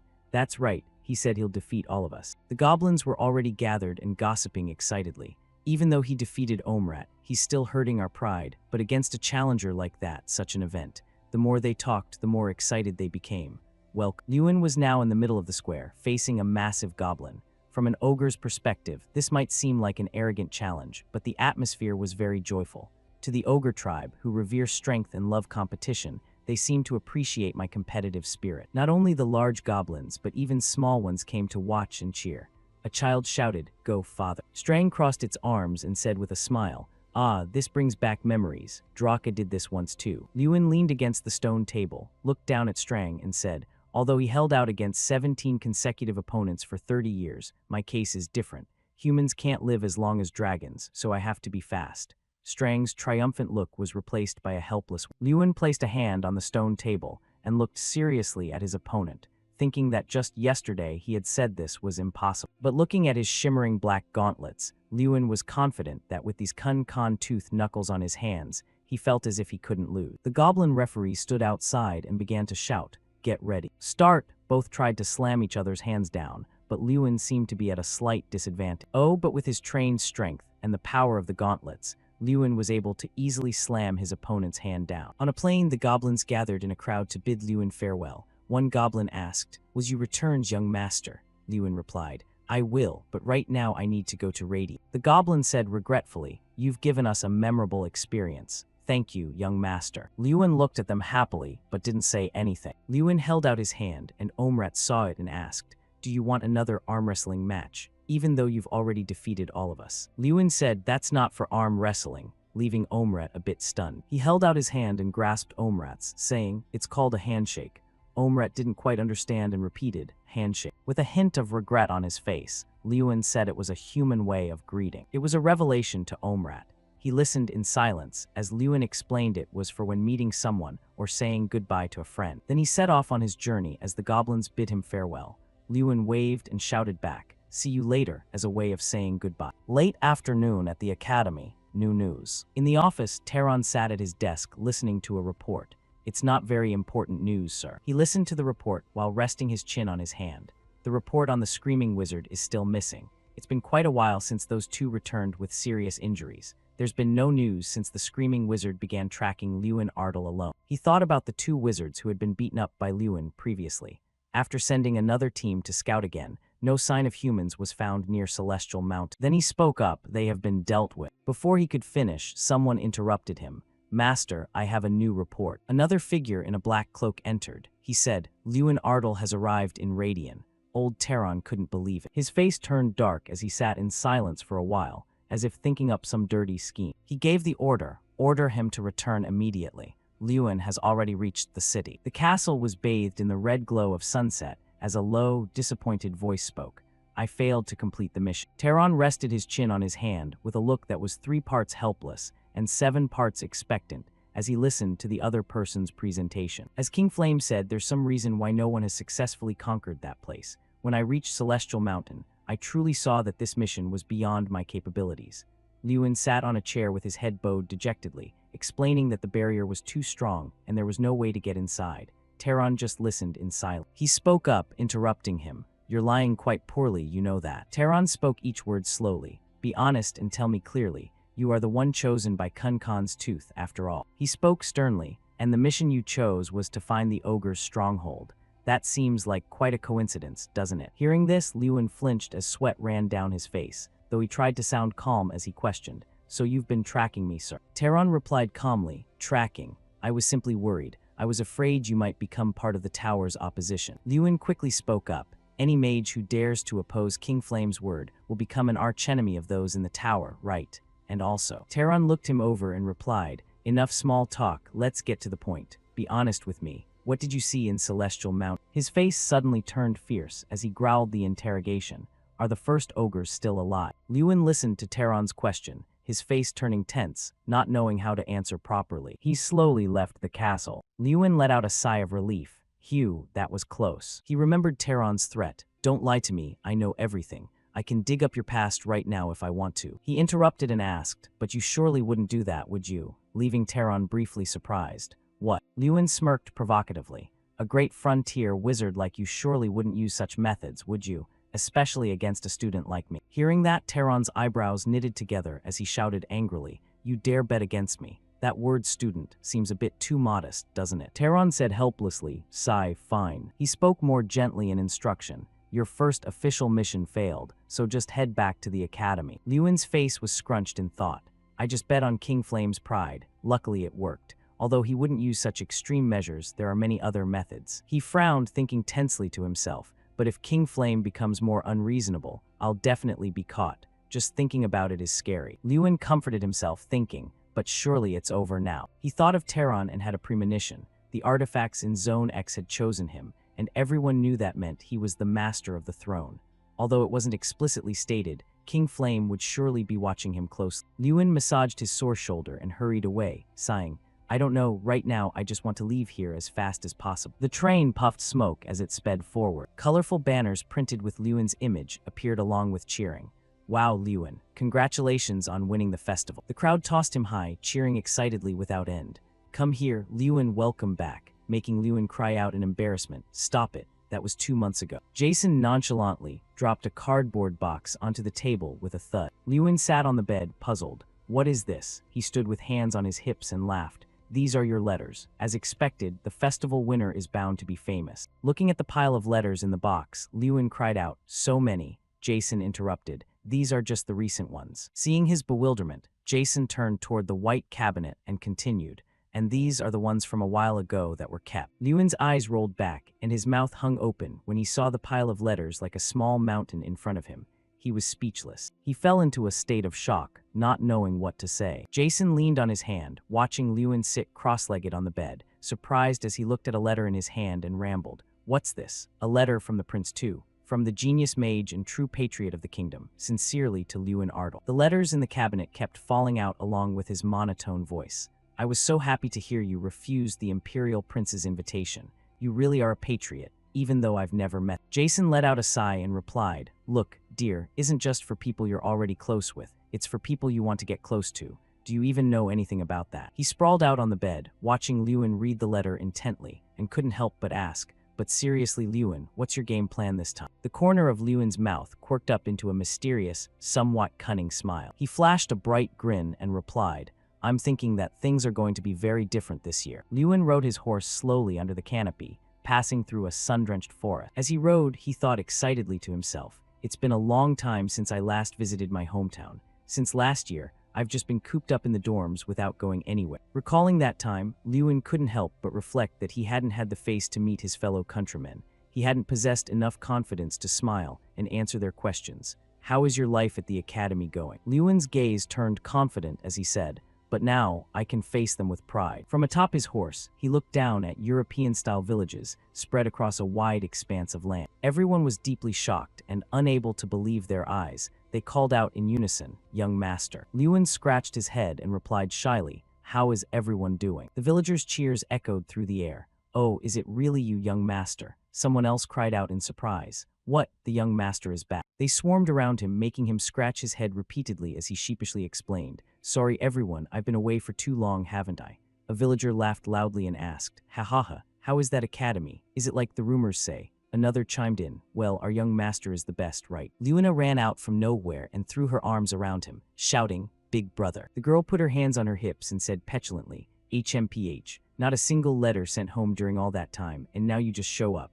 Their father stood behind her with a gentle, somewhat helpless smile as Lewin called out, Father. Lewin placed a hand on her head and teased, Lewina, you've grown so much, I almost didn't recognize you. This made the girl shout angrily, What? He gave a wide grin, silently adding in his heart, And you're still just as adorable. Lewin gently requested of his father, Father, please call all the family members together.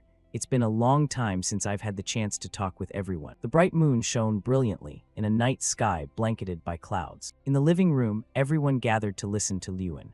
I told my family and close friends about what had happened over the past 6 years, omitting the details about being a player, of course. Lewina wiped away her tears. Big brother, you really have been through so much. The maid marveled, but you were able to overcome all those hardships. We are so proud of you, young master. Beggin spoke up, but does that mean you won a major tournament? And you even had a private conversation with the imperial prince? He replied softly, Yes. He thought to himself that while it had been 2 months already, it was still fresh news to the people in his rural home. His father held a letter in his hand, his voice full of pride.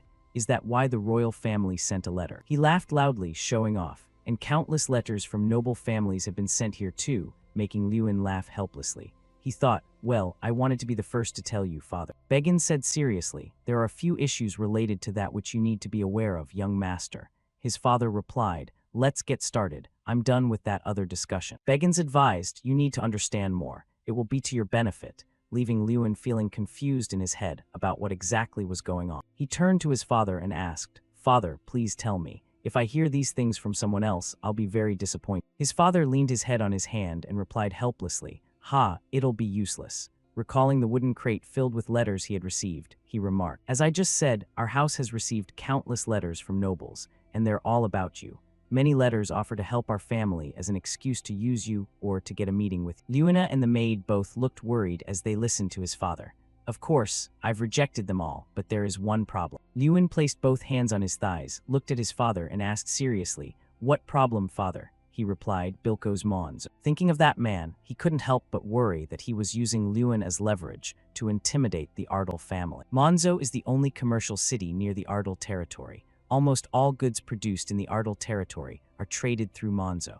In other words, the Ardal territory is maintained by the money earned in Mons. Lewin looked at his father and wondered, are they really offering such an absurdly low price for our goods? He turned his head away gloomily and replied, yes, because they want to take the Ardal territory hostage and force you to become a guardian mage for Monzo. Lewin's father supported his forehead wearily, adding that if this continues, the Ardal family's finances will collapse. He lowered his head and sighed, but currently there is no clear solution. Lewin remembered the cheerful faces of the farmers as they enthusiastically said, oh, come on, I'll definitely be the first to host the young master. Someone even bragged, young master, the quality of our goat milk is exceptionally good this year. His father and Beggins were surprised when he said, suddenly, I'm thinking of the phrase, a terrible person needs to be knocked down. He looked at his closed fist and said nonchalantly, if they are so eager to see me, I'll have to go there and pay them a visit. After loading the luggage onto the horse, Beggins didn't forget to advise, here are some supplies and water for your journey.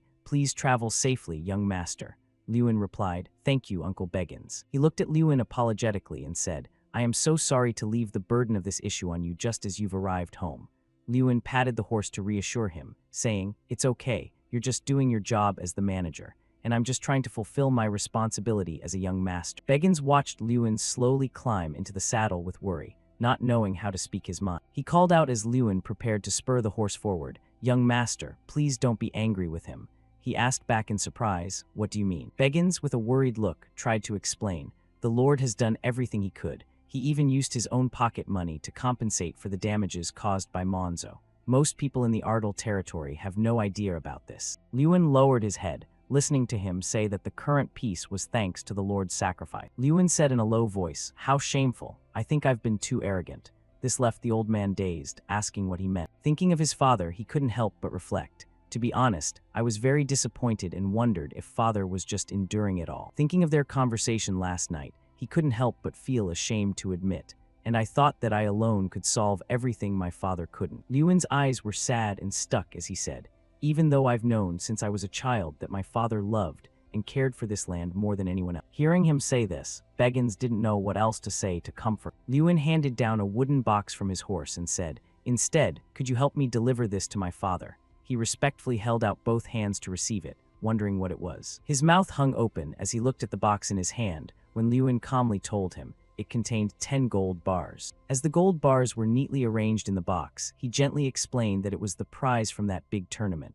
I hope it will be used for necessary matters in the territory. Beggins asked, what kind of matters? He watched him carefully hold the box and replied, in my personal opinion, it would be most effective if used to buy more land. I believe the Ardal family has the potential to be self-sufficient and even supply others without needing Monzo in the future. Beggins frowned thoughtfully and replied, that could come true, but currently our territory is in a difficult spot. Right now, no one wants to sell land to us. He was startled when Lewin said, what if we just take it? Lewin said confidently, and after that, we will proceed with a complete cleanup. He explained that they would reform the long-standing troubles of Wolf Hill within the territory and the Trainhung Plains, where the Mudmen had occupied. It's not a bad idea. Sitting on his horse, Lewin carefully explained his intention. With this money, if we hire mercenaries to reform the territory and then lease it out to others, we could even earn back more money. Beggins realized the point. If they could hire mercenaries at a reasonable price, it was indeed worth a try. Lewin turned his head and told Beggins, I'll leave the details to you and father. I'm heading out now. Lewin galloped away, leaving Beggins behind and shouted, let's go. The commercial city of Monzo. This is the largest territory in the southern part of the kingdom. All supplies in the surrounding areas are concentrated here. The Lord is Bilko's Monzo. There are many bad rumors about him, such as using money to buy his title through loan sharks or being the former leader of the Walpa gang. As he rode, Lewin thought to himself, in other words, we must have a heart of steel. He stopped before the gates of a grand castle, heavily guarded by soldiers. From atop his horse, Lewin bowed politely and told a guard, I am the second son of the Ardal family, Lewin Ardal. Is the Lord inside? Hearing this, the tall, thin guard let out a sigh, while a fat one picked his nose contemptuously. Lewin's face darkened when he heard the mocking voices from the guards. Ardal again. One guard wondered, why do they keep making such a fuss like that when they know they'll never succeed?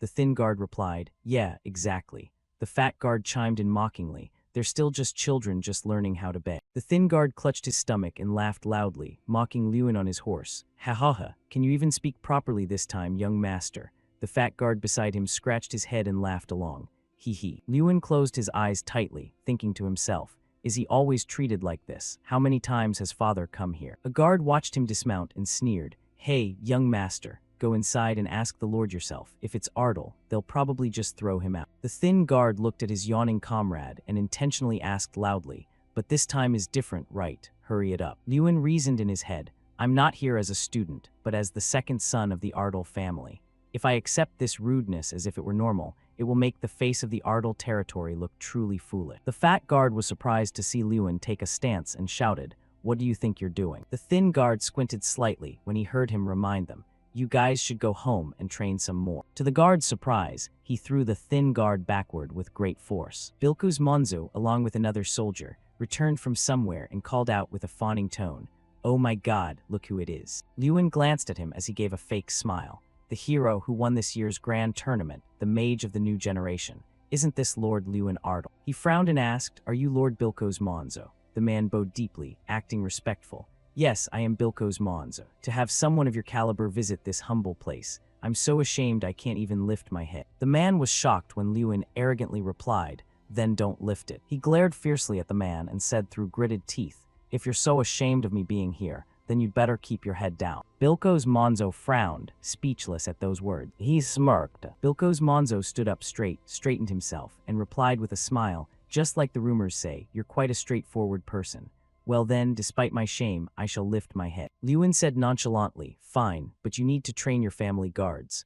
The man asked fawningly, have my boys committed some kind of crime? Bilko's Monzo stared wide-eyed as he followed the boy's contemptuous glance. They treated my family as if we were some troll tribe, so I gave them a light warning. He looked behind Lewin and saw the guards beaten to a pulp, piled on top of each other, unable to utter a word. Bilko's Monzo was driven mad with rage, his teeth clenched and eyes bulging. Lewin looked at his expression and threw in a sarcastic remark.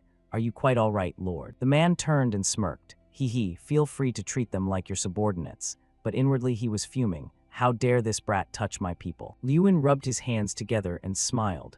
Ah, well then. To Bilko's Monzo's shock, he delivered a kick that sent the remaining guard flying backward with great force. The guard fell and tumbled across the ground. He clapped his hands and laughed, saying nonchalantly, that's enough. This one also needs some etiquette training, leaving the man stunned and speechless. Lewin added one more taunt. You were probably thinking of letting me stand out here even longer, weren't you? The man was driven to fury by his teasing. His jaw was set, and his gaze was fierce as he heard the sarcasm that cut to the bone.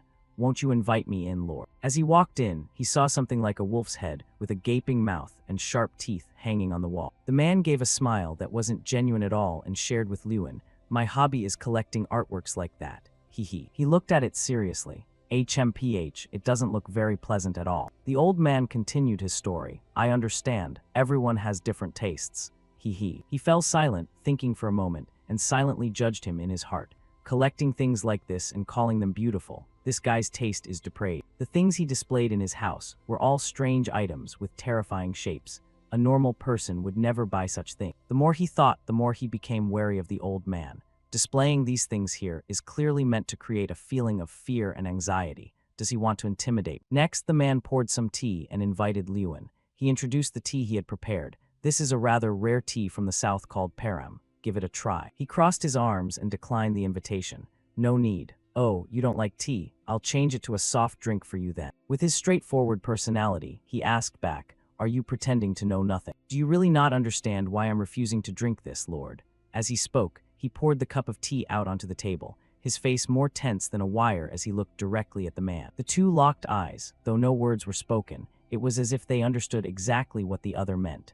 The atmosphere grew increasingly tense. The tea Lewin poured out flowed down, mingling with the terrifying silence. The corner of the man's mouth twitched into a mysterious smile, and then he calmly picked up the hot teacup. It seems you think I'd poison your tea, but I have no intention of becoming your enemy. Of course, there's no poison in there. I just want to become your best friend. He emphasized the words best friend. It wasn't clear if the tea was actually poisoned, but with that kind of BFF attitude where everyone is out for themselves, he was a bit skeptical. he asked the man, so friends intimidate each other now. That's a ridiculous threat. It was merely a well-intentioned proposal. He. Lewin was fuming and immediately retorted through gritted teeth. A proposal, you say? You mean that cowardly scheme to weaken the Ardal territory? Having spoken, he flatly and decisively rejected the man's offer. The two locked eyes once again. The man lowered his head and spoke in a mysterious tone. Unfortunate, but since you've rejected our friendship, then the price for the Ardal territory's goods will remain exactly as it is, cheap as dirt. He spoke with a mocking tone and a gaze like a schoolyard bully. Seeing this, the protagonist threatened back with a murderous expression. You'd better return the price of goods to what it originally was. A moment of silence passed between them. Both sides were as tense as a strand of vermicelli. As soon as he finished speaking, he was called ignorant and provincial. The old man angrily clenched his palms. Do you think you're the only one allowed to reject a deal? You should be the one begging right now. You're in the weak position, not me. He looked ready to snap. Magic Academy students can't use magic during their vacation, can they? I'm going to teach you some humility. As soon as the brat finished his sentence, Bilkoz's squad of soldiers appeared and surrounded Lewin. He wasn't afraid at all and dealt with it calmly, so he never intended to let me go. Upon hearing the order, the soldiers immediately charged to attack him. Kill him. I'll turn that bastard's corpse into a specimen for my display room. He was still able to fight and talk at the same time in this hair-raising situation. You want to turn me into a trophy? You're even crazier than I thought. The bear on his shoulder also thought the man was truly insane. Although he had guessed the outcome and hadn't expected much from this conversation, he still hadn't anticipated the man acting so insolently. He viewed him as an old pig trapped in his own well in the south. People like him, he thought as he lunged into a fight with a soldier. When they were both close to him, he suddenly stopped and held up a finger, leaving the soldier frozen for 5 seconds. Flick. As soon as the word left his lips, the surge of power from his flick sent the soldier flying into the distance. Then followed an eye-pleasing battle. The yellow light radiating from his power swept away and knocked back the soldiers who were swarming like bees to honey. With a face full of confidence, he turned to him and said, "Let me tell you something." A special skill appeared, Chieftain's Will. Until completely exhausted, he would have the backing of the first leader of Mount Harkin and Kunkan. The man immediately panicked. Erg, why is there suddenly smoke? What are you doing? Then, out of nowhere, a massive flame appeared, forming the face of something that looked neither human nor beast. Lewin stood proudly and let him know that even during vacation, as long as his life was in danger, he could still use magic. The man was finally paralyzed with fear, as the fire entity created earlier charged violently to attack his soldier. Witnessing the scene before them, the soldiers couldn't help but tremble in terror, thinking that if they stayed there, they were as good as dead. Immediately after, the group scrambled to scatter in panic, no one wanting to meet their end right then and there. Lewin raised his hand and clenched it into a fist, and the fire entity followed suit with an expression full of confidence and pride. Lewin smirked, nodding that running wouldn't make things any better. He and the godlike figure within his skill lunged forward together. With a burst of energy, a massive explosion erupted, destroying the entire castle. Bystanders witnessing the event were left in a state of utter bewilderment. Seeing the flames growing larger and more dangerous, everyone urged each other to flee the area to save their own lives. Meanwhile, the fat, white-haired man was still lamenting over his bizarre collection of goods, crying out about his 2,000 gold pieces. Lewin stepped up behind him and asked if he really still had time to be concerned about his work. A second later, he glared at him threateningly, suggesting that it was now time for the man to worry about his own life instead. The fire erupted fiercely, leaving the area in ruins as it was consumed by the blaze. The protagonist didn't stop there and noted triumphantly that the man would have to restore the price of Ardal's goods to their usual rates and pay his family 10 times the amount he had taken. He asked the man what he thought and if he could manage that. The old man fell to his knees trembling, wondering how massive that compensation figure would actually be. Lewin grabbed him by the collar and pulled him close, nodding that he had now learned why one should never look down on others. The man had relied on numbers to bully the weak, and the price he paid was being completely crushed by Lewin. He truly got what he deserved. The scene shifts to Lewin riding his warhorse back home. He thought to himself that it was almost over, and wondered how surprised his father would be to learn he had resolved everything. On the road where he traveled alone, Lewin felt a sense of relief, thinking that he had finally settled the issues in Monzo and was returning to Ardal. But one surprise led to another. Before he could even celebrate, it turned out things hadn't ended there, as a voice called out a greeting to him. He was surprised and broke into a sweat at the sight of the white-haired girl before him, realizing an unexpected guest was waiting for him at Ardal. She flashed a gentle smile as she looked at him, Lady Irene. The scene shifts back to about 2 months ago at a lavish, magnificent banquet. Lewin stood to the side with his hands behind his head, looking completely bored. He thought to himself that he was sick of this, and that while it was interesting at first, he just wanted to go home. While he was standing there, the beautiful white-haired girl walked up and asked if he was talking about that cute little Ardell estate. The beautiful Irene stood with her hands on her hips, looking a bit miffed. She said she was glad the party ended without any issues, as she really thought someone was going to cause something terrible to happen. He gave a forced smile and said, "Haha, I'm sorry. But I couldn't help it." He turned serious, nodding that they hadn't just belittled the students' efforts, but our estate as well. She asked curiously if Ardell was really that beautiful. He happily described his home to her, saying that of course it was, as it was a beautiful place that brought peace to the soul. He suggested she should visit sometime. "Really? Then when the time comes, you can't ask me why I showed up." "Haha, I wouldn't dream of it." And so the story began. But what he really didn't expect was that she would actually come. Returning to the present, he was sitting there looking flustered and embarrassed as she entered the house. The whole family was laughing and talking happily. Lewin's father saw Irene, and mistaking her for Lewin's girlfriend, was moved to tears. He thought that little Lewin had finally grown up, while the little girl beside him looked visibly annoyed. Regardless of the relationship between him and the girl, it seemed she was jealous. "Brother, can you explain this situation?" He felt a bit of dread, not knowing what was wrong with the little girl. She was fuming as she interrogated him, asking what their relationship was, if the woman was his girlfriend, and where they met. She demanded he tell her everything, throwing out 1,000 questions. The scene shifts to Lewin and his father talking about what just happened. He was surprised that the cheeky little girl wanted to be Irene's guide. "Lewina actually volunteered to be Lady Irene's guide. As soon as I suggested you do it, she immediately said she'd handle it herself." He began to understand, as his father continued, nodding how cute it was, and that she didn't want to lose the brother she hadn't seen in 6 years. His father still didn't quite believe it and was suspicious of the relationship between Lewin and Irene, asking again if he was sure she wasn't his girlfriend, and saying he could speak freely. He immediately denied it. Hearing that, his father's face fell. That's a shame. He wondered why his father was disappointed to hear that. He immediately changed the subject. "Let's set personal matters aside and talk about something else." "Beggins, come in." An old man with a brown beard and hair opened the door and entered. He was carrying something and brought it to Lewin and his father. Lord Ardell thanked him politely. His father turned and held the object out toward him. "Lewin, I cannot accept this money." He was surprised. He explained that this was Lewin's money, not the Ardell family's. He wondered why that mattered. "But aren't I also a member of Ardell?" He replied gently, "True, no one denies that you are the heart of Ardell, but you still have many things to do outside of Ardell, don't you?" He remained silent, looking pensively at his father. He bowed his head sadly as he thought, "I know very well that you're saying this because you're worried about me, father. I also know that you are a man of great integrity. I respect you for that. But I feel hurt when you always discuss the estate's matters without me."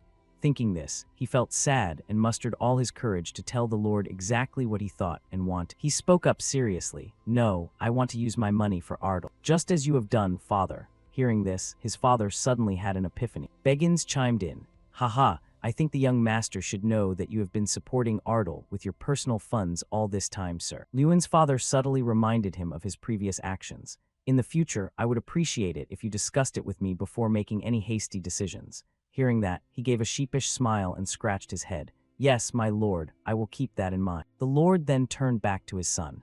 "Whatever your intentions, I cannot accept. You are not yet ready to carry the responsibility of the estate on your shoulder." He picked up the pouch of money. "We still have 3,600 gold, don't we? That is the amount we deserve to receive. But finding it now feels like discovering a forgotten emergency fund." He turned and whispered to Beggins, 3,600 gold, how can that be? I definitely gave you 10 times that amount." He explained that the Lord didn't demand the remaining money and was so adamant that he couldn't even mention the conquest. The two were still whispering like they were gossiping about someone. Why is father being so stubborn? "Yes, I've already given up on trying to persuade." With his blue eyes and handsome face, he looked over at Beggins, who was worried about something but still managed a forced smile. "Our Lord has always been that way, hasn't he?" He flashed a kind smile. At that point, his mood softened, and a slight smile appeared on his lip. Looking toward his father, he could only say, "That's true." Lewin walked outside. He looked into the yard and saw the figure of the beautiful girl taking a walk.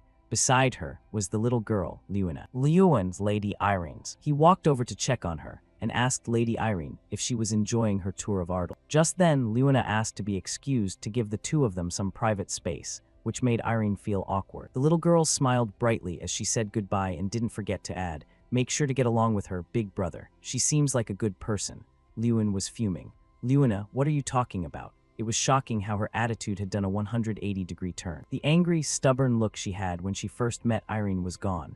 Thinking back on the little girl's words, she couldn't help but be bewildered. Why is she saying such strange things? He blushed shyly and suggested they take a walk together. "Would you like to walk for a bit?" While they were walking, Irene talked about Luina. "Luina is truly adorable. I wish I had a little sister like her." He was glad to see the two of them getting along so well. She asked him with concern, "By the way, Lewin, is there something on your mind? You look like you're thinking about something." "Ah, do I look that way?" He didn't hesitate to speak up. "As the heir to the family, I want to do something for the estate, but I can't think of any ideas." Having said that, he thought to himself about many things. "Combining the prize money from the festival and the money from Monzo, I have over 40,000 gold. Father said I could use it as I wish." But while he was lost in a mess of conflicting thoughts, she spoke up. "You can't help but think about the estate. Even though I came all the way to Ardal." Hearing this, his face turned pale. Only then did he realize that she had gone to the trouble of coming here, yet he was still ignoring her. Realizing she might be miffed, he immediately changed his tune. "Haha, Lady Irene, how did you get to Ardal? Our estate is quite far, so it must have been inconvenient." She smirked and opened one eye to reply. "It's not that far. I got here in 2 days." He quickly apologized to her, a small question escaping him in regret. She began to point out the path she took. "It's quite close when you come here by crossing the mountains over there." Hearing this, his mind immediately started racing. However, in that answer lay the solution he had been searching for all this time. The South Mountain. Although it takes up most of the Ardal Estates area, the rugged terrain makes farming impossible, and the land has been abandoned due to the appearance of monsters. However, there is a lake located nearby, so its geographical value is very high. He had an idea. What if we used that to create a trade route through the South Mountain? Lewin thought seriously. By relying on places like Monzo, we could build ourselves into an independent estate, becoming a powerful one with the only road in the south leading to the Reenac Empire. Why didn't I think of this until now? This will certainly be a major support for our estate. The beautiful white-haired girl beside him watched him intently. Having finished the thought, he was so happy he practically skipped over to her, grabbing her hands and thanking her profusely for giving him the idea. She blushed deeply in embarrassment. Right after that, he immediately ran off, leaving her there. "See you later." He ran with determination and excitement, while the young lady stood there frozen for 50 seconds. She smiled brightly and thought that he was truly an interesting person. One wonders if she had been struck by love at first sight, given she could be so infatuated after being left behind like that. Lord Ardal declared helplessly, "It's impossible." Lewin asked him in confusion, "What?" In the large room, his deep voice echoed, "I've tried, but all 8 merchant guilds at Lake 8 refused." He continued to wonder why they would refuse. Before Lewin's stunned gaze, he explained slowly, "From their perspective, the Ardal house is not profitable." Beggins, standing nearby, gestured in support. "Young master, even the Lord knows this is a great opportunity, but..." He was immediately cut off. "No. Many things have changed. It's small but progressing." He thought clearly to himself that just because the merchant guilds refused once, they couldn't give up on something that brought so much hope to the people. Lewin curled his lips into a confident smile, thinking that, who knows, perhaps the proposal of a champion could make a difference. Lord Ardal and Beggins remained silent, not saying a single word. Then he let out a sigh of relief. "True, you did settle the Monzo affair, so what reason do I have to stop you?" "All right, go ahead and try," he replied. "Thank you, father." Just as Lewin stepped out the door, someone asked, "Are you going to Lake 8? Irene approached from a distance and struck up a conversation casually. "So now you'll be in the same boat as me, an illegal immigrant." He seemingly still couldn't catch her drift. What do you mean?" Suddenly Lewin jumped. "Wait, don't tell me you crossed the Ardal border without permission." Irene smiled as if not admitting it. "That's right." Hearing that, he shouted, "That makes me an illegal resident. Crossing a deserted border alone. Are you always this bold? Don't you think that could be very dangerous?" She crossed her arms triumphantly. "I don't think that compares to what you've done." Before he could realize what she was about to say, Lewin could only ask. She closed her eyes and slowly listed a pile of offenses he had supposedly hidden.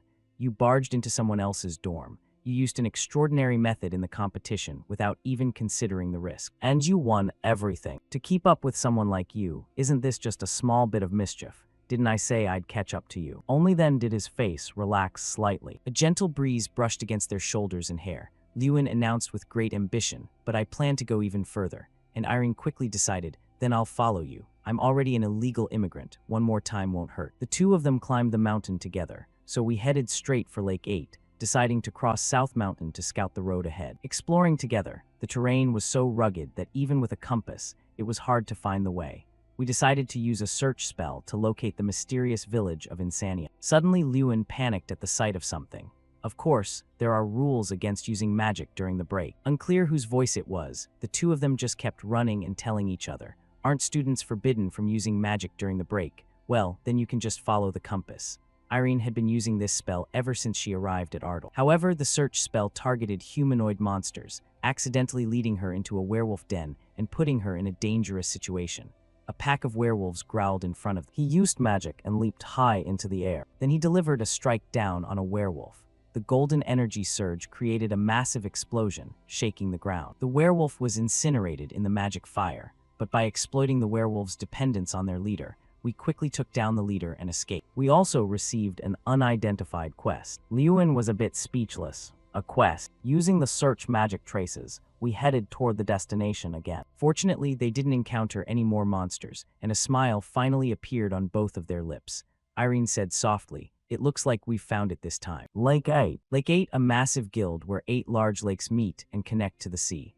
Like Altine, this was also a neutral country under the control of the Empire. Here, instead of a king, representatives from 8 merchant guilds governed the country with the title of co-representatives. As a commercial nation, it dominated trade on the continent, and there were rumors that they even traded with pirates. If it brought profit, this place valued money above all else. She tilted her head and asked for Lewin's opinion. "So where do you plan to go now?" He replied quickly, "We're going to the Golden Hall." Additionally, the Golden Hall was a large mansion in the middle of Lake 8 where representatives held daily meetings at noon, making it the ideal place to persuade. The guard followed protocol and blocked the door to investigate. "Do you have an appointment?" Lewin calmly asked for help. "No, I'll wait here. Could you pass a message?" The guard hesitated, as if wanting to refuse their request. "If you submit official documents, it'll take time to verify them." He said confidently to the man, "Just say that Lewin Ardal has arrived. And this is Irene Prout." As soon as he recognized them, the guard was stunned. "Wait, are you the winner of the grand festival, Lewin Ardal? Forgive me for not recognizing you. I'll report this immediately." Lewin crossed his arms and laughed loudly. "See." Irene, however, wasn't very surprised, just as Lewin expected. Fortunately, we were allowed an immediate. Stepping inside, the first thing that caught their eye was an angel statue with a trumpet and a robe made of gold, looking altogether very shimmering. Irene immediately marveled that the place really lived up to its name. "The Golden Hall," Lewin agreed. "True, it can't compare to the Ardal estate, can it?" Arriving at a large white door, the guard bowed respectfully to them. "Please enter." He steadied himself. "Don't feel pressured. I'm here for a fair transaction, not to ask for a favor." Then he quickly threw open the large doors. "It's a pleasure. I am Lewin Ardal." The people inside immediately turned to look. Before the two of them was a round table with many people seated, leaving exactly 2 chairs empty. The crowd was still observing them as they took their seats when someone spoke up. "I thought it was just a rumor, but it turns out it's true. I saw you at Altine. You were the winner." A man with a thick beard raised an eyebrow and asked, "What brings a prestigious next-generation mage like you to this remote place?" Lewin thought to himself that the title of festival winner carried weight. Here. "I was very worried about coming unannounced, but it seems we can talk." The people nearby laughed and discussed. "Yes, it would be great if it was something beneficial for our guilds. Ha, don't be in such a hurry. I'm interested too." In contrast to them, he presented himself with an extremely serious expression. "I am here to negotiate trade between Ardal and Lake 8. The people opposite him fell into thought. And in another corner, they didn't know what to say. Strang on Lewin's shoulder, leaned into his ear and whispered, "Lewin, it seems you've cooled down the situation." At this point, some quiet discussion began. A man turned to the person next to him and asked, "Ardal, I think I've heard of it. Do you know where it is?" The man seemed to know a bit and replied, "It's located in the south of the small country of Radiant." A woman behind them also rested her chin on her hand and joined the conversation. "Ah yes, that countryside used to try to sell keystone fish and sweet potatoes. I think the Lord once visited there. How did that turn out?" The man who started the topic held out his hand and recounted. "We refused. 8 votes against, 0 in favor. The decision was unanimous." The woman was a bit curious. "Why?" The other explained. "Because it wasn't profitable. They only wanted a one-sided sale." Lewin remained silently grim. The man in the chairman's seat opposite him smirked and declared, "In that case, I don't think there's much more to discuss." Now he started to get nervous. They were merchants, after all. As soon as they heard something contrary to their interests, their attitude changed instantly. I am both a next-generation mage and the young master of Ardal, yet they only see me as the young master of Ardal, a poor person from the countryside trying to take their money. Their cold and blunt perspective was terrifyingly clear. Lewin and Strang both showed their annoyance, and he wondered if it would be the same this time. However, Lewin leaned on his hand and stood up. It's a shame to see everyone react this way before we've even started presenting our proposal. Here, a total of 30,000 gold. The crowd was instantly shocked. He smiled as if victory was already in his hands. Now then, are you more interested in a deal? A vast city-state where 8 great lakes converge and flow into the sea. Instead of a single king, 8 representatives govern the land together under the title of co-representative. I have come here to establish a trade route between 8 lakes and Ardal. I crossed the northern mountain range to reach this place. I encountered many hardships along the way, but if this negotiation succeeds, it will all be worth it. Lewin's eyes suddenly brightened. So, what do you think? Are you interested in making a deal now? I will purchase 30,000 gold worth of weapons from 8 lakes for Ardal. In return, please allow the exchange of Ardal's products.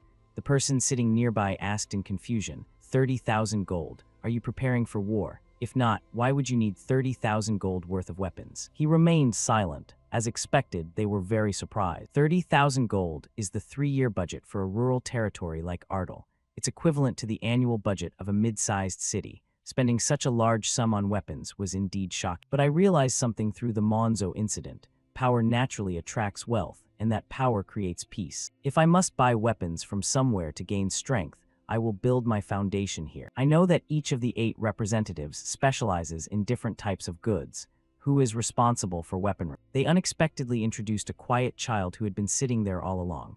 This is the #1 representative here. Weapons, iron ore, various flora and fauna, and even ships, they manage the widest range of goods. Not expecting this answer, Lewin was visibly stunned. The representative looked even younger than him. But that child's gaze was not one you'd associate with a mere kid. It was an extraordinary presence. Just what kind of life has this child lived? Cecilia asked calmly, by the way, what do you plan to do with so many weapons? I know this curiosity might be improper, but as a supplier, I am a bit concerned. Lewin showed her due respect. First, we plan to conduct a large-scale hunt for monsters near Ardal. The weapon trade is the first step. Cecilia repeated hesitantly, you said the first step. Before she could finish, Lewin explained immediately. We intend to establish a trade route connecting the 8 lakes and Ardal by opening the path through the northern mountains. The person in the presiding chair urgently warned Lewin, Mr. Ardal, please do not mention that mountain range by name here. Hearing this, he didn't quite understand. Sorry. Irene glanced at the others around the table and asked, why is the atmosphere like this? What's going on? Lewin did the same and replied, I'm not sure either. He observed the group cautiously. I don't know what's happening, but I know who caused it. They had turned completely pale. Why is that? Cecilia frowned and warned, you plan to cross the northern mountains. No, that's impossible, because a demon resides there. Lewin's mind raced instantly. A demon? In that case, could it be? Then he told them, last night I crossed that mountain range myself. The girl's face darkened. Clearly, she didn't believe him. You're lying. Lewin affirmed his words as he reached into his coat and pulled out an item.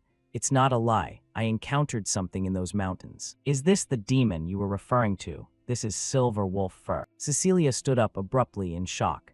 You've completed the mission and earned the respect of the Valtre's family. Lewin confirmed to himself that it was indeed true. A few transparent tears welled in the girl's eyes. Finally, it's dead. 3 days later, Lewin and Cecilia walked side by side. The girl spoke politely first. I apologize for keeping you waiting. He certainly didn't blame her. It's perfectly fine. It's completely understandable. With blushing cheeks, Cecilia confided, I never thought I'd face this mountain again. Of course, my heart still feels heavy, but it's different than before. The disaster that took my father is no longer here. It's all thanks to you, Mage Lewin. Lewin replied modestly, it's nothing. I just happened to encounter it on my way here. The two of them looked up at a tree canopy. Cecilia outlined a very specific route. If we can create a path through the southern mountains, we can establish a direct trade route from Ardal to the Sand Kingdom of Yota in the west. We won't have to waste time and money bypassing the central region as we do now. And regarding the construction of this road, our Valtre's family will provide support. He raised his voice in astonishment. Excuse me,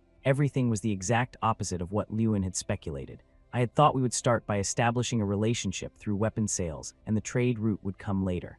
I even assumed the cost of opening the route would be my responsibility. However, if the Valtre's family helps, this is a massive benefit. He stammered in disbelief. Are you saying you'll accept my proposal? She admitted calmly. Of course. Any goods produced in Ardal will be purchased at 8 lakes at a price higher than the market rate. Lewin noted to himself, buying at above market prices. This is an extremely generous condition. Cecilia, opposite him, explained softly, merchants will do anything for money, but we have hearts too. I, Cecilia Valtres, promised to show the gratitude and trust befitting a benefactor. Lewin closed his eyes, finally going along with the offer. He reached out and shook the girl's hand. I look forward to working with you. Thanks to this, the agreement with 8 lakes was successfully concluded. Lewin and Irene walked through the forest. He shared his feelings with her. I'm so glad everything went smoothly. Truly, I can finally send good news to everyone and my father. By the way, that Representative Cecilia, it's incredible how mature she is at such a young age, even without a father. Irene quickly noticed the change in Lewin. You aren't quite your usual self. Lewin, are you feeling sentimental? He gave an unpredictable answer. I think I felt a moment of empathy because I'm in a similar situation. She showed a look of surprise. Lewin turned back and gave a friendly smile. Anyway, just wait and see, Lady Irene. If you ever have the chance to visit Ardal again, you'll be surprised by how bustling it's become. Irene let out a sigh. You really love your homeland. Lewin, I wish I could feel that way too. He rested his hands behind his head and asked curiously, isn't one's homeland a place everyone remembers and cherishes? She immediately denied it. Not for me. Lewin continued with a suggestion. I'm quite curious. Do you plan to invite me to your homeland one day, Lady Irene? Irene replied nonchalantly. Who knows? Irene didn't seem to want to talk about it, but I'm certain that one day I will definitely visit Prouse. Golden rays of sunlight gently bathed the village in total warmth. Mingled with that was the utter shock of Lord Ardal. What? At a price higher than the market rate? Beggins was equally amazed. They even promised to take responsibility for opening the trade route. And Lewina's rather irrelevant concern. Did you two book separate rooms at the inn? Lewin quickly clamped his hand over her mouth. Ignoring his sister's excitability, he replied to his father. Yes, father, Cecilia Valtres promised all of that. Beggins exclaimed loudly. Regardless, the notoriously cold Representative Valtres said she would repay the favor. It's truly remarkable. Lewin explained calmly. Yes, but we'll need time to prepare that quantity, and they said it would take 3 months for those weapons. Construction on the road through the southern mountains will begin this month. Lord Ardal couldn't help but be proud of his son's ability. A direct trade route to the Empire. Ardal will finally flourish. You've grown up, Lewin, to achieve something so difficult. Thank you for growing up so well. Taking this opportunity, Lewin pushed one final request. In that case, father, do you trust me and give me permission to do one more thing? He asked softly. What is it? He clenched his fist on the table, decisively stating what he wanted. The lifeblood of Ardal, the dream of the Ardal people, and revenge for my mother. That is the Red Plain Hunt. Everything slowly faded into memory. Standing before a horrific scene, with fire everywhere, Lewin remembered. On my 6th birthday, it should have been a beautiful memory, but that birthday turned into the worst nightmare. The mudmen who occupied the plains attacked the village, and countless people lost their lives. The most painful part was that my mother was among them. My mother, now I can't remember her face clearly without looking at a portrait. Too many people, including my mother, died, and many were seriously injured. That day I made a vow for the first time. I must become stronger. As the Lord of Ardal, I will not let Ardal remain weak. Back to reality, on a beautiful morning, Lewin was walking with Irene and observing the villagers who were training hard before them. Shouts echoed and decisive actions were carried out with great spirit by everyone. After the extermination order was issued, the villagers began practicing with spears every day. The movements were perfectly synchronized, repeated over and over without any sign of fatigue. Irene watched them with excitement. The villagers looked completely different. Lewin also offered praise. It's something to be grateful for. They are putting in a lot of effort. She noticed something special, looking surprised and slightly impressed. By the way, their spear technique seems very unique. Irene wondered who taught them that technique. Hearing this, he looked toward an old man standing with his hands behind his back in a disciplined manner and replied, Ah, our knight commander taught. A man with a kind face and wrinkles seasoned by time. He was once known as the Lightning and fought on the kingdom's front lines. Lord Bolvar Pet, the greatest knight of Ardal. Lewin remembered him facing monsters with strength and gratitude. If Lord Bolvar hadn't been there when the mudmen attacked, the damage would have been much greater. I still vividly remember how he cut down 5 mudmen in a single strike. He was still lost in his train of thought. Even now, he usually uses a fishing rod more than a spear. Suddenly, someone from behind called out a name in wonder, Lord Bolvar. The voice pulled Lewin back to reality. He quickly turned and replied, Yes, is there a problem? Bolvar stepped forward from somewhere, calling out as if to confirm, "Ah, young Master Lewin, is that you?" He saw him approaching from a distance and quickly greeted him. "Ah, it's been a while, Lord Bolvar. I intended to greet you after practice." He replied gracefully, "Practice just ended, it's no trouble." Suddenly, Bolvar grabbed Lewin's hand and laughed with excitement. "I heard you made a big splash this time, winning a major tournament and now leading an extermination campaign." He sheepishly forced a laugh. "Yes, that's right." After an enthusiastic greeting, Bolvar looked at the girl opposite him with curiosity. "By the way, the person beside you is..." She placed a hand on her chest and introduced herself politely. "It's a pleasure to meet you. I am Irene Prouse." She closed her eyes and remarked, "It is an honor to meet the Lightning Knight, Bolvar Petten here." The mention of that name made his eyes widen in disbelief. Beside her, Lewin was also surprised, glancing at her as if to say, "What do you mean?" After a few seconds of surprise, Bolvar regained his composure. He asked, "Lady Irene, what are you talking about? I heard about you in the night lessons called The 11 Children." Irene clenched her fist and explained respectfully, "I was certain once I saw the villagers' spear technique." Her hair fluttered slightly in the breeze. Facing the middle-aged man, her voice remained gentle and patient. "The only spear knight of the kingdom of Rid. I heard you suddenly retired and vanished when you were only 30, a legend among legends." His voice grew low, soft yet nostalgic, as if returning to a long-past golden era. "Haha, I didn't expect anyone to still remember those small stories." She gently tucked her hair behind her ear, her gaze calm and her voice steady as if stating an obvious truth. "Of course, because it was so impressive, I read about it in great detail." Looking at Bolvar, Irene felt as if she were seeing a man in armor, holding a spear with great strength, standing tall behind him.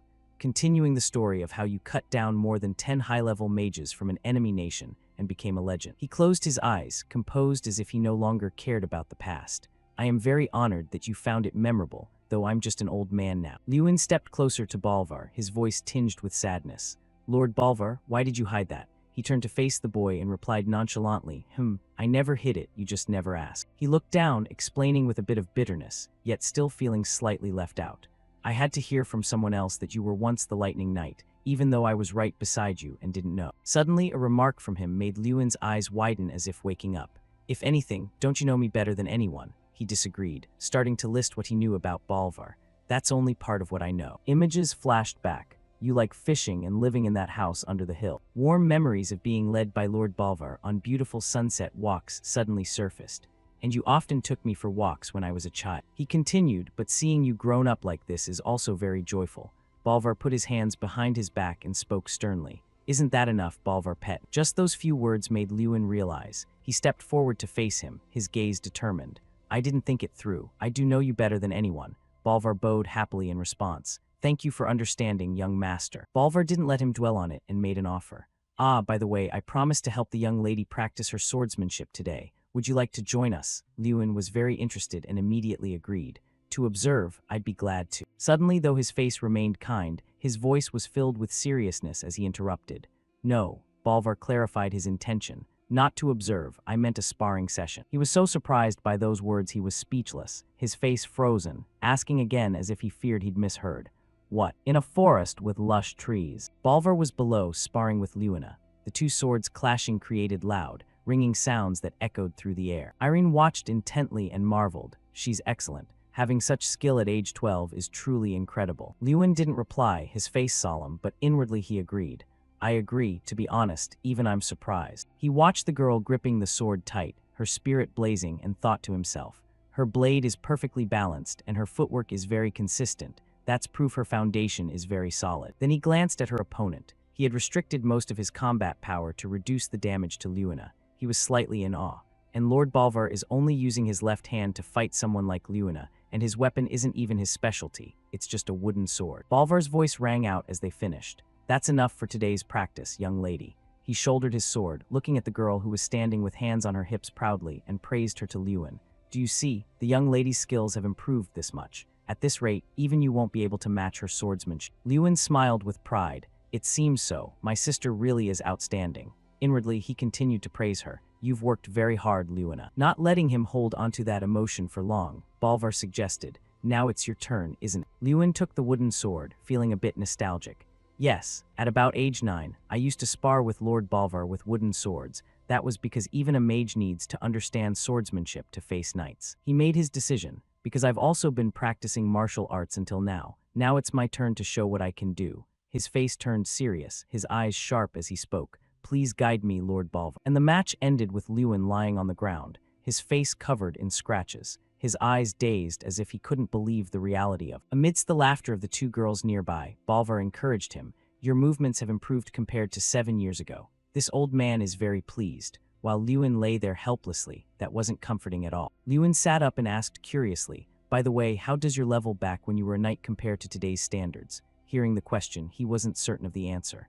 I'm not sure. It's been a long time since I retired. I don't know what today's younger generation is like. He looked down, lost in thought. Is there a good point of comparison? As if having found the solution, he exclaimed, Ah. An image appeared in Lewin's mind. He suggested, I know a knight, Lord Gunter Perante, the only 6-star knight in the Eastern Radian region. He remembered gratefully. He helped me with martial arts training before the grand tournament. I remember he was very strong. Hearing that, Balvar's face looked a bit thoughtful. He recalled and said, 6 stars. 20 years ago when I left the Knight Order, I was already a 7-star knight. Lewin was shocked, his eyes wide. What? He marveled to himself. You were a 7-star knight 20 years ago. That's nearly the strongest in the kingdom. Lewin looked at the system screen that appeared before him and wondered, why did such a person end up in Ardal? An order was given, battle the knights with wooden swords. A sudden mission, sparring with Lord Balvar. He looked at the countdown timer. There were 3 days remaining. His face was sweating, and he looked a bit anxious. Will I be able to do it? With my current swordsmanship, I'm far from ready. Suddenly, Irene spoke up, pulling Lewin out of his thoughts. Being trained by a 7-star knight, young Master Lewin, you truly are having a rare experience. He asked dazed, what? She excitedly explained her words. Lord Balvar is the only person in the Radiant Kingdom to reach the legendary knight level. This is an experience money can't buy. Lewin smiled as if everything had become clear. Yes, you're right. This is indeed a great opportunity. I can't believe I hesitated just because I was afraid of failing. Balvar still kept one hand behind his back. He caught that moment and marveled. Oh, young master, I really like the expression on your face right now. Meanwhile, Lewin regained his spirit, stood up, and lifted his sword. Yes, now I am very determined. The mission completion time had 3 days left. Once again, he gripped his sword tight and held it forward, his face hardened with a hint of confidence. I'll have to rely on you again, Lord Balvar, Lewin said, brimming with spirit. With that much time, I'll succeed, no problem. Lewin was surprised to receive a system notification. While sparring with Balvar, a new mission had appeared. The mission specified that he had to perform parrying, dodging, and counterattacking with critical strikes when facing Balvar. Lewin told himself, to complete this mission, I sparred with Lord Balvar every night. As the seconds ticked down, Lewin trained tirelessly, his face covered in scratches and grime. He kept moving his limbs while holding on to his thoughts. At first, he wondered if these matches had any meaning, thinking he'd accidentally let his guard down and been caught by Balvar. There's an opening here. Even so, thinking there must be a reason the system gave the mission, I continued to spar. The final deadline was just over 42 hours away, less than 2 days. Right then, Balvar casually announced, another opening over here. And finally, when the deadline was down to 23:51, Lewin had to focus even harder. He lunged toward Balvar with the speed of the wind. After a moment, he flashed a slight smile, his eyes filled with visible excitement and satisfaction. It's done. Balvar looked at him with a gentle smile and didn't hesitate to praise him. You did great. At that moment, Lewin thought to himself that Lord Balvar had mentioned the results of his efforts were finally showing. As time passed, the final day of training had arrived. Worried about Lewin's excessive overexertion, Balvar asked, Young master, are you tired? But Lewin asserted firmly, No, I can keep going. Balvar rested his wooden sword on his shoulder and gently told him there was no need to push too hard, nodding that dawn was already breaking. However, since Lewin had a quest, his determination surged. Yes, I've had enough sparring with you, Lord Balvar, but he stared intently at the only remaining quest requirement, lethal strike. I still haven't completed that condition. With only a little over half an hour remaining, Lewin was lost in a fog of panic, unable to believe this was all he had achieved after a sleepless night. He wondered if performing a lethal strike against a 7th-tier knight was an impossible task from the very beginning. His hands tightened with every passing second as time ran out. What's going on? Did you stay up all night, big brother? Lewin had woken up by then. The little girl tried to persuade her brother. Brother, stop. You've practiced enough. Beggins let out a long sigh, nodding that he had followed the young lady just as a precaution, but wondered why the young master was pushing himself so hard. Luna tried to say more, her anxiety rising. Even you have limits. Big brother, stop and rest. Lewin didn't even look at them. He stared at Bolvar and emphasized, just 30 more minutes. He intentionally repeated it, as if to say no one should hope to stop him. He only needed 30 minutes. But Lewin was also filled with uneasy thoughts. He knew all too well that it would be hard to achieve a miraculous result in just 30 minutes, yet he continued, slamming his wooden sword into the ground. He shouted, Lord Bolvar, and the sword remained embedded in the earth. Lewin quickly rolled up his sleeves. I'll consider this the final attempt and try a different way. As he spoke, he thought to himself, so from now on, I will change my approach. His strange behavior left Luina and Irene in a state of bewilderment. Even Beggins and his father couldn't hide their surprise. Both frowned, while Beggins muttered something to himself. Bolvar was also a bit taken aback. He replied calmly, young master. Looking at the face and body that had entered an attack stance, he asked again, are you serious? Yes, I am serious. Lewin's eyes narrowed, his mind filled with nothing but steadiness. Through the wooden sword sparring these past few days, I've learned how to predict a knight's movements. Now that goal is complete. I need to win using my own special. With his keen intuition, Bolvar realized, I thought it was strange that you practiced swordsmanship all night for several days. It turns out you wanted something from me. Lewin didn't hide it, smiling slightly at his deduction. You noticed. This made Bolvar look forward to the final match even more. Very well, then I will add one more rule for you, young master. He generously gave Lewin a major opportunity. In the remaining 30 minutes, you may use magic against me. Lewin stared blankly, murmuring the word magic. Bolvar spoke while raising his sword, but I will also be a bit more serious. I want to see your true potential. Lewin was also ready. He lifted his heels and pointed his toes toward Bolvar. Here I come. A split second later, both flew forward like shadows. Lewin gritted his teeth, thinking that without the wooden sword, he had to get closer than sword range. In return, his body became lighter, and his balance while moving improved. When closing in this much, the sword's blind spot made it useless. Bolvar suddenly stopped his attack for a moment and burst out laughing, realized, so that's it. At the same time, Lewin hesitated briefly in confusion, but he gritted his teeth in a moment of panic. The man left no openings, even outside the wooden sword's reach. The method I used to face Doom Prime at the Grand Festival, breaking the opponent's sword, is not a strategy that can be applied to everyone. Knights at Lord Bolvar's level don't directly clash with a power difference. Instead, they redirect it. Bolvar clearly analyzed Lewin's fighting style as if he had seen right through it. My plan to enter the range beyond the wooden sword is a good choice, but once discovered, I won't have many options left. The opponent will always try to widen the gap with you. This only fired Lewin up more. He leaned forward and clenched his fists. Lord Bolvar is right. All my combat logic has been seen through. As his fist prepared to strike, Lewin suddenly broke into a mischievous grin. However, you didn't predict this. In an instant, the curled fist opened wide, and Lewin shouted, light. Immediately, a blinding blue light enveloped them both, making it impossible to see Lewin or Bolvar. Once the light faded, leaving only a faint haze of smoke, everyone saw that Lewin had grabbed Bolvar by the collar, pinning him to the ground. Lewin screamed in shock, big brother. Despite losing, Bolvar smiled kindly at him. I was worried you would use some kind of terrifying magic, but you only blinded me with light. You've completely defeated me, young master. Lewin looked at him and replied humbly, this was all I could think of at the time. I'm truly sorry for catching you off guard, Lord Bolvar. Though his words were brief, his mind was racing. Honestly, if Lord Bolvar were in his normal state, I probably would have failed. He hasn't been able to rest all day because of me. And finally, I succeeded. The system announced the reward Lewin received was the Steel Destruction skill. While standing there happily reading about his prize, Lewin was given a sharp, painful slap on the shoulder.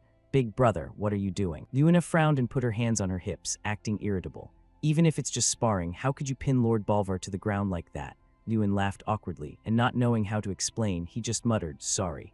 Bolvar stepped in to explain for him. I'm all right, so please don't be too hard on the young master, my lady. Lewin then bowed respectfully and held out a hand to Bolvar. Now that the sparring is over, I just want to soak in a hot bath for a bit. Oh my, I've taken up too much of your time. He helped him up, his heart filled with positive emotions.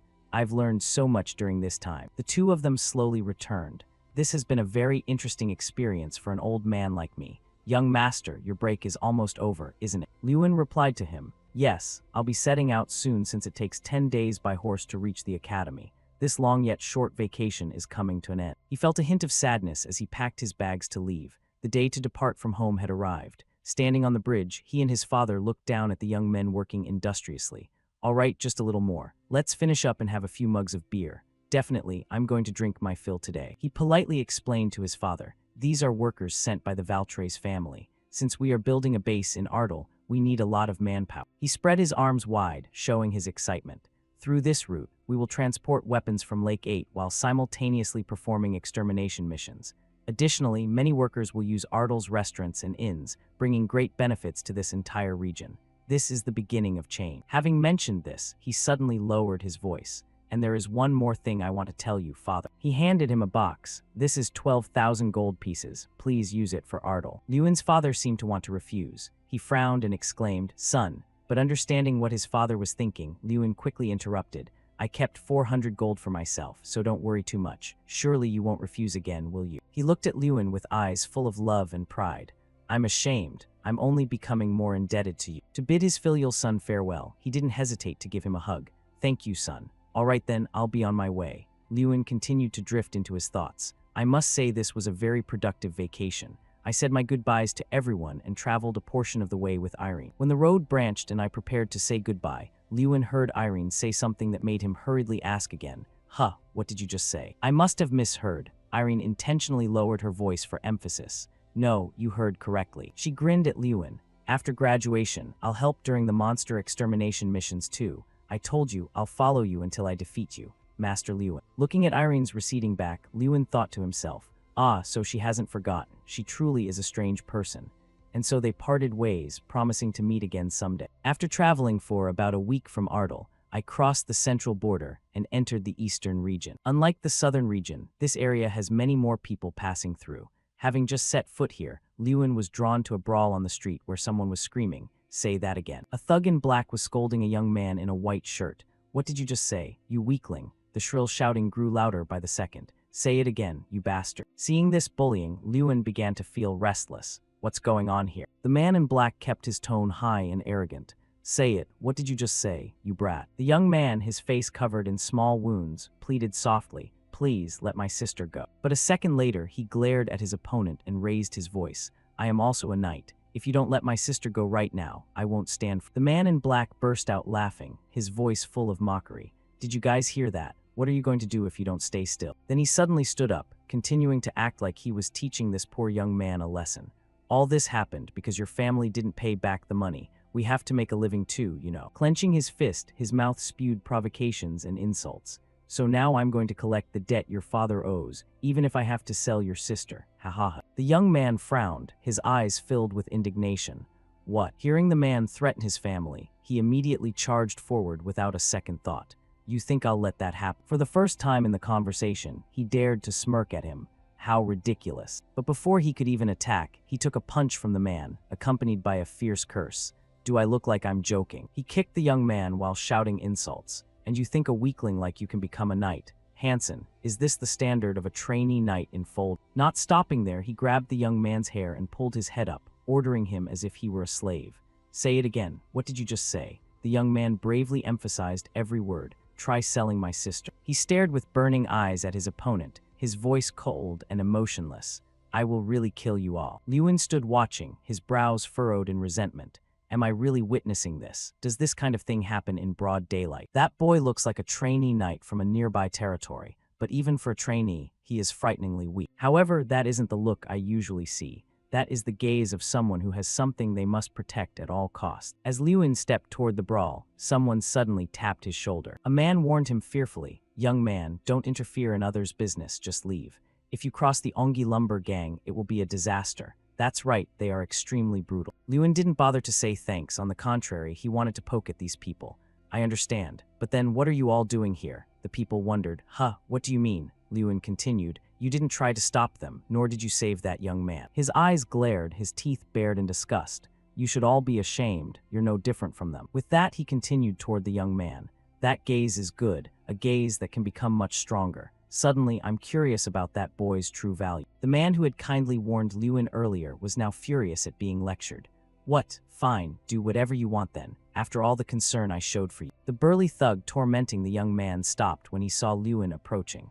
He gave him a sharp look. Then with a thuggish and condescending tone, he asked, "Who are you? Did you come here to get beaten up too?" Seemingly not knowing who his opponent was, he blustered, "Get lost before I..." While he was still speaking, Lewin used magic to send him flying backward. His eyes widened in bewilderment and fear. He looked at Lewin's cold face. Why did I feel that? The townspeople witnessing this also stared with wide eyes and open mouths in terror. His cronies stood frozen, asking, what the hell was that? Meanwhile, he could only stand there and let Lewin crush his body with magic. What just happened? After playing with him for a while, Lewin finally vented his anger by slamming magic directly into the man's face. He groaned in agonizing pain. Oh, don't come near me. Stay away. Retreat, retreat. The young man from earlier was still sitting there dazed. He asked hesitantly, Who on earth are you? Lewin's back looked full of pride. He replied, Lewin Ardle. Then he turned back to the young man with a relaxed, kind smile. He continued, that was a bad guy. That night, Lewin went to the young man's house. The boy who introduced himself as Han invited me to his home, and his story is quite typical. 2 siblings carrying the debt of an alcoholic father, and a boy who had to pick up a sword to keep his sister from being sold to a brothel. Lewin was curious about a few things and quickly asked, but what kind of place is this Ongi Lumber Gang? The name sounds cute, but their actions are horrific. It might sound that way, but they are extremely brutal. Han felt goosebumps as he recounted. They tie people to the roots of an Ongi tree and kill them. Their leader has killed 4 people, so no one dares to cross them. Lewin still had many concerns and asked, does the Foldren territory just let people like that run wild? Han explained to him that their area of operation wasn't in Foldren. They operate in our village and a few other small ones. They're all too small to have a guard squad to help. Lewin lowered his face, hiding his pensive gaze. They're worse than I thought. I want to deal with them personally, but I don't have time to handle each one individually. Han also bowed his head and spoke with a voice full of gratitude toward Lewin. Thank you for the help, and I've heard of your name. He asked tentatively, they say you are the champion of that festival, right? Lewin replied immediately, surprising Han a bit. Yeah, that's right. Did you hear it from Lord Gunter Perante? He straightened his back and looked at Lewin. How did you know? Lewin explained with a smile. I heard that thug say you were a trainee knight from Foldren, and if it's Gunter, I figured he'd mention me. Han stood up, his words filled with excitement. That's right, our captain talked about you a lot. He said there was a very strong mage at the academy, but not as strong as the captain. Ah, really? Lewin thought to himself wearily, but I already beat him in arm wrestling. Han continued to thump his chest enthusiastically, expressing his feelings. I want to become strong quickly and be an excellent knight like our captain. Lewin was briefly silent, pursing his lips in thought. Having the captain as a goal to strive for is very good. But Han is too weak to achieve that. Forget becoming a knight. I'm not even sure he can graduate from the academy. Suddenly his voice dropped as if in embarrassment. He confessed, actually, I'm at the bottom of the academy, so I'm mocked every day. They say, how can you stay at the academy with skills like that? His confession was sad, yet a hint of faith remained. Everyone criticizes me, but our captain is different. He said I have a talent others don't. As he spoke, he became radiant and positive again, and that if I keep putting in effort, one day I will shine. Lewin suddenly realized it was exactly the same, just like how Professor Heidel and the principal believed in me until the end. Lord Gunter Perante also believed in Han because he had experienced something similar. Lewin didn't hesitate to boost Han's spirit. That's right, effort never betrays you. He put a piece of food in his mouth and continued to encourage his new friend. Even if you are slower than others, if you persevere, a miracle will come one day, just like it did for me. After seeing Lewin's grimacing face, Han was flustered. Ah, I'm sorry, I forgot to warn you. My sister's cooking skills are unique. He complained to himself. Why are you only saying this now? The two were talking happily and warmly when they were interrupted by a brash shout. Come out, you filthy brats. The people from Ongi Lumber were standing outside. That damn noble. I should have ripped him apart, but instead I came here to kill these 2 kids. The leader growled. Kill them? No, we're going to sell. He lunged toward the house, kicking open the weak wooden door. Come out now, stop hiding. But he suddenly froze, glaring in anger. What? Where are those 2 kids? There was no sign of Han and his sister in the house now. Only Lewin was waiting there. The leader asked in a shouting voice, Who the hell are you? Lewin equipped some protection on his arm and replied with a smile. I was wondering what to do, but thanks for coming right to me. Less than 3 seconds later, the man was attacked with magic, his body flying in a straight line from inside the house out to the yard. His cronies asked each other in terror, what was that? Every one of them was in a crisis. He stared without blinking, then whispers broke out. Is that the noble from before? Why are you here? Only then were Han and his sister seen standing close together in fear. Lewin instructed, Han, it's dangerous here, protect your sister. He asked urgently, Lewin, what are you going to do? Lewin gave a slight smirk. He then clenched his fist, his voice full of spirit. I have to do work worthy of this meal. Don't be afraid, no matter how good he is, there are over 20 of us. That's right, let's charge together. The men in black brandished their weapons and rushed forward. All right, come at me all at once. A surge of blue power radiated from Lewin's hand. Through the match with Baron Bolvar, I learned a new skill, Steel Destruction. When using this skill, the moment a sword touches my fist, the soul of the sword will vanish without a trace, he thought while fighting. What is this, my knife? Someone shouted in panic. Normally I only punish lightly, but clearly they are villains. So there will be no mercy. Lewin's massive power descended upon the crowd. Villains, please have mercy on us. We've committed a grave sin. The people on the ground pleaded. By now they must have realized that further attacks were useless. As Lewin was thinking, a scream rang out from the distance. As expected, not everyone sensed it. Someone had been taken hostage. You bastard, if you move even a bit, I'll slit this woman's throat. What are you all doing? Get up right now. Get up and tie that damn noble up, the man in black ordered. He was worried. Damn it, are you the leader of this bunch? Yeah, I'm the leader of the Ongi Lumber Gang. He introduced himself. If you know what's good for you, get on your knees right now. You bastard, he looked around anxiously for Han. Han, what happened here? An injured Han spoke up. You got hurt trying to protect your sister, didn't you? In that case, there's no other way. I have to handle this. He stepped toward the man. The leader roared, don't come any closer. You think I won't kill her? Stay right there. If you move so much as a finger, I'll cut her down right here. Lewin was furious. Damn it. They don't teach you how to handle situations like this at the academy. I don't have enough time to use magic. Crap, what do I do now? A sword stroke slashed through the air. The leader was stunned. You bastard. Han, filled with rage, approached with a sword. If you don't want to end up like your leader, get out of here right now. You monster, run. The crowd scrambled to escape. Han, are you okay? Han's sister ran over. Han was in disbelief. I killed someone. How could I? It's all right, Han. It was necessary. And congratulations.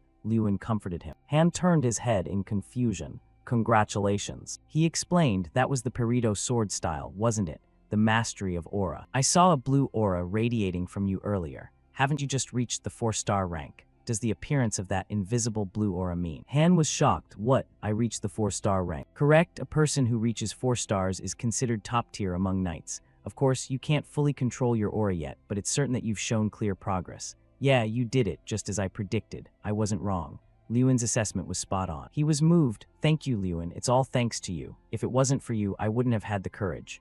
Honestly, enough with the sappy stuff, Lewin replied. At least now, no one would bother Han's sister anymore. And so, Han's incident was resolved smoothly. As soon as it was morning, I went straight to the academy, and now I'm back. Before leaving Ardal, I used to hope the vacation would never end. But now that I'm back at the academy, I realize one thing. I truly missed this place. Lewin, what did you do during the break? Me. Jason and Lewin chatted as they walked. What should I say? A lot happened, but nothing worth telling here. Well, he hesitated. I practiced. Jason was surprised. You, someone as strong as you, still practices. Swordsmanship. Oh my god, Lewin. Vacations are for resting. Besides, swordsmanship is part of the nitrolated classes in the 2nd semester, right? Why would you practice it in advance? Studying early during vacation is called preparation. While they were chatting, the professor called out to him. Lewin. Professor Heidel, so this is where you were. What are you doing here, sir? Look outside. A guest has arrived. Many knights with a golden sunbird symbol on their flags. It must be him. Lewin seemed to recognize who the guest was. I'll be right out. We've exchanged letters, but I didn't think I'd see him this soon. The champion of the Grand Martial Arts Festival had arrived. The carriage door opened. The princes had arrived. 2 princes stepped down from the carriage, one after another. Don't you dare get between me and Lewin, Prince Kroster Radian, the eldest prince. Don't dream too much, brother. No matter how hard you try, young Master Lewin will choose me. While they were arguing, Lewin stepped forward and introduced himself. It is an honor to meet you both. My lords, I am Lewin Ardal. Ah, young master, sorry for the sudden visit. I've prepared a gift. I hope we can speak privately. No, the gift I've prepared is far more valuable. Forget my brother and talk to me first. Their intentions were all too clear. If I, the winner of the Grand Martial Arts Festival, supported one side, it would be a huge step toward becoming king. I have a solution, he spoke up. A solution. Very well, we'll do it your way, young Master Lewin. The 2 of you should discuss this together. The Kingdom of Ladian, to which both I and the Academy belong, is currently known as the weakest nation on the continent. Despite this, the kingdom remains incapable of internal unity. The conflict between the first prince's monarchist faction and the second prince's reformist faction is the root cause of this prolonged internal strife. Most mages are the same, serving as mere tools in their power struggle. Looking back, the reason they sought me out was clearly because of that. You brat, I'm sitting here. No, the seat opposite Sir Lewin is mine. Both princes were arguing over who would get to sit across from Lewin. He was completely helpless against these two. Sigh, what a nuisance. Don't make a mess. Isn't it because of you that it's a mess, brother? It was because of childish people like this that the country was in such a state. Thoughts were swirling inside him. Ridiculous, what did you just say? Stop arguing. I'm a bit surprised by your sudden visit. But it's good that you both came. I also have something to say. I have no intention of choosing a master between the two of you. I anticipated this, but hearing it directly still stings. True, but even the legendary strategist Jagiz refused the offer 3 times. You probably know that story. Jagiz, you refused the great emperor's offer 3 times before finally joining his side. Are you really comparing yourself to the first emperor? The first emperor was a 9th tier knight. Even if you both continue to make these offers, the final result will remain the same. As Lewin Ardal, I have things I must do. I plan to return to my homeland, the Ardal territory. Ardal, that means you won't leave the kingdom, even after graduation. Of course, at that time I can become a force for the kingdom. Oh, it's good to hear this. But the situation in Ardal is not easy. I believe you will understand why I don't want to abandon my home. Both princes were surprised upon hearing this. The future force of the kingdom should not be burdened by unnecessary worries. I, Prince Krosterladian, will fully support you regardless of the issue. Don't ask me first, don't ask my brother. Money, food, I will give it all to you. Hey, don't you see I'm talking to this young man? Don't stick your nose in. The two resumed their bickering. No matter what happens, I won't choose either of you. That's final. Why? Because letting the two of you continue to compete will bring me more benefits. Lewin still had his own calculations. I will send an amazing gift for your graduation. No, I will send an even more amazing gift than my brother. That would be fine, however, I expect you to handle what I mentioned. Haha, don't worry about anything, just focus on your graduation. Fortunately, the princes were satisfied with my neutrality and left. Additionally, I had clearly demonstrated my loyalty by confirming that I would not leave the kingdom. However, I did make a few requests. First, I requested approval for the plans that Adal is currently pursuing, and I requested military support at the time of the conquest. Everything is progressing smoothly. Is this the power of influence? Is this truly the power of influence? Suddenly, his train of thought was interrupted. Everyone, listen carefully. Duke Lewin Ardal is the future and the treasure of this kingdom. Therefore, I appoint Duke Lewin as a royal guardian. Everyone, show him the respect he deserves. This wasn't part of the plan, but that's how things turned out. As a guardian, the closest person protecting the royal family in the kingdom, no one would dare look down on him. Although not yet official, because the princes had recognized him, it was essentially official. I felt relieved that everything was resolved smoothly. Now, we'll be taking our leave. Both princes said their goodbyes and departed. Truly admirable. To be appointed as a royal guardian, how impressive. Admiration rang out from the crowd. Please make way, you're blocking our way to class. Jason shouted loudly for everyone to clear a path. Now that the princes were gone, it was finally time for the classmates to gather. Looks like things are about to get noisy again, doesn't it? The guardian position used to be monopolized by the Garihill family. Hey, quiet down. Mikkel is coming over there. All the chatter immediately fell silent. What are they talking about? Is it about me? He arrived looking irritable, which was ridiculous. Seriously, who is saying what about whom? It seemed those words truly provoked him. Have you all forgot? I am a Garihill. No matter how much noise you make, after graduation, you'll all be under my command. Garihill, Mikkel Garihill, who had been considered for expulsion after using a banned substance in the first semester midterms, had avoided it thanks to the strict punishment of a 30-day suspension. All of it was thanks to the Garihill family's reputation. The magic world of the academy, no, even the magic world of this royal palace, is currently almost entirely under Garihill's control. Really, but it seems that isn't what the princes want. Long time no see, Mikkel. Damn it, he growled every single syllable. You think you've won, don't you? What? Just wait and see who laughs last. He turned his back, but the resentment was still clear on his face. Jason comforted him. He's just jealous. Don't pay too much attention to it. When you won the grand festival, Mikkel's expression was truly something to see. This situation with the princes probably affected him even more. Right, jealousy, such things aren't worth considering. Mikkel's tarnished reputation in this matter was directly linked to his family's honor. He might be planning something. This class is a special lecture by alumni, right? Yes, let's go. After all, my opponent is the ruthless Gari. Alumni are coming to the academy to lecture. I wonder who will show up. Hopefully someone decent. Jason wished. And somehow, that feeling of unease is never wrong. It seemed the person behind the door had failed his expectation. The entire class was staring in surprise at both of them. He was shocked. What's going on? The person standing at the podium finally spoke. Is something the matter? Why is the atmosphere so strange? Could it be that person is Lewin Ardle? Very nice to meet you, Lewin Ardle. The person was Jekyll Garyhill. The second semester of the graduating class focuses more on practice instead of theory. As mentioned before, there will be classes related to knights, and alumni will come to the academy to share stories about current mages, a type of lecture. This was a well-intentioned session, but somehow that unease is never wrong. Lewin and Jason sat down warily. Both stared forward in silence, especially since the invited alumnus was Mikkel Garyhill's brother. He held a book and chalk to introduce the lesson. The story I will tell you today is about the relationship between the Garyhill mages and the court mages. He smirked arrogantly. Everyone knows, right? Out of the 14 court mages chosen last year, 11 came from the house of Gary. He smiled, but his gaze was inexplicably cold. As an alumnus of this academy, I will share with you a truth you need to know to succeed. In this world, there is nothing I can possess alone. Up there, Lewin listened carefully to every word. That is why the weak need to unite even more. From now on, you will focus more on reality instead of ideals. Just because you praise the student representative, Lewin Ardle, it doesn't mean your lives will turn out like his. He suddenly singled out Lewin, causing the whole hall to freeze. He emphasized every word. Lewin Ardle, what do you think? Jason slammed his hand on the desk and stood up angrily. Seeing this, he didn't want his friend to do anything foolish, so he quickly stood up to interrupt. Well, I can say this. Before everyone's eyes, he spoke his mind without hesitation. Even if 10 pieces of trash combine with determination, a masterpiece will never be born. At most, it will just be a giant pile of trash. Feeling provoked, he paused for a moment. Are you talking about me? He immediately denied it. Not at all. Do you feel that's about you? The tense atmosphere between the two made the students around them whisper incessantly. Seemingly at a loss for words, he changed the subject.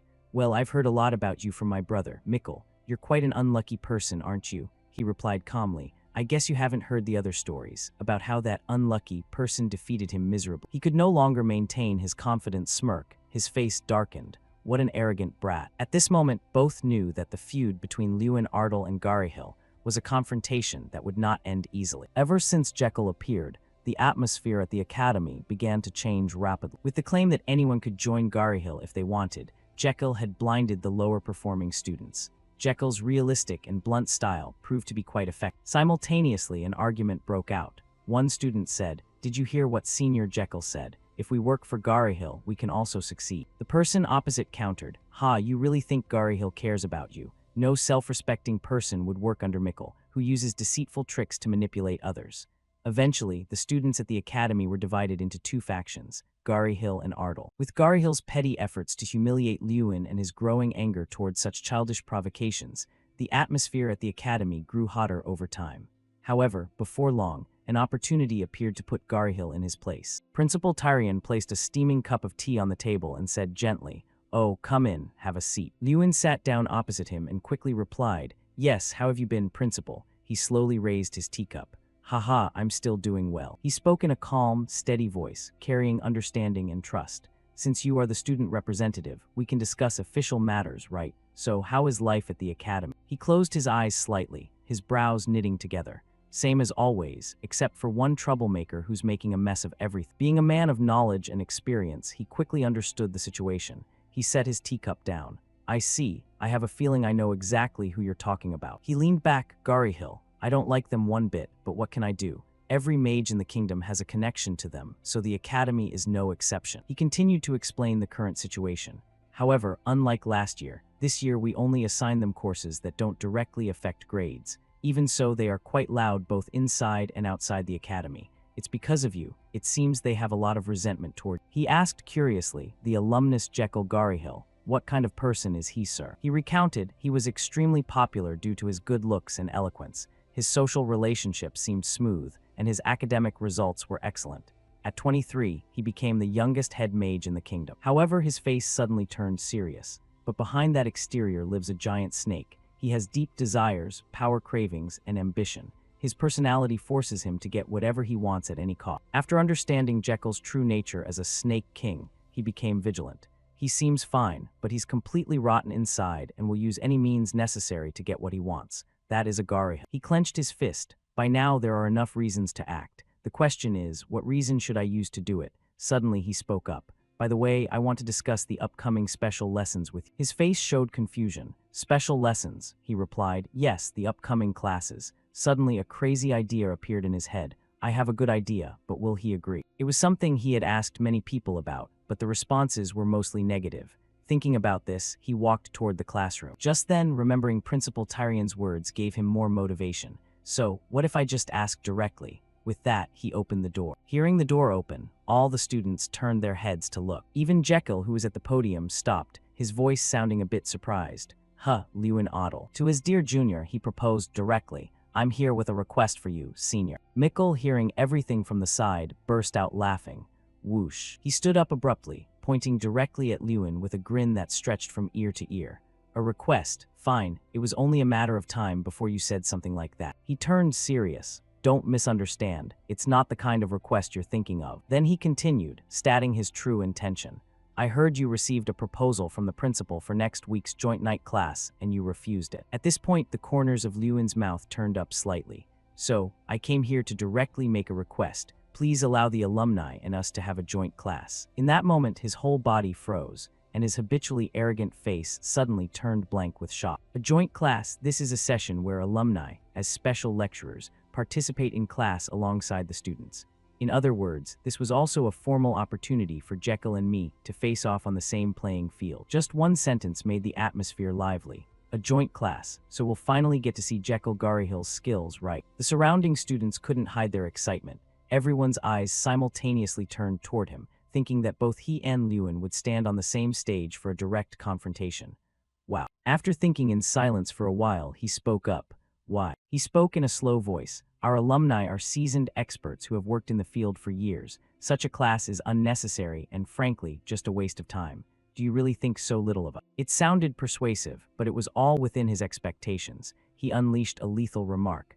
That sounds a bit unreasonable. Isn't the purpose of alumni visits to the academy to teach us? He was surprised. What? He put on a sad face. Yet you dismissed the joint class, the best opportunity to pass on knowledge to your juniors. Just because of that kind of class, you keep emphasizing that Garihill is a collective. His face now became very unsightly. His voice was clearly provocative, accompanied by a mocking smile. So why the sudden change? Or perhaps there's another reason. For example, are you afraid? He broke into the ecstatic smile of a villain. Even though you won the grand festival, you're still just a student with limited experience. Then he quickly regained his calm expression as if nothing had happened. Before a real blade, you'll be able to do nothing but cling to your stubborn, useless ego. Why would we need such a troublesome class? Before he could finish, the students chimed in. We want to see your skills too. He was briefly stunned, his eyes showing confusion. Just then, one student spoke up, then others followed suit. That's right, skills forged through real battle. We really want to see them. At the same time, Mikkel excitedly slammed his hand on the desk. Come on, brother, what are you waiting for? This is the perfect chance to crush this guy in front of everyone.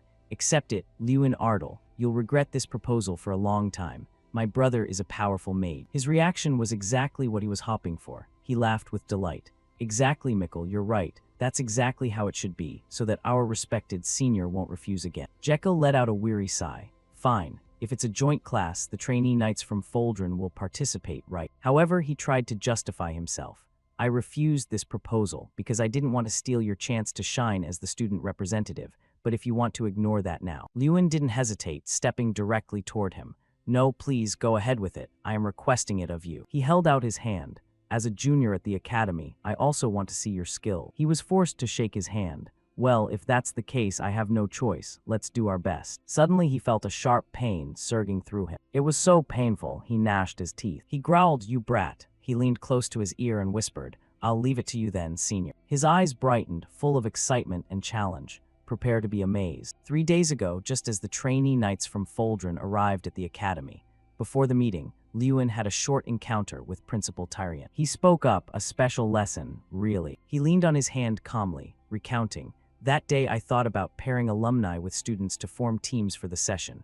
Most of them were already refused. He smiled, however, if a junior asks directly, he won't be able to refuse. As the student representative, what do you think? Recalling that proposal made him give a helpless, surprised laugh. The principal really is cunning, isn't he? coming up with a plan that the senior couldn't refuse. Suddenly, the atmosphere erupted unexpectedly. One person couldn't contain their excitement and pointed straight ahead, their voice full of enthusiasm. Look, they're here. It was the apprentice knights of Foldren. Cheers rang out like a wave spreading across the entire courtyard. Upon seeing Lewin in the crowd, Mr. Gutter immediately broke into a radiant smile, a hint of amusement in his eyes. "Oh, look who it is. You stubborn brat, how have you been lately?" he replied, doing well of course. "And what about you, Gutter?" he shrugged, his lazy expression unchanged. "Same as always. I heard about you a while back. You won the grand festival, right?" Lewin tilted his head slightly, modesty clear on his face. "Yes, thanks to your guidance, Gutter." Hearing that, he burst into a hearty laugh. As he spoke, he turned to walk away, not forgetting to wave goodbye. "Haha, well, I'm off to see the headmaster, so please guide these youngsters for me." Lewin accepted the task immediately. "Understood." He placed his hand over his chest and introduced himself formally. "Honored to meet you. I am Lewin Ottle, the Academy representative. May I ask who the representative for the Apprentice Knights is?" The knight at the front shifted his gaze away. Our representative is currently busy." Following his gaze, Lewin couldn't help but stare in shock, his eyes wide. Before him was a common scene of bullying. One guy was laughing delightedly. "Haha, come on, Multiv, you're scaring the kid." The other replied, "Even if this brat died, nobody would care, so what?" Lewin froze for a moment, his eyes landing on a familiar, slightly injured face. Hans, the bullied boy, looked up. "Lewin." Lewin stepped forward. "What are you doing here?" At that moment, a brown-haired guy in the crowd chuckled. "Ah, are you the famous Lewin Ardle? I've heard a lot about you." Then the guy introduced himself. He lifted his head, his gaze arrogant. "I am Maltiv Jegan, the representative of Foldren." He continued in a self-satisfied tone. "Vengras Jegan, commander of the Golden Knights and the only 7-star knight. Have you ever heard of him? He's my father." Lewin's expression said it all. Who asked? Why mention his father during an introduction? Was he just bragging about his father's status? Lewin brushed the guy's words aside. "I see, but I'd be more satisfied if you answered my question first." The guy's face soured at being ignored. "A question? What question?" Lewin's gaze sharpened. He repeated it once more. "I asked what you think you're doing." He replied nonchalantly as if it were nothing. "Oh, this brat hasn't been listening lately, so I'm personally training him. Is there a problem with me personally training a commoner?" Maltiv frowned, clearly annoyed and gritting his teeth. "Besides, you're being rude, focusing on a commoner while you're greeting us. Do you even know him?" Lewin's fist tightened. "He's my friend. Is that a problem?" The guy's laughter echoed across the courtyard as if he just heard the funniest thing all day. "Wait, are you serious? Friends, huh? I guess commoners understand each other better." Maltiv sneered. "The Ardle family isn't much different from commoners anyway. An academy representative from such a lowly background. Just talking to you makes me feel disgusted." Lewin didn't understand why the guy's attitude shifted so drastically. "What do you think you're going to do?" Suddenly, the guy saw someone in the distance, and his eyes lit up. "Oh, brother." Lewin instinctively glanced back, wondering brother. The moment he saw that person, he finally understood why this guy was so hostile toward him. Jekyll walked up and said with a casual smile, "Greetings." "Huh, Maltiv, you're here too. Why is an apprentice knight like you showing up here?" It seemed birds of a feather flocked together. Even if Lewin didn't know Hans, they were destined to clash anyway. Mr. Gutter shouted, "All right, everyone gather round. As you know, today we will conduct a joint training session." He stood with hands on his hips confidently, beside Professor Heidel, who maintained his usual stern expression. He ordered, "Before we start practicing, let's divide into groups." He explained further, "Each group will consist of 2 academy students and 1 apprentice knight, making 54 groups in total." As soon as he finished, Maltiv scratched his head wearily. "I didn't want to come here at all. Why do I have to train with these kids?" Jekyll immediately chimed in. "I graduated ages ago. I still don't get why I'm here either." These two were truly of the same mind. Maltiv proposed excitedly, "Well, what do you think? Let's just do this and get it over with. Obviously, we'll win no matter what." Jekyll nodded in agreement. "Yeah, sounds reasonable. If we include Mikkel, we'll make 1 group." Maltiv laughed delightedly. "Hee, sounds good. We'll take these weaklings down easily." Nearby, the atmosphere grew lively as students quickly formed groups. Yet amidst the noise, Hans only bowed his head, standing silently like a forgotten shadow. Suddenly, Lewin walked over. "Hans, join my group." He couldn't believe his ears and asked hurriedly, Lewin, are you sure? Are you really okay with being in a group with me?" Having been there himself, Lewin understood the feeling of being pushed to the sidelines. His voice was soft but firm. "Why not? You're my friend." Hans looked at Lewin with deep gratitude, whispering his name. "Lewin." Jason slowly walked over. "Whoa, that's a surprise. If you're picking friends, I should be included too." He stepped closer, his face beaming. "Since you're Lewin's friend, you're my friend too, right?" Lewin explained. "Thanks, Jason. I saw Hans looked awkward, so I thought I'd step in first." Jason patted Hans lightly on the shoulder. Your name is Hans, right? Let's just talk comfortably from now on, okay? Hans was startled at first but quickly responded. Oh, yeah, sure. Then Lewin declared clearly, listen up, everyone. Our goal here isn't just to get high scores. Jason put his hands on his hips, tilting his head in confusion. What else is there? Lewin's gaze flickered toward the Vipers, Mikkel, Jekyll, and Moltiv, who were huddling on the other side. He knit his brows, completely alert. We also have to deal with those troublesome guys. Once the grouping was finished, there was a short break. Lewin and Hans walked together in the hall. Lewin asked gently, hey Hans, are you okay? After being hit like that, I can take you to the infirmary if you want. Hans waved his hands in refusal. No, I'm fine, I don't need to go anywhere. He looked down, one hand clutching the other arm. Lewin, it's good to see you, but it might not be a good idea for you to act like you know me. Lewin paused. What are you talking about? Self-doubt enveloped him as his eyes stayed glued to the floor.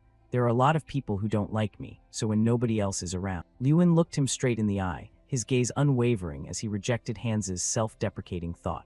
No, like I said before, I'm your friend, so you don't need to be on guard. Besides, that guy from before, the one who harassed you at the training center, was it him? Hans replied, yeah. With that, both of them looked toward Moltiv up ahead. When he saw Moltiv's info on the status window, Lewin understood why Hans was afraid. A 4-star knight with high potential like Moltiv was certainly strong. At the same time, Lewin glanced sideways, remembering the scene where a blue aura surrounded Hans's body as he killed a gang leader with a single strike. Even though he currently seemed weak and insecure, his information made Lewin ponder.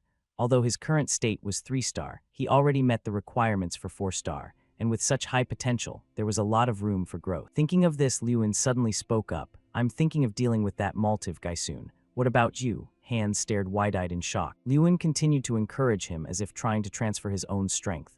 Are you just going to keep letting them hit you? That determined look you had when you protected your sister. Where did it go? Hans hesitated. Can I really win? Without any hesitation, Lewin affirmed firmly. You can. Hans asked repeatedly as if he'd never considered it. I can. Moltiv, overhearing from above, turned down irritably. I can't listen to this nonsense anymore. To someone with an ego as high as a mountain peak, losing to someone he despised was unacceptable. Hans beat me, a useless commoner who's just taking up space. Hans, get over here. Despite being afraid, he still stood up. No, I don't want to. It seemed this was the first time he'd ever resisted, as Moltiv grew furious. What? This bastard has lost his mind. Just standing next to him doesn't make you special. Truly, just a bunch of idiots clinging to each other. He drew his sword, intending to teach Hans a lesson. Did you go crazy after being beaten all this time? Come here, today I'm going to kill you myself. Hans immediately grew alert and drew his sword as well, but Lewin hurried to stop him. Don't fight him, Hans. Hans was dazed. But Lewin explained, you aren't like him, right? You shouldn't act the way that bastard does. Then Lewin stepped forward. Today isn't the day you face him. Wait for the right opportunity to wipe him out. So today, I'll handle this. As soon as he spoke, the two of them lunged at each other like moths to a flame. Moltiv's face turned red with rage as he screamed, Who the hell do you think you are? Get out of the way. Get out, you bastard. Suddenly, someone kicked him straight in the face. A single kick sent him flying 5 meters away, his sword spinning into the air. Lewin stared in shock. Goo, Mr. Gutter. He was frowning in anger. Lewin was stunned by Gutter's appearance. His action was completely outside of Lewin's expectation. Moltiv had been hit so hard his entire body was thrown back against the stone wall. Gutter questioned him sternly. Moltiv Jegan, what is the meaning of this? Moltiv stammered in panic. It was. He immediately made an excuse. They started it. I didn't do anything wrong. Gutter still stood tall, his stern eyes piercing through the lie. And so you drew your sword to cut someone down. His voice dropped to an ice-cold tone. Moltiv Jegan. As of today, you are dismissed from your position as the Knight Captain of the Training Academy. The Vice Captain will take over temporarily, and your punishment will be applied as soon as you return to the Academy. Refusing to accept reality, he threatened, If you dismiss me, my father won't let this go. But a single sentence from Gutter was enough to shut him up. True, I thought so. But when he finds out his only son drew a sword in the Academy and intended to cut someone down, Lord Vengra's Jegan might just faint. Hearing that, he gave up. I'm sorry. Lewin watched with a cold gaze, silently judging him with a contemptuous look, acting tough but scared to death of his father. Lewin frowned, regardless. Catching the hateful glare as if the guy wanted to tear him apart, he realized, it seems I've made myself a target. The first session of the joint training camp, the first lesson was on combat and defense. Mr. Gutter Perante taught us how to exploit a mage's weaknesses, using their casting time to neutralize. Professor Heidel demonstrated how to predict a knight's movements, and effectively escape their attack range. Each group practiced these techniques according to the instruction. While the students practiced hard in front, Mikkel's group sat comfortably under a tree, observing. Maltiv scratched his head, his scowling face full of anger. That Lewin guy really ticked me off, and now I have to train in a place full of people like him.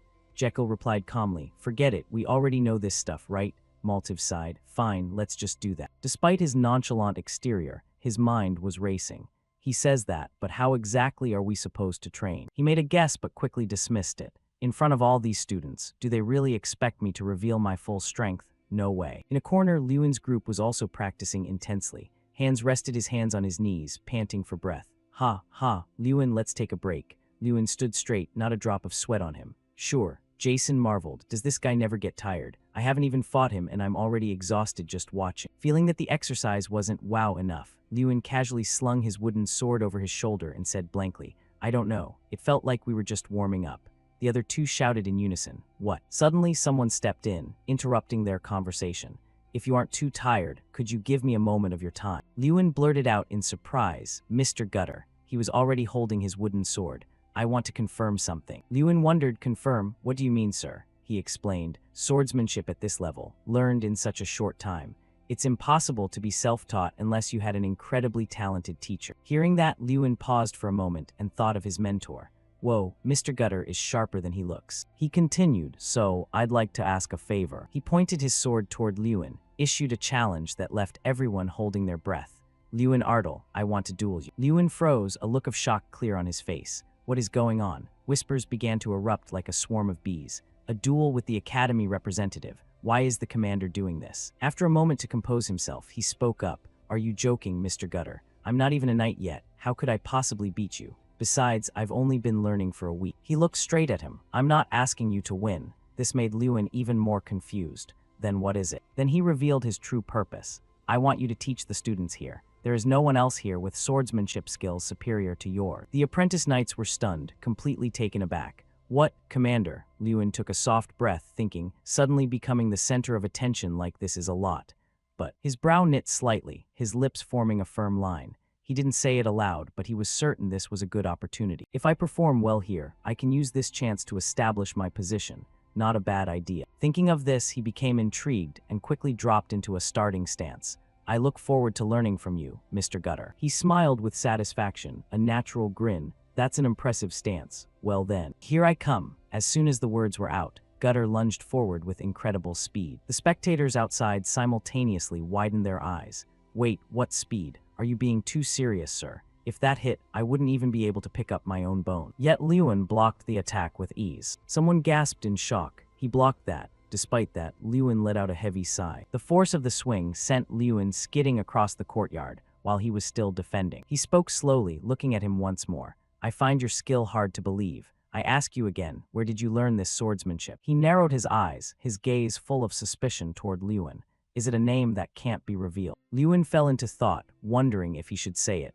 It's not like the person was intentionally hiding, so it's probably fine. After hesitating for a long time, he spoke a name. Lord Bolvar. It was a name nobody expected, so everyone standing there gaped in shock, including Mr. Gutter. Shock after shock left everyone stunned. The legendary war god Bolvar Petten. No way, I heard he was dead. Very quickly, Gutter regained his composure. "Oh, is that so?" He wondered, "Can you tell me more? How do you know him?" Lewin explained. "Lord Bolvar retired and has lived in Ardle ever since. He's been by my side since I was a child." Before he could finish, Maltiv hurried to interrupt. "Don't lie." He stepped forward irritably, his eyes blazing as if they could burn Lewin. "Don't lie to me." Lewin was confused. "Lie." He pointed a finger at Lewin's face as if he just caught a fraud.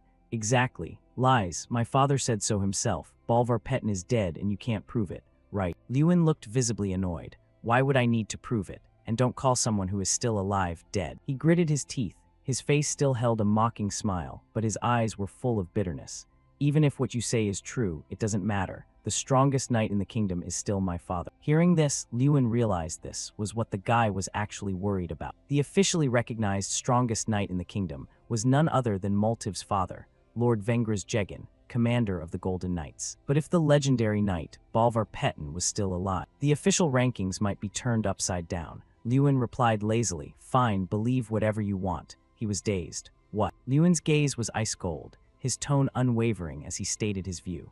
Believe in those strongest in the kingdom titles or whatever you want. Lord Bolvar doesn't care about those trivial rank. Hearing that, he ground his teeth in fury. Trivial? Did you just call them trivial? He immediately drew his sharp sword. How dare you insult my father? Now he looked like a madman who could kill anyone he saw. Lewin Ardal, I challenge you. Draw a real sword right now. While he was screaming frantically, come here, fight me right now, he took a direct hit from Gutter's head flick. His eyes went crossed just like a cartoon character. He hit him because he didn't want him doing anything stupid while out of control. What on earth is this? A challenge? So you really want to fight Lewin? The guy curled up like a puppy, clutching his head.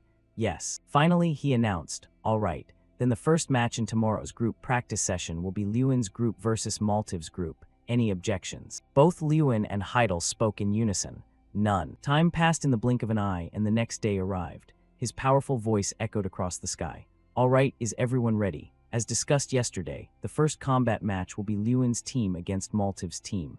The two groups stood facing each other under the curious gazes of the crowd. Suddenly, Jekyll stepped forward and called out Lewin's name. His face showed no sign of worry. On the contrary, he looked very relaxed. Are you guys well prepared? Lewin immediately switched to high alert. What is this? Why are you suddenly asking that? He flashed a sinister smile. Ah, never mind. Just try to fight well in this match. Hearing that, Gutter gave the signal. All right, prepare to begin. As if just waiting for that, he lunged forward with incredible speed, leaving Lewin bewildered. Fortunately, he reacted in time. If he had been just a split second slower, he would have been caught. He wondered to himself, what kind of speed is this? What's going on? No one should be this fast. Suddenly, he noticed the status window above the other's head, and his gaze turned to one of contempt. Ha, how ridiculous. How desperate is he to win? Is he carrying 6 artifacts on him? The night before at the mansion, formal greetings were exchanged. Well, who do we have here? Lord Vengeras. Ha, long time no see, Commissioner Josh Gari. Vengras Jegan, the commander of the Golden Knights, followed up.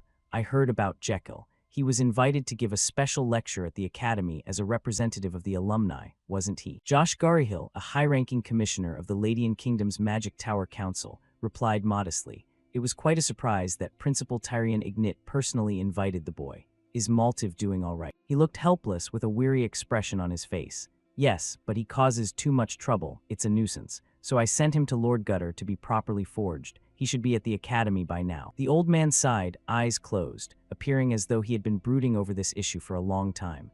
Actually, I'm here because of the academy representative. He paused thoughtfully. If you mean the representative, are you talking about Lewin Ardal? Then he thought about the information he had heard previously. The rumors have spread so far that even I remember his name. I heard he won the festival and even caught the attention of the Empire. But immediately after, his tone changed instantly. A country bumpkin from Ardal shouldn't have such a smooth path. As if just waiting for that, he agreed. Haha, exactly. We have to prevent someone like that from influencing the princes, right? As loyal subjects who truly care about the kingdom.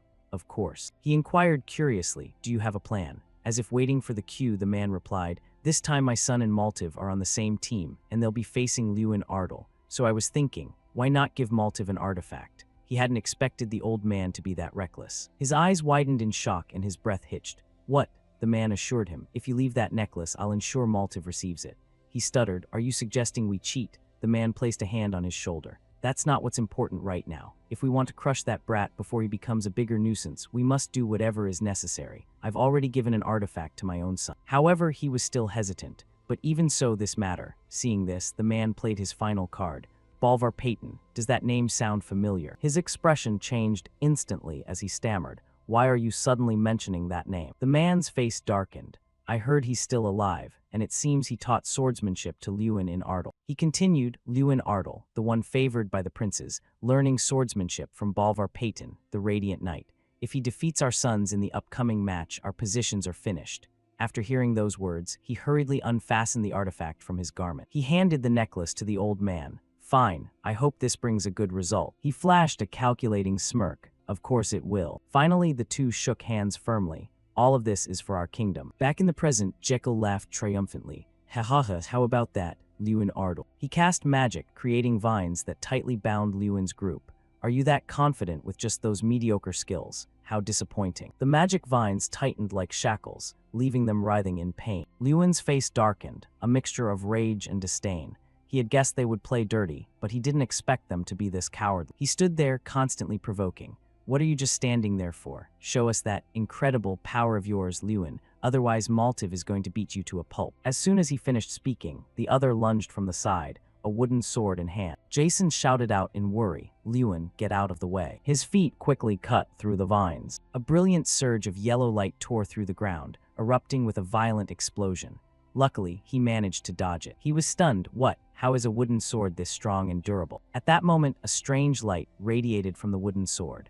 The artifact Maltiv Jegan received from Lord Vengeras was a fortification amulet. This artifact was designed as a necklace for easy carrying, enhancing weapons to make them sharper and more durable. He gave a mocking laugh, lips curling into a sneer as he exclaimed regretfully, "Ah, I missed. I should have killed you." Then he continued to swing the sword and charge.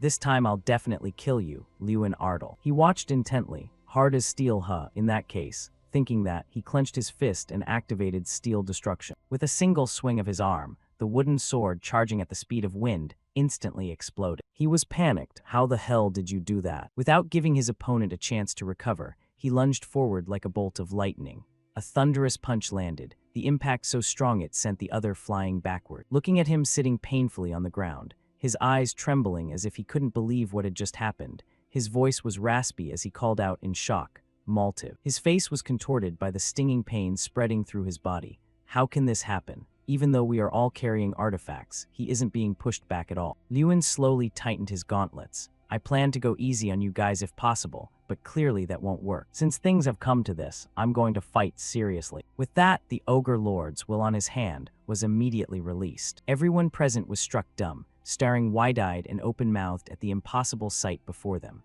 Even those usually composed, like Professor Heidel and Gutter, instinctively showed looks of bewilderment. If bystanders were this affected, what about the one facing it directly? He muttered, "Impossible, an ogre." Behind Lewin, a massive ogre spirit appeared. The people around panicked, and chaotic screams rang out. "Run, everyone run, it's an ogre, an ogre." That terrifying pressure made his legs go weak, his body trembling as he collapsed to the ground, frantically backing away. He spoke calmly, "Let's end this. I mean, 6 artifacts clearly weren't enough for you." Hearing this, his head felt like it was buzzing. What? He didn't bother explaining. His hand reached out gently, and the massive spirit behind him reached out majestically in sync. Its massive finger slowly hooked into the other's necklace. The artifact necklace snapped into pieces and fell. The atmosphere immediately reached a boiling point as whispers broke out everywhere. What? Is he serious? Senior Jekyll actually used an artifact against a junior. Unable to bear the whispers directed at him, his face contorted in rage.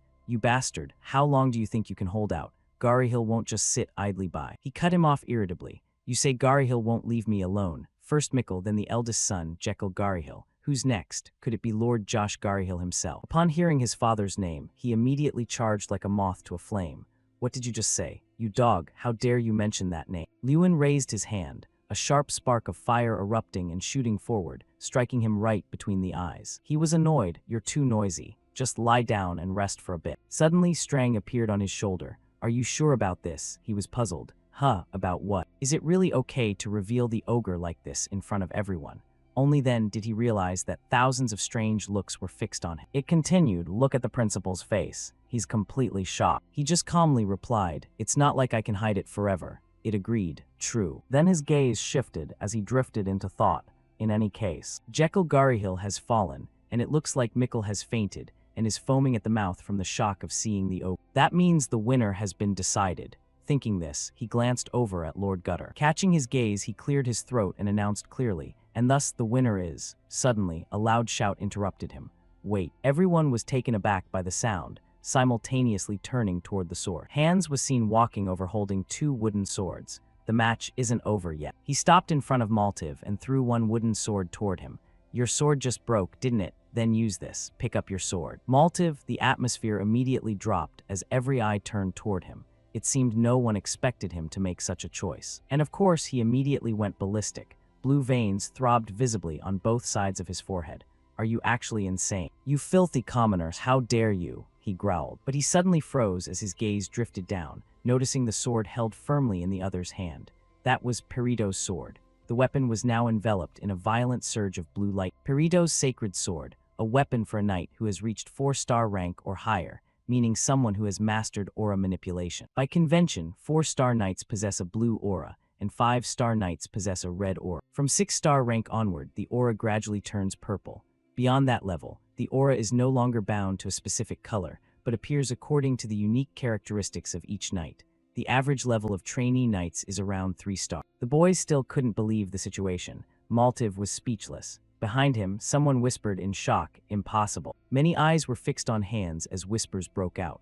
How can someone as weak as Hands? I haven't even mastered aura yet. In other words, even among official knights, many haven't reached 4-star rank. Strang sat on Lewin's shoulder and whispered, "Lewin, aren't you going to stop them? The match is already over after all." His eyes were steady as he replied, "No, let's watch a bit longer." He marveled to himself. Finally, it has returned, that look in Hans's eyes. Lewin stared intently at Hans's serious face and furrowed brow. Maltiv reached out to pick up the wooden sword from the ground and spoke up, "I won't accept this." He lunged toward Hans, shouting, "I will never accept this." The wooden sword in Maltiv's hand swung up and came crashing down toward Hans's head. He growled, "You're just a lowly commoner, and yet you dare claim you can use aura." Hans used all his strength to hold the sword and block this lethal strike. He gritted his teeth, struggling to hold his ground, as Maltiv's voice rang in his ears. "Impossible." He increased the pressure, Maltiv's face pressing close to Hans's in contempt. "There's no way a weakling like you can be on my level." He pushed even harder. Hans swung his sword to counter. Hans gave a cold laugh, still clinging to that commoner logic. Maltiv, not expecting a counterattack, asked blankly, "What?" Hans shouted at the top of his lungs, "You're just a lucky person born into a good family, a selfish, narcissistic nobody." Blue veins bulged on Maltiv's face. He broke into a strange smile. Have you gone mad?" Maltiv stomped his foot hard, a loud thud echoing on the ground. He spoke in a low voice. "Fine, Hands." Maltiv channeled power into the weapon in his hand, a blue light enveloping the entire sword. He spoke condescendingly, "If you want to die, I'll help you achieve that." He kicked off to gain momentum and leaped high, then brought the sword down on Hands, screaming, "Die, you bastard." Seeing the critical situation, Lewin raced forward, shouting, "Hands, watch out." Gutter also ran toward the field. He growled a low curse as he ran, "That bastard Maltiv." Behind him, Heidel was also rushing forward. With a thunderous boom, a massive sound erupted from the center of the field, the blue light spreading outward like a drop of ink in water. Lewin's pupils contracted in shock. He skidded to a halt, staring at the scene before him. Before the crowd, Hans still held his sword in a counterstand, while the sword in Maltiv's hand had been sent flying, and the man himself had been knocked far back. Maltiv screamed in indignant rage, "You bastard." Hans wasn't affected by the insults. His entire demeanor exuded seriousness. Looking at Maltiv lying motionless on the field, the boys ran over and sat beside him. "Maltiv, get a grip. Damn it, is he unconscious?" Then whispers broke out. What just happened? So fast? Did Hans actually defeat Maltiv? Hans was still standing there like a statue. Before Lewin even reached him, he asked urgently, "Hans, are you okay?" Hans turned his head to look at him and called out, "Lewin." Lewin froze, staring at him in shock, and then let out a gasp. He pointed at Hans's hand. "Hans, look at your wooden sword." He looked down at his hand and asked doubtfully, "My sword?" At that moment, a brilliant yellow light radiated from the sword. Hans murmured, "Aura. It's red." Shifting to another location, a voice rang out from within the castle as expected. "You are truly incredible, Lewin." Tyrion, Ignit, and Lewin were chatting as they walked. He marveled, "I had a hunch, but I didn't think you'd actually defeat a senior alumnus." He clenched his fist and asked back, "You only had a hunch?" Lewin turned and spoke with a tone of certainty. "It was you, Principal, who called Jekyll Garryhill here in the first place. Didn't you already foresee this result from the start?" Tyrion Ignit laughed. "Oh my, so I've been found out." He gazed at the paintings on the wall and spoke up. "I wanted to use this opportunity to teach Garryhill a lesson in humility, but instead, it seems I've only deepened his hatred." Lewin asked doubtfully, "Hatred?" Tyrion Ignit explained, "Rumors of this match have already reached the capital. Since you defeated the eldest son of the Garryhill house, the nobility is whispering that this might be the downfall of that family." He warned Lewin, "And Josh Garryhill will certainly do everything to reclaim his family's honor. That means you might soon be in danger." Tyrion Ignit's voice dropped. "As the principal, I cannot let my student be in danger. That is why we are here." The two were standing at the top of a staircase, looking down. He introduced the stairs leading to the academy's basement. Then Tyrion Ignit recounted that a few days ago, Kingram had woken up from hibernation. The first thing he said upon waking was, Lewin's hand tightened as he heard him recount Kingram's words, "I smell the scent of my own kind." Tyrion Ignit acted mysterious. "Now we just need to go down. Kingram is waiting with a gift." Seeing Lewin not reacting, he asked, "Why don't you ask about it?" He asked doubtfully, "Ask what?" Lewin was half joking. I suddenly appeared with an ogre on my back. There's no magic like that in this world. Aren't you curious at all? Tyrion Ignit looked at him with eyes full of trust. Whether you appear with an ogre on your back or carrying a goblin's head, the Lewin Odle I know is always someone I can trust. That is all I need. Lewin replied with a voice full of sincerity. Thank you, sir. Tyrion Ignit signaled. Now go down. Kingram has been looking forward to seeing you for a long time. Now he was standing before a massive door. Lewin slowly pushed open the heavy door, a loud groaning sound echoing out. After stepping inside, he walked deeper into the room, step by step. Just a moment later, a low voice rang out. Long time no see, little destroyer. Lewin replied with a slight smile. Yes, it has been a long time. In front of him was Kingram, sitting majestically on a large chair. Lewin greeted him, Kingram. Kingram's booming voice echoed. Little destroyer, I still can't believe it. I can smell my tribe from Celestial Mountain on you. I can even sense my father, Munkan. After a moment of silence, he proposed, if possible, could you tell me what happened? Lewin didn't hesitate and nodded. All right, I'll tell you everything. Then the two stood facing each other, talking. I told Kingram about what happened at Celestial Mountain and how I crafted an artifact from Kun Khan's fang. After hearing the whole story, Kingram laughed with delight.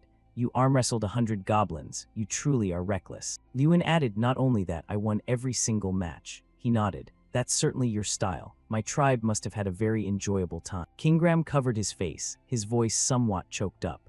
I thought I would be trapped in this artifact forever and then vanish, but I never expected to hear news of my homeland again. Then he looked at Lewin with gratitude. Little destroyer, thank you, my benefactor. He comfortably accepted the thanks in return. It's my honor. The system screen suddenly lit up in front of Lewin with an artifact unlocked notification. He wondered to himself, this is. The shimmering screen displayed the text. The title, Friend of Goblins, has been upgraded to Goblin Lord. Thanks to the passive effect of Goblin Lord, strength has increased by 1,000. Strang's power incarnation has reached 5 stars. Human form is now usable through the special skill companion. Strength has permanently increased by 500. Kingram spoke up, you are Draka's incarnation, my benefactor, and the only human the elves of the Heavenly Mountain trust. This is my gift to you. Lewin was utterly shocked, seemingly unable to believe his eyes. His power instantly surged by 7,000, and Chang reached 5 stars. Chang stood with her hands on her hips and let out a long burp. That was one hell of a meal. I reached 5 stars way faster than I expected. Then she hopped off Lewin's shoulder onto the ground and cried out,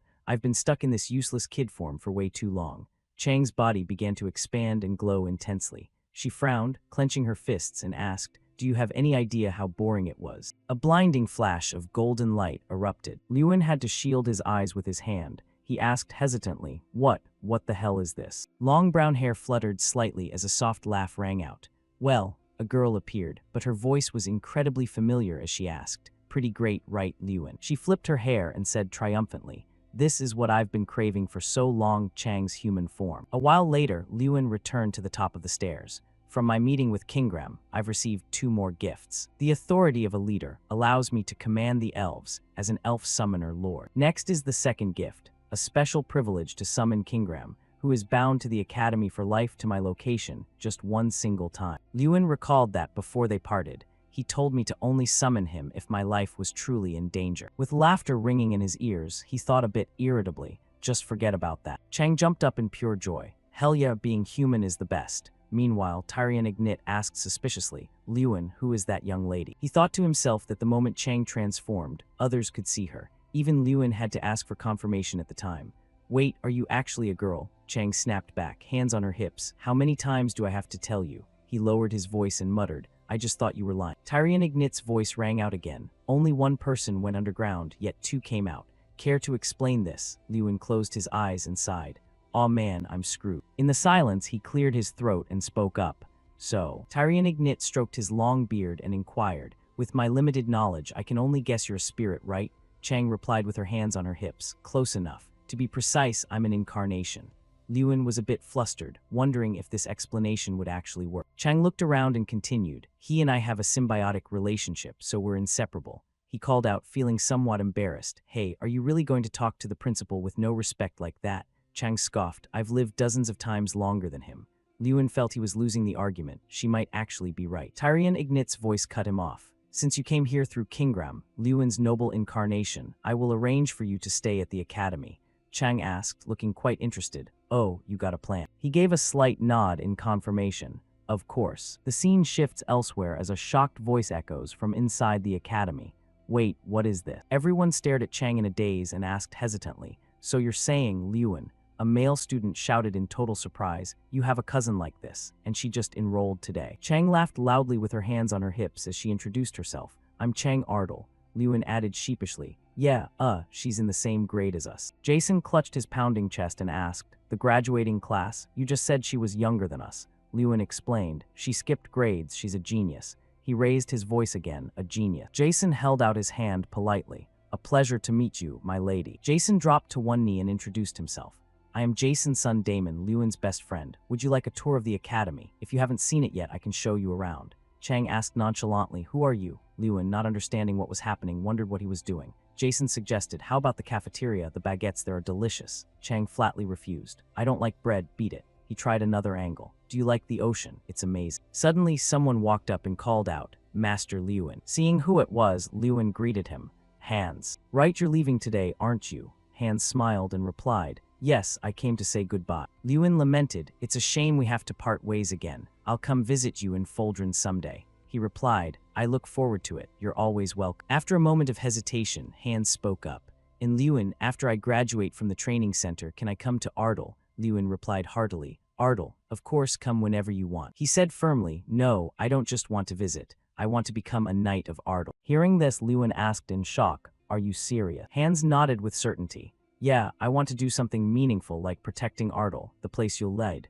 so please give me a chance. Liuan greeted him with a smile. Of course, thank you, Hans. Suddenly, someone cut in. Are you two planning to keep this between yourselves? Jason jumped onto Liuan's back and cried out, I want to go to Ardle too. I'll help wash dishes and clean, as long as I can be with Lady Chang. He threw cold water on the idea. I never said you were allowed. Taken aback, he grabbed Liuan's neck and shouted angrily, hey, that's too much, I know you're joking. Liuan thought happily to himself, having my friends move to Ardle after graduation. That's actually a great idea. The scene shifts to the capital of Duke Ladian. A man shouted in anger, it's over, everything has collapsed. Do you have any idea how much money I invested in this? Lord Venger, and yet an apprentice knight defeated Maltiv. He grew more furious as he spoke. The same thing happened with the Garyhill house. Even Jekyll Garyhill, their eldest son, was defeated by Liuan Ardle. The era of Garyhill is over. For as long as anyone can remember, the Garyhill house has maintained its reputation as a magical family. And Venger's Jegan was honored as the kingdom's strongest knight because they had the backing of the nobility. That was still going on. But what if that support disappeared? He yelled at the top of his lungs, you might still be the strongest right now, but once our children become the pillars of the nation, your descendants won't stand a chance. Another person spoke up, the solution is obvious, we should switch sides. The voices grew louder and more determined. We must switch sides to Ardle immediately. Then someone spoke up hesitantly, but the head of Ardle doesn't take bribes. Another person laughed mockingly. Oh please, who in this world doesn't like money? Just look at Garyhill. Suddenly, someone stepped toward the crowd and spoke. Are you talking about? Everyone's jaws dropped in shock as they cried out. Councilman Josh Garyhill. He growled. You all seem to be having a nice chat.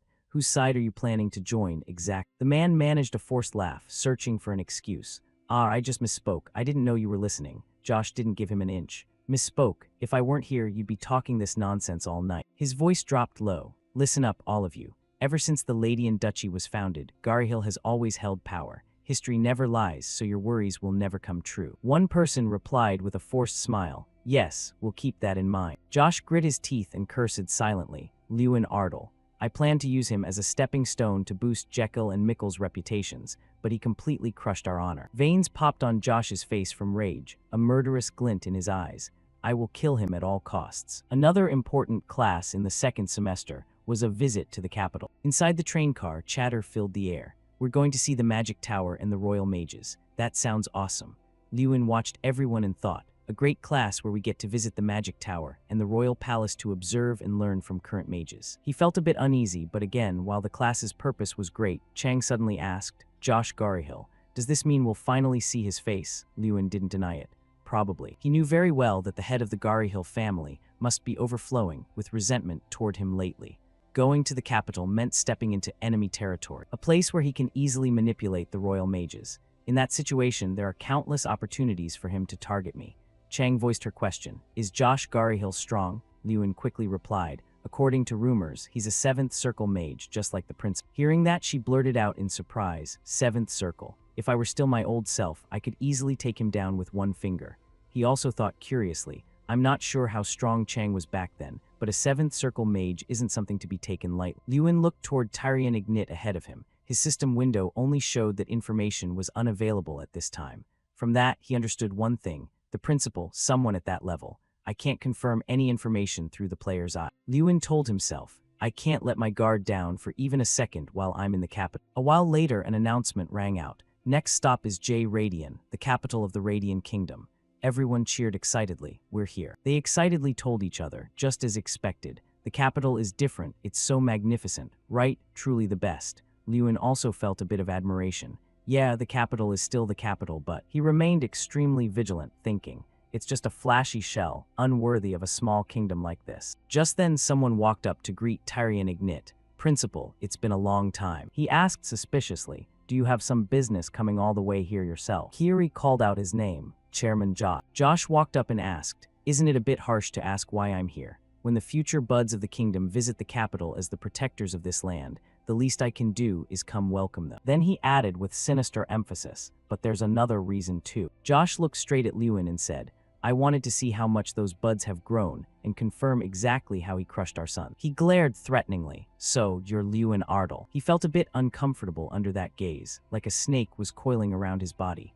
But something isn't right. The Josh Garyhill I know is a 7th circle mage. But the system window shows Josh Garyhill, 6th circle mage. After reading it, Lewin was incredibly confused. The player's eye says he's only a 6th circle mage. How could he deceive everyone? He suddenly had a realization. Wait, could it be? Lewin looked at Josh's hands, covered in gold bracelets and rings, and speculated, all of those are artifacts. He curled his lip in a sarcastic smirk, like father, like son. Seeing him like that, the old man asked irritably, is something funny? Lewin turned around before answering, no, it's nothing, I'm leaving. Josh immediately grabbed his arm. Where do you think you're going? I'm not done asking you questions. He glared and demanded, I asked what you were laughing at. Dion Ignit quickly stepped in to mediate. Chairman Josh, he's still just a student. Please stop. Chang looked visibly angry. This crazy jerk, Josh snapped, be quiet, principal. He threatened him. You might be the principal inside the academy, but once the students set foot in the capital, managing them is my responsibility. Tyrion Ignit shot back immediately.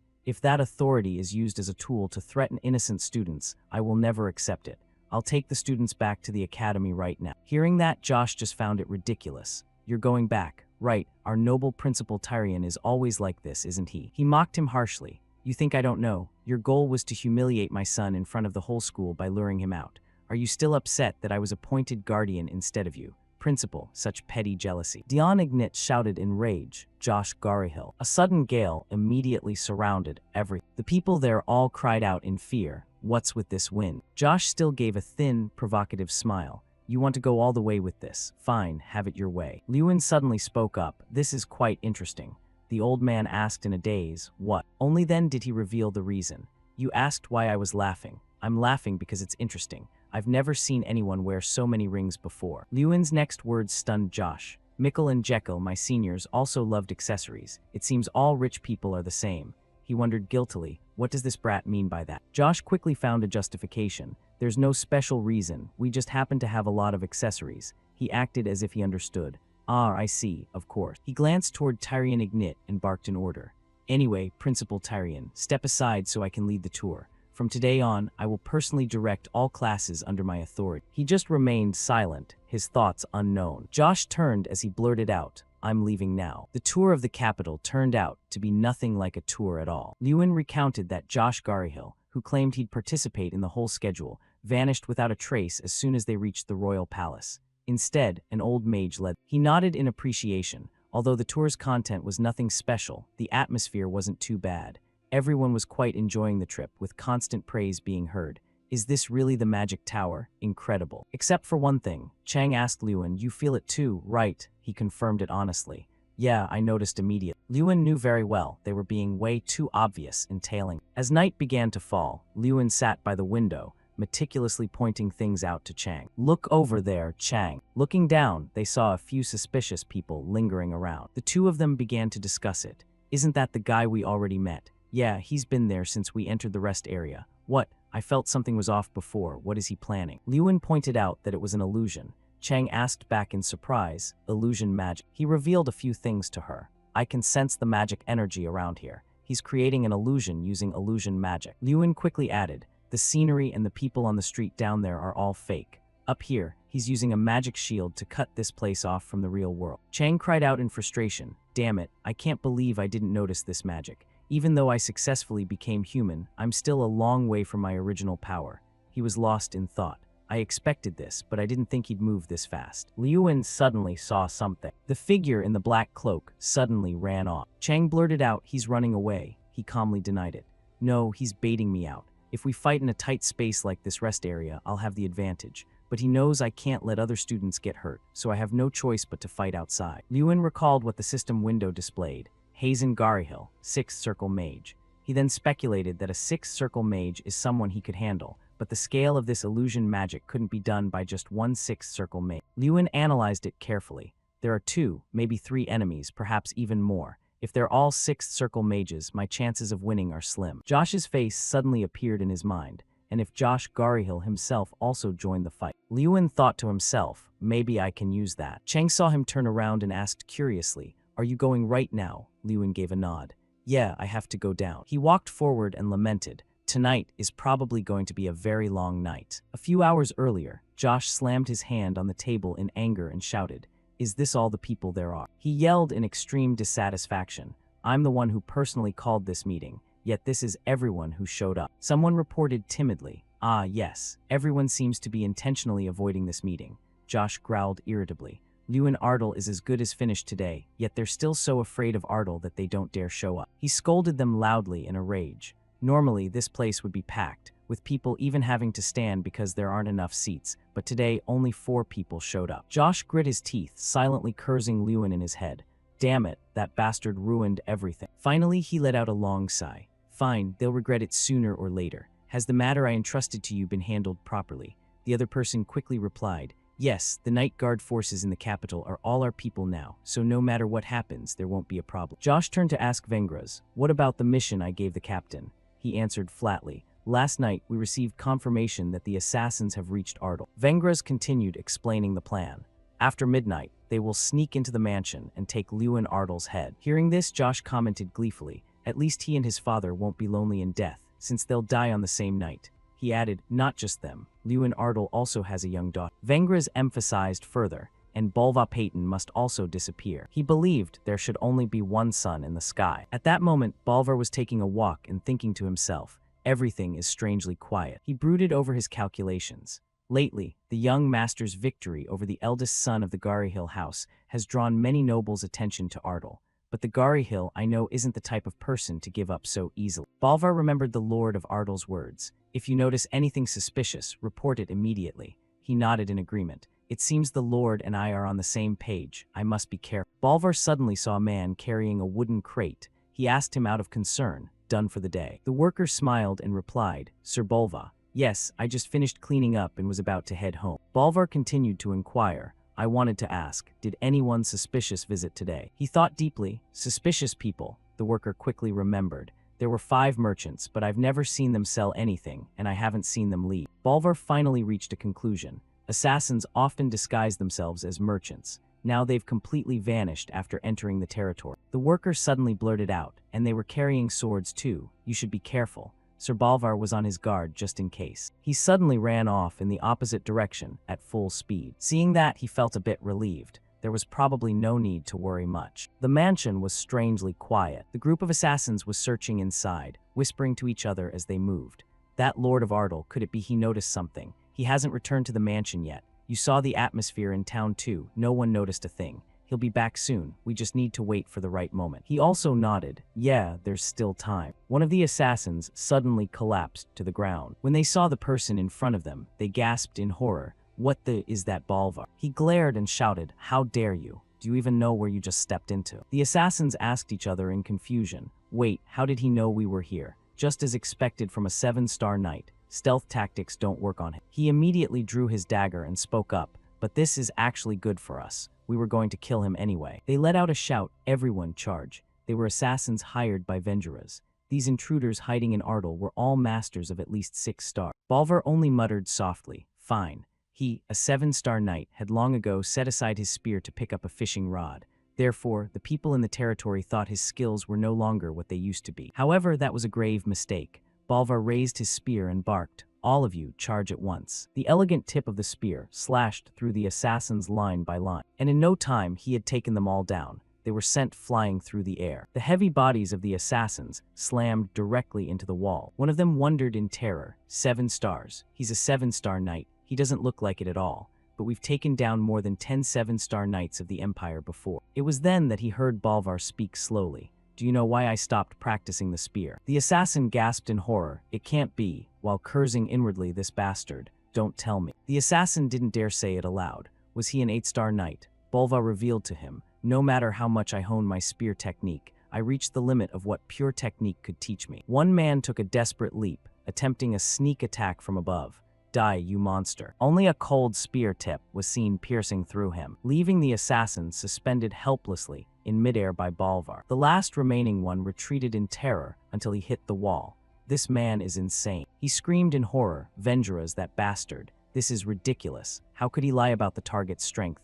Even if we were paid 5 times the original fee, we never would have accepted this mission." The assassin cursed through his stammers. It was only then that Bolvar realized who was behind it all. Vengeras, so it was him. He grabbed the man by the neck and said, "Go back and tell Vengeras Jegan this." Bolvar emphasized every single word. Never set foot in Ardal again. Meanwhile, the place where Lewin stood was incredibly quiet. As he and Hazen gradually faced off, he remarked with amusement, "So you've come to find me yourself." Hazen continued his mockery. "Lewin, it seems you haven't come alone. A companion for your journey to the Yellow Springs. How amusing." Lewin quickly retorted, "Don't worry, we have no intention of dying here." Hearing this, he was quite surprised. No intention of dying. Hazen spoke condescendingly. "If everything in life went according to a person's will, it would be wonderful, but that's not how reality works." As soon as the words were out, countless black-cloaked mages advanced to surround Lewin and Sita. Lewin observed them silently. There are about 7 of them. They've gathered quite a crowd. He raised his hand, summoning red flames, and said,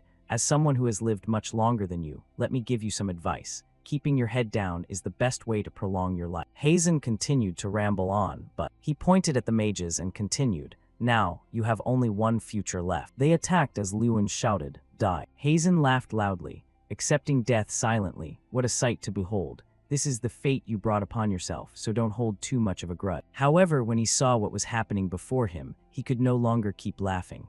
"What?" Hazen cried out in horror. How are you still standing after that attack? You should be dead." Lewin only gave a slight smirk. "Yeah, let's just say there are people like that in this world." He confidently affirmed the existence of those who can never die. Lewin knew in his heart that incarnations are entities that cannot be destroyed or vanished.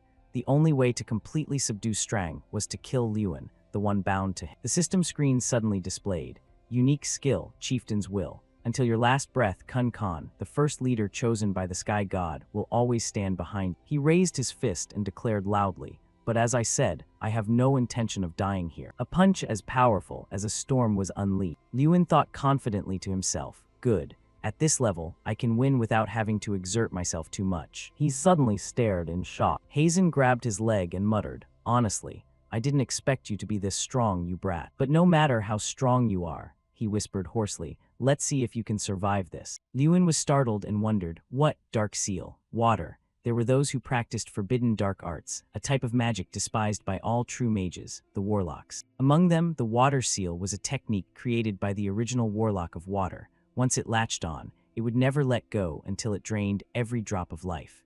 It was one of the most notorious dark arts to ever exist. Lewin was in pain, breaking into a cold sweat. "Dark arts. I didn't think these bastards would dare go this far." Hazen spoke excitedly. "What a pity, Lewin. Now that you've seen this magic with your own eyes, you have to die." He continued to mock. "I was planning to kill you eventually, anyway." Hazen spoke triumphantly. "Now even your friend who dared to interfere is completely helpless. Things have become much simpler." Lewin shouted in rage, "Damn it, you bastards." He spoke to Lewin dismissively, "But don't be too resentful. After all, your journey to the afterlife won't be lonely." Hearing this, Lewin froze and asked, "What do you mean?" Hazen's next words filled him with horror. "By now, your father and sister are surely both dead." Lewin stammered in shock. "What?" He kindly revealed more. "Ah, of course you wouldn't know. If you did, you wouldn't be standing here anymore. Then Hazen stared wide-eyed and questioned him. So why did you dare to resist the commission? Did you really think you could win? He continued to scold him, just for that bit of petty fame. But before he could finish, Lewin grabbed his face tightly. He screamed in panic, "What? You? How can you use the water seal?" Hazen's eyes bulged in immense pain. As a second later, Lewin easily crushed his head. The remaining mages were absolutely terrified seeing this. Lewin muttered coldly, "It doesn't matter anymore." The system quickly appeared.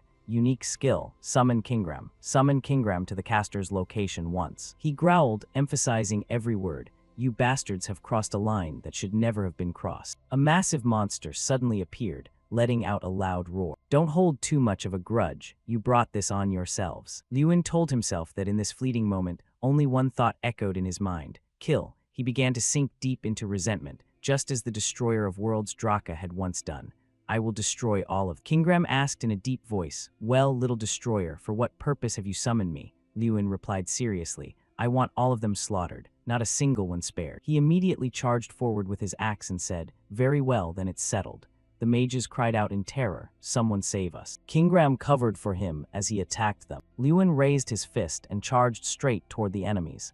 "I can never forgive them." The mage was beaten beyond the point of resistance. "That's why I'm going to kill every last one of them." He thought in fury, "It doesn't matter what my hands destroy." Lewin lost all reason as he slaughtered his opponents. "It doesn't matter who my magic killed." It was then that Strang ran over to stop him. "Stop it." He tried to bring Lewin back to his senses. "Stop, that's enough." The dying mage spoke with difficulty. "So you were always a madman after all. How are you any different from us?" He shouted in a rage, "Let go of me. I'm going to kill that bastard." Strang scolded him, "Why are you acting like this? Nothing happened to Ardal. Have some faith in that knight Bolvar. He's much stronger than you think." He continued to advise Lewin, "Wake up. If you lose yourself in that power, you'll end up just like Draka. Don't you remember Draka's final days?" Strang reminded him, "Why do you think Draka was called the Destroyer of Worlds? He went mad with infinite power and ended up destroying the entire world." He grabbed Lewin by the shoulders and said, "But you are not Draka, if you end up like him." He finally calmed down. "All right, sorry for worrying you, Strang." Lewin walked over to the surviving mage and interrogated him. "You there, tell me everything you know. What exactly is happening in Ardal?" He spoke with difficulty. "You'll regret hearing it." The warlock continued excitedly. "Have you ever heard of the Myeongdan? It's an elite assassination group, consisting only of 6-star warriors and above. 5 of their assassins have already gone to Ardal." He burst into a crazed laugh. "By now, your father and sister are probably dead." Suddenly, a sharp spear tip pierced through his chest. Josh clicked his tongue. "I only came as a precaution, and look at this mess." He angrily scolded the pathetic fools, having never expected Garhill's elite to be unable to handle a mere brat like this. Lewin cried out in shock, "Josh Garhill, you dare lay a finger on my family." A terrifying force suddenly bore down on him. Josh threatened in a deep voice, "You should have just kept your head down and studied at the academy. Why did you have to provoke us?" Both Lewin and Strang were pinned down. They quickly realized what it was: dark arts. He questioned him angrily, "Are you a warlock too? If this gets out, you'll be in prison at the very least." Josh only smirked. "Then it won't matter if you die right here. In the end, you're just a useless brat." Though unwilling, Lewin could do nothing. "Damn it, I can't move a muscle." The summoning time for Kingram had expired, and he had vanished. He heard the old man say, "Now, let's end this." And then countless spears were summoned from a magic circle. Josh launched the spears at Lewin and barked, "Time to die, Lewin." Seeing this, he could only think in fear, "No, I can't let it end hopelessly like this." A massive explosion occurred as expected, yet he was unharmed. He stared in shock at the person blocking for him, Headmaster. Josh also cried out in amazement, "Tyrion, why is the headmaster here?" Tyrion Ignit angrily interrupted him, "Josh Garhill." His terrifying power made the man tremble with fear. No way, an illusion field. This simulated world was created by 6th-tier mages under Josh Garhill, ensuring no one outside could perceive what was happening within. However, that only applied to ordinary people.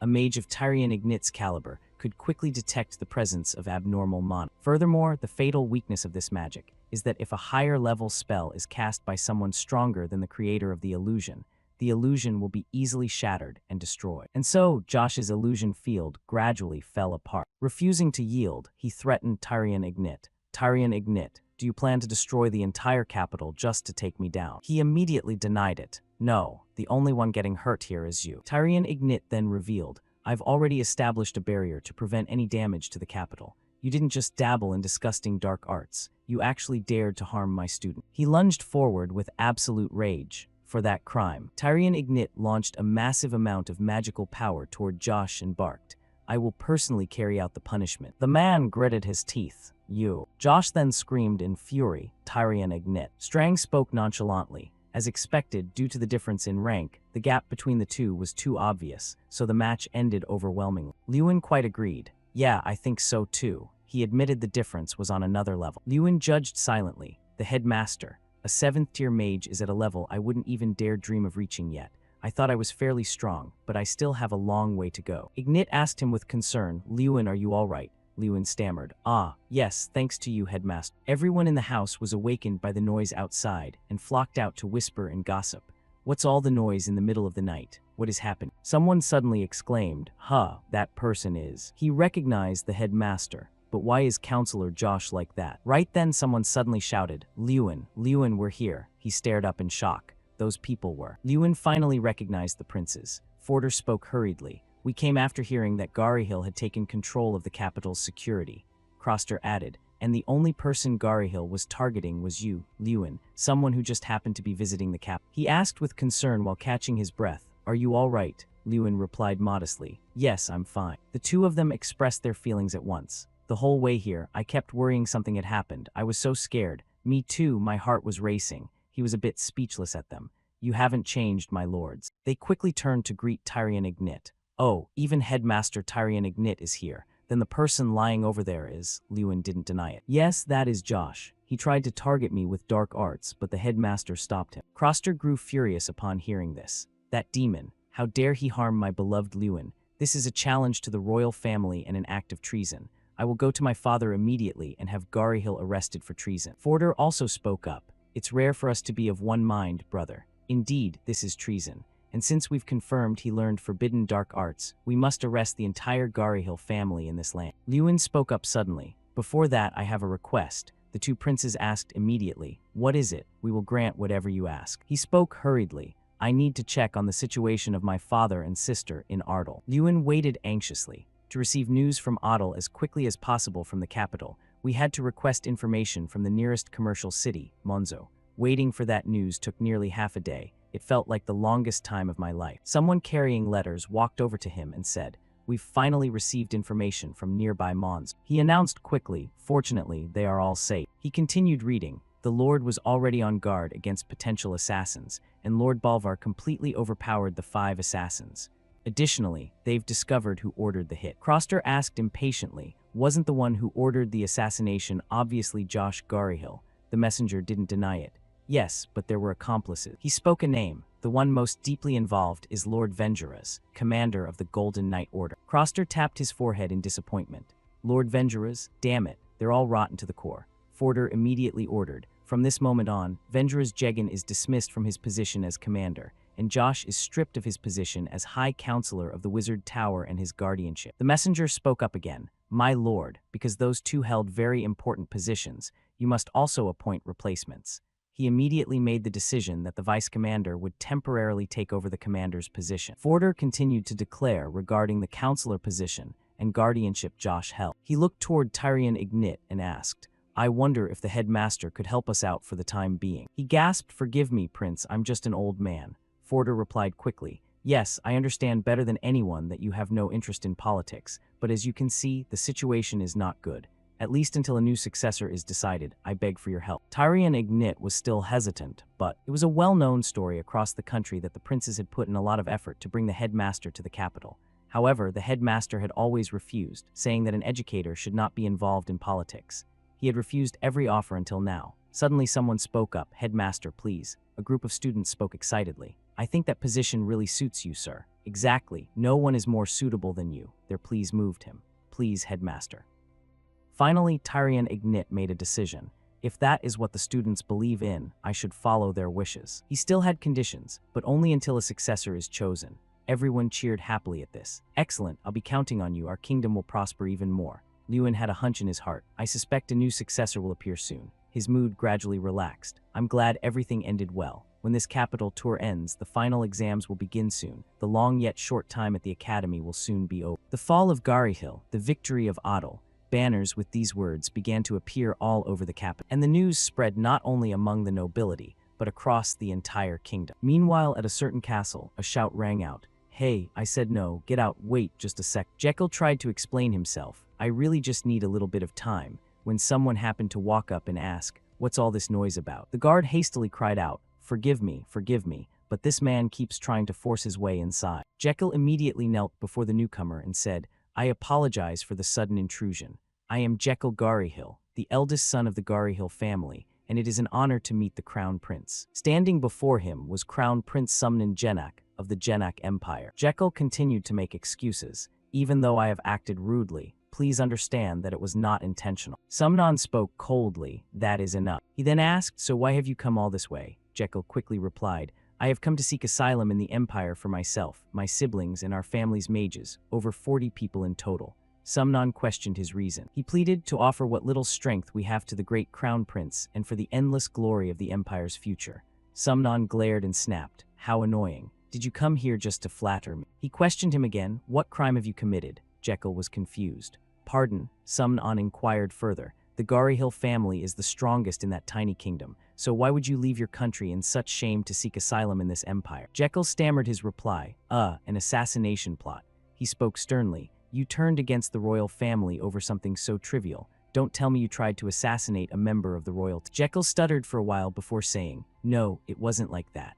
Sumnan then rejected him. "No matter how small the giant kingdom is, harboring a criminal like a Garyhill would go against my principles. In fact, handing you over would benefit my reputation much more." His next words made Jekyll's eyes widen with fear. "I see no reason to grant you asylum." Sumnan turned to leave, not forgetting to remind him, "Go now. I will not grant you asylum, but I will not detain you either." Jekyll suddenly trembled as he spoke a name, Lewin. He finally revealed the truth. "We tried to assassinate Lewin Otto." Sumnan asked in shock, "The Lewin I know?" Jekyll nodded tremblingly, "Yes, that's right." He suddenly stepped closer and said, "I want to hear more about that assassination." Sumnan flashed a cunning smile and said, "Let's go have some tea." Although many incidents had occurred, they all seemed minor now. Time passed peacefully after the visit to the capital. 3 months later, the new year arrived, and just like the heavy snow that fell that winter, many nobles arrived at the academy. The reason they came to the academy was simple: the graduation exam. This is a system where graduating students showcase their skills to others,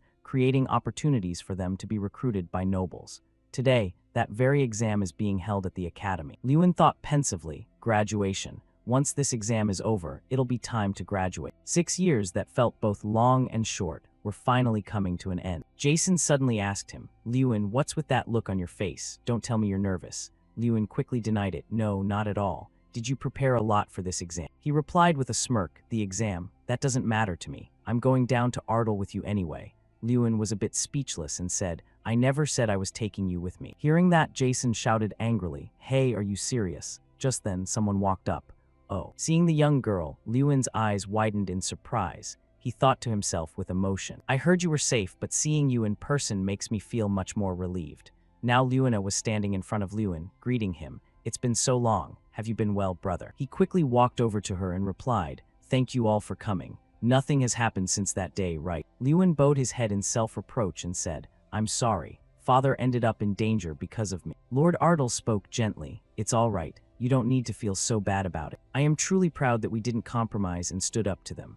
He then turned to Balvar and said, "Thank you, Father, and you too, Sir Balvar. Thank you so much." He laughed heartily and politely. "It's nothing, young master. I only did what I had to do." Lewina suddenly spoke up, "But Opa." Lewin turned back, wondering, "Yeah." She pointed at Chang and questioned, "Who is this lady?" He felt guilty and cursed to himself. "Damn it, I can't even use the cousin excuse with my own family."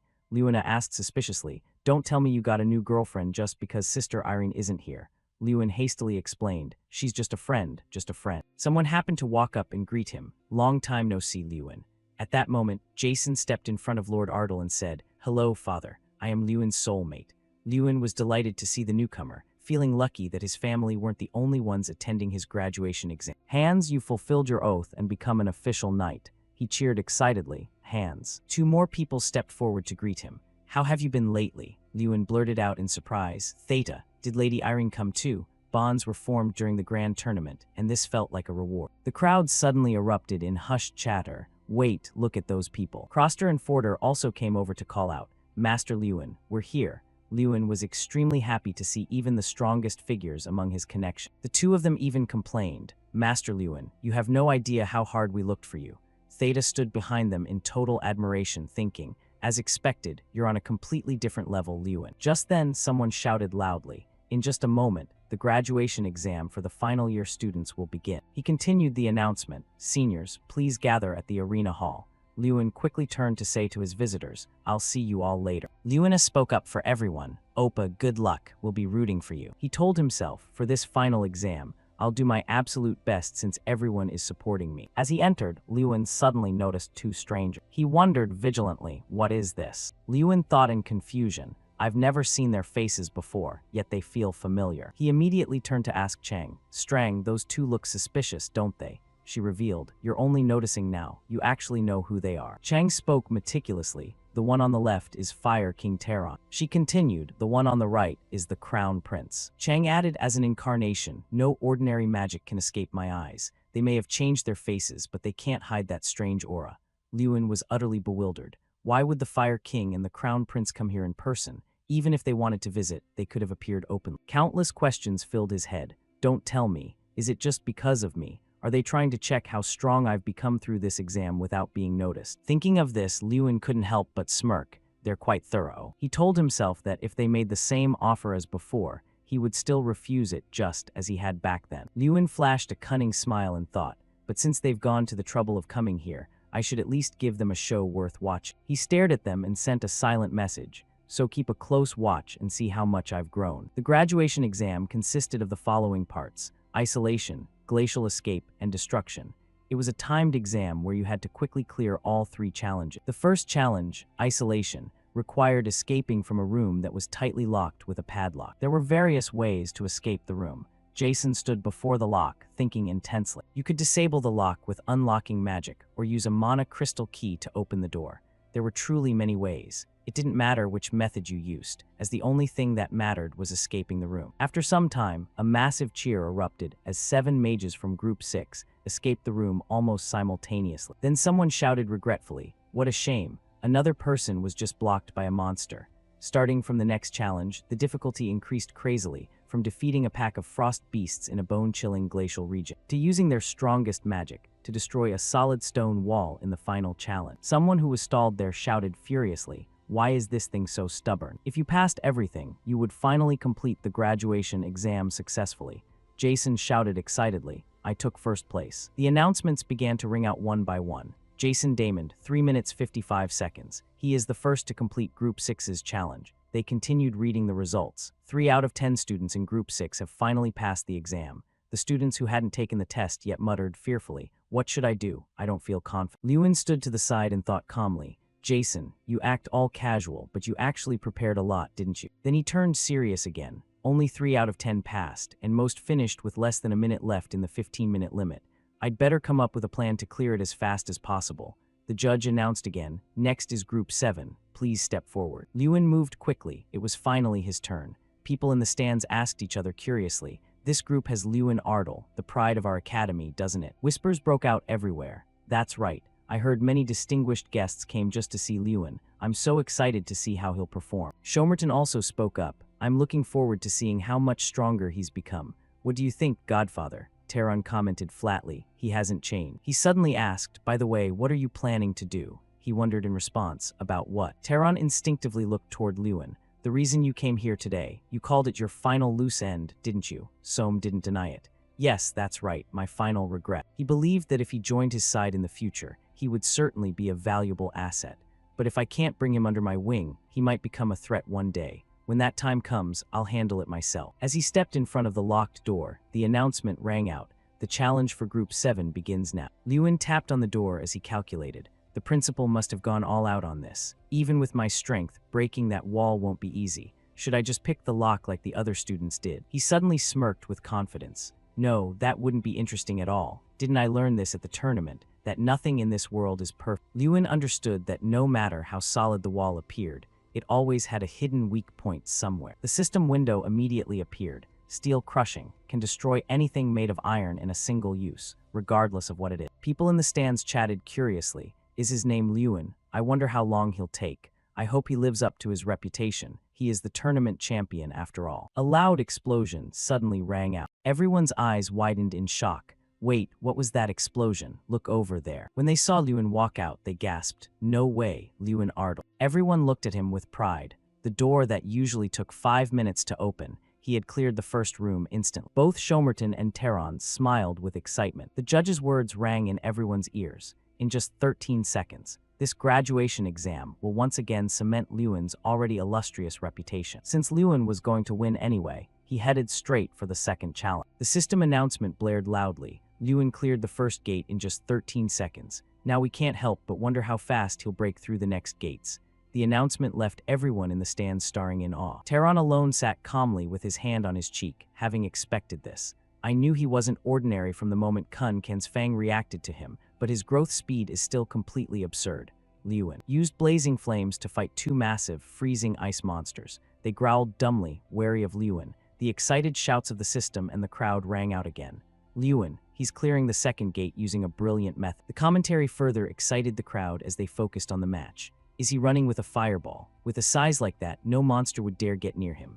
Well, that was true. With a fireball that big, no creature would be stupid enough to try. Lewin ignored the chatter and fought harder as the battle went on, determined to finish off these demons. The blonde man stood with his arms crossed, laughing so hard his jaw ached. Haha, what the hell is this? He's truly a madman who exceeds every limit of the imagination.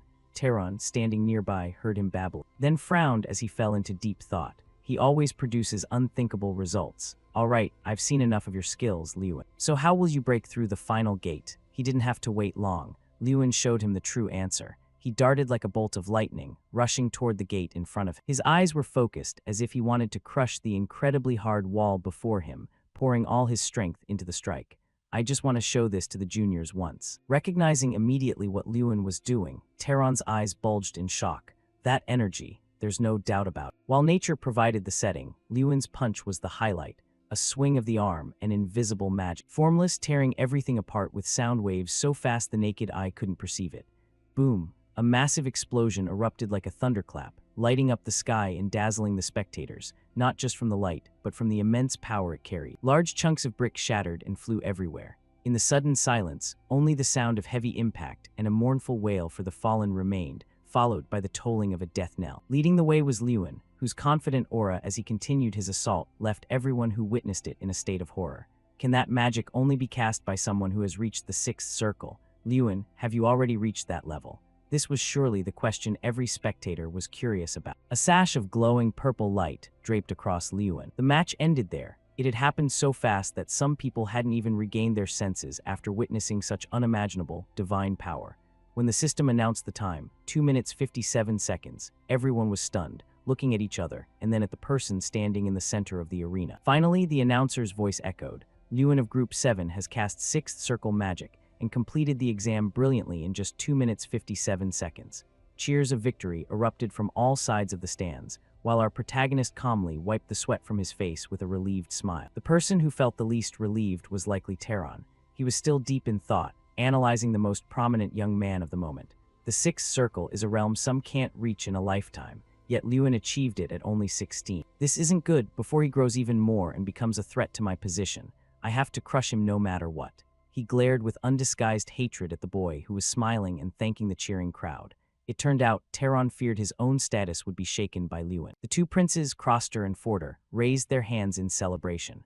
Long live Master Lewin, the future of the kingdom. Those sitting behind them were speechless, watching the two royals act like children. Anyone who didn't know better would think they were Lewin's parents celebrating their son's victory. On Luna's side, it was no different as she shouted, "Congratulations, brother." Theta went without saying. Her eyes were crinkled into half-moons from smiling so much as she waved her hands excitedly. I knew you could do it, Lewin. As for Lewin, he stood in the center of the vast arena where he could feel the full enthusiasm of the crowd as he shone. They were chanting his name, celebrating his victory. Lewin stood under the clear sky as light snowflakes fell on him, feeling quite satisfied. At this moment, everyone was congratulating, but the young man couldn't help but think back to those old days, facing the mockers and their harsh words. Now, he no longer had to ignore them in silence. Who could have imagined back then that he would graduate like this, surrounded by cheer? Jason laughed so wide his mouth wouldn't close as he rushed over and threw an arm around Lewin's neck. Whoa, Lewin, when did you reach the 6th circle? I can't believe my friend is already a high-level mage. This brat startled him before he could prepare himself. Jason and everyone around them stepped forward to congratulate him together. Honestly, even for you, Lewin, I didn't think you'd reach that level so soon. Jason still hadn't let go of Lewin's shoulder, putting on a preachy tone. There's one thing that is absolutely indispensable on a day like today. A friend standing nearby heard how serious he sounded and asked curiously, what is it? He broke into a wide, toothy grin, putting on a bizarrely mysterious face as he drawled out his answer. That would be. Ta-da! The answer was revealed to be 2 large mugs of barley smoothies. All that mystery for just that. Everyone happily raised their barley mugs, arms around each other, as they boisterously prepared for a party. Now that we're adults, let's drink like crazy. Woo, alcohol, alcohol, keep it coming, cheers. Avatar walked over as Lewin stood watching their rowdy no-drink-no-return resolve, feeling a mix of helplessness and amusement. That said, he truly enjoyed this precious, joyful moment. It would surely be one of the best memories of his life. It's really starting to sink in. Tomorrow is graduation, and since this might be the last time we're all gathered like this, I'm sure everyone just wants to enjoy it to the full. While he wasn't paying attention, Avatar, looking a bit withered and stumbling with a face flushed from the alcohol, suddenly appeared behind him. Without a word, she slapped an arm around his shoulder like a good buddy and pointed to the sky. Another bottle. Lewin stared at her blankly, surprised by this unfamiliar sight. By the way, I just found out today that even Avatar can get drunk. 2 men walked toward them. The old man with long white hair and a white beard stepped forward first. Lewin, are you enjoying the party? Hearing his name, he turned to look. Principal, and Professor Heidel, you're here too. He glanced at Avatar, who had completely collapsed onto the floor, then stood up straight and spoke politely to the 2 men. Thank you for organizing this event. I'm enjoying it very much. The principal laughed heartily. Haha, you're graduating soon. You should enjoy yourself to the fullest, shouldn't you? Lewin nodded to express his gratitude. Since tomorrow we'll be very busy with the ceremony, let me say this now. Thank you for everything. To you, Principal, and to you, Professor. Both of them flashed gentle smiles. A thank you, eh? Well, it's quite touching. Soon, even if we wanted to, we won't be able to see you anymore. The principal finished speaking and then continued to tease him warmly. In that case, we'll have to invite Lewin as a guest lecturer for next year's graduating class. Of course, as long as you say the word, sir. You've promised. Professor Heidel here is my witness, so don't go pretending you don't know about this after you graduate. They all continued to chat happily. By the time the party ended, it was already dark. Lewin walked quietly across the stone path in front of the manor with a weary sigh. Phew. He reached up to rub his throbbing head. I must have had too much beer. My head is starting to ache. He was busy complaining to himself about his beer-induced headache, not noticing the figure standing right in front of him. A man with a straight posture and leather shoes suddenly approached to greet him.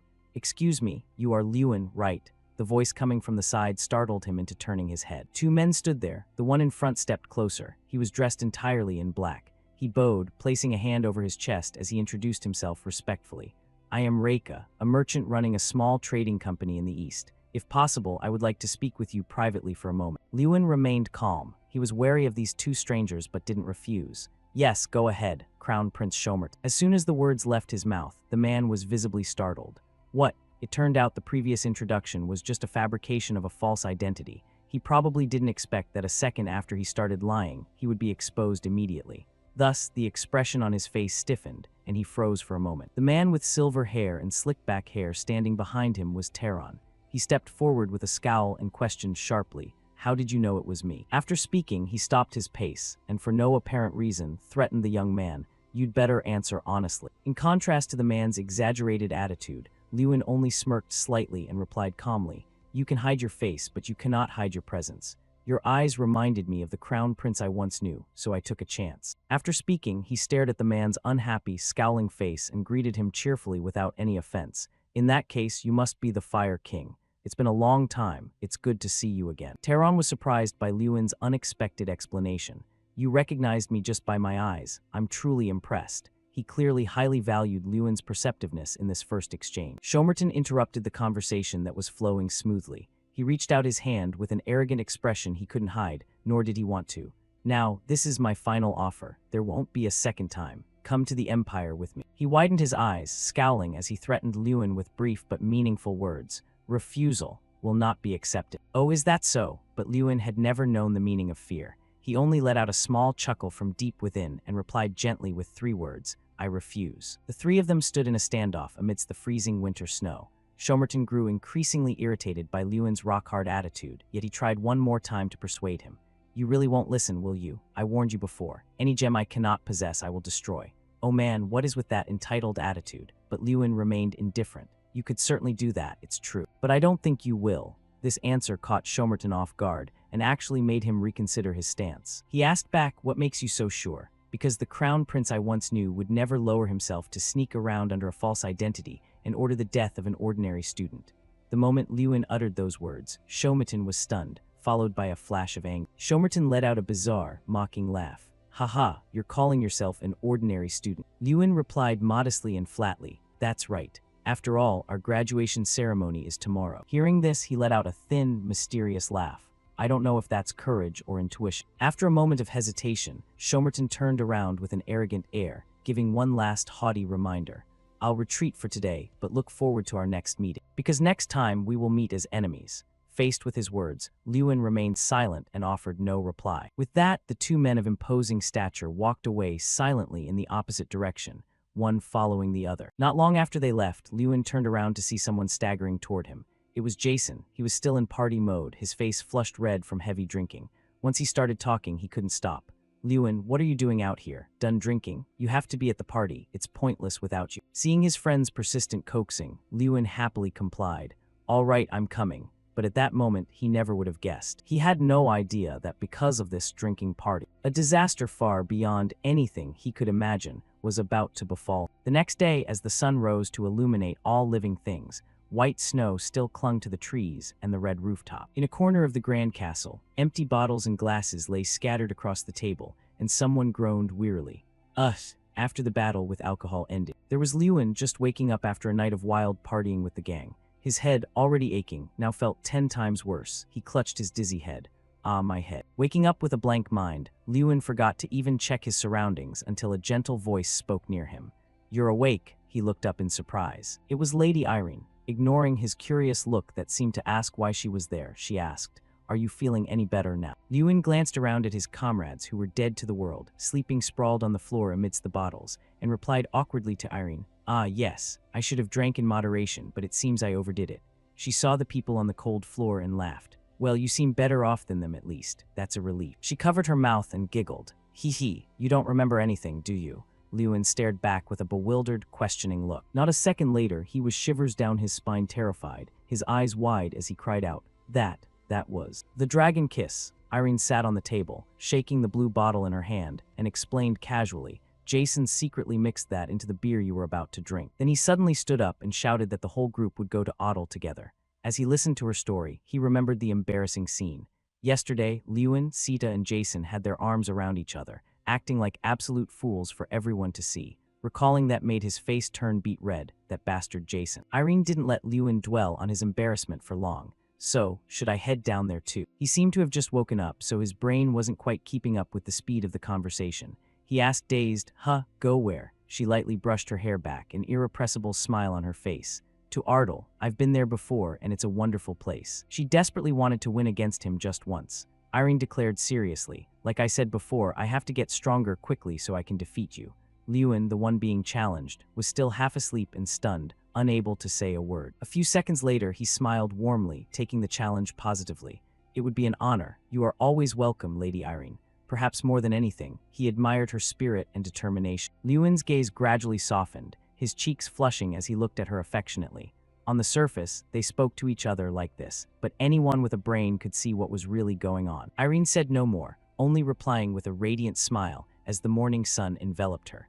Lady Irene's reason for wanting to go to Ardell was clearly more than just that. A few hours later, in a large room filled with lights, the sound of people whispering and discussing filled the air until a voice from the podium drowned out the noise.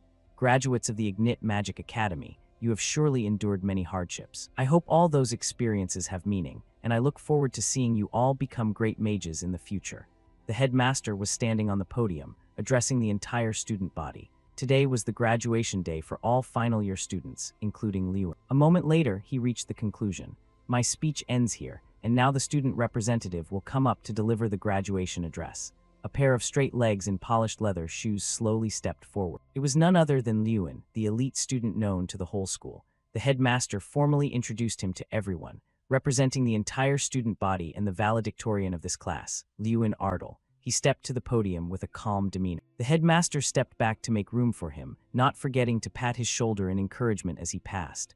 Liuan, don't be nervous, just speak naturally. But you don't look worried at all. Liuan replied politely, yes, don't worry, headmaster. As the saying goes, don't judge a book by its cover. That was exactly Liuan's case. Don't let his calm exterior fool you. In truth, his heart was pounding so hard it nearly skipped a beat.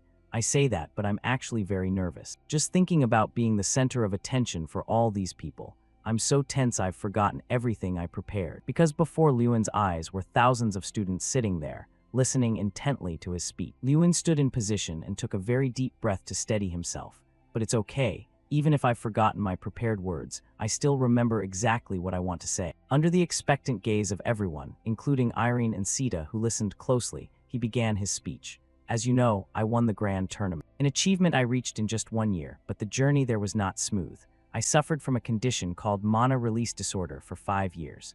Liuan slowly recalled those days, his voice low as he continued. For a mage like me, being unable to release mana was a truly heavy blow. But even worse than that was how everyone looked at me. Many wondered why I stayed at the academy, why I refused to give up even until the very last moment. Speaking of this, he didn't seem to harbor any resentment or anger about their past words. He only gave a gentle smile. But I didn't want to give up because magic is everything to me. It was the only way I could protect myself, my family, and the people I care about. That is the reason I persevered until the end. Winners and losers, let's just see how fate turns out, shall we? The speech hadn't even ended, but the crowd's excitement and enthusiastic cheering were already evident. More importantly, he had struck a chord of deep empathy within them. Liuan continued, and if there is anyone here struggling because they haven't seen results despite their efforts, I absolutely must tell you this today. Please keep moving forward. He stood there, heroically delivering his declaration, encouraging everyone to keep going. Liuan's gaze swept across every person sitting in the stands. Even if you fall, get back up. Even if you feel no one notices you right now, there is surely someone out there who will. As long as you don't give up, a miracle will happen. Everyone was thanked for their efforts over the past 6 years. With that, the powerful speech officially ended, closing today's graduation ceremony. The sound of applause, mixed with many emotions, rang out like thunder and wouldn't stop. The scene changed to the end of the session. Pure white snow had already covered the trees and roads, and the sound of rhythmic horse hooves spread across the cold, snowy ground. One carriage after another left the academy. Inside a luxurious dark mahogany carriage, voices could be heard chatting. That speech was so good, brother. I think everyone really liked it. You're always so amazing. Thanks, Liuana. It was the Ardal siblings discussing the hottest topic of the moment, Liuan's powerful speech. Liuana pondered something, then glanced out the window at the pure white carriage driving steadily alongside theirs. So your friends are coming to Ardal immediately too. Through the window, Irene, Sita, Jason, and Hans could be seen sitting inside, laughing and talking together.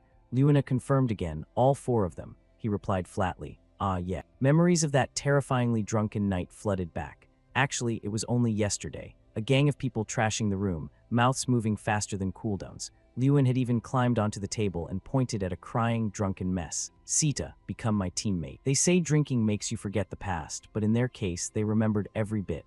It made his skin crawl just thinking about it. But out of embarrassment, he had to pretend to Liuana, I don't know how things ended up like this. Following the 2 lead carriages were rows of soldiers marching in sync. Right after graduation, we decided to head straight to Ardal together, or more accurately, I was the one who hired them. Not only that, but 3,000 soldiers would also join us. The twin princes had promised to send reinforcements for the Southern Pacification Campaign, but I never imagined they would send so many troops. While lost in thought, a voice suddenly snapped Liuan out of it. Hey Liuan, after the conquest ends, do you plan to stay in the territory forever? Liuan smiled, not hesitating to state his future intentions. No, father is still there after all. He thought he might travel for a bit afterward, but he hadn't made any concrete plans. For now, he needed to focus on the conquest. Under the clear blue sky, with snow still falling, 2 people were chatting away. A short break, and then we head straight to prepare for the conquest, right? The other replied. Oh, I plan to start by surveying the terrain. Our protagonist and Sita were standing before a map, laying out plans for the upcoming campaign. She asked, have you come up with any strategic plans yet? I'm considering a few ideas. While they were discussing, they heard the scuffling sound of soldiers rushing toward the other side. Liuan and Sita looked up to see what the commotion was about. Two people passed by, chatting. We need to prepare well, right? Lewin stepped forward and asked them, "Excuse me, where is everyone going?" One of them turned and recognized him. "Ah, young Master Ardle, we thought you already knew since this involves your friend." Lewin had no idea. He stood there with a blank, confused face. The man continued, "One of our knights is going to duel your apprentice knight friend." At that, his brain immediately made the connection. An apprentice knight? Don't tell me. You mean Hans. On the other side of the empty snowy field, soldiers were gathered in a circle, eagerly watching the upcoming duel. In the center of the arena were Hans and a knight, holding wooden swords and standing ready for battle. But Hans couldn't help but look anxious. Hans is dueling an official knight. Just hearing it, the gap between the two in this match was obvious. Seeing this, Lewin couldn't help but worry, as Hans had only just completed his knight's oath. In the sky, the snow was still falling, actually showing signs of getting heavier. Hans and the official knight began their duel. The two traded blows, neither giving an inch, but it seemed from the very beginning that the knight held the upper hand, pushing the attack relentlessly. By the time Lewin rushed over to them, the match had reached its peak. He watched Hans being pushed back and couldn't help but worry. It started. He stood outside the circle with the other knights, watching the two. Suddenly, the person beside him shouted to the man in the arena, "Hey, take it easy. Don't you think you're being too harsh on a rookie who just finished his oath?" Lewin was slightly taken aback. Sita was approaching, and Lewin stepped toward them to ask about the situation. "Why are those two dueling?" One of them looked at Lewin, thought for a moment, and replied, "Oh, no special reason." The knight gestured for Lewin to watch the two of them trading blows, then told him what had happened. "While cleaning up after lunch, we were bored, and since there was an eager junior, I suggested a test of strength." At the same time, Bolvar approached silently. From behind them, he quietly greeted Lewin. "Is the young master here too?" Lewin was surprised. Where did he come from? Then, reacting quickly, he greeted him politely. "Lord Bolvar, you're here too." He stood with his arms crossed behind his back, smiling with a bit of enjoyment. "Of course. How could I miss such an interesting sight?" Hearing this, Lewin only glanced at the subject of the discussion and chuckled to himself. "Interesting, huh?" He looked at the knights standing there. If they recognized Lord Bolvar, their reactions would be just as interesting. With that thought, Lewin continued to follow the increasingly heated duel. Suddenly, he turned to ask, "What do you think of this match, Lord Bolvar?" He didn't think twice and gave his assessment. "Both aren't bad." His attention fell on the young man with light purple hair, whose face showed a level of determination and lack of hesitation beyond his years. Bolvar didn't know who he was, so he asked the boy beside him, "Is that young knight your friend, young master?" Lewin smiled, proudly introducing his best friend. "Yes, his name is Han." Bolvar's voice grew lower and more serious as he analyzed it from his perspective. He's clearly being pushed back, but the fact that he's holding his own against a golden knight is admirable in itself. His words made Lewin wonder. A golden knight. He knew Lewin was curious and explained what he had accidentally overheard earlier. "Yes, I happened to hear it at lunch. I heard he's considered one of the kingdom's elites. I'm not entirely sure, though." At that exact moment, a breakthrough occurred in the arena. A black shadow lunged forward, attacking before the opponent could react, lightning fast and godlike speed. That black shadow was, predictably, the knight with the power just mentioned. He swung his sword only once, and Hans's sword was knocked flying behind him, making the boy let out a startled cry. Lord Bolvar continued his analysis. Of course, that Hans kid still has a long way to go to reach that level. Lewin listened and reflected, marveling that Lord Bolvar could see through Hans's talents so clearly. In that case, he stepped up and looked at him with a serious expression, as if having made an important decision. He said formally, "Lord Bolvar." Seeing him like this, Bolvar was curious. "Yes, young master." Lewin stood before him and asked, "If possible, could you teach Hans a move or two?" Lord Bolvar didn't answer immediately, only giving his usual friendly smile. Having Lord Bolvar teach even a single move. If the legendary spear Saint himself were to give even a hint of instruction, it would be a massive benefit for me, for Hans, and even for all of Ardle. Indeed, one could only imagine how much Hans would improve with just a bit of guidance from this legendary knight. But the important thing now was getting his consent. A very decisive man, Lord Bolvar only closed his eyes and let out a long sigh. "Young master, that isn't for me to decide. You'll have to ask that boy first." This made Lewin exclaim in surprise, "Huh." He replied with a truly dangerous chuckle. For some reason, his aura had completely shifted, becoming much colder than before. Bolvar explained, "Just like when I taught you the sword, I am very strict with knights." He gave a radiant but slightly eerie smile, his eyes narrowed as if filled with hidden meaning. Returning to the main scene, the knights stood in the freezing snow, so bewildered their mouths were hanging open. They must have been witnessing something truly shocking. One of them couldn't help but blurt out, "What the hell is that?" They stood to the side whispering, "That's some brutal training. Did he really make him do that? I heard he's Ardle's knight commander." The The man in question was looking very casual, smiling composedly as if enjoying himself. He followed step by step behind Hans, the unluckiest guy in the world, who was carrying a boulder heavier than himself and panting for breath. Lord Bolvar watched the young man carrying the heavy weight amidst the freezing snow until his teeth chattered loudly. When Han collapsed to his knees, Bolvar asked pointedly if it was too difficult. Han immediately whipped his head around and denied it, saying, "No, my lord, I'm fine." Bolvar had only been waiting for those words to catch him, immediately snapping back. "Then don't be so slow. I made it clear you had to be ready." The knights standing by were speechless at the scene, looking exhausted just watching the two of them perform like a comedy duo. Lewin looked at his best friend and felt a bit sorry for him, but he let it be. He let out a sigh as if to cheer his friend on, while secretly pitying the fate of the porter. Bolvar had said he would be strict, but Lewin hadn't expected it to go this far. He was starting to feel real sympathy for Han. He felt bad now, but just a few minutes ago, when Lewin first made the offer, Han had been like an excited puppy. He was almost wagging an imaginary tail. He had agreed instantly without hesitation. "Really, Lord Bolvar is training you. It's said to be extremely difficult. Maybe you should. I'm confident I will definitely succeed." Han had been so decisive then. Lewin could only shrug. He had given him the choice. Lost in his helplessness for his friend, Lewin was startled by a voice calling from behind. It was the knights from earlier. They approached Lord Bolvar with a cautious air. Oh, it seemed they had finally realized something. The one in the lead asked softly, "Excuse me, sir, may I be so bold as to ask your name?" Lord Bolvar remained silent, eyes closed, perhaps deep in thought or simply ignoring them. He was likely pondering why they hadn't recognized him sooner. Seeing his lack of movement, the knights looked at each other anxiously. "Why isn't he answering? There are rumors he once took down 5 assassins alone. Maybe I should ask about that." The other replied, "Hey, that must be just a rumor.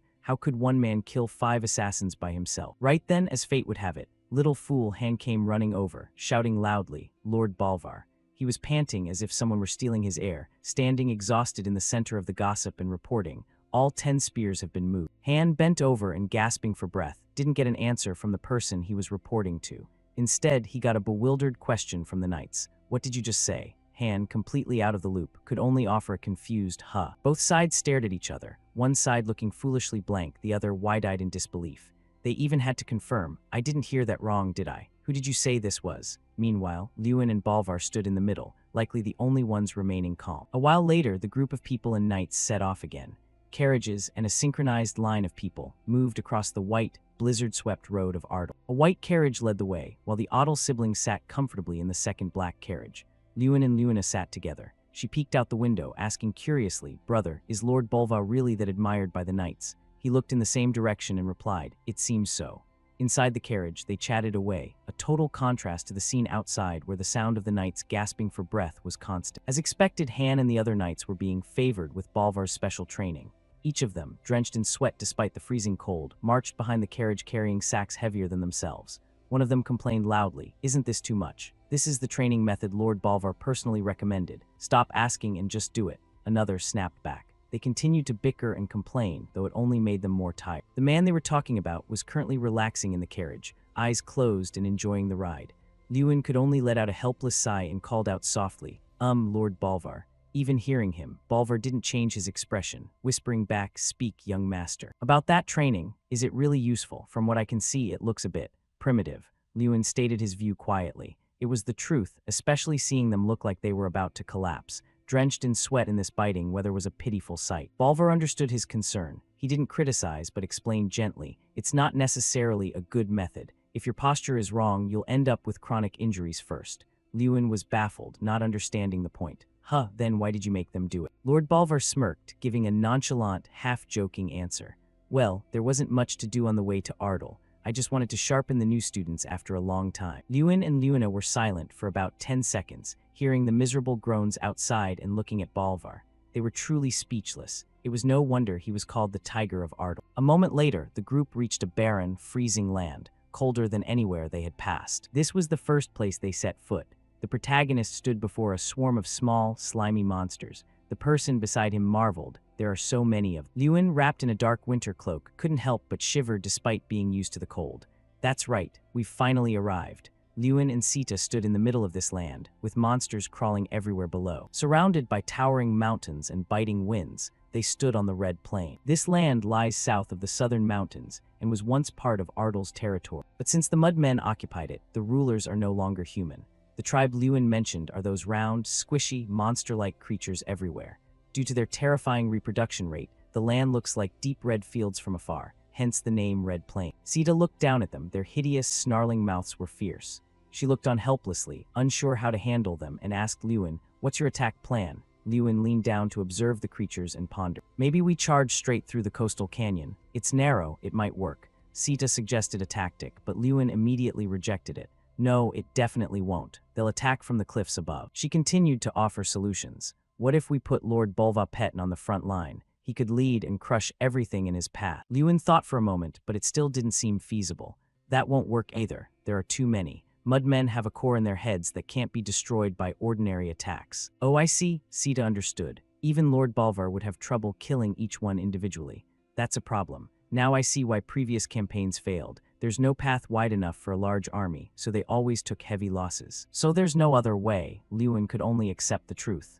"Yeah." After a moment, he looked into the distance. "Maybe there is one way." The next day, the voice of a man we weren't familiar with shouted powerfully, "There is only one way." "A frontal breakthrough," he said, slamming his hand on the map. He stood firmly before the other leaders, not flinching at all. This was Morrow, commander of the capital's forces and captain of the Golden Knights. He growled his position. "If we hesitate to fight, how can we win? A frontal confrontation is the best choice." Lewin's father, Lord Ardle, knew this but disagreed. He was torn. What the commander says isn't wrong, but the projected losses are too great. Morrow remained firm. "My lord, if we didn't have the capital's support, weren't we going to start with only 300 men?" Lord Ardle replied flatly. "Yes." Morrow laughed coldly. "We were ready with only that many. Why hesitate now with such a large force?" Lord Ardle looked at him and explained, "Because this is not a matter of number. To destroy them, we must pass through a narrow canyon. Those bastards will never let us pass. Whether we have 300 or 3,000, it won't change anything." That was why he didn't approve of Morrow's plan. But then the Lord offered a more feasible measure. "In short, instead of entering the canyon, we must lure them out." Morrow was concerned. "But we have no way to do that. Regardless, a frontal attack." Before he could finish, Lewin's low voice rang out as he entered the room. "That sounds fine." His sudden appearance caught everyone off guard. Morrow reacted immediately. "Fine, young master, what do you mean?" He raised his voice in question. Lewin smiled slightly. "Father just gave the right answer. Instead of entering, we should lure them out." Based on his survey, he laid out a plan. "I have an idea. We will attack from the top of the cliffs surrounding the canyon." Morrow knew those cliffs and was skeptical. "Those cliffs, no one can climb them. Are you saying we all have to climb up there?" He was truly a difficult man. Lewin explained again, "We don't need many people. We only need 1 or 2 mages up there to use magic and lure them out." Morrow finally saw the logic. "Good idea, but how do we get up there? Mage, can you use flight magic?" He said this to Jason, who was standing beside Lewin. Being singled out was startling, but Lewin poked him half-jokingly. "No, he can climb it himself." Jason stammered in terror. "What are you saying? How could I possibly climb that? No way." Lewin's words were sincere. He wanted Jason to try. He patted his shoulder. "No, you can climb it." Jason stared in shock. "Me? Hee, of course." Lewin put on a friendly but eerie facade. "Because I'm going to throw you up that cliff." Whenever he made that face, nothing good followed. Jason turned pale with naive shock. "What?" Another clear winter morning began. Snow fell lightly as a voice echoed. "Finally, the day of battle is here. Is everyone ready?" Morrow's voice boomed as the knights shouted their readiness. They stood majestic, battle-ready. At the front was the banner of the House of Ardle. Everything was ready. Morrow growled the order. "All troops move out." And finally the conquest began. At the front were Morrow and the Golden Knights, along with my father and Lord Bolvar-Petten. After a long time, he had finally donned his armor. Everyone was serious for this march. At the end of the formation were my friends, and a carriage carried Lewin, Sita, Irene, and Sita. They looked tense. No one was certain of the outcome, but they were fighting together. The carriage was moving when a command rang out. "Stop," by order of the commander. Everyone stopped and dismounted. Morrow and the leaders gathered. "All right, everyone, we'll review the plan one last time."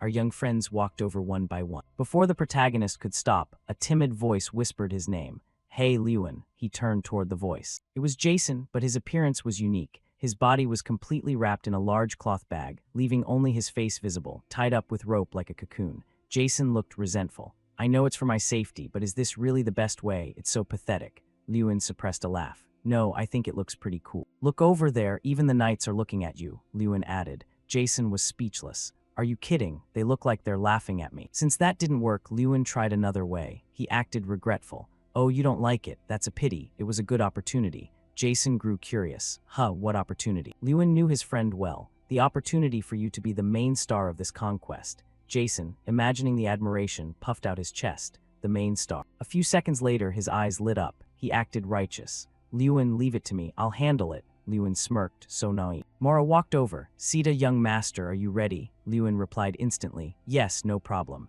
He then looked at the cocoon beside him. Right, Jason. Jason replied timidly. Oh, of course. But Jason looked down with regret at the hand, gripping the rope around his neck, his brows knit. Liyuan, please, be gentle. A second later, he was snatched up. Jason screamed, gentle, gentle. He was thrown mercilessly by Liyuan, straight up into the air amidst his mournful screams. The throwing force was immense. It even created a shockwave, making Irene and Moro look at the cocoon with pity. One peaceful soul bids farewell to a grieving one, as Jason finds companionship with the deep blue sky and vast clouds, weeping until his head throbs beyond words. Ah, it feels like my heart is about to stop, and I'm going to die right here. Before his soul can even return to his body, he is forced to face a cruel reality. He is currently perched on a mountain peak and more peculiarly being held up by these cursed magical vines. He lets out a long, dazed huh, before realizing, wait, surprisingly, this might not be that scary after all. Are you kidding me? Jason, somehow escaping his fat cocoon phase, flops to the ground while glaring at the people below who are busy praising each other. Irene exclaims, Father's accuracy is incredible. We might not even need blankets and ropes. While someone laughs, haha, Lady Irene, your skills are still as sharp as ever. He stands up and brushes the dirt off his pants, appearing much calmer than before, and quietly celebrates the fact that he's halfway to safety. Phew, all right, now I just need to do my part well. But as he looks up, his eyes widen and his jaw drops. Jason has seen the one sight he absolutely did not want to see. What is this? He knew the mudmen here reproduced quickly and in great numbers, but he never expected it to be this horrific. Thousands, no, tens of thousands. He can't even count them all. You want me to lure that many mudmen out?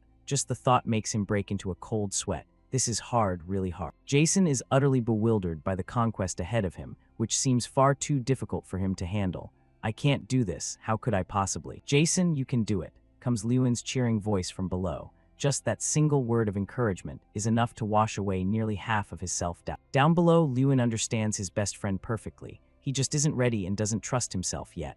Right now, the best thing is a word of encouragement to keep him moving. Liyuan's voice echoes upward. You're my friend. Surely you can handle at least that much, right? Now go and hit those mudmen hard. Reality proves that his encouragement is indeed effective, as Jason is now a different person, his heart filled with much more determination.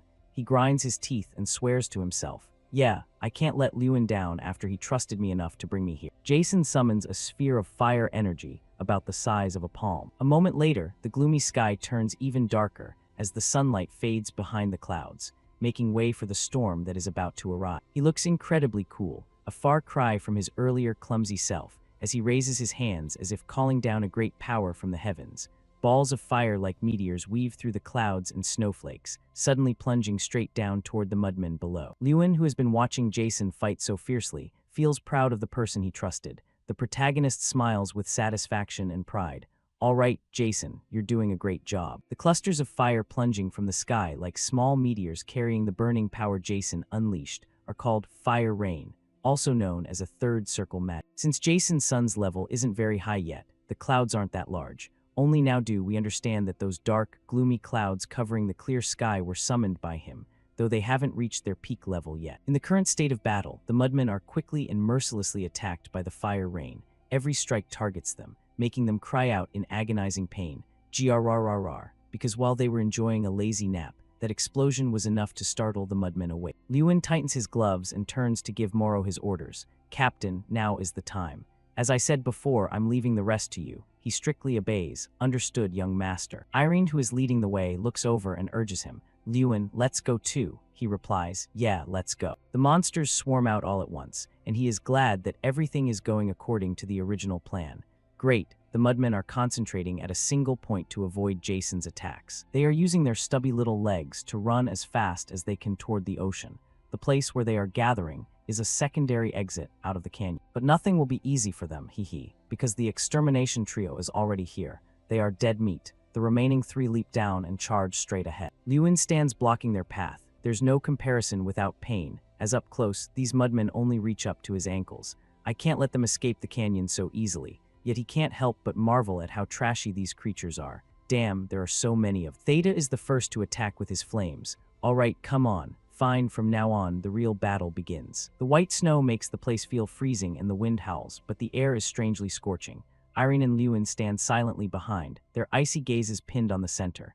Theta stands there, his face brimming with spirit as he summons a roaring fire, his voice full of contempt. Welcome, you filthy mudworm. Standing from a distance, he launches a fierce flame that swallows the mudworms in a blaze, his voice filled with arrogance. I'll burn every single one of you. Bright orange flames erupt across the frame, swirling like a firestorm devouring the mudworms. Amidst the sea of fire, their angry faces are clear, their mouths wide open as they roar in pain. Theta feels the satisfaction of a successful hit, a triumphant smile on his face. Haha, Lewin, how was that? How are my skills? I've improved a lot, haven't I? Lewin maintains his composed expression and calmly replies, it's even more than I expect. Lewin pauses for just a moment before speaking frankly, but I think it's still too early to be proud.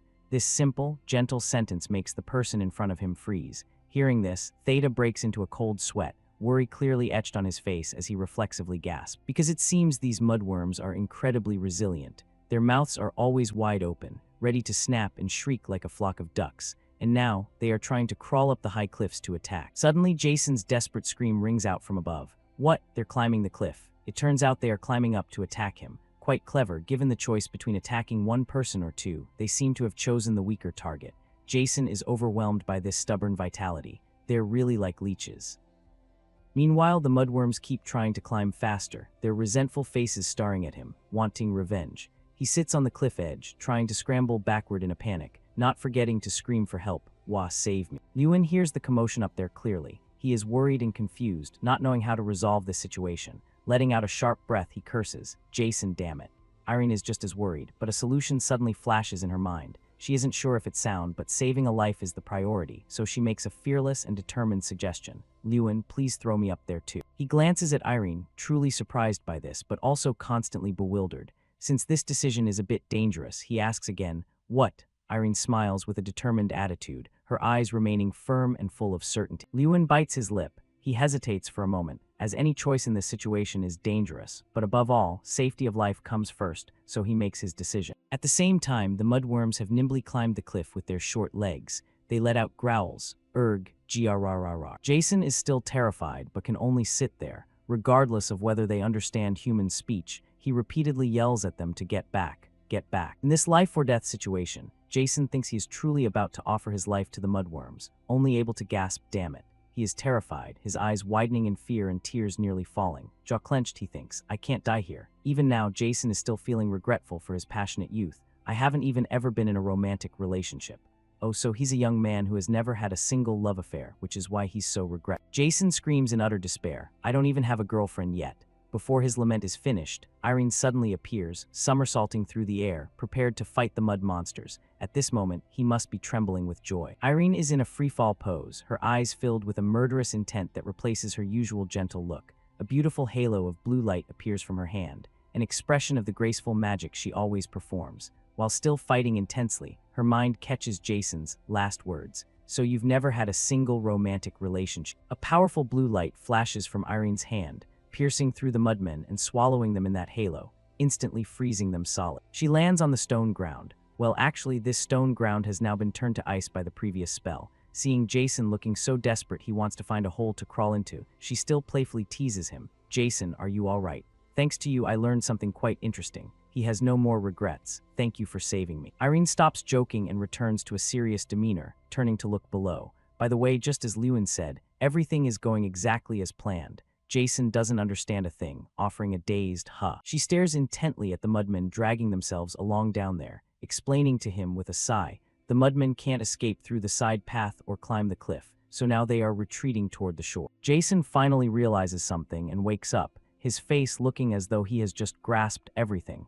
That means, yes, exactly. From now on, it's time for the capital's army to take action.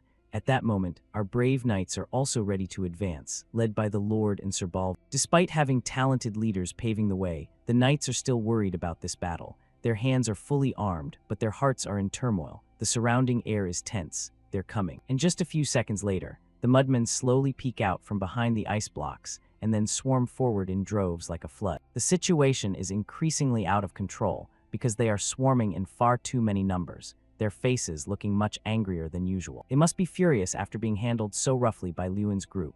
One of the knights screams a warning of danger. The mudmen are coming. He is terrified by the sheer force of the swarm.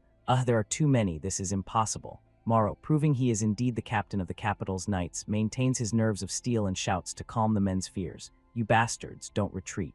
Are you planning to disgrace the reputation of the Radiant King? After saying that, he persuades them again, offering the absolute trust they need to feel at ease. There will definitely be support from the mages behind us. Our job is to hold out here as long as possible. Having gained some confidence, the knights no longer hesitate. One by one, they raise their bows and swords. The command is given for the army to begin the assault under the king's sword, aiming for a glorious victory. While the leaders have charged ahead, the rank-and-file knights are ready, but still standing in wait. The knights are surprised by the leader's absolute lack of hesitation. They aren't like him, lacking that single-minded ideal of fighting with everything they have. Every knight here feels a mix of fear and wariness. The man who was just complaining about the mudmen's numbers, feeling discouraged, grinds his teeth. He feels that he must be the same way and that he can't lose to them. He immediately follows the attack, and so do all the knights. They charge together with peak bravery. Together, they face thousands of gruesome mud monsters under the king's sword, heading toward a glorious victory. On the other side, Theta and Lewin are also locked in a fierce mental battle against this horde, leaning on each other for protection. They know the army on the other side has begun. Theta whispers over his shoulder, I hear the sounds of combat. It seems the capital's army and the mudmen are engaged. Lewin clenches his jaw, his mind racing for the next move. That means the number of mudmen on this side has decreased. It also means the rest have been pushed toward the beach. Assessing the situation and seeing that the mudmen on this side are no longer a major threat, while the other side is in a more intense deadlock, he makes a decision that surprises his friend. Theta, I'm leaving everything here to you. I think I should go lend a hand. He can't let everyone be in danger. Theta only lets out a small smirk. He knows Lewin trusts him, and he fully believes in his own abilities. Yeah, I was waiting for you to say that. Leave this to me and go. I can handle all of these myself. Waiting only for those words, Lewin vanishes instantly, not forgetting to say, thank you, I appreciate it. He weaves behind Theta, twists through the air, and then flies toward the mudmen. He dodges through them at maximum speed, making them dizzy before dashing outside. Back on the other side, the soldiers rely on their steady teamwork to relentlessly hack and slash at these monsters. Spearheads pierce through as they refuse to retreat or fear. Surely the ones who should be afraid now are those creatures. Their bodies are heavily ravaged by sharp blades, torn in half with a sickening sound and a bizarre smell. Sir Balvar and Captain Morrow look much more relaxed than the regular knights. They remain on horseback, their swords moving gracefully through the air, striking targets with ease. It looks gentle, but the damage is severe, truly the mark of the strong. The knights, hearing the commotion, can't help but glance over at the two of them with spirits full of admiration. It's so cool, so skillful and wonderful that it dazzles them. Even their eyes can't believe it, and one can't help but exclaim, whoa, are they even human? Suddenly, a knight with a goatee opens his eyes wide in shock, visibly shaken. The others also react, hearing a loud noise from behind. They turn their heads in horror and awe. What was that? Where did that explosion come from? Could it be him? They are bewildered, not knowing what is happening, with doubts rising in their hearts. I'm not sure exactly what's going on out there, but one thing is for sure. Someone is wiping out the mudmen. And of course, there's no need to say who it is other than Lewin. He appears like a savior, helping everyone escape the danger with roaring fireballs, striking the mudmen repeatedly, and causing them to writhe and melt in an instant. Humans and mudmen alike stare in stunned silence at Lewin's sudden, unannounced appearance. The goateed knight and his companion freeze, their blades still held stiffly. It takes them several seconds to regain their train of thought. He slowly comes to his senses, his voice choking with a mix of joy and trembling as he forces out the words, Sir Lewin has arrived. It's Mage support, the knight screams joyfully, informing everyone around him. Lewin, the most anticipated person right now, quickly flies up and unleashes powerful fire punches through the mudmen's bodies, shattering them and sending pieces flying everywhere. Sir B has also seen it. He smiles, looking at the boy fighting with an undisguisable pride. Oh, exactly as expected from the young master. Morrow, the versatile captain, doesn't miss a second of the opportunity. He raises his sword high and gives the order. Now is our chance. Everyone advance. Exterminate every single mudman. Under the constant aid of Lewin's legendary magic, the battle situation is swept clean. Every horde is pierced through, whether large or small. Lewin takes the chance as their numbers dwindle to finally relax his body. But at that moment, he can't help but remember the past. The horrific devastation this land suffered when harassed by these mudmen. Beasts acting on instinct might not remember, but he remembers every detail. Ardal was destroyed by them 10 years ago. Houses, streets, even the great trees did not escape the fate of being reduced to ashes in the roaring fires everywhere. Plumes of smoke rose as if showing the tragic fate of this place. His people were attacked by those monsters. They chased and pounced on the residents here without caring who they were or what they screamed. Those innocent people suffered extreme misery, running in chaos and being injured. But above all, they faced death and ruin. And my mother, you lost your life because of them. The woman with a kind face and shimmering chestnut-brown hair, who suffered to the bitter end when her life fell into all of their hands. The more he recalls those painful memories, the more Lewin's heart seethes with unceasing hatred. His eyes are fixed with determination. He must make them pay a price dearer than anything they ever did. With that, he explodes, radiating a murderous aura as he unleashes violent celestial fire punches at the mud monsters that are barely holding together.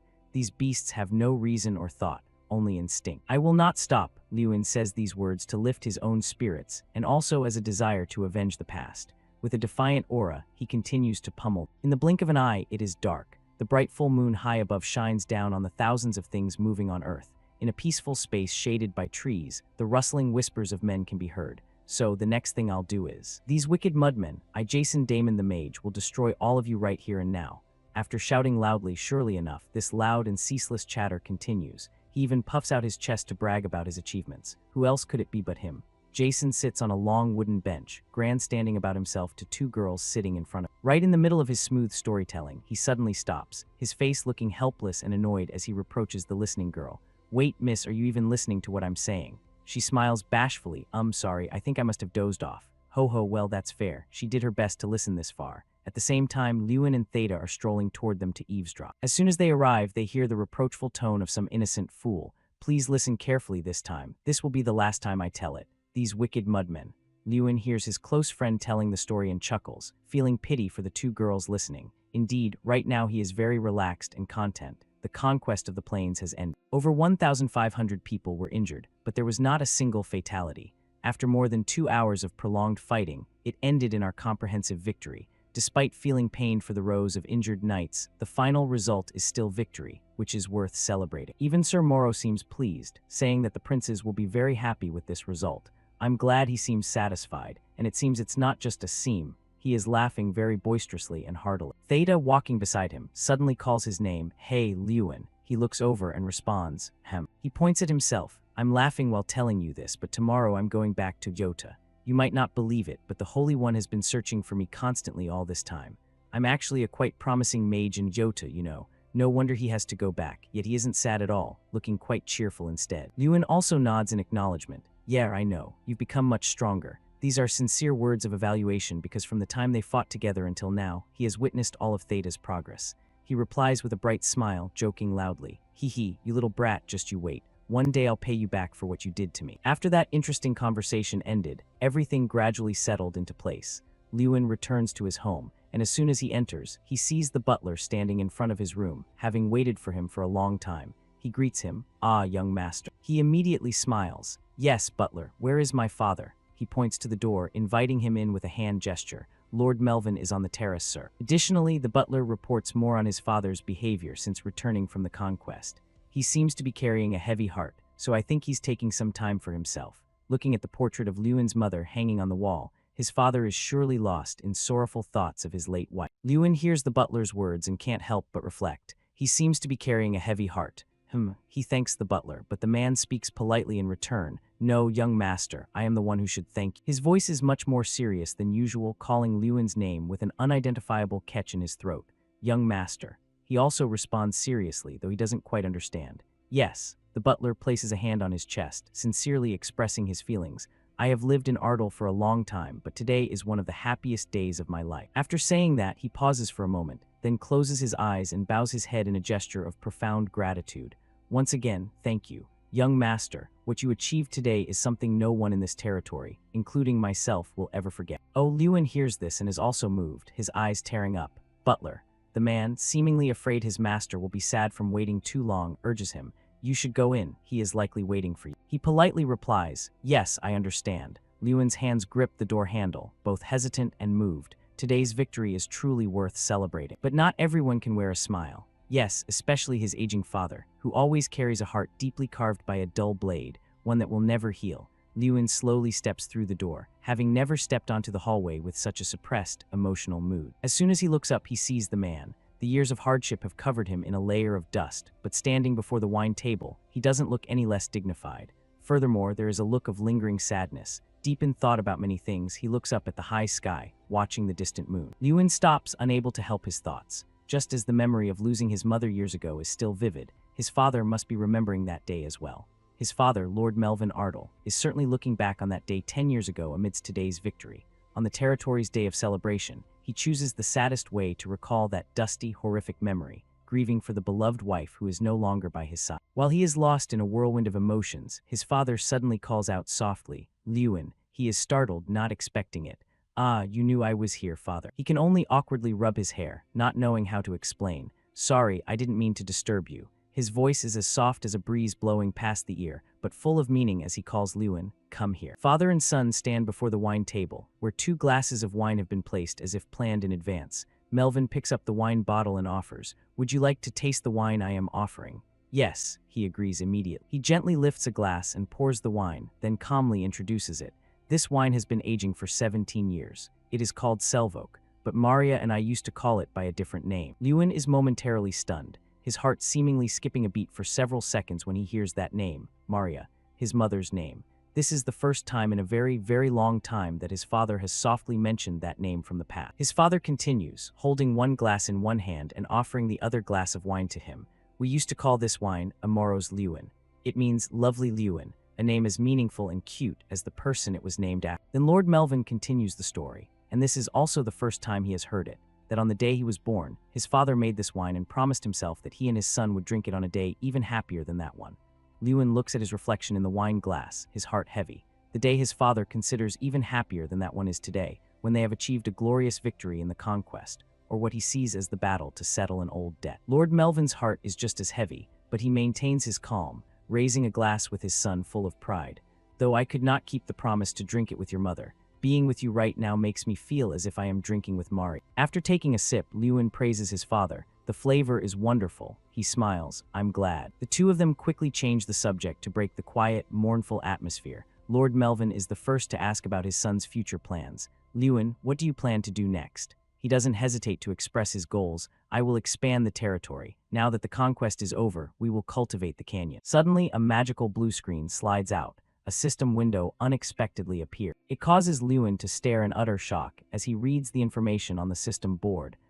What is this? And in that system window, there is a message that leaves him incredibly confused. The little bear, who had gone to cultivate its spirit in some remote place and hadn't appeared for a long time, suddenly appears sitting on his shoulder, talking incessantly as soon as it arrives. "Lewin, something is wrong. I think something has happened to Kingram," while he hasn't even reacted yet and reflexively gasps. It scowls with irritation, its brow furrowed as it speaks. "I know today was supposed to be a good day, but we have to get to the academy quickly." Meanwhile, he is currently distracted, his ears hearing one thing while his mind is elsewhere. After reading that message, his soul is completely lost, ignoring what is happening. Chang urges him again. "Wake up, Lewin, we have to go right now." Only when a loud voice shouts in his face does he suddenly snap out of it. Damn it. The notification message is finally revealed. Defeat the threat approaching the academy and save Kingram. No matter how many times he reads it, Lewin still wonders about the hidden meaning.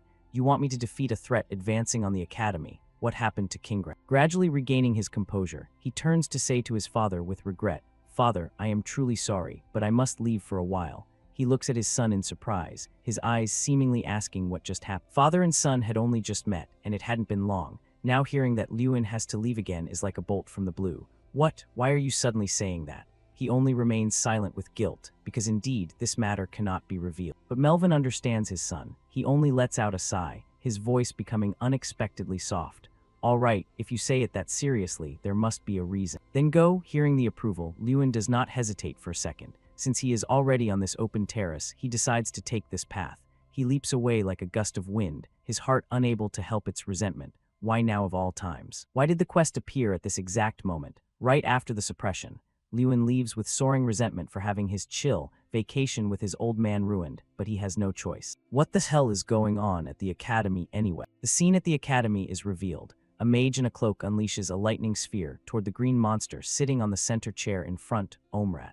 It seems he is the one being targeted. So what evil is going to happen at the academy that needs Lewin to resolve it? The figure wrapped in black is gathering power into a sphere in their palm. Kingram, sitting on the throne, is understandably angry. I can't believe this. You just barge in and attack me. Are you crazy? Now Kingram threatens him angrily. I've heard the rumors about you at the academy. It turns out the person wrapped tightly in the black cloak is Fire King Terran. Terran recounts his story. Everything was very strange from the moment Run Ardal was chosen by Kun Kan's Fang. How could he use power equal to an ogre? So I started digging through Ardal and then the academy, and finally, I solved the mystery. Then Terran suddenly shifts to a majestic tone. Ancient ogre King Kingram, you did something to Lewin Ardal, didn't you? Suddenly, someone speaks up from behind. Whatever your reason for being here, I will hold you responsible. Terran is a bit surprised to hear this, but nothing can faze him. Instantly, Terran discovers Tyrion Ignit. Tyrion Ignit no longer hides anything. He reveals himself clearly. You truly are different, recognizing my presence instantly, but then shifts to a serious tone. Terran, how do you plan to bear the consequences of all this? Tyrion Ignit remains firm on this. Consequences. Yet Terran answers indifferently. If I were worried about that, I wouldn't have started this in the first place. Terran recounts, I felt it during Lewin Ardal's graduation exam. If he continues to grow, there will come a day when my position is threatened. If I wipe out all the key targets here, that will no longer be a concern. And finally, I will find Lewin Ardal and end everything. Suddenly someone runs up to report, shouting loudly, Kingram, making everyone jump. It turns out to be Lewin, accompanied by a girl. He is a bit surprised to see what's happening here. Fire King Terran and the principal too. What's going on here? That man Terran acts all majestic and proud upon hearing this. Thanks to you, I don't have to go looking myself anymore. Terran suddenly interrogates him. Lewin Ardal, what is going on? He runs toward Lewin with a bit of anger. How did you even realize and make it all the way here? Actually, whether you answer today or not doesn't matter, because you're going to die anyway. Tyrion Ignit steps forward to advise Lewin. Lewin, get out of here quickly. However, Lewin hesitates, but seeing this, Tyrion Ignit gives a careful warning. Listen to me, he is not someone you can handle. With that, Tyrion Ignit runs to fight Terran. Unfortunately, Terran's power is so horrific that Tyrion Ignit is defeated. Seeing this, Lewin shouts in worry, Principal. Then the cruel Terran turns his aim back toward Lewin. Lewin Ardal, now you go and die too. Terran immediately unleashes a move, and Lewin is prepared for it. Kingram, who has been sitting silently, suddenly roars in anger. He uses his power to defeat the aggressive Terran. Terran is sliced into different pieces by one of Kingram's moves. He is furious but helpless, cursing, damned ogre, how dare you. Lewin, standing nearby, is somewhat affected and cannot stand firm, falling down. He is both bewildered and angry, thinking to himself,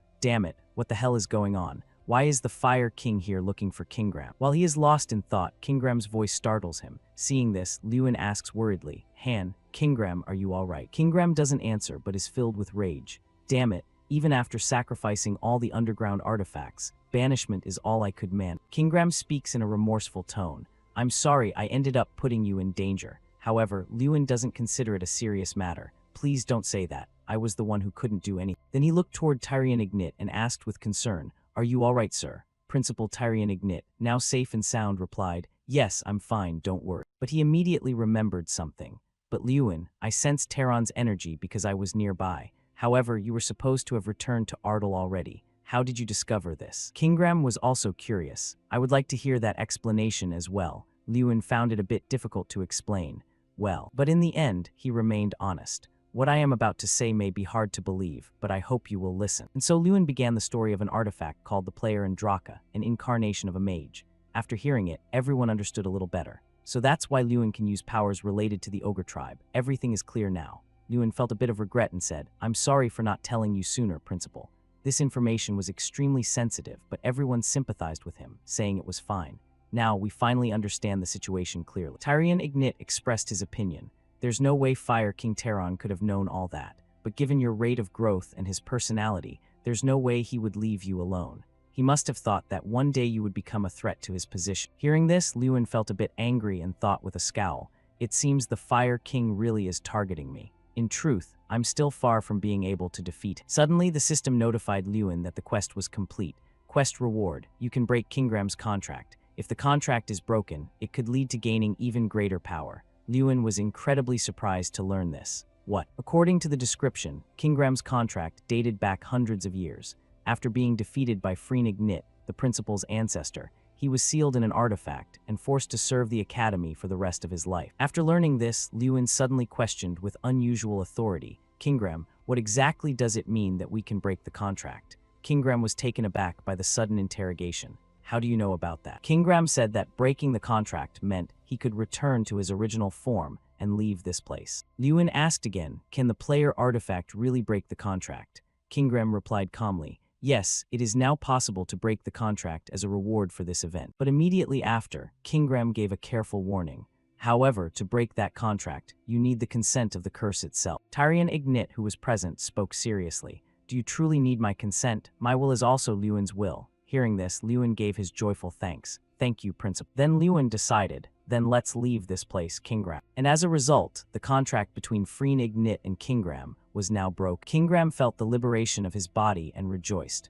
Unbelievable. Even the player can break the contract. Kingram expressed his sincerity. Thank you, everyone. Kingram inquired, it seems you are very concerned about the upcoming challenges, aren't you? Lewin did not hesitate to share. Yes, I am too weak to face Fire King Teron. Hearing that, Kingram suggested, very well, I have just thought of a good method for that. However, it came with a condition. But to try that, I'm afraid this place is not suitable. He then proposed, what do you think? Do you want to come to the Heavenly Mountain with me? Lewin was a bit surprised to hear this. A while later, there was chaos. Emergency, emergency. The underground prison has been attacked. Pursue the escaped prisoner. This caused a stir of gossip. Who on earth would attack a prison? Is there a description of the suspect? We don't know. They looked like mages. Damn it, who would dare attack the capital's prison? And what about the escaped prisoner? Has he been identified? Yes, so far only one prisoner has been confirmed. It turned out to be Josh Garyhill. Josh Garyhill, caught in the act, was not afraid but proud.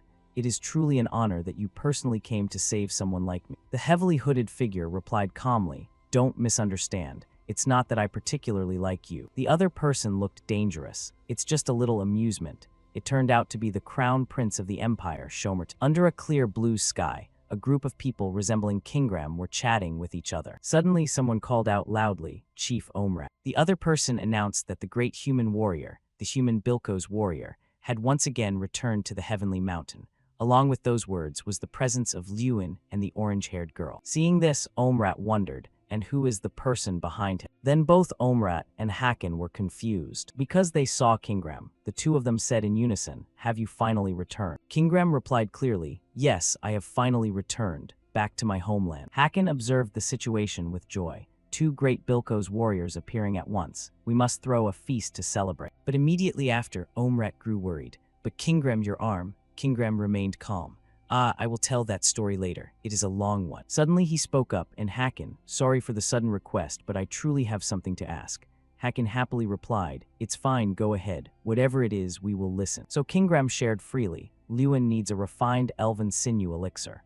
Upon hearing these words, Hakan's expression suddenly changed. Kingram continued to explain calmly, for our dear close friend, Little Destroyer, can you concoct that elixir? An old coconut bowl contained some kind of liquid. This is the secret elixir of the Heavenly Mountain Elves, considered so precious that it is used to nurture young elves as they grow. Lewin, now admiring this treasure, had strange feelings, but now he was witnessing it with his own eyes. He asked with a bit of anxiety, Kingram, do I really have to drink this? Kingram didn't hesitate for a second. You must drink it. He explained, didn't you say you needed strength to defeat the Fire King? I have my own reasons for giving it to you, so you must drink it. Hearing that, Lewin felt reassured. Yeah, if Kingram is insisting this much, there must be a good reason. So he gathered all his courage, picked up the coconut bowl, and determinedly drank it all. Whatever. As soon as he finished drinking, Lewin suddenly felt something different within his body. Then he put the coconut bowl down, thinking to himself, that was horrific. Seeing Lewin finish, Kingram asked with concern, how is it, Little Destroyer? Lewin was honest. That was the worst thing I've ever tasted. But that wasn't what Kingram wanted to know. Don't you feel anything different? Hearing this, Lewin was startled. Huh, what do you mean? Then Lewin understood, but it made him feel as if he couldn't believe it.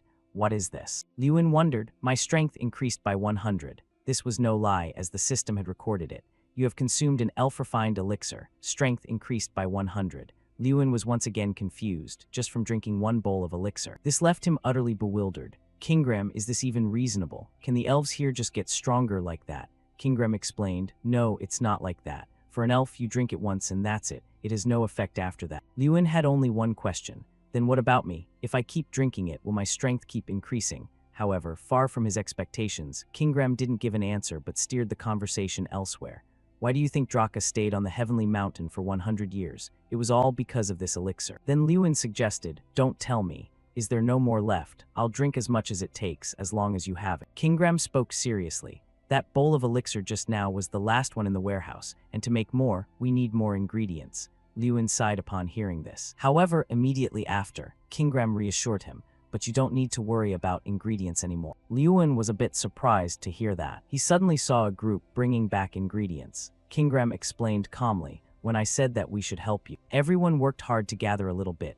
Heartwood fruit, tendon-strengthening grass, stone pith, and many other things. They all wanted to personally bring the ingredients to you, little destroyer. Lewin was secretly delighted after learning this. Everyone went this far for me. But immediately after, Kingram also mentioned a difficulty. But there is still one final ingredient they couldn't find.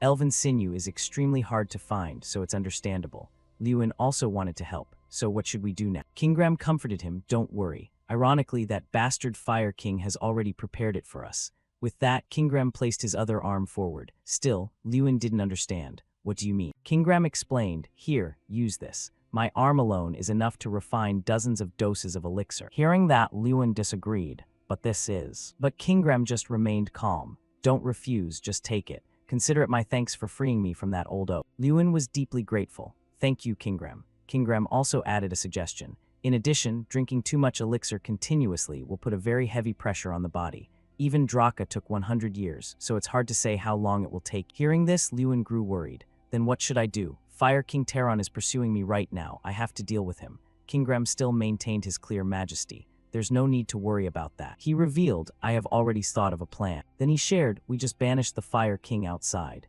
Do you remember when we used the artifact's power? Kingram explained, among the artifact's abilities, there is a type of magic related to time, and the right to use that magic is still in effect. Finally, Kingram concluded, in short, we will use that magic. Kingram was training this type of magic. It created fire. Kingram immediately gave an example. To slow down time inside that cave. From now on, time in the cave will flow countless times slower than outside. Then he proposed, little destroyer, are you ready? You will have to go through an incredibly harsh period of time. Lewin affirmed firmly, yeah, I'm ready. I have mentally prepared for this. With that, he walked away. Then I'm on my way. After waiting for Lewin to leave, the orange-haired girl wondered, Kingram, are you sure about this? Even for Lewin, it will take quite a long time. Kingram didn't deny it. Yeah, it will be very harsh. 1 hour outside will be equivalent to 10 years in the cave. The orange-haired girl was still uneasy. Even if there's no aging inside, it's still a horrific challenge, right? I am an incarnation, so it's fine, but Lewin is only a human. But Kingram had faith. Little Destroyer will surely overcome this without a problem. So let's head back. We still have to rearrange things. Someone was curious. Kingram, where are you going? Everyone turned toward the source of the voice. It turned out to be Lewin. Everyone didn't expect him to come out so fast. Hey, Little Destroyer. Kingram wondered, did you really drink all of it? Exactly how much time has passed in there? Lewin recounted wearily. I'm not sure. I counted about a week and then gave up. Then Lewin spoke clearly and majestically. Regardless, I have achieved what I desired. Now Kingram was confused. What do you mean? What was it you wanted to do? Inside there, Lewin drank a mountain of elixir, with shells lying scattered about. And then he stood up on his own. Lewin recounted, every day in there, I promised myself that if I could step out of here, this damned cave. Then he suddenly gathered his strength. I swore I would destroy it. As a result, that cave was destroyed by Lewin. Everyone there witnessed this glorious event, but only Kingram spoke up. Phew, now things are better. After completing the task, Lewin proposed, well then, shall we go? At this point, according to the system, Lewin's strength had reached the threshold of 20,000. Lewin also felt more confident. Fire King Teron, I will destroy that bastard. A magnificent castle emerges under a sunset sky of vibrant orange and purple hues as a voice suddenly rings out. I offer my thanks to the Crown Prince once again. Rainek sits prominently on his throne, speaking to Josh Garryhill, who is performing a formal bow below. Sitting leisurely on the throne, Rainek's deep, calm voice responds to the respectfully bowing Josh Garryhill. I've told you already, no thanks are necessary. I only need someone who can keep an eye on Lewin Ardell for me. Josh Garryhill looks up directly at Rainek and speaks. Where is the Fire King right now? Doesn't he usually stay by your side? Rainek frowns and replies, I'm not sure myself. He's been wandering around without saying a single word. He stares intently, remembering Teron's back. Rainek frowns and thinks that even though Teron is his foster father, roaming around at will like that is too much, and he will hold him accountable for it. Then he looks at the Josh Garryhill before him and continues, You said you would deal with Lewin Ardell, correct? Do you have a plan? Josh Garyhill bows and replies, yes, of course. He bows his head and asks, the qualifying rounds for the Swordsmanship Festival are being held in the Empire, aren't they? Raynek immediately replies, yeah, the scale is on par with the Grand Tournament. Josh Garyhill continues to bow and frowns as he responds, that's right, it's a festival with a scale no less than the Grand Tournament. I heard Lewin Ardell's younger sister will participate as the representative of the Ardell family, he says, as an image of Lewina holding a sword with a serious face appears in his mind. Josh Garyhill continues, and since that guy dotes on his sister, he will definitely come to watch the festival. Raynak rests his chin on his hand and continues to listen as Josh explains. At that time, I and the Warlocks will ambush and eliminate him. If Tyrion Ygritte hadn't intervened last time, we would have finished him already. This time we will definitely succeed. After Josh Garyhill finishes, Raynak speaks pensively. Very well, I will trust you this time. He frowns and speaks coldly from above. Please, do not disappoint me. The Swordsmanship Festival. If the Grand Tournament exists to honor mages, then the world of knights has its own Swordsmanship Festival. And this Swordsmanship Festival, much like the Grand Tournament, is organized for young knights across the continent to compete. During the qualifying rounds to select representative knights from each region to enter the festival, Lewina enters the arena amidst the cheers of the crowd. Lewina has been chosen as the representative of the Ardell family. Surrounded by non-stop cheering, Lewina lets out a breath as sweat runs down her cheek. She is so nervous. She recalls what Antro had said before, that something seemed to have happened to Lewin, so he didn't think Lewin could join them at the festival this time. Lewina thinks to herself, if only Opa could have come too, that would be wonderful. She is lost in thought, remembering he promised to come and cheer for her. A hand touches the stone fence barrier, and a voice calls out in encouragement, making Lewina turn her head in surprise. Lewina, you can do it. Irene shouts her support. I and everyone else are rooting for you. You must win, followed by Antro and Pato, who stand beside her observing. She listens silently as the crowd around her constantly whispers, is that Irene Prouse? Wow, her connections are truly formidable. She smiles happily. Thank you, everyone. Lewina grips her sword tightly and looks straight ahead with a serious expression. I must win. Facing her opponent, she enters a combat stance. The referee raises an arm and shouts, now then, both of you, get ready. The referee drops his hand quickly and screams, start the match. Hearing the signal, Lewina immediately charges at her opponent. She swings her sword, and her opponent immediately parries. The two forces of power create a blinding light. Neither gives up, continuously engaging in battle, as their swords strike each other with dizzying speed. Raynek and Josh Garyhill watch the match from high above. Raynek holds a wine glass and asks, what is the meaning of this, Lord Josh? He turns to look at Josh Garyhill. Didn't you say this plan would lure him out? Even after searching the entire audience, Lewin Ardell is nowhere to be found. Josh Garyhill is utterly surprised and says in confusion, that's impossible, there must have been some mistake. If we look a little more. Raynek cuts him off. I was wrong to trust you. The plan has gone off course. Then he continues, in that case I'll take my leave. Josh Garyhill stammers in response, apologies, then we shall also withdraw. Suddenly, a new idea occurs to Raynek. No, wait. If we eliminate his sister, Lewin Ardell might come looking for us himself, right? Then he continues, proceed with the original plan. Unexpectedly, an explosion rings out, causing thick smoke to blur everyone's vision. Both Lewina and her opponent are taken by surprise, and the match stops immediately. People in the stands scramble in panic. Some scream in fear. What was that? An explosion. Run quickly. She turns her head toward the crowd of panicked people who are running and screaming. Antro suddenly realizes something and speaks up. Wait a moment. Then he looks down at the arena floor and continuously shouts, Lewina, Lewina. Pato sees this and rushes to stop him. Sir, it's dangerous. Antro is extremely worried, sweat pouring down his face. Damn it, what the hell is going on? Why did this have to happen right during Lewina's match? Please, please stay alive, Lewina. At this time on the arena floor, Lewina, her opponent, and the referee lie motionless on the ground. She and her opponent struggle to sit up. She turns to her opponent and asks, hey, are you all right? And he quickly responds, yes, I'm fine. Looking around, Lewina thinks in confusion, why was there an explosion? Was it an accident? A footstep approaches, making her and her opponent turn around in shock as a person speaks. There you are. A group of men in black appears, and the leader speaks. Well, it would have been perfect if Lewin were here too. Another one speaks up. No, wait, brother. Eliminating the sister and making him suffer agonizing pain is even better, right? With Lewin's personality, he'll surely blame himself for failing to protect his sister. The other one happily agrees. You're right, as expected of my younger brother. Lewina, not understanding what is happening, points her sword forward and asks, who are you? Why are you talking about eliminating me? The leader smiles. Who knows? Is there any need to explain to a dying person? The other men in black begin to cast spells. The leader continues, indeed, but let me tell you one thing. We are those who hold a bone-deep grudge against your brother. Luina sees them starting to cast spells and shouts in panic. Wait, you guys. The leader's face becomes twisted and fierce as he smiles and screams, very well then. Goodbye. Then they begin to launch blue fireballs toward.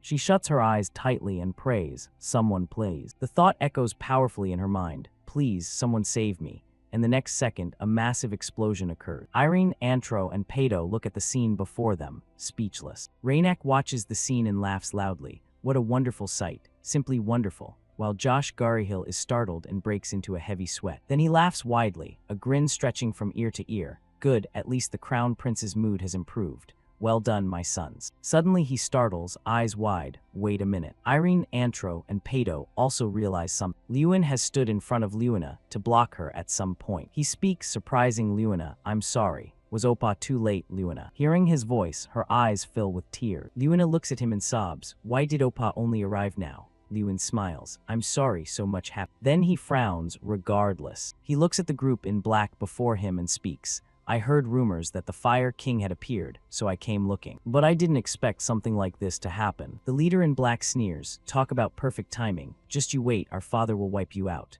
Lewin cuts him off, your father. Then he throws a punch at him before he can react and speaks. So that bastard is behind this. Lewin's punch lands directly on his face, causing his body to fall hard to the ground. The one standing next to him screams in panic, brother. Suddenly, his eyes widen at Lewin's words. Hey, Mikkel. Who gave you the right to touch someone else's sister? He shakes his blood-stained fist and continues. Furthermore, if you don't want to share the same fate, you'd better answer me right now. Lewin turns his head, his eyes glaring threateningly. Josh Garyhill, where is that bastard right now? His threatening gaze makes Rainak and Josh Garyhill shudder. On the cold ground, a member of the Mayangdan lies motionless at Lewin's feet. At the same time, a voice suddenly rings out, Lewin Ardell, catching his attention. Josh Garyhill unexpectedly jumps down. How dare you? His face is full of rage, a glowing red energy swirling around his hand as he plunges down, screaming, a mere brat like you dares to kill my son. Josh Garyhill's hand releases a massive power that slams into the ground, sending chunks of earth flying everywhere. Lewin manages to dodge and crouches on the ground before the scene. Then he flashes a provocative smile. Oh, so you crawled here yourself. Good, saves me the trouble of looking for you. Hearing this, Josh Garyhill frowns in fury, his eyes bulging as if about to explode, a vein popping on his face. You bastard. His hand now creates a golden energy, slowly transforming. Josh Garyhill raises the transformed golden bow, looking at him with rage. I will personally kill you. Die, Lewin Ardell. As he speaks, the arrow flies forward with incredible speed, the light radiating from it carrying immense power as lines of fire wrap around the shaft like a roaring, angry dragon. They fly rapidly toward Lewin. Seeing this, he doesn't feel fear or run away. Instead, Lewin only lets out a contemptuous smile. How ridiculous. Who said I was going to die? With that, he begins to take his stance. His legs begin to gather momentum. The one who must die is not me. He slowly unleashes a kick. It's you, with a powerful declaration to Josh Garyhill and the glowing red arrow he launched. He swings his kick and sends the fire arrow flying back, to the shock of Josh Garyhill. He hurriedly creates a barrier to withstand the power he himself just created. It seems his barrier isn't strong enough to resist, as several cracks appear, making him even more anxious. Lewin's entire body then rushes toward Josh Garyhill with horrific speed. He stammers, unable to believe what is happening before his eyes. Damn it, what the hell is going on? Back at the capital, I alone pushed him into a corner. And yet now, after just a few months, the gap has become this wide. But without giving Josh Garyhill time to think further, Lewin plunges down like a falling meteor, his eyes full of murderous intent. Josh Garyhill can only utter a few incoherent sounds, his body frozen in place. He only has time to scowl. Lewin stomps directly onto Josh Garyhill's face, concentrating all the strength of his legs into a lethal stomp right onto his face. A bright golden flame also erupts after that thunderous strike. On the other side, Melvin, Antro, Irene, Bolva, and Petu are all stunned by the scene. The Mayangdan group also stand with their mouths agape, speechless. Lewin continues to assault Josh Garyhill, unleashing a storm of consecutive kicks upon him, even though he is already unconscious. Josh Garyhill's weak hand trembles repeatedly. Lewin speaks just one sentence. Josh Garyhill, how did you escape the underground dungeon at the capital? With the ruined reputation of the Garyhill family, That should have been impossible. Lewin looks coldly at Josh Garyhill lying on the ground. He places a hand on his chest. Josh Garyhill stammers weakly, "I'll confess everything, please spare my life." "No, forget it," Lewin cuts him off. "It was either the Fire King or the Crown Prince anyway. It has to be one of those two." With that, he delivers an elbow strike. Over here, looking at the cold, lifeless body of Josh Garyhill on the ground, Mikkel trembles and calls out, "Father." Then he looks up at Lewin with pure resentment. "You bastard. First my brother, and now even my father." Mikkel's eyes, filled with hatred, stare at Lewin. "I will kill you. I will definitely kill you." Then he screams out, "Everyone attack. Surround and kill him. He won't escape. If we don't kill him right now, Garyhill will be destroyed." As he speaks, the Mayondan prepare to attack, creating a fearsome power in their hands as they look at Lewin. They begin to charge, simultaneously shouting, "Lewin Ardell," and then rush straight at him. "Just die already, you bastard." Lewin remains standing there, seemingly unbothered even now. The Mayondan swarm toward him with power in their hands. Seeing this, Lewin also prepares his power to counterattack. His hands swing with flaming power as he speaks coldly, "Scum like you no longer deserve to be my opponents." A sphere of light shines brilliantly, dazzling anyone who looks. Mikkel's group is stunned by the sight as the roaring fire burns,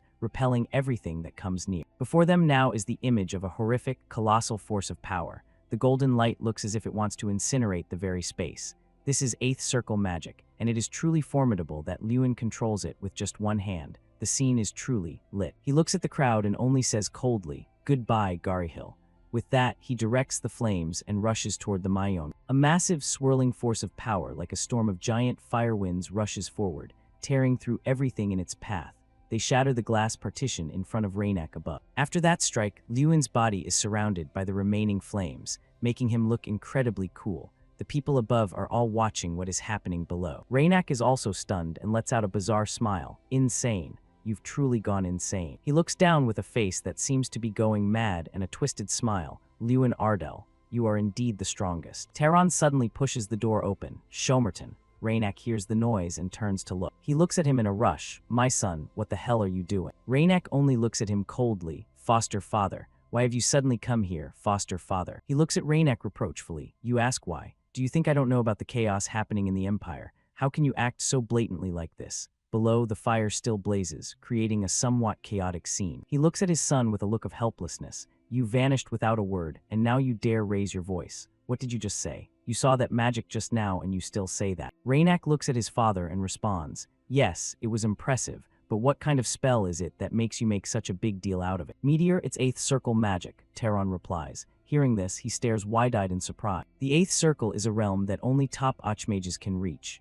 In other words, the current Lewin Ardell has equaled, or perhaps even surpassed, Fire King Tehran. Then Tehran glares at him. Is this truly the outcome the Crown Prince Highness desired? Sending trash from a collapsing nation to provoke. Looking at the chaotic scene below, Raynak remains calm with the wine glass in his hand. "Why are you so angry, father? Please stay calm and listen to me." Tehran stands there looking at his nonchalance. "You just saw it. He cast 8th Circle magic." Raynak smiles. "Yes, I saw it clearly. He has reached the 8th Circle." Seeing him still so leisurely and indifferent, Tehran shouts angrily, "Shomerton," making him startle as well. Rage flares up within Tehran. "The Crown Prince has made a grave mistake. You must absolutely not underestimate him. He is very cunning. He might have already guessed that you are the one behind Gary." After hearing this, Raynak only lets out a sinister smile. "Foster father." He looks at Tehran with a look of pure ridicule. "Do you really think I tried to hide that from him?" This makes him scowl, speechless. Seeing this, Raynak speaks again. "Why must you worry about him so much? You are the master of the magic tower who holds power across the continent,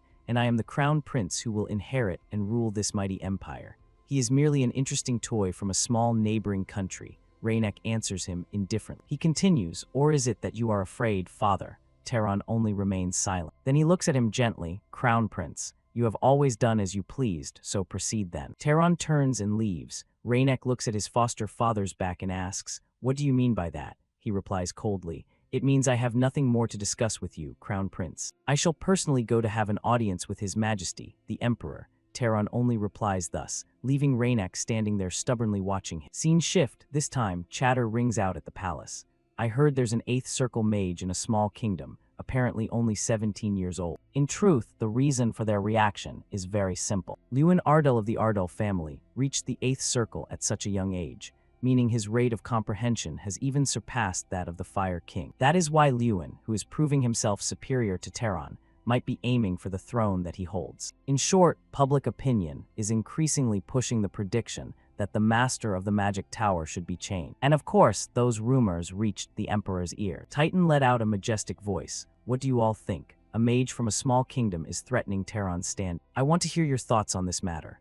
A voice immediately rang out. Your Majesty, there are many 8th rank knights on the continent, but only one 8th rank mage, the Fire King. But now, another young mage has also reached the 8th rank. Perhaps the one with superior talent is the one who truly deserves the position of Magic Tower Master. Right then, a voice cut in. Please, do not let their words sway you. The man walking into the main hall was the Fire King, Terran. Titan looked at him with some surprise. I didn't think you would come in person. Then I want to hear your opinion directly. Terran looked at his king with total sincerity and asked, can you really accept this situation? Liyuan, the one claimed to have reached the 8th rank, was far beneath my skills just a few days ago. So how could he possibly reach the 8th rank in such a short amount of time? He must have used forbidden powers. He surely used every trick in the book. Otherwise, how could he grow so fast? He is even using a strange power related to the elf. Recently, he even slaughtered every single son of the head of the Jerryhill family, a clan that was once highly respected. If someone like that becomes the Tower Master, he will surely plunge the empire into chaos. Everyone quickly began to waver. If that's true, then his growth makes some sense. Titan pondered for a long while and then replied, but regarding the cause, something is definitely wrong. This issue doesn't seem to just affect the Tower Master position, but the stability of the entire empire as well. We might have to mobilize the entire army. Terran grew increasingly smug. Almost there. With the Emperor's military force, even that Liyuan kid won't stand a chance. Just then, Shomerton suddenly interrupted. Father, you can't do this. Please stop. Terran instinctively looked toward the source of the voice. Standing right outside the hall was his godson. Terran was shocked but kept his composure. The Crown Prince, Titan spoke up again. You still have the nerve to show your face here. Shomerton denied it. I don't understand what you're implying, father. Titan barked in anger. You think I don't know? How dare you sabotage this because of your personal feelings? A crown prince acting so recklessly. Shomerton answered calmly, that matter is over. Did you bring me here just to scold me? Titan lowered his voice slightly. The fact that you're being scolded proves you still have some shame. Regardless, what do you mean by stop? Shomerton replied curtly, I have decided to kill him with my own hands. Even if he has to die, it must be by my hand. I too desperately long to see him dead. Hearing this, Titan called out to his son with a low, raspy voice. You are. In his moment of anger, Titan suddenly felt his throat burning. Everyone quickly rushed to check on him. Are you all right, your majesty? Once he stabilized, he continued. You know you've reached the limit of my patience. If that's what you say, then go make the best choice you can. This left Terran stunned. Is it going to end this vaguely, just because of one word from the Crown Prince? Meanwhile, Shomerton turned to him. Godfather, are you dragging my father in, who clearly needs rest, just to catch him at all costs? Are you really that petty of a person? Shomerton's voice lost its gentleness. My father's illness is getting worse. Even the divine doctors are helpless. In other words, the Emperor's full power will soon belong to me. So I'll take my leave now, Godfather. Terran felt nothing but confusion. When did everything turn out like this? He was supposed to be the wings supporting the Crown Prince, the man who would be the next emperor. But Liyuan, ever since he appeared, his wings had been crushed. Absolutely not. I cannot forgive this. After the conversation, Terran returned to his private room. He coldly called out to Doom Prime. His voice was flat. What if you had defeated Liyuan in the swordsmanship tournament? If I had helped you win, wouldn't history have taken a different path? But there's no point in saying that now. Before long, the Tower Master will change. Doom Prime answered cautiously, because to me, the only Tower Master can be the Fire King. If Liyuan is the root of all this, I will deal with him myself. Terran slowly looked up. I see. But with your current abilities, that is impossible. However, this time, things might be different. Terran radiated a surge of magic. This time, I will personally become your benefactor. Doom Prime was terrified by what he felt. His eyes turned black, and then a hand grabbed his face. Terran said, don't worry. You've always longed for me to take you as my disciple. Doom Prime couldn't respond, only letting out broken gasps. Terran looked at him with madness in his eyes. Isn't this the moment you've always dreamed of? So give me a smile, Doom Prime. Back at the Knights tournament, Liyuan stood alone in the middle of an arena filled with flames. He was furious because the enemy had a grudge against Liyuan Ardell, and yet dragged innocent civilians into. In the end, who was behind this? Was it the Crown Prince or the Fire King? But it seemed that didn't even matter anymore. Liyuan erupted with an intense, murderous intent. I'll crush them both. A moment later, as he started walking, someone called him back. Where do you think you're going? Lewin was forced to explain. This was set up by either the Fire King or the Crown Prince. Both of them are now openly targeting me. Seeing Irene's surprise, he became even more composed. But now that it's come to this, the only way is to see it through to the end.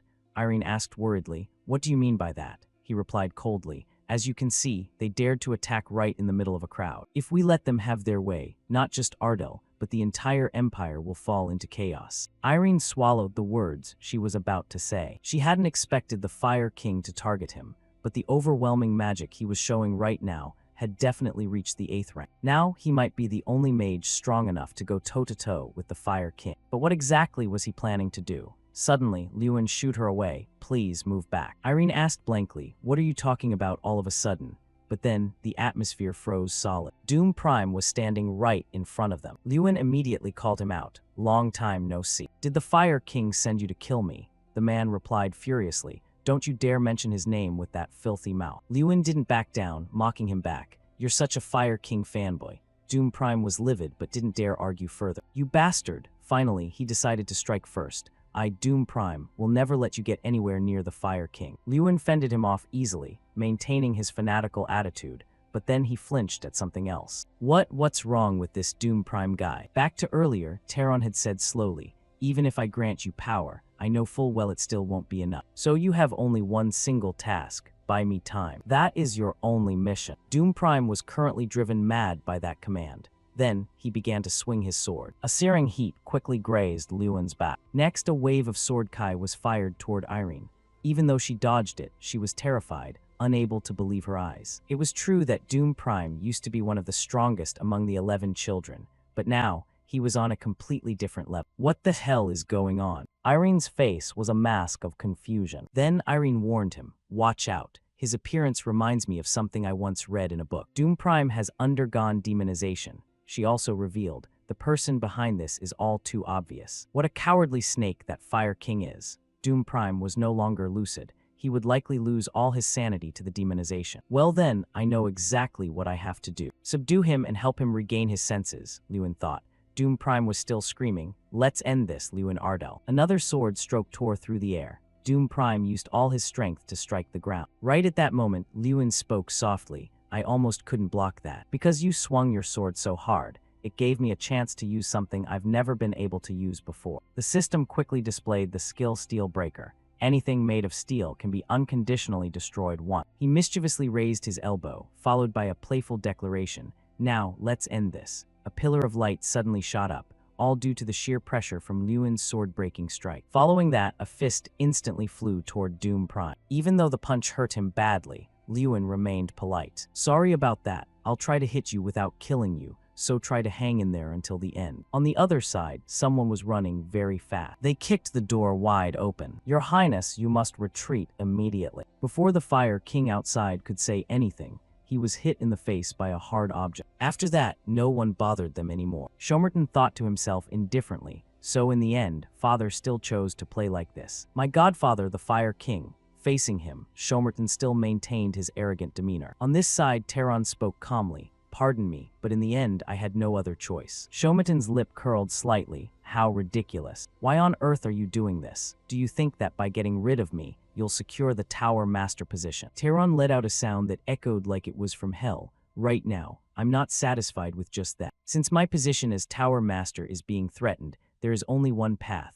I must obtain overwhelming power and crush Lewin with absolute force. And not only become the Tower Master, but rule the world as well. That power comes from the latent energy inside you, Your Highness, the heir to the throne. Do you remember what I taught you when you were little? Never back down from your beliefs. And just as I taught you, I will make everything happen exactly as I want." Shomerton shouted in panic, "You think I'll just give up because you said that?" Guards, seize him. The guards quickly rushed forward, following their master's orders. But Taron was no ordinary man to be easily defeated. He turned his blank, white eyes toward the enemy. A second later, magic began to crash down upon them. The guards were completely enveloped by his spells. Madness was clearly visible in Taron's smirk. He spoke as if nothing had happened. "Are you finished, Your Highness?" Shomerton smiled but felt a sense of despair. "So this is how it all ends. Fine, go ahead and try to take down Lewin. Even if I die, I will curse you. Back on this side, Lewin and Irene were looking down intently. Looking at Doom Prime, Irene was a bit worried.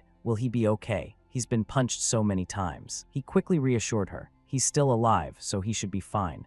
Getting punched is better than living as a demon. Just then, someone roared. As expected, you aren't strong enough to stop him. Doom Prime, that platinum hair definitely belongs to Terran. He spoke with satisfaction. You have fulfilled your role faithfully as I commanded, buying time. Irene looked toward the opponent hesitantly. The Fire King, Lewin declared firmly. You've finally shown your face. I swear I will take you down. But then his eyes caught something. This isn't good. This power is far beyond the Fire King I knew. It's a wave of energy many times strong. Terran laughed eerily. Lewin Adel, you will never be able to defeat me. Lewin sensed the dark aura and cried out, Irene, get back. A second later, a horrific explosion shattered a part of the arena.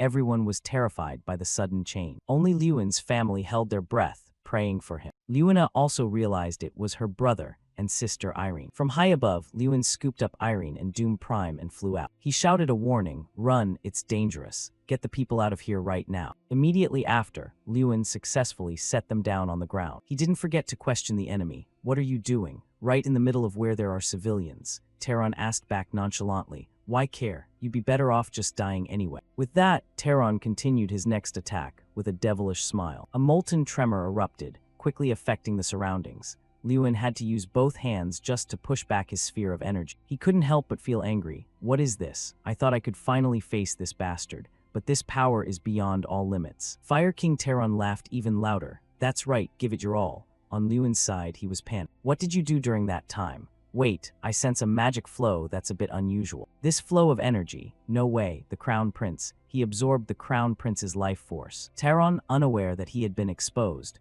continued to charge forward frantically. Lewin vented his fury at him. Will you really stop at nothing to satisfy your ambition? After backing away, Terran suddenly spoke up. Thank you for provoking me. It's because of you that I have finally become a demon god. Only now did Lewin understand. Driven by pure envy, Terran had dared to touch a forbidden power. This energy was so horrific that Lewin couldn't even tell how many people, besides the Crown Prince, had been sacrificed. Never, people like you shouldn't exist. If you're left to do as you please, this world will be swallowed by chaos. Lewin hissed every word, Terran. I swear I will stop you at all costs. But Terran's devilish smile only deepened. At that moment, the system issued a quest. Defeat the demon god and save the world. Simultaneously, a female voice screamed, Sister. Irene looked at Lewina in confusion. She recounted, he asked me to lead the remaining citizens out of the capital, but relying on just us won't be enough. Sister, what should we do now? The girl's mind was filled only with images of Lewin as her heavy sobs grew more labored. He is fighting all alone. Irene quickly placed a hand on her shoulder, Lewina. But then a bizarre sound echoed behind them. The citizens in front of them were staggering closer. Looking closely, Irene realized, demons. So Doom Prime wasn't the only one turned into a demon. They had intended to wipe everyone out from the start. Irene urged, run quickly. This place is dangerous. Bova suddenly stopped her. Everyone get back. It seems this is where this old man meets his end. Irene quickly demanded, I will fight alongside you. But Bova shook his head. The young master would be heartbroken if he knew. Irene interrupted, I've made up my mind. The human demons let out a violent shriek. Irene affirmed once more, if we can't protect the people here, I think I'll regret it for the rest of my life. A brilliant flash of fire erupted before them. To be precise, pyromancy flared up from somewhere. An elderly voice reached their ears. We've arrived late. My sincerest apologies to everyone here. I didn't expect it to take so long to bring such a large force. And then everyone began to act. Then we shall fight by your side. The heat from the explosion sent the demons flying back. Fearless, the crowd continued to advance. Skilled knights drew their swords, utilizing a lifetime of techniques to strike down the demon. Han, in particular, urged, we have to take them down quickly and go help Lewin. His face froze as thick smoke and dust suddenly appeared ahead. Seeing Terran flying high, Han hurriedly searched for Lewin, but Han's friend was collapsed on the ground. Lewin grit his teeth. I'm not even a match for him anymore. Is this how it ends after all that hard training? I have to protect everyone. The enemy's savage laughter rang out, a fitting end for trash like you. Desperate struggling had become meaningless now. I who have reached the realm of a demon god will erase you all. Lewin's back looked incredibly lonely before him, while Terran's delight soared. Now goodbye. Not a trace of human emotion remained on his face. The heat of the fireball nearly touched the ground, its target for total destruction being Lewin below. Irene watched him in shock, unable to look away. Lewin called out in pure terror, "Brother." The light in Lewin's eyes had faded into hopelessness. Is this the end? Just then, a voice echoed into his consciousness from somewhere. Protect them. Even if I couldn't do it, you can. Chang seemed to sense something strange as well. This energy. It's impossible. The space gradually blurred into a mysterious light. Destructive power radiated everywhere as the light beams shot out with increasing intensity. Tehran stopped in his tracks and screamed in panic. Impossible. How could anyone block a strike from a demon god? Lewin gave his opponent a knowing smile. Until a moment ago, you could. But it wouldn't be fair if you were the only demon god, right? Now, come at me, Tehran. Lewin was completely enveloped in a powerful aura. Tehran couldn't help but look up at the person who had seemed so weak just moments ago. Beneath his feet, a bloodbath still reigned over the capital.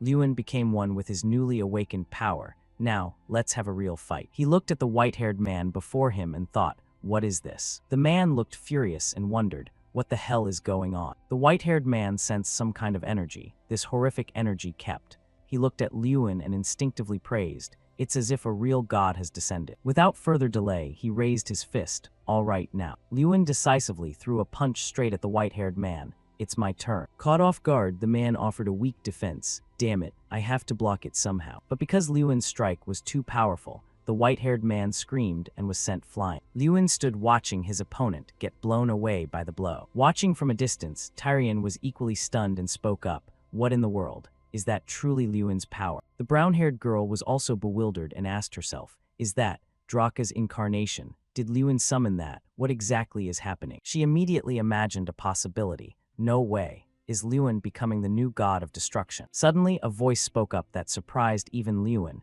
You use dirty tricks to the end, Lewin Ardell. The man declared firmly, I will not allow it. A sinewy hand slammed into the ground as the white-haired man, his face starting to crack, emphasized, anything that stands in my way now. He quickly leaped up and hissed, will absolutely not be permitted. The white-haired man slowly raised a hand, emitting a purple light, and boldly declared, let's see how long that arrogant attitude lasts. Purple spheres appeared around him as the white-haired man continued his threats. In the end, your fate is destruction. Immediately after, he soared high and charged at Lewin. Even Tehran, as a demon god, failed to realize one thing. Draka stood there calmly extending a hand, the Draka that Lewin had summoned, once known as the god of destruction. Lewin mirrored the exact same movement. The opponent reasoned, therefore, facing Draka now. Seeing the horrific power before him, the white-haired man reached a conclusion. Is no longer merely suicide. Suddenly, hands clapped together and rotated, creating a golden light. Immediately, a beam of white light enveloped the area, forcing the white-haired man to look up. He was stunned, unable to believe his eyes. What is this nonsense? Without giving the opponent a chance to recover, Lewin spoke. Is it my turn again? Instantly, a golden light from above struck down hard, where the white-haired man stood. That thunderous punch landed directly on the man's cheek. The white-haired man seemed completely overwhelmed by Draka, standing still as Draka continued to strike his side. The powerful punch was so potent, it created a flow of golden light. And so, Lewin controlled Draka to continuously attack the arrogant white-haired man. Everyone witnessing the scene stood with their mouths agape in surprise. Lewin suddenly stopped punching when the opponent gasped, I admit it, Lewin Ardell. The man quickly soared high, out of his sight. The white-haired man spun a purple sphere in his hand and said, even if I use every means I have, I cannot defeat you. He slowly grew stronger and said, but if I can't win against you. Then the white-haired man screamed manically, then I'll take both you and this cursed world down and destroy everything with all of my power. Lewin's eyes widened in shock as he cried out, what the hell are you talking about? Without waiting any longer, the white-haired man threw the purple sphere in his hand violently at Lewin and declared, everything ends right now. He stood there cursing in anger, damn it, you've stayed crazy until the very end, Tehran, wanting to destroy the whole world just because of your envy. Having finished his words, he regained his composure and said, it looks like I'll have to stop this attack too. Lewin looked up and said nonchalantly, I'll have to pour all of my strength into this. Instantly, Draka raised a powerful fist. Then, for this final time, Lewin followed suit and urged, let's do this together, Draka. The two beams of light from both sides merged together. Lewin's expression changed as he let out a loud shout, showing his determination. The white-haired man wasn't to be outdone and screamed insanely, in the end, you are nothing before a demon god. I will sweep you away along with those fools. Everyone standing below looked up, worried about the current situation. Lewin glared and said firmly, "No, the one who can't do anything." A voice of affirmation rang out as Draka's heavy punch landed. "Is you." The white-haired man stood there paralyzed, lost in thought. Is it over? Is it really ending like this? Unwilling to accept it, he grit his teeth. "Curse it. Damn it." The white-haired man screamed, "Even if I die, I will curse you, Lewin Ardell." Immediately after, a beam of white light covered the sky. Lewin landed on the ground and walked away with quiet composure. The purple-haired girl ran over and cried out, "Brother." She ran to him worriedly to check on him. "After all those battles, are you okay?" Lewin looked at her and smiled. "Yeah, I'm okay. I'm safe." But then he suddenly froze, standing there with eyes wide. He suddenly clutched his head in agony. Lewin wondered painfully, "What is this? My head feels like it's about to explode. What is this unbearable pain?" Overwhelmed by the pain, he screamed in despair. Then Lewin fell to his knees and went silent. The purple-haired girl approached worriedly. "Are you okay, brother? Wait a second, I'm coming." Lewin shouted in panic, "Don't come near." Struggling through the pain, he tried to warn her. "Don't come here, you absolutely must not get close." The brown-haired girl watched and thought, "I'm certain of it now." Lewin was suddenly stunned by the sight before him. Truly, it was the dragon dubbed the most perfect creature, and also the destroyer of worlds, Drak. Before that majestic and imposing figure, he thought, just facing it, this overwhelming energy is truly unbelievable. Lewin spoke to break the silence, "Where are we, Draka?" And it replied, "I'm borrowing your inner world for a moment. I felt that if I left you alone, something terrible would surely happen." Then Draka spoke slowly, "Currently, you are just one step away from going mad with power, just as I once was." Seeing his dazed face, it explained, "That is why, no matter what, I had to pull you into this inner world." Watching from afar, Chang suddenly spoke up. "Then what should I do?" She screamed in anger. I don't want to go through what you endured. I don't want to watch another person lose themselves." Just one sentence from Draka made her freeze. "That is why I am here, Chang." It immediately provided the answer. "The player artifact connects me and the little destroyer. Since there is a connection, it can also be severed." Its face suddenly became unusually grave. "Therefore, if I focus all of my power to destroy it, nothing will be able to harm the little destroyer anymore." Chang continued to question with an angry voice. "Then, using all your power means you will disappear." Draka comforted her softly. "Don't be too sad, Chang.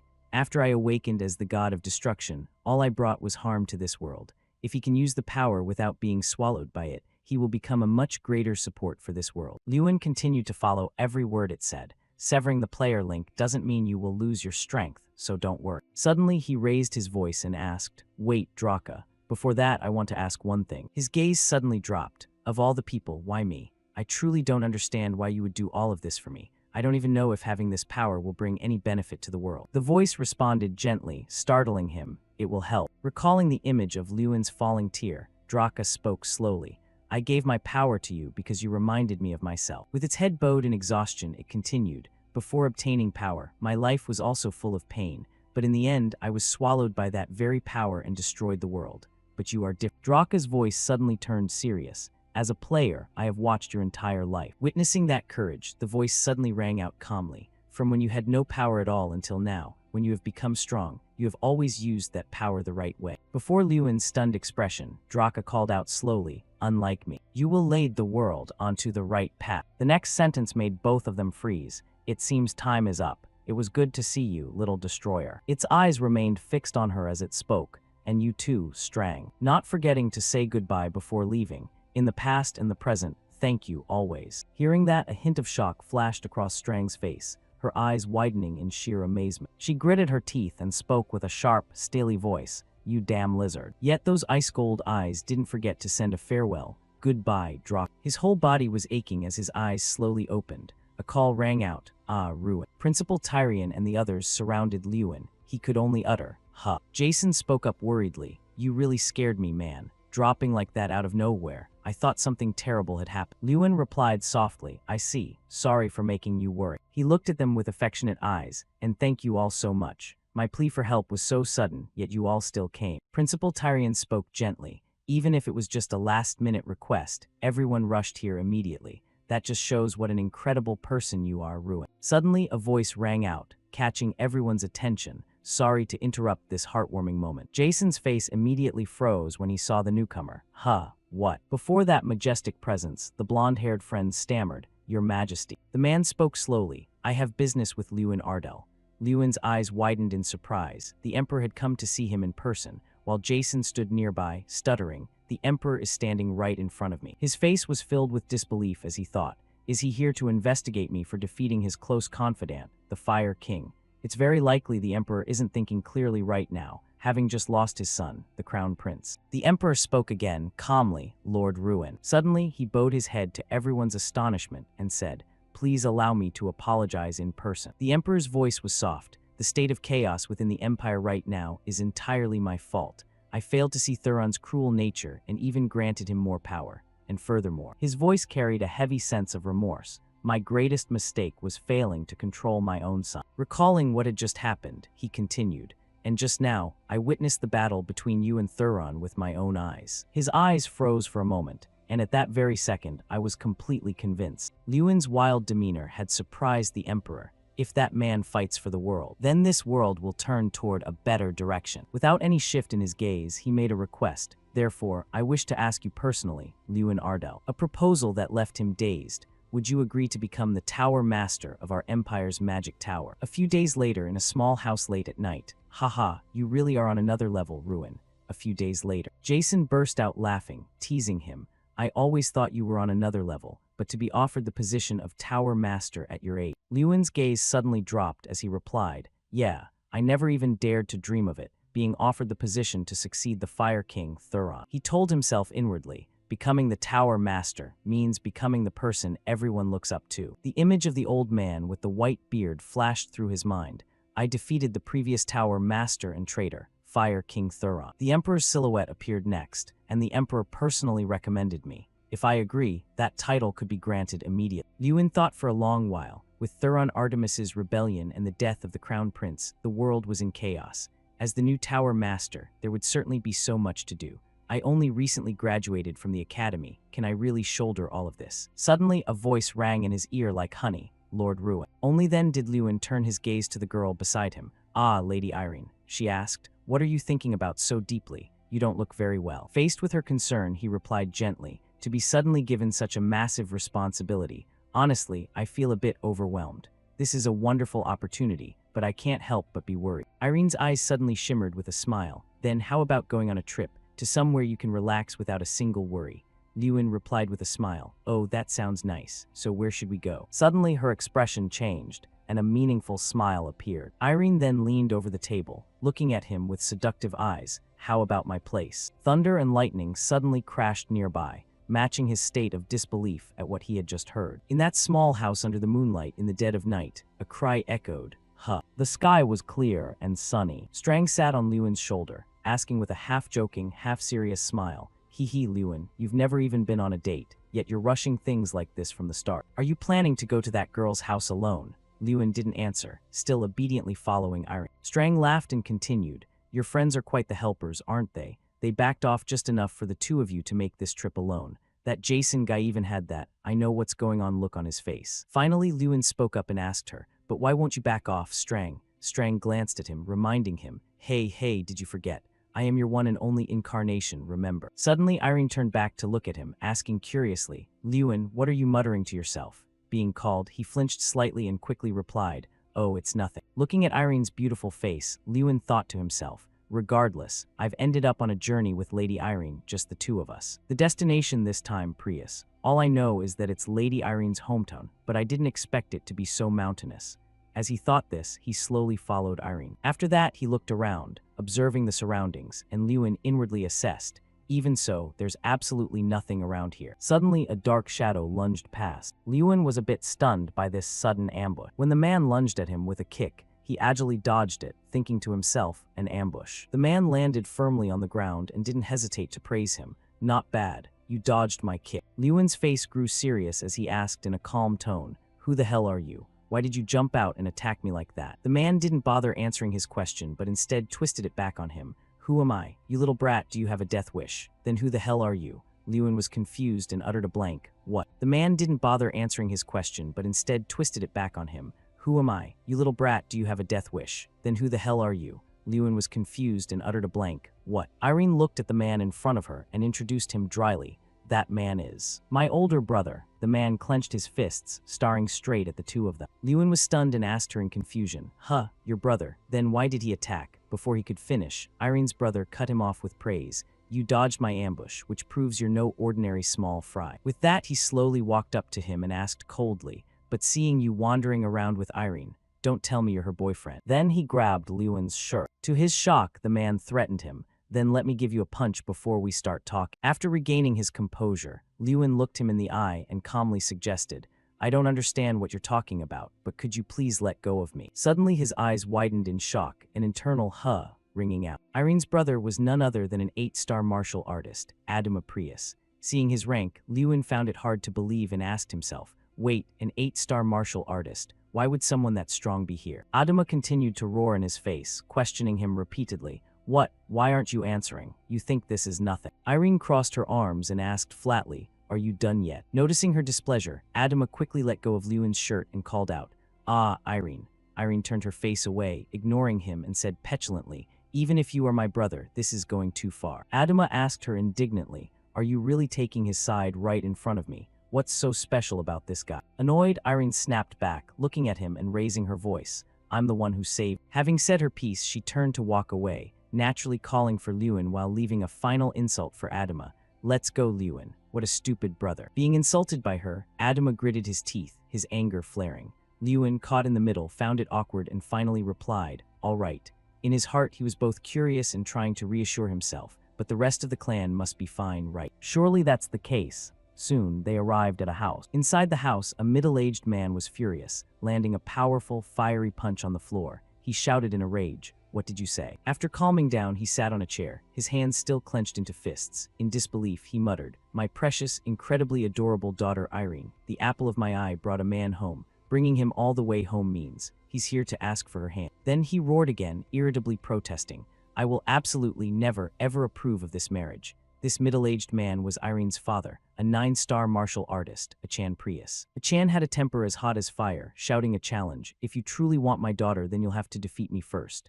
Adama, standing nearby, chimed in, shouting, "That's right, that's the way, father." Irene hadn't expected this situation. She helplessly put a hand to her forehead and sighed, "Even father is like this, honestly." Lewin had had quite enough of this family. He froze up, completely stunned, thinking to himself, "I shouldn't have come here. I want to go home." Suddenly, a middle-aged woman walked in and spoke up to stop them. "Stop it." Hearing the voice, they all instinctively turned to look. She crossed her arms and sternly questioned Achan and Adama, "What do you two think you're doing? Irene finally brought a guest home, and you can't even welcome him properly." With that, she regally ordered the two of them, "Apologize immediately." Achan hadn't expected her to say that. He called out softly, "Honey." Adama was also dazed and called out, "Ma'am." Finally, the two of them turned to look at Lewin and did as she requested. Adama said curtly, "Sorry," followed by Achan saying, "I apologize as well." Lewin beamed, his face slightly flushed with embarrassment, thinking to himself, Lady Irene truly inherited her aura from her mother. How can someone be both so gentle and so noble? Looking at Irene's mother, he saw that she was an 8-star martial artist, Seda Priya. At that moment, the smile on his lips froze. He groaned in his heart. What kind of clan is this anyway? The prestigious Prius clan. They once owned vast territories and were bathed in brilliant glory. Their mansion back then was the center of attention, rising up amidst other simple houses. However, that fame vanished when they fell into decline. Several descendants scattered everywhere, and eventually, they settled in this remote area. Now, after those events, they had built this house here. Their descendants lived in seclusion in the mountains and forests, focusing on rigorous training, practicing day and night without rest. Typically, Achan and Adama worked hard every day to increase their personal strength. But Lady Irene, who possessed brilliant magical talent, successfully became a mage with the desire to revive the clan, and thanks to Irene, the Prius clan had a powerful turning point. As Seda placed a bowl of delicious soup on the table, she asked him politely, "I'm sorry. This is your first visit and we've been so rude, haven't we?" Then she sat down across from Lewin and Irene, confessing honestly, "The men in this house are just like that. They're incredibly emotional and act without thinking, but honestly they aren't bad people."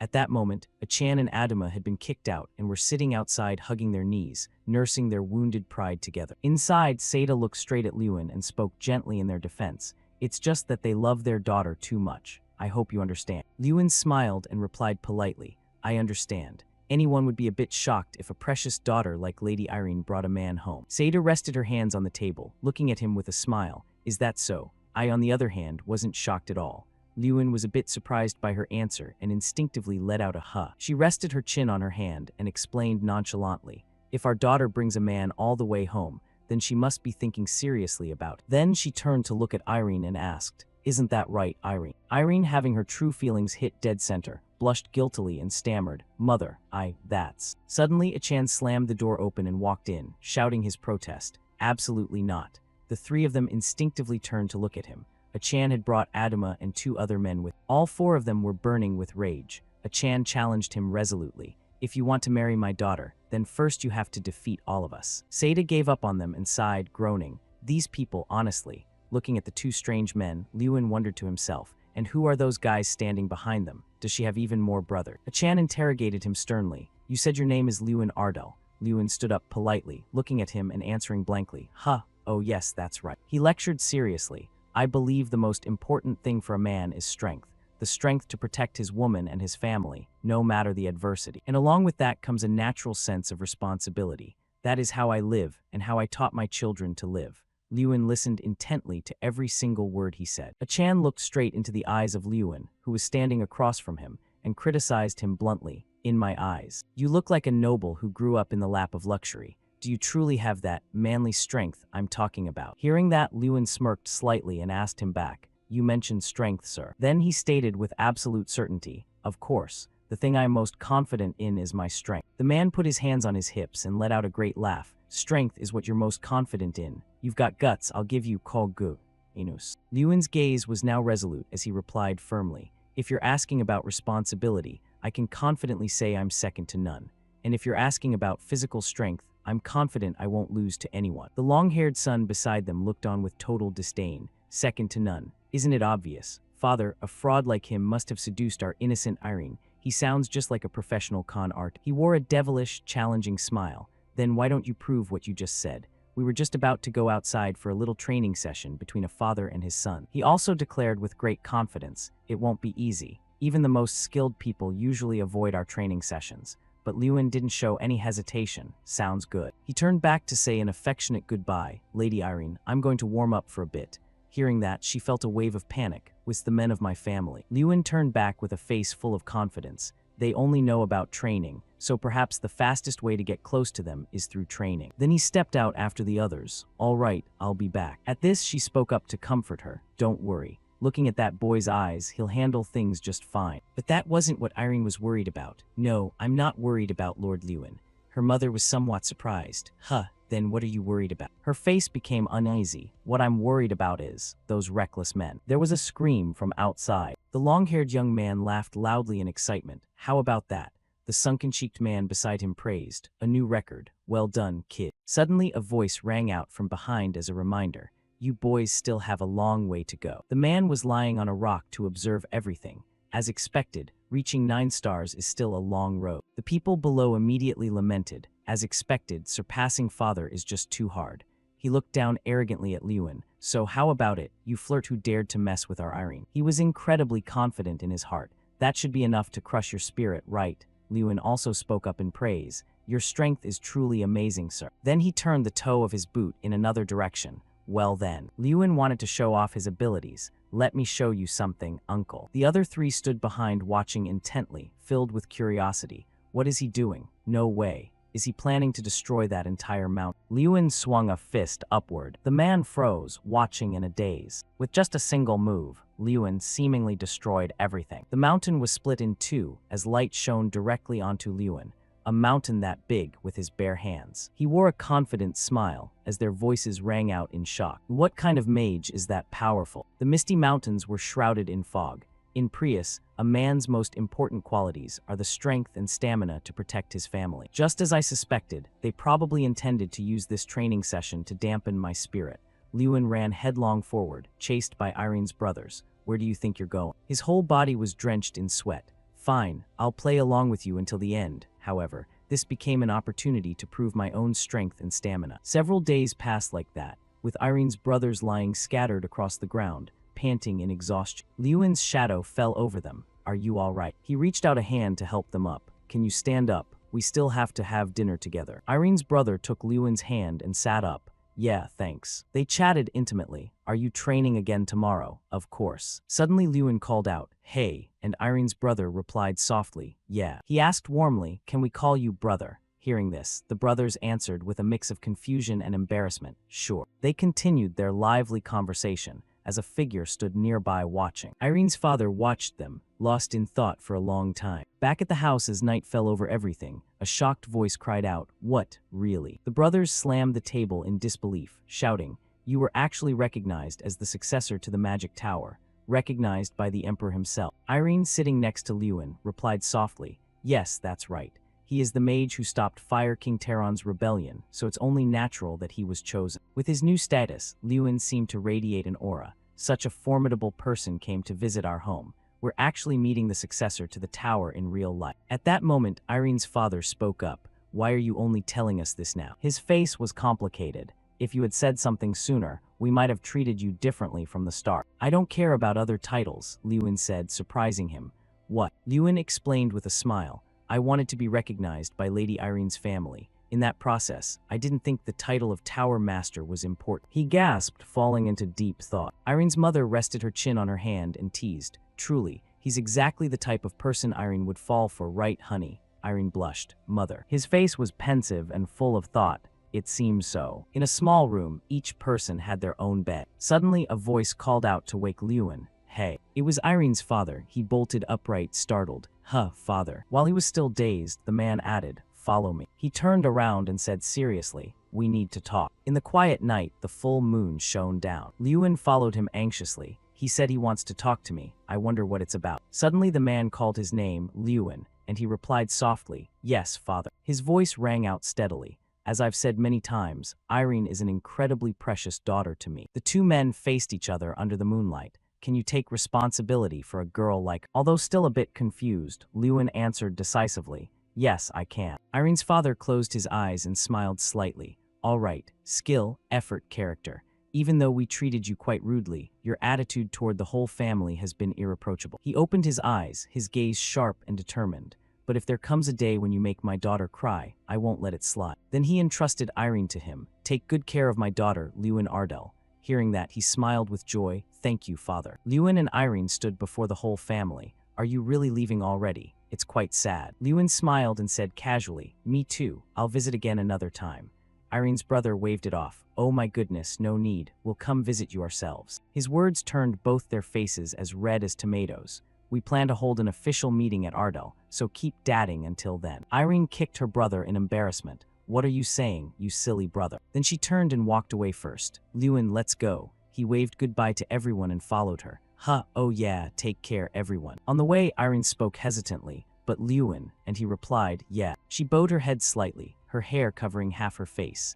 Now that both families have given their approval, no one will stand in our way anymore. Irene looked him directly in the face. So then, what are we to each other? Hearing that, Lewin's face instantly turned bright red. His eyes widened. He smiled shyly and called out, Lady Irene. In the gentle breeze, Lewin stood facing Irene and said, let's date seriously. Irene wore a happy smile upon hearing the words she desired. She smiled broadly and replied, please take good care of me, Master Lewin. 5 years later at the skyscraper tower dominated by black and pink. Just thinking seriously about that time is crazy. You actually confessed, Lewin. That was the magic tower. Inside the tower, Chang lounged on a chair, rambling on, and I remember every single word. Lady Irene, let's date seriously. Then she giggled. Lewin stood to the side organizing books and said, you talk too much. It's been so many years and you're still bringing that up. He glanced at Chang and reminded her, if you're helping me, focus on the work. Stop lazily reminiscing about the past. Thanks to the Emperor's recommendation, I finally became the Tower Master. Chang lazily sat up. Yeah, Tower Master Lewin. He ignored her and continued shelving books. Since becoming the Tower Master, I've lived a busy life. Chang took on the role of assistant to help me handle the workload. Under the blue sky, the peaceful small town emerged. Ardell had undergone many changes. Thanks to continuous development, Ardell had become a stable and solid city. Following that was the cool appearance of Hansen and Jason. This was achieved thanks to Hansen, who became a knight of Ardell, and the immense help of Jason, who was in charge of administrative work. Next was the presence of a middle-aged man with a kind face. Of course, the one who worked the hardest was still my father. At that moment, someone suddenly entered and called out to Lewin, Opa. Lewin's joy was visible as he warmly welcomed the person. "Oh, look who's here." He teased her, "Isn't this our swordsmanship festival champion?" Luina stood there laughing and replied, "Oh, come on, Opa, with my skill, that was only natural." An image of Luina always by the Emperor's side while riding a horse appeared. By the way, Luina continued to pursue her dream of becoming a swordsman, and a few years later, she participated in the swordsmanship festival again and won. Now, she is by the side of the Emperor, who has recovered his health. Lewin moved closer to Luina and asked, "So what brings you here today?" She put her hands on her hips and joked, "I just came to check if our tower master is working properly." Pausing for a moment, Luina continued, "And to see how well you've prepared." He suddenly looked bewildered upon hearing this. Prepared. Luina frowned, inquiring suspiciously, "Don't tell me you don't know what I'm talking about." But Lewin smiled and replied, "Of course I know." He held a book to his chest and reassured her, "Don't worry, everything has been perfectly prepared. No one will have anything to complain about." Time passed quickly. A few days later, in the territory of Ardell, the whole town suddenly became much more lively. Hansen and Sita stood amidst the stream of people passing by. All right, everyone, don't push. Please move slowly." "Hey, I said don't push." Just then someone called out, making the two of them instinctively look over. Hansen, Sita. Lewin strolled along amidst the chatter of the local residents.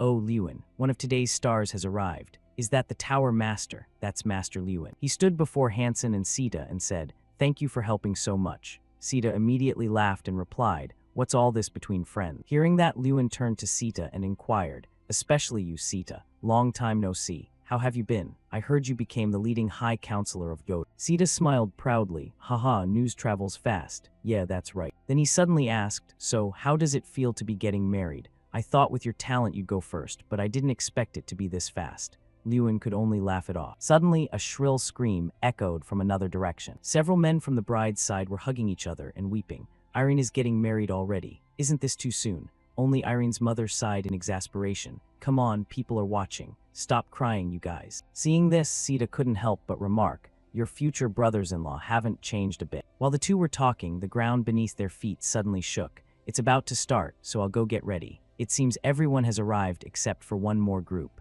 "Who?" Everyone present froze at the unexpected tremor. Two men instantly cried out in terror. "What? Don't tell me it's an earthquake." At that moment, Lewin calmly reassured them. "Please stay calm, everyone." Ogres with tall, muscular bodies now appeared.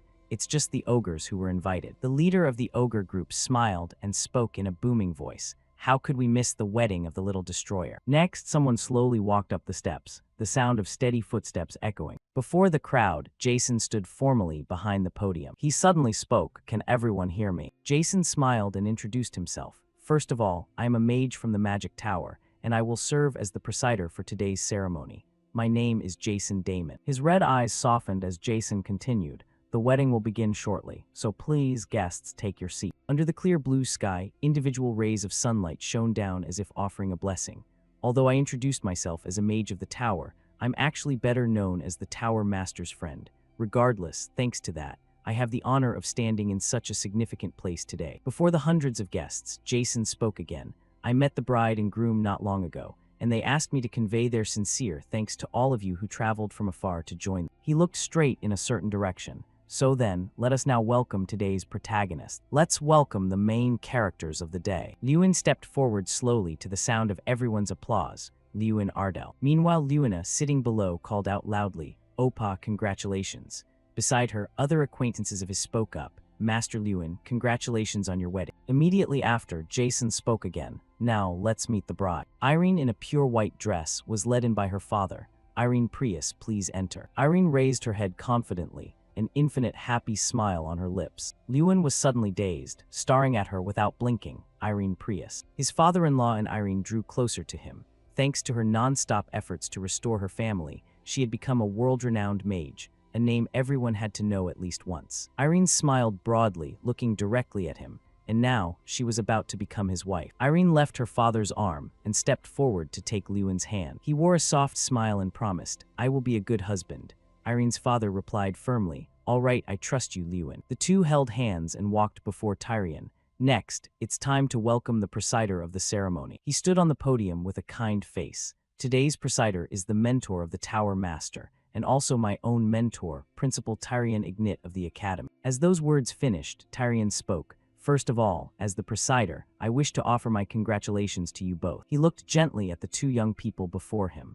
The two of you standing here today have overcome every hardship by always staying by each other's side. Irene and Lewin instinctively turned to look at each other. Even if similar challenges appear in the future, this couple, united in marriage, will overcome them all once again. Their hands were tightly intertwined as if the two were one, leaning on each other in times of difficulty and sorrow. That is the meaning of marriage. After looking at each other for a moment, they both turned their eyes back toward Tyrion. Now, let us hear the vows from the newlywed couple. Lewin's eyes moved as he recalled the past. I still remember the first day I saw her, at an antique shop in Alting during the Grand Festival. To think that I would marry someone who once seemed so cold and stubborn.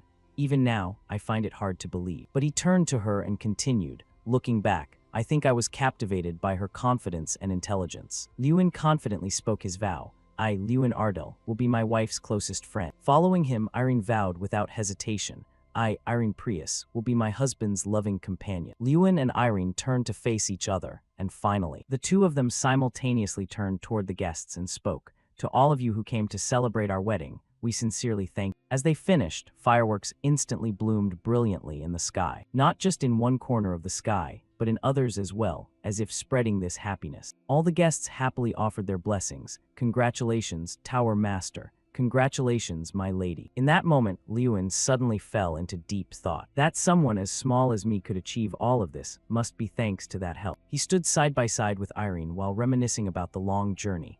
I ran without stopping and faced so many dangers, but in the end, I've completed everything brilliant. Lewin thought regretfully to himself, if only Draka could have witnessed this moment.